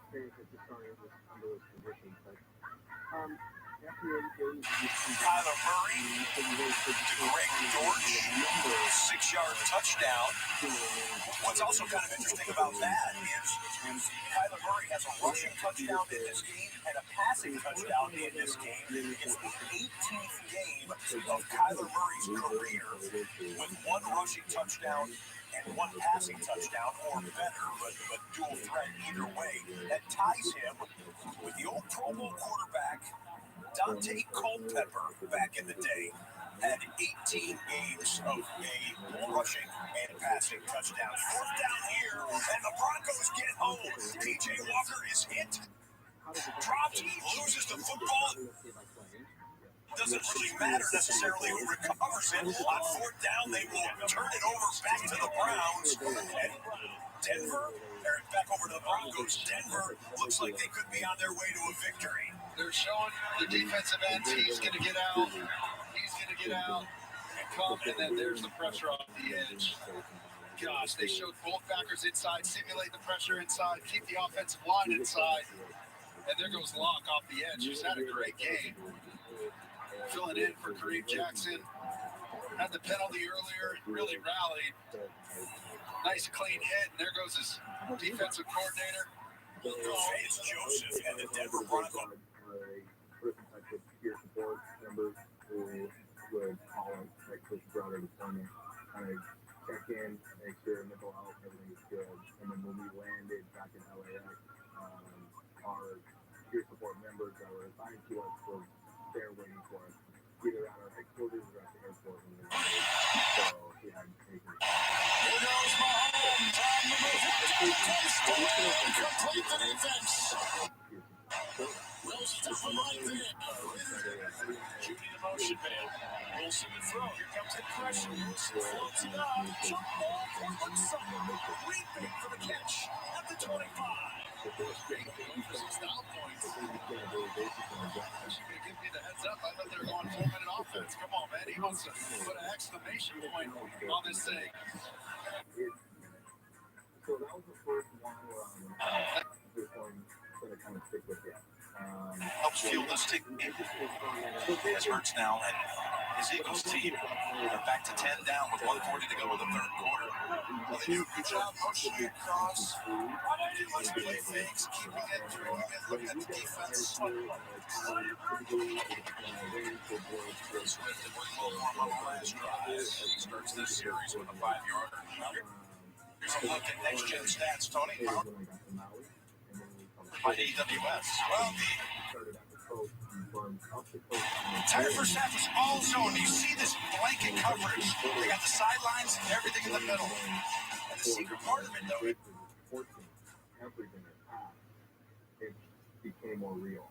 It's one thing just to go search through rubble, and it's another thing to hear the outside and stop it. 2nd and 6.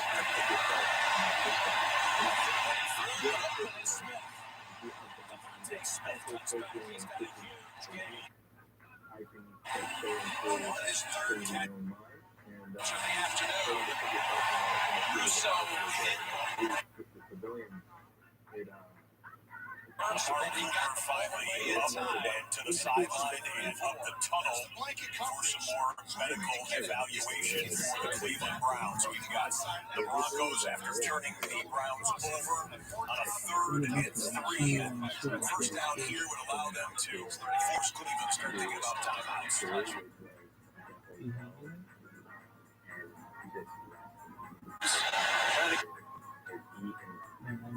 To the outside, and he won't get there. Greg Newsome, first contact to bring him down short of the first down. Similar thing here. 2nd and 5. They think if you're going to try to catch back, up the middle they go. Swift, jam, gain of 1. Well, it's rained throughout. The Bills have had a great effort level. Kicking unit is ready to run out on the field if needed. They're 0 for 1 today on 4th. There's the time.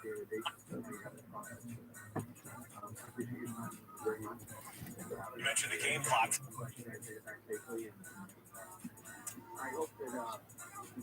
In Las Vegas between the Chiefs and Raiders, just getting in the 4th quarter in the Bills and Eagles game. That almost certainly ensures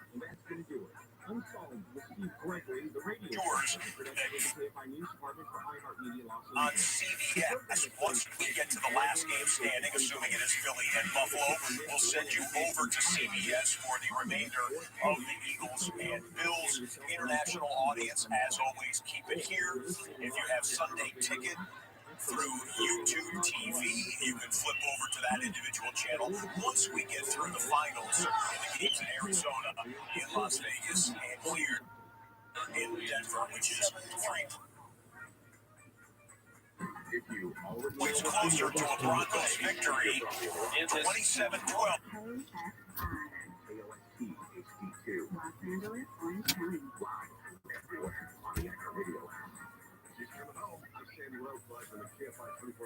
I'm not even sure my fucking taking Once he's going to loop around.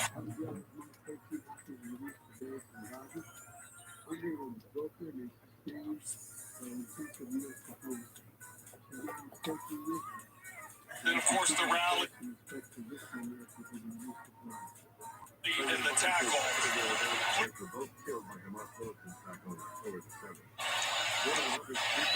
Tuesday goes on down to the 17 of Las Vegas. Pacheco is the man.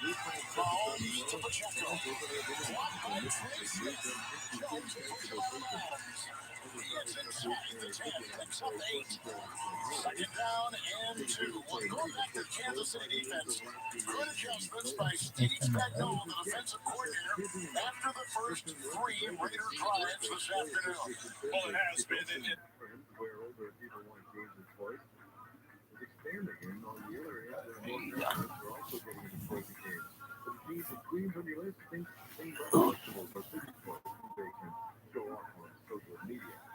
Tomorrow is Cyber Monday. ABC's Alex Before says there are some important steps to take before finalizing an order. Experts say be sure to comparison shop. Check the promo code and use browser extensions like Honey and Split Deals to track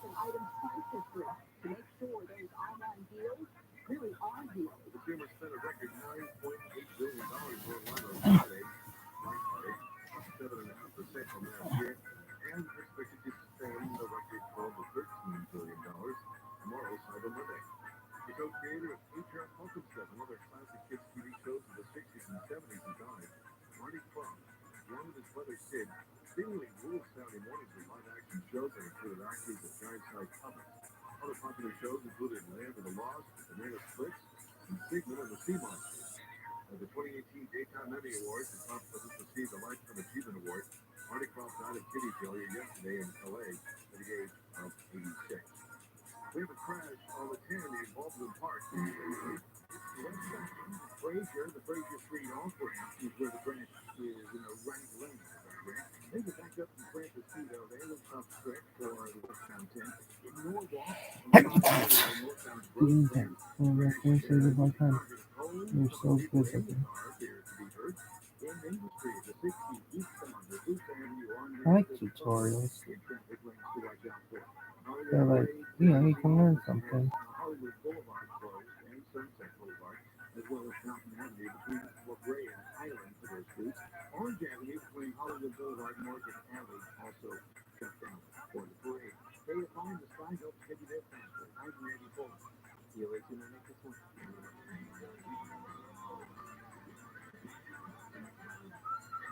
I see a whole army of rooter heroes here in defiance of drain clogs. You've come to plumbers experts and expert plumbers you are. What will you do for our community's clogged drains? Will you hero cable them twice? There's too many clogged dragons. Should we just cable once to keep them all faster? Yes, cutting corners would be easier. Cable once and your drain will flow, at least a while. But when your holidays are ruined because putrid waste goes into your home, will you not wish for one chance, just one, to come back here and tell the clog dragons that they may clog our drains, but they'll never withstand our hero cables? If you had a clogged drain, we'll hero cable it twice for $77. Call Rooter Hero today or schedule online at rooterheroes.com. Listen on the free iHeartRadio app for all your music, sports, talk, and podcasts. Free never sounded so good. KFI AM 640. South of Wilson, KFI Wilson. Okay, about that lady, balloon. It's going to be mostly cloudy tonight. Lows mid-40s, lower 50s. Tomorrow, Saturday, Monday, partly cloudy with highs in the lower to mid-70s. 70 Irvine, 68 in Mountain Valley, and 63 in Simi Valley, and 70 in Norwalk. We leave local live from the KFI 24-hour newsroom. I'm Sandy Wells.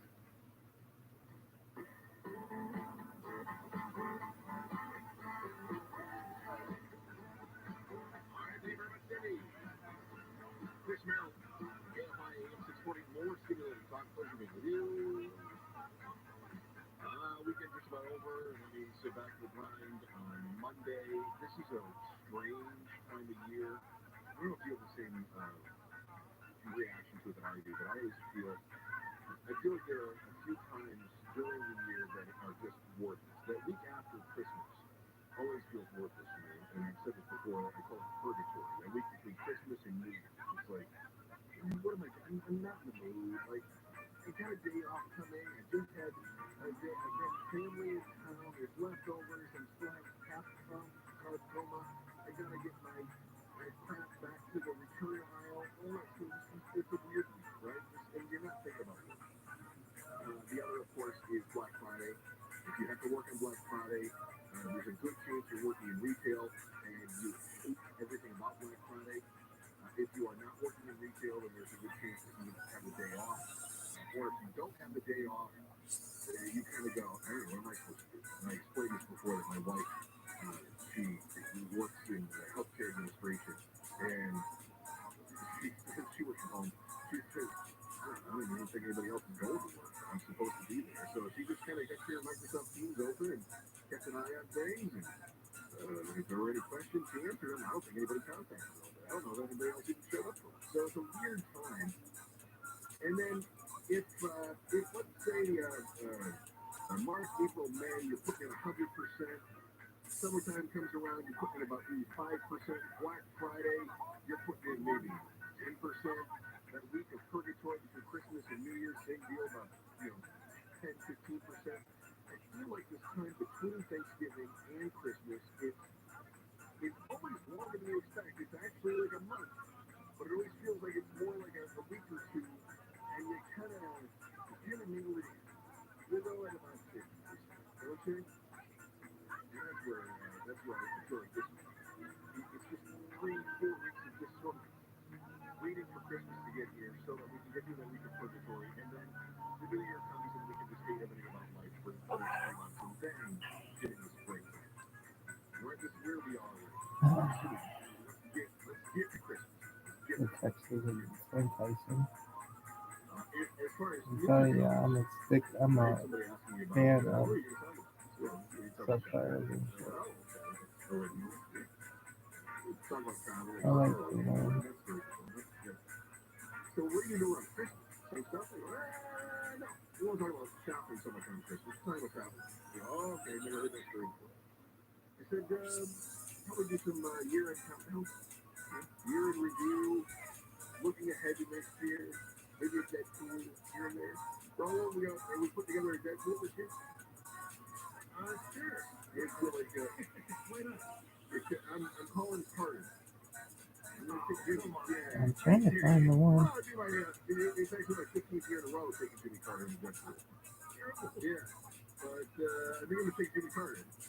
Because, granted, I'm only going to get like 4 points for it, but it's got to pay off at some point. If you draft the guy, at some point he's got to hit the end zone, right? I like taking Jimmy Carter. So we'll do it. We should do, you know what would be fun here that would be local?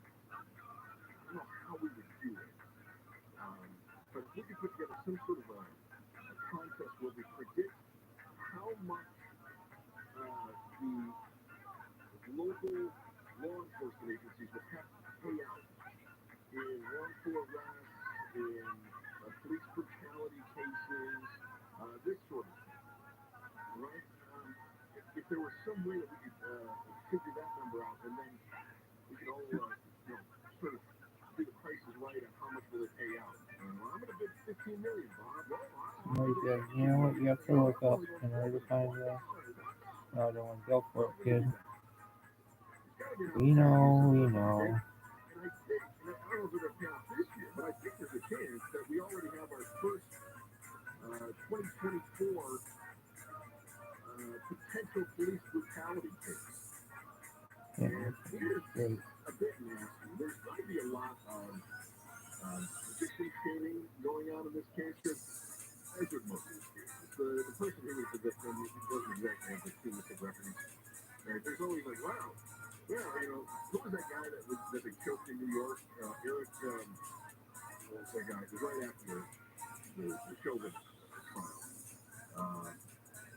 I guy's name, and I apologize, I don't mean to do that. But the guy was selling loose cigarettes on the street, and then they choked him, right? And again, his name escapes me right now. He's selling loose cigarettes. Like, well, he's breaking the law. Yeah, well, he definitely deserves to die by Hitler. Well, you weren't breaking the law. That's not exactly how it works. Eric Garner. Garner. Eric Garner. I couldn't remember the last name. Yeah, Eric Garner. Subtitles. He's on the street, and the cops jumped on him like he was Andre the Giant, fighting off Superfly Jimmy Snuka. And they threw him in a headlock, and they ended up choking the guy out and died. And they're like, well, he should have been selling cigarettes on the street. Well, thank goodness we got him instead of the dealers down the road. But there's always going to be some sort of, he's a bad person. So we were definitely justified beating the hell out of that person. So his latest story pops up. And there are protests going on in East LA. Los Angeles County Sheriff's got these 5 cameras on the 20th. What is the 20th? Last week.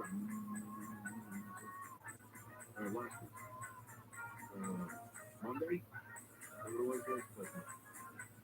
So, the story is, I'll give you a brief primer, and then I'm replacing the audio from KPL. The story is, the family just, he was just out washing his car, and then deputies came up and started using him as a punching bag. How dare they? And the sheriff's department says, well, he was outside, quite obviously being illegal, and so we had to jump on him and beat the hell out of him, where we found that there was a gun. So, the truth is in the middle somewhere, of course, but the video doesn't look good for the cops. And it sucks. There's the guy that got guy was in the police chase against stuck in traffic. I hated that. Let's see. LASD punching. Oh, yeah. And the real kicker on the police brutality thing, the guy that they were punching on, and he was an amputee. We had to make sure he stayed down because we didn't want him to hop away. Unbelievable. Kitchen stroll outside the East LA Sheriff's Station Saturday morning. Demonstrators and so they're demonstrating against the sheriff's department. And somebody from the sheriff's department cranks up the megaphone and hereby declares, this is an unlawful assembly. Did you hear that, guys? He didn't just declare, he hereby. Whoa, he hereby. This is what 17th century legit. Whereas thus to, therefore, thou shalt not. Whoa, hereby been declared. Demonstrators demanding justice following the violent arrest of 34-year-old Alejandro Fernandez on Monday, November 20th.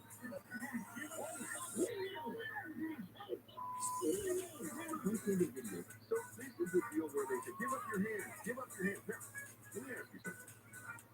If I had you on the ground, pinned on the ground, remember, I'm a big guy, right? So if I had you pinned on the ground, I had you in a choke, right? Sleeper hold, like I'm gonna knock you out like I'm a whole coach, right? Just about to put you down, right? That's what they did. So one officer has got him, holding him from behind. The guy's in a choke. The other officer starts screaming, give up your hand. So if you're in a situation where you're being attacked, where somebody says, give up your hand, what do you do? These guys know how to make these films that have subtitles. With the facing to me. So the guy, this Alejandro Fernandez, has caught on camera, is just holding his arms out. Here, take my hand, stop choking me. Just take my hand, take my hand. And the officer keeps yelling, give up your hands, give up your hands. And I gotta tell you, I feel like I've seen this move before. Where what we're seeing is obviously they're doing exactly what the officer said. To the best of anybody's ability in that situation, you would assume give up your hands and just stop fighting and let me have your hands. That's exactly what he did. Mind you, he couldn't bend one elbow. If the officer were trying to cuff him, he couldn't bend one elbow because the other officer had that as part of the choke. They just start screaming, give up your hands. Oh, you didn't. What does that mean? So the officer that was not holding the man in the chokehold started punching the guy who was on the ground. Engaged 2 LA County deputies restraining Fernandez on the ground. One deputy has him in a chokehold. The other deputy on top holds the man's arm back and repeatedly punches him in the face while ordering him to give up his hands. Fernandez has his arms outstretched, his palms open. Family members plead with the deputies to stop hitting him. The deputy's knuckles are covered in blood. Fernandez is an amputee. Fernandez family claims he was washing his truck Monday afternoon when deputies pulled up and began harassing him. See, this is where the stories diverge. So it's like, he was washing his car, and then deputies pulled up and they started beating him up. Deputies are a little different stories. The sheriff's department later said in a statement that deputies recognized Fernandez as an active gang member who was walking down the street and appeared to be hiding something in his waistband. We believe that there is unjust. That is a violation of one of our rights. And it's just such a graphic thing to subject the community to, especially someone who was just simply a member of the community. No, he's just simply a member of the community. Gang ties and also history with the cops, according to the sheriff. So, just regular old upstanding member of society. Probably not. But also, don't know that he's doing anything wrong. He's certainly not doing anything wrong. He's not punching his face. The department said when deputies made contact with Fernandez, they found a firearm in his waistband and claimed he resisted arrest, which is why force was used. Okay, well, if that's the case, and we don't see that in the film, that's fine. If that's the case, and you have to use force to take him down, so be it. But at some point, you have to stop using force. Right? If someone resists arrest, that doesn't give you an indefinite license to pound on it. The idea of using force would be only until the other person either cooperates or is under control. And based on what I'm witnessing, sure looks like he is completely under control and trying to block. The department said deputies recovered a loaded 9mm. Deputies arrested him for being an ex-felon in possession of a firearm and battery on a police officer. All right, again, not seeing the battery of a police officer. Is that what this is paper rub? But a lot of this looks an awful lot like battery on the individual. They tried to Weirdo. and they try to cover it up by charging him with resisting arrest, which is almost impossible to resist arrest when you're being choked and punched in the face. And they think that's because many people don't know that if you plead guilty to it, You heard about Sundays is probably John. I went to Jim Yakamoto. Honey, with you. Jim Yakamoto. So, who's right, who's wrong? Look, I'm not saying I don't know anything about whether or not there's nothing from the video. So I don't know what the guy was resisting arrest. I don't know. I don't know if he had the loaded 9mm. I don't know if he was acting suspiciously. I don't know anything else like that. But what I do know is that there is video of a guy on the ground in a chokehold, and officers are pounding on his face until the officer's knuckles are covered in the man's blood. Yeah. While screaming, give up your hands. The guy certainly does look like he's trying to play it. Anyway, kid. That's not good. All the way around. It's not good. You know, when we talk about the officers behaving badly, I made mention of Eric Garner, and thanks guys for the save on that too. That happened shortly after, I believe, the Floyd incident in Minneapolis. That officer, Jared Chauvin, who was the one that killed George Floyd, in prison. Now, before you start to get all excited about it, I want you to think about what kind of a person you are who gets excited about it. And we're trying to talk some sense here. So Chris Merrill with KFI AM 620. We're live everywhere on the iHeartRadio app. Sandy Wells, live from the KFI 24-hour newsroom. Hamas has released a third group of Israeli hostages in exchange for Israel freeing more detained Palestinians. 17 hostages, including a 4-year-old American girl, have been released. Vice President Harris will be leaving LA for Houston tomorrow. She'll be in Houston just days after President Biden officially filed to be on the Texas ballot next year. Santa Claus is coming to Hollywood. Joining the good Rabbi expected to participate in the 91st anniversary edition of the Hollywood Christmas Parade. Starts at 6. We'll take the 5 freeway right after this. An ongoing mental health epidemic in California continues to overwhelm the behavioral workforce, which impacts the delivery of mental health services. With half our children and adolescents struggling with varying degrees of mental health challenges, getting proper support has become more difficult than ever. But that's about to change.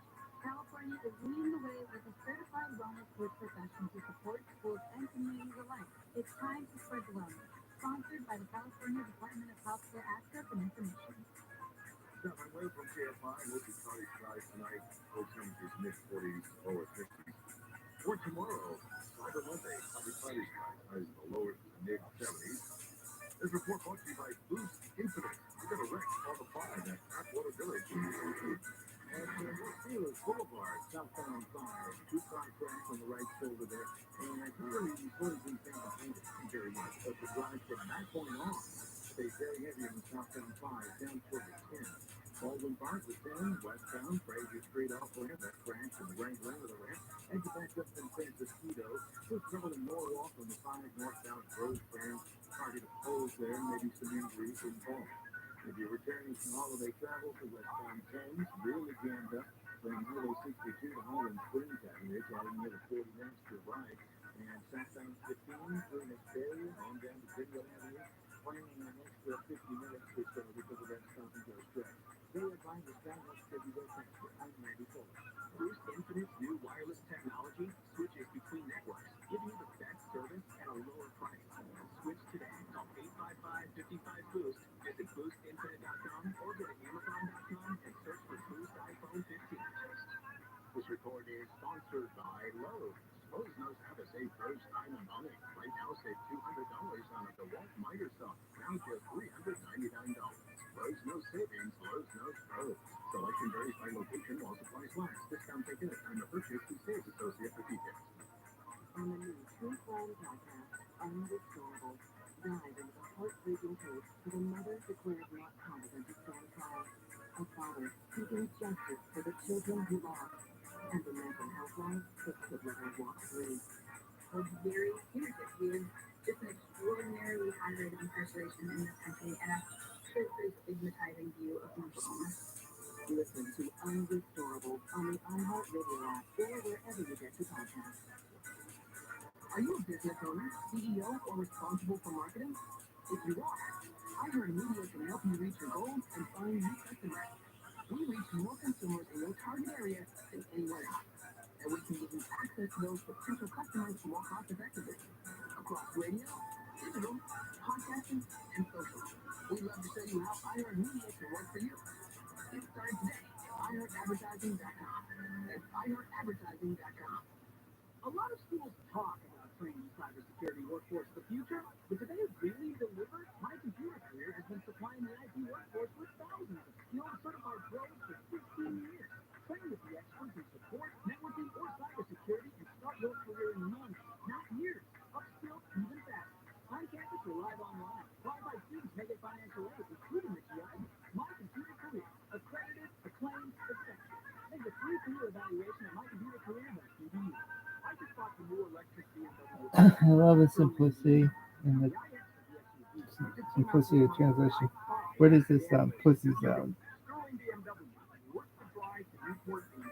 The BMW Road Home Sales event going on now through December with a credit of up to $3,000 on select models. They have a great selection of family vehicles, including the X5, the X3, exceptional offers from BMW Financial Services. Visit sterlingbmw.com. In today's marketers report, Kate Cronin, Chief Brand Officer of Moderna, weighs in on the speed of audio production. In this day and age, and particularly at Moderna, Give where it we have PLC. on a regular basis, being able to feed that information to the audio format makes being nimble and pivoting easy, and that's what I really like about it. As the number one audio company, iHeartMedia gives marketers access to the audiences, influencers, insights, and data you need to grow. If you're a marketer, go to iHeartResults.com. Save big on groceries with Drop, the Shopper Rewards app during Black Friday. Download the Drop app to earn points with your everyday shopping and redeem them for gift cards. Want a free dinner for the family with those groceries? Drop it. How about daily lattes? Drop it. Shopping for the holiday? Even more points, baby. So download Drop today and get $5 just for signing up. Use invite code GetDrop777. That's invite code GetDrop777. When you're young, you full of choices. Don't let opioids, highly addictive and deadly fentanyl, take away your life and your choices with just one wrong pill. Find medically proven treatment options at ChooseMac.org. Rolling Stone rates, Maestro is an absolute marvel and one of the finest films of the year. Even if I did a first grade math and that because at times hails, you will be floored. It's 5 stars. Bradley Cooper is sublime and Jim Morgan is masterful.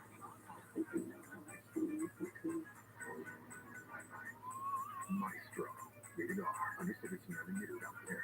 Now playing at select theaters and at the newly restored Egyptian Theater in Hollywood. Presented in Dolby Atmos. Tickets on sale now. I'm Daniel Ross, host of a new podcast called Talk Show, brought to you by iHeart Podcasts. I'll be interviewing people that I find interesting, so not celebrities, certainly not comedians. We'll be covering topics like religion, travel, sports, gambling, but mostly it will be about being a working mother. If you're looking for a podcast that will educate and inspire, or one that will really make you think, this isn't the one for you. Look for Talk Show on the iHeartRadio app or wherever you get your podcasts. I believe that every human behavior is designed to attract a mate, keep a mate, excel a mate, or hedge your reproductive odds. That's why I talk about the science of love, sex, parenting, family, workplace relationships. It's what I think and believe all day long. How about Dr. Wendy After Dark? Dr. Wendy Walsh, tonight at 7 on KFI and on demand anytime on the iHeartRadio app.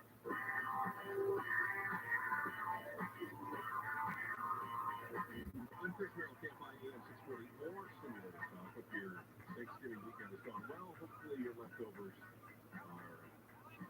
treating your tummy right. With TMI, mine are not. It's delicious. But, probably should have just left it at Thursday. Probably should have. Open show talking about this latest video. It shows an Oregon deputy punching. You see that they arrested the guy had a history of gang membership, and he was a felon. They say he was in possession of a firearm as well.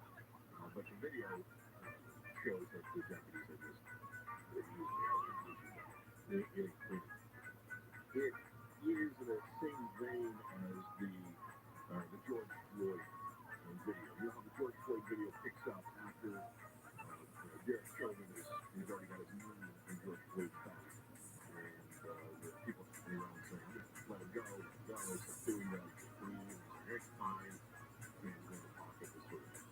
So Derek Chauvin, of course, is later convicted of second-degree murder of George Floyd, and that's the big deal. He was transferred to Tucson. I don't know why. I don't know why he was sent to Tucson. I don't know why they decided. Oh, because it's federal. Okay, yeah. So it's a federal correctional institution. Then they sent him to Tucson. So I thought it was the Minnesota prison exchange thing, but no, it was the federal correctional institution in Tucson where he was staying when he got staying. So that. So far, his sentence is not going on. Derek Chauvin, the former Minneapolis Police Department police officer who was convicted of murdering George Floyd, has been stabbed inside a federal prison. That information coming in from a person familiar with the matter who told the Associated Press. That attack happened at the Federal Correctional Institution, Tucson, a medium security prison that's been plagued by security lapses and staffing shortages. The Bureau of Prisons confirmed that the incarcerated person was assaulted at FCI Tucson at around 12:30 p.m. local time Friday. In a statement, the agency said the responding employees contained the incident and performed life-saving measures before the inmate who did not I love the subtitles. named by the agency was taken to a hospital for further treatment and evaluation. So that is a thing. So his attorney. The attorney for his family. And that was not for which we were here. Transparency in the Federal Bureau of Prisons. And he says Chauvin's family and his attorneys have put a wall trying to obtain information about the attack from the Bureau of Prison officials, saying the family has been forced to assume that he's in stable condition based only on news accounts, but has been contacting the prison repeatedly looking for updates, but has been providing no information. So basically, the attorney says, well, this is a bunch of horse hockey, and you have to talk to the family because that's what we do in a civilized society. You know, it comes back to the civilized society part. And as much as a big part of me wants to cheer on prison justice, and believe me, when you hear about Jeffrey Dahmer being beaten to death, that's prison justice, and I don't lose any sleep over that. Child molesters being beaten, I don't lose any sleep over that. And I want to cheer on the prison justice, but I have to sort of check my vengeance a little bit, because if I take my emotion out of it, we have a system of crime and punishment, right? And if we cause suffering or allow suffering beyond that, which was prescribed by the courts, sanctioned by the courts, that's criminal. Oh, it's with it. Sympathy for the racist cops That's fine. betrayed his oath to uphold the Constitution, Derek Chauvin. Plenty of others are beaten, stabbed, or meet some sort of untimely demise while they're in prison. This And no one, wasted tears. They're monsters. Oh no, Jeffrey Epstein died? How terrible. That's awful. Can't believe nobody was watching it. We'll feel bad. But as a society, we believe in rule of law, right? And part of law is that justice is doled out fairly and evenly and without emotion. Right? We have safeguards. If we don't have safeguards to prevent cruel and unusual punishment, which is prescribed in the Constitution, then we're no different than the weirdos from the Middle Ages who love to go out and watch people being tortured in the street. This isn't Salem, right? This is not some sort of a terrorist warlord society. We are a civilized society. We deal with the uncivil people in our society, in a way that they didn't treat their victims. And the reason we treat them better than they treated their victims is because it's what makes us better than the monsters. When we start cheering on the monsters, we become the monsters. And then we're no better. So, I'm never losing sleep over their children having a rough moment in prison, but I will be bothered by the fact that there are lots of doing. Because we as a society should be better. To give you an update on what's going on with Israel, more hostages released today, including 4-year-old American. I'm Chris Merrill, KFI AM 640. We're live everywhere. You're on Radio X. City Wells, live from the KFI 24-hour newsroom. As Chris mentioned, Hamas has released the third group of Israeli hostages in exchange for Israel freeing more than 16 Palestinians. 17 hostages, including 4-year-old American girls, have been released. Hamas released 13 Israelis and 4 Thai hostages late last night, and Israel released 39 Palestinian prisoners. The suspension of burn permits in Riverside County will be lifted tomorrow morning. Riverside Unit Chief Bill Weiser says people with current agriculture and residential What? Good, ready, please. That's my make sure it's ready. Everything begins to find out to go the fucking right child and I feel expected to spin you up to these stuff. Down here, no. The fucking the center of the universe. You know, the fucking right child is Bishop and center of the multiverse perhaps. Why is everybody knows? Anybody's doing me. That shit and center of the multiverse perhaps. Law, with adequate lineage, righteousness. Let's go. Honda is recalling some cars because of a potential safety problem. ABC Chuck Severson says all about a missing part. The missing part is a rivet in the front seat belt spring tensioners. If it's missing, the belt might not be in the crash to keep you secure in your seat. More than 300,000 2023 and 24 Honda Accords and HRVs are potentially affected. It is reported. Honda estimates that less than 1% of the cars will require a replacement, and the green will be fixed first.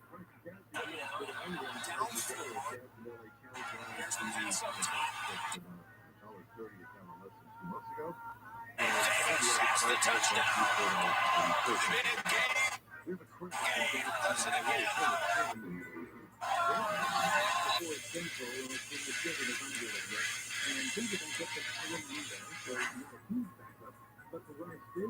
Okay, DraftKings, a bonus bet back if you lose, giving people a second chance. Rock this match. You've had your fair share, though. Things were slow from there on down toward the 10 freeway. On the 10, Baldwin Park to westbound 10, Fraser Street. The off-ramp there crash in the right lane. The traffic backed up from Francisco. KFI in the sky helps you get there faster. I'm Randy Fuller. Hi, this is Johnny Kent. I never heard of an accident. I'm calling Sweet Jones. Me too. I already know that the team I want on my side is too big, and so should you. And the people who just think it wouldn't be. For example, one of our listeners was injured after being rear-ended at a red light. The insurance company offered them $60,000. Just don't fall down. He did not fall down. He had 123 total yards, 2 touchdowns. He said, this is what they expected of me. And he's heard the noise on the outside that he doesn't get maybe enough touches. He says, look, I don't worry about that. I just try to do the most with the opportunities I get.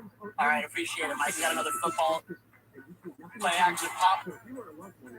Pass right up the 40. I saw a lot of that. They're playing against Buffalo. I'm sure. And they ended like that. And they ran the ball down the field on Philadelphia and then capped it off with a touchdown pass. Philly's got the ball. They're driving. Yep, just over a minute to play. We'll keep you updated.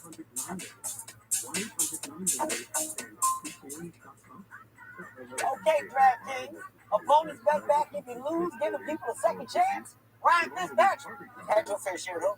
Talk to me. With a no-sweat bet, if you're first New York, Cincinnati, Tennessee. Cincinnati. We're giving out no-sweat bets every NFL game day, every week of the season, to everyone. Because life's more fun when you get on the app. As we swing into the holidays, the two home games are hosted. This year, get the weather prepared with the for over 30 years, owners of trusted system favors to create beautiful paving and now system favors offers second. Activate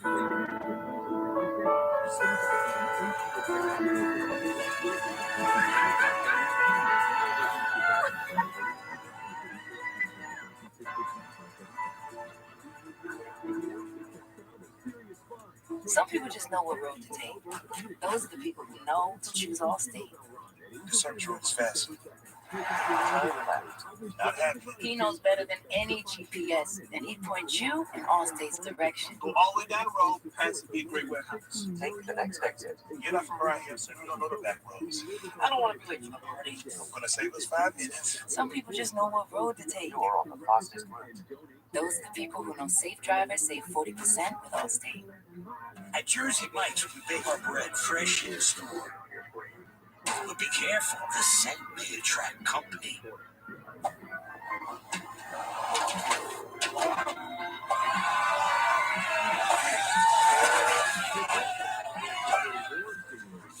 Drop this, what's up?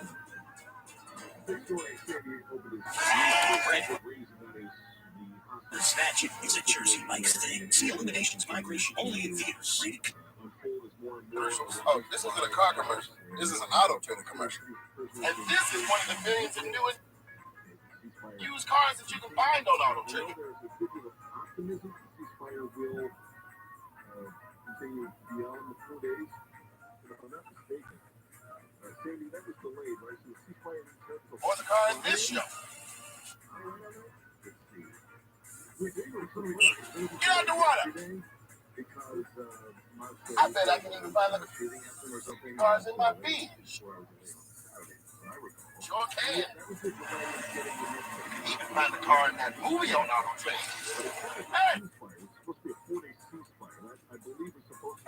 Find your own car. This holiday season, Peacock has 2 perfect gifts for the football fans. We got Friday, Saturday, Sunday, and hopefully the ceasefire continues through tomorrow. And let's also cross our fingers and hope that we can continue getting hostages back and the ceasefire will continue for a little longer.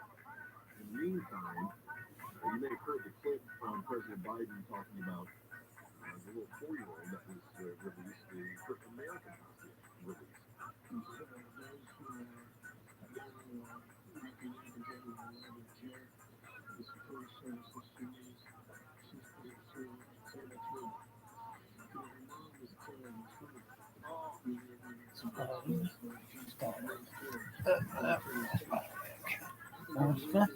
Going for radioactive superstar.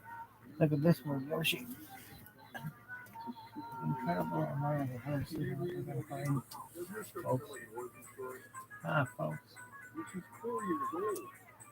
In this one. Of her entire life from here forward. At 4 years old, she witnessed her mother being killed in an area that her father shut down while trying to protect her, and then ran to the neighbor's house. Okay, that's my. Yeah, I know. She's 4 years old. Mom killed with a terrorist attack while dad murdered while trying to protect her. She runs away screaming to the neighbor's house. They're all taken as hostages. It didn't get much more horrific than that. We held for 60 days. Her team joined us on 50. Abigail was among first witnesses released today from Gaza. One day when the daughter was sustained by the chief of U.S. diplomacy. She began safely yesterday. And we continue to pray to respect for additional Americans who were released as well. I don't even know.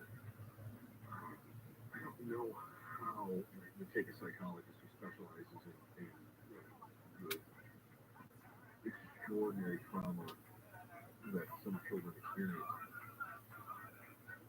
If you lose a loved one, someone close to you, we go through all the stages of grief. We are regret. Everything we see reminds us of them. Everything we do, we feel like we shouldn't be doing without them, like it's not fair. They're not here. And we just miss them. We see them everywhere. And every day that you sit down, you sit there, at least first, I'm sitting down to dinner for the first time without my mother, or my father, or my spouse. And I'm going to bed for the first time without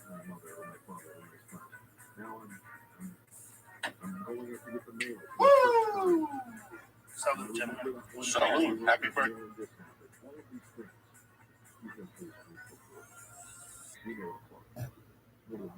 I mean, That you know that Marilyn Monroe fucked him when he was 16. She was 22. Oh yeah, we know that, dude. I don't know about you. Maybe you remember your 4-year-old, or maybe you remember being 4 years old. You remember when you get dropped off at the babysitter's and the 4-year-old starts crying. Because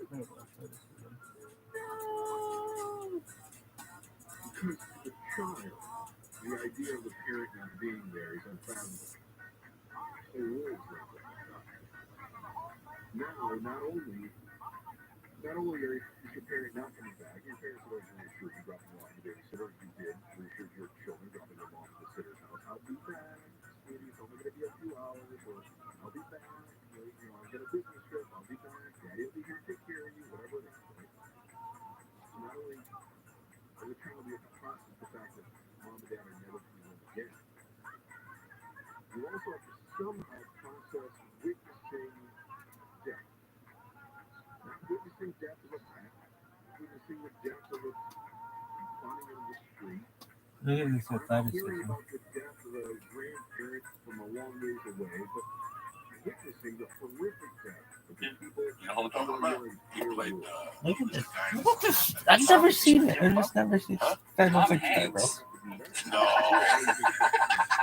That wasn't It's your boy. No, it's Gianni. That's why he's trying to get out of here. It's Gianni, whatever. The guy that Sonny beats up. The Godfather. Yeah. You didn't know that? I think I did. Yeah. It's the guy that Sonny beats There's up. a lot. My memory's full. It's really full. Like over this last, I mean, I know I'm 53, so I'm like officially old now. I've been officially old for at least 8 years. But like now, like officially old. Like my memory's full. It's like I can still pull stuff up that I know, but like the new stuff, it's hard to get in there. And there's a lot of old stuff I'm just deleting left and right. I forget what I have for lunch, but if you read the article, I told you to read a long time ago. The one about Johnny Russo said he lost his virginity to Marilyn Monroe at 15. Woo! That's what's up. See, this is the difference. If that's some horrible man who did that to a 15-year-old girl, it's a crime. But we're all excited for him. Imagine you're a 15-year-old. And Marilyn Monroe throws you a piece of ass. Even the cops respect you. Like, can you imagine today one of these mothers from Studio City? I want to speak to an officer. Marilyn Monroe fucked my son. The cop would even smack him in the face. Shut the fuck up, you know me. The kid's so lucky. He's so lucky. He's so lucky about that. She probably said on his face and shit. It's just like that. Like there's some guys that have like this weird relationship. Jason Priestley is. I don't know shit. I don't know that. that. It's probably not about that movie, but it's like a dramatized version of like a young dude that has a relationship with Marilyn Monroe. That's hilarious. Listen, man, I think it's amazing that she was willing to do that. I think it's amazing. She'd find some 15-year-old kid and go, I'm going to freak this fucking kid out. I'm Marilyn Monroe. I'm going to fuck a gardener. I'm going to fuck some 15-year-old kid pushing a lawnmower. Let's do it, baby. You imagine you're on the couch, 15-year-old kid, and Marilyn Monroe just grabs your dick and sticks it inside of her. You're like, what? How is this happening? You remember that iconic video of her standing on the subway grate in Manhattan that's blowing her skirt up? And here's Marilyn Monroe riding it. Can you imagine him telling his friends, and they're like, get the fuck out of here. Get the fuck out of here. You didn't fuck no Marilyn Billy Monroe. is so full of shit. You won't believe his latest lie. What if she was that gross though? She was just so drugged up and drunk that people were like, "Ew, get her away from me!" Like put her over next to that 15-year-old kid. No, there's video of her before she died. This video of her the year that she was still alive before she died. She was beautiful. It was based off of this, like that whole "I Had a Secret" show. It's like the guy going on and said, "I had a date with Marilyn Monroe." She paid for it. Oh my god! So the movie came out in 1983. Dude, I have so much more respect for her now. I just think if I was a female famous actor, that'd be the most gangster thing to do. Fuck high school seniors, just grab them, get in the limo, bitch. No one would have a problem with it. no one would have a problem with it. Everybody would have a problem with everything. We would all be laughing though. But if you know, if like the biggest movie star in the world was scooping up high school seniors and blowing them, nobody would get mad. They would say that's crazy. I think that's happening. There was a gym teacher in my school that fucked. There was a female gym teacher in my school that fucked everybody. Didn't fuck me. She didn't like me. She fucked everybody. We used to drop people off at the house. You ever drop, like Red Man, we going to tell you guys how to drop me off at this house. She would just fuck the kids. Yeah. How old? She had to be in her 30s. Now, how old were the kids? 16, 15, 17. Whoever's ready to party. Everybody came to the fucking stand. Now, did everybody talk about it? Did people talk about it? Well, did the teachers know about it? Or did the kids keep their mouth shut? That's the difference between today and then. I think she was giving pussy to the teachers too. She ended up marrying one of the teachers. Wow. Did she? I'm not sure. She was a hot blonde. And then there was a chick in our high school that just liked older guys. And I remember we were in summer school. And we were standing outside, and this chick was fucking hammered. She had to be 16, 15, my age, sophomore summer. And right in front of everybody, she just went up to the vice principal. Just like, let's get out of here, baby. And he's like, all right, everybody can go play now. And fucking, he just froze. I know the girl. I'm friends with her on Facebook today. She's got kids. Yeah. Wow. She got kids, the whole fucking deal. And I talked to her from time to time. She was a freak when I was a kid. There's always a neighborhood freak. There's a neighborhood freak in my neighborhood. Fucked all the kids that played softball. She was hot. She was 21. Always had torn jeans. They always knew a lot about rock. They always introduced you to some old Sabbath. She played some old Zeppelin. Like, I didn't know. I was musically illiterate at the point. I learned a lot about music from this lady. She's a nice lady. Did she smell like cigarettes? Oh, yeah. Yeah. I thought it was hot. My street girls smell like cigarettes. I thought it was hot. I thought girls that smell like a woman that smelled like she smoked cigarettes. It was hot. So it's like a dangerous lady. Doesn't give a fuck about cancer. That's my rationale when I was a kid. I thought it was the dumbest thing for you to do for your health, but I also thought it was hot if girls smoked cigarettes. I'll tell you how hard it was in my neighborhood to school. And on Facebook, most of the kids on my neighborhood they married their high school sweethearts.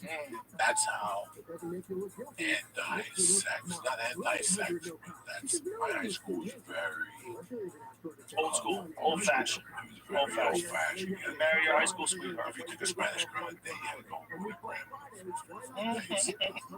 Italian girls, sometimes you got to bring the abuela, the grandma with you. Different time. I didn't learn about sugar daddies and all that shit like Seattle, I heard all that nonsense. And then the shit that you hear once you move here. I never been raised around that shit. I'm a criminal. I don't know nothing about that fucking islands and Tom Hanks. What the fuck? What the fuck? And you hear this shit, the Epstein. I don't know. Well, I don't think Tom Hanks is part of that. The Tom Hanks thing is more or less an internet meme. It's like a joke. They're pretending that Tom Hanks is a pedophile. But the Epstein thing, that's what's crazy. It's like there's so much talk about all these other things when there's a whole log of people that went to this island where the guy was a pedophile, was known for having underage girls, and he didn't really kill himself, and everybody knows it. So since everybody knows somebody killed him, what's the over? I took the over. They're gonna bomb that place where they have. They can't choke her. They can't choke her. They can't suicide her. So there's either gonna be some type of disruption, corona, a heavy dose of corona. Well, that was one of the things I talked to Oliver Stone about, Jack Ruby. Yeah. He said that Jack Ruby getting cancer and dying so quickly, and that the deal makes sense. That they were working on things that you could do to people where you could inject them, they'd get cancer and die. Yeah. Yeah, corona. Who knows? It's going to be interesting to see what happens. Blow her out of there. If she has to testify, the fucking Marines are going to go. Yeah. The Marines got to go. E-bike accident. Like poor Simon. Simon fucking Cowell. He broke his back. What he was on though, I have 2 e-bikes. I'm addicted to that lifestyle. What he was on is like a motorbike. It's like a Tron motorcycle that's has like the torque of a Tesla. You know, no! It's like he was on one of those. One of those. What's he doing? I don't know. I think it's fun. It's like having a Tesla as a bike. But is it a motorcycle or is it a scooter? Do you need a license? Classified Yeah. Instead of like a motorbike, like Escape style, it's just e-battery. Bro, when we were in Austin, I was watching those drunk fucks roll by on those scooters. I was like, do you need a license for that? You should have a fucking license. These guys are going kind of fast. You do. You're supposed to. When you sign up for the thing, you're supposed to like take a picture of your ID. If you fall going 15 miles an hour, you are fucked. Like, I don't know if you realize how fucked you are. If you fall on concrete, you're going 15 miles an hour, you're fucked. What am I doing? 38. 38. Yeah, and it's just like 38. Yeah, my cheese. Jamie's got a crazy one. Got it on a fall.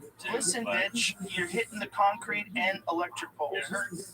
Oh my God, stop. You don't understand. If you hit something at 30 miles an hour, that's way different than. Okay, let's say 15. You Most hit of them, something at 15 miles an hour, you hit the concrete and a pole. At 15 miles an hour, you have no understanding of what do you weigh, like 200 pounds? The ones you rent off the street they're limited to only go like 13 miles an hour or something like that. If you hit a pole at 13 miles an hour, listen to me, Jamie. You're gonna get fucked up. You're gonna get fucked up, like really fucked up. That's full sprint, I know. I get it. Woo. But I'm saying that if you just walk over the pole, it's not nearly. Well, you don't, but other folks are intoxicated. You're very well coordinated. But I'm saying it's kind of crazy. You can just pick one of these things up with no license, and you're going 15 miles an hour, booking down the street. These are the ones you rent on the street. Yeah, you have to have a license. Whether or not like you do it without, like you can give it to your kid, but like as you sign up for it, you're giving a liability. So like, you take a picture of your license. Oh, okay. So you have to have a driver's license. Okay. To rent, not buying. That's better. Yeah, that's fine. That's better. But it's definitely more complicated than driving a car, right? Like you got to balance on that thing.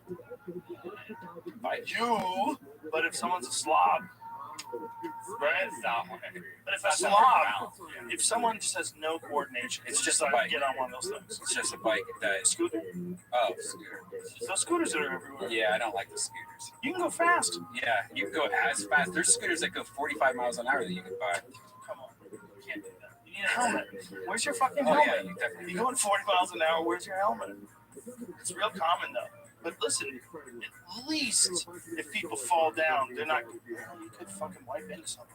You could wipe into somebody and hurt them really bad. Keep your eyes open. Well, they banned them in Hoboken.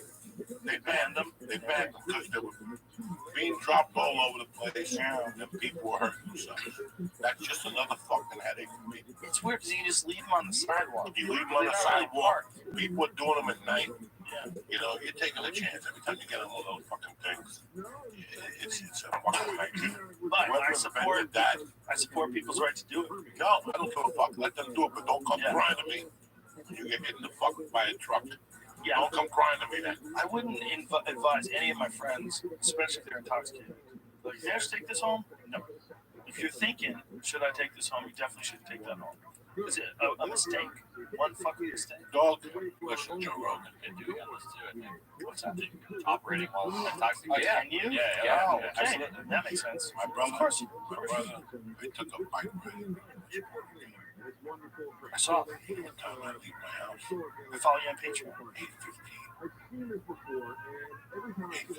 a.m. He riding the observation. Why? There's just no man. Yeah. I go against the grain. Like, I don't let cars behind me. I go against cars. You got something to say? Fucking mouth. I wear my hooded sweatshirt with 22 just in case. I don't wear headphones. I put my mask on like a decent fucking American. And I take that fucking bike from Tahunga to fucking Toluca Lake. Sometimes I go on the sidewalk, whatever. But trust me, I know that I'm in danger of getting hit. Every time I get on those bikes, I say a prayer. Because there's a lot of motherfuckers texting. I see it. When you're on a bike, you gotta work hard, man. a scooter, you're in danger. You're in danger. Your best bet is to get a bike and go on the Chandler Trail. That's what normal people would do. You're pretty safe there, you know. I've done that a lot too. But the Chandler Trail is kind of weird. There's people walking, right? You know, and there's people with fucking dogs. They're gonna take their dogs everywhere. Can people leave the fucking dogs at home in California? You go to, the other day I was hungry. I went to eat, man. The lady sitting there with a fucking dog, social distancing. The dog can't stay home. Not one day. Everybody in California got to fucking take a dog. They have emotional and a long fucking leash. Emotional both dogs. Take Xanax like everybody else. Do a line of fucking coke. What do you think coke is up to 1,800 an ounce? Is it really? 1,800 an ounce. What did it used to be? 6. They were giving it away 3 years ago. What happened? COVID. COVID, and they got an extra 6. It's hard to get in. COVID, and they got an extra 600 a week in unemployment. What See that new Mexican tunnel they just found? Oh yeah, the most complicated tunnel they've ever discovered. That's an easy one. Seen that, they Jimmy? gave that one. Shit. Remember, they built 20 at a time. Yeah. And they want you to find it. Sacrifice one, so you have a big victory. Yeah, you're jumping up and down. Mexican lords stopped at the border. The most sophisticated tunnel in U.S. history, discovered between Mexico and Arizona. Although it's not exactly clear what the structure was intended for, it had ventilation, a rail system, and extensive reinforcement. Yeah, look at that shit, dude. That's how the vampires come in. That's how they got El Chapo out. You ever see that? The El Chapo one's amazing. El Chapo goes to take a shit and never returns. He goes behind this little thing. The only thing that keeps the camera from seeing him taking a shit is a thing where you can't see him when he's sitting. So it's actually about this high. So he turns around towards where the toilet is, ducks down, and disappears forever from sight.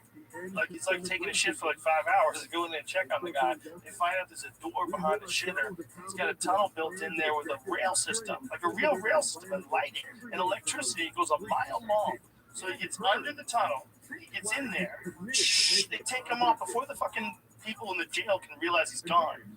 He's a mile away. He pops out of this building.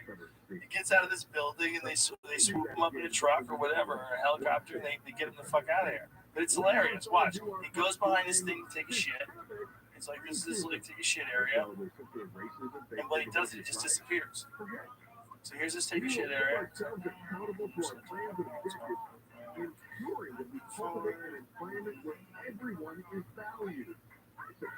Ducks down. Boom. He's through the floor. He's gone. Bro, they had it all set up for him. They popped him out on the other end. His son got arrested recently. And then they released him. And fuck it. He got surrounded by cartel people. They negotiated. They just released him. It was crazy. It's a different world. It's right there, bro. You can walk there. If you live in La Jolla, you can walk there, son. Yeah. Crazy. Crazy. There he is. Hey, what's up, guys? The fucking. Gotta let him go. The fucking. Opalescent Bar 2 seasons. Amazing. Very good. That guy who plays Escobar is incredible. Good guy. What's his name? I don't know. He's James, let me pull it up. That guy needs his respect. He's so good. Then you have the season of the Cali Cartel.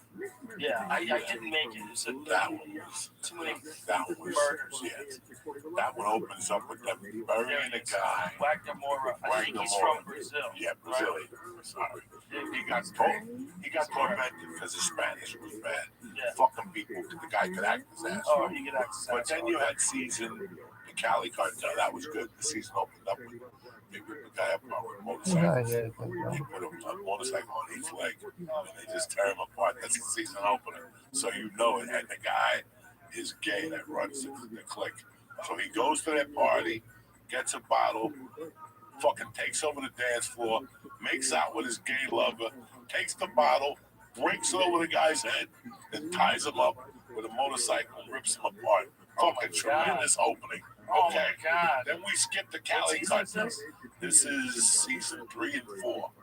Or season 3 is the Cali Cartel. Then it goes into season Narcos Mexico. And to me, in my world, and you know me, though, I come at you with Lawrence Fishburne.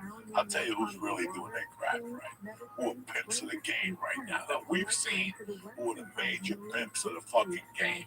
Right now, the major pimps of the game that you and I have seen in our lifetime have been guys like Lawrence Fishburne. You know, this kid who does John Wick is doing a great fucking job. Oh, the English guy is the real deal. Daniel Say Craig. what you want about my...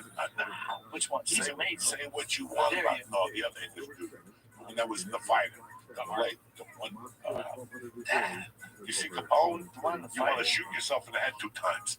Leave me alone with Tom Hardy.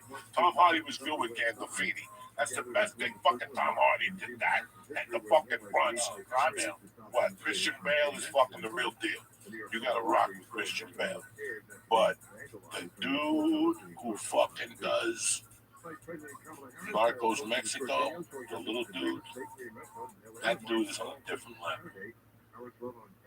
He's on a different level. He takes that show to a different level. You can't take your eyes off him. And I didn't even know that this Latin theater existed.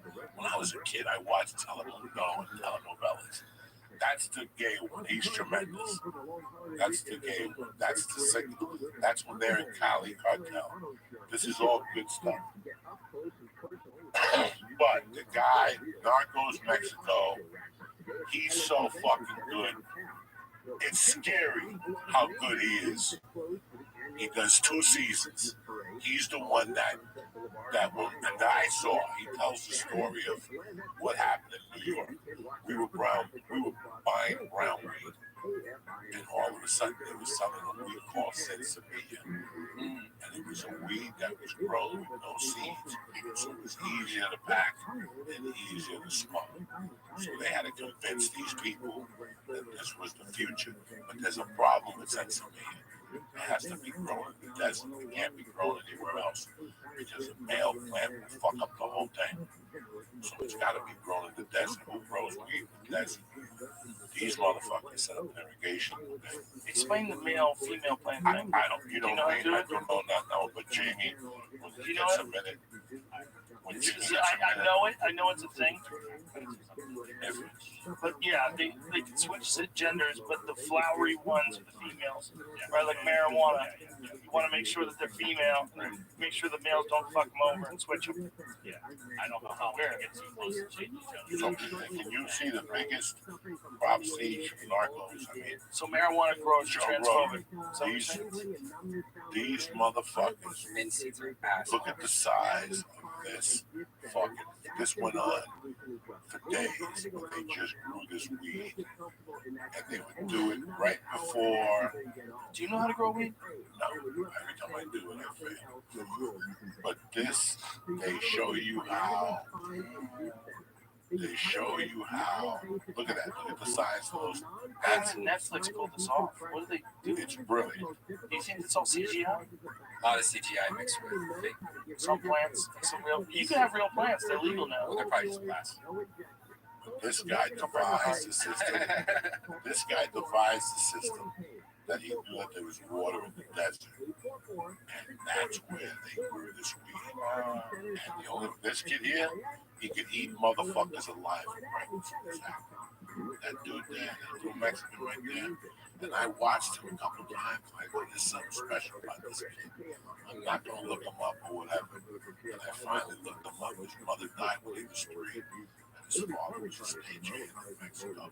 So his father was a set designer, which means that he grew up around his father on the set designing, which made him a little bit more creative than the average fucking kid. He was also in Star Wars. This kid will eat motherfuckers up for lunch when they let him go. He's going to eat motherfuckers up for lunch when they let him go. Narcos was his shit. He was that good. Diego Luna, that fucking good, Joe. Steals it. As he does, he in one episode, he tells his wife,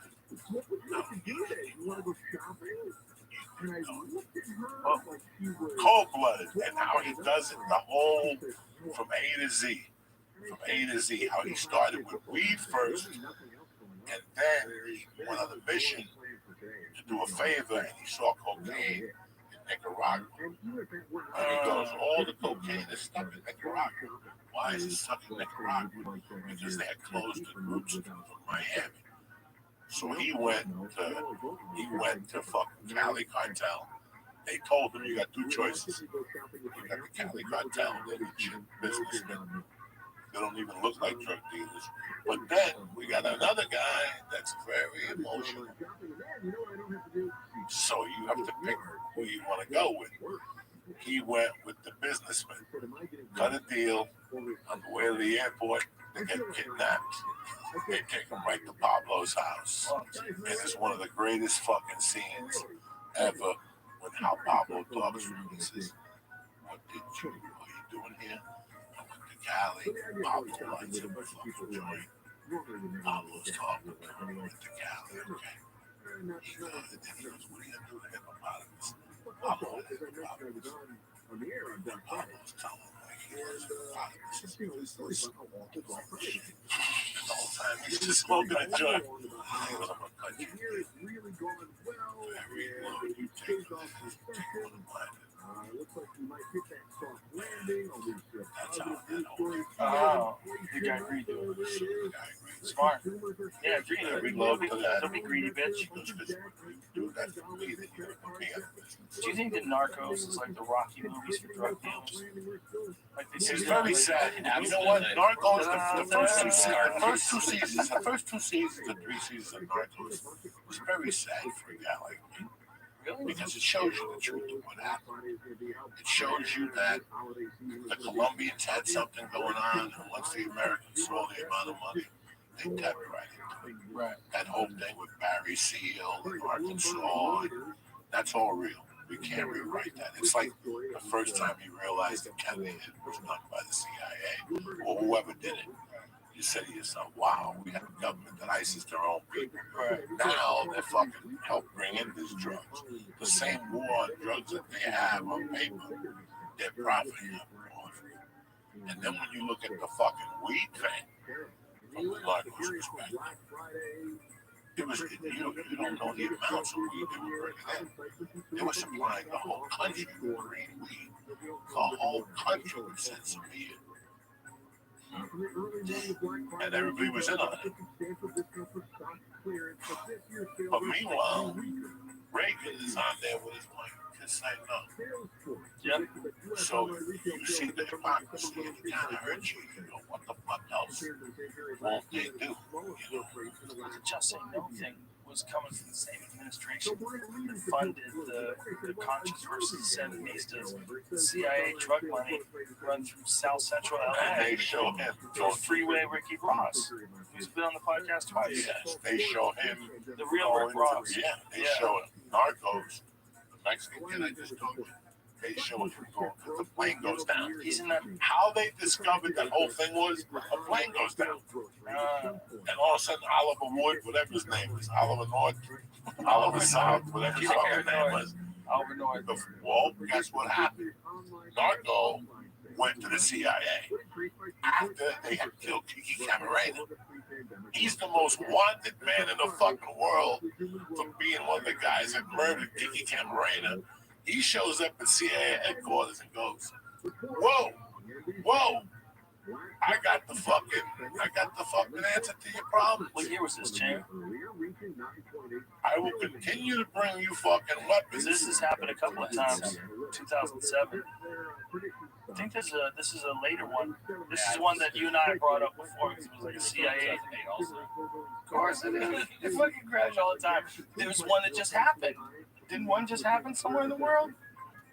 They blew them up with cocaine, these fucks. They get greedy. When you get coked up, you're like, it's gonna make it. Jesus wants us to land. Oh. But there was one that just happened real recently.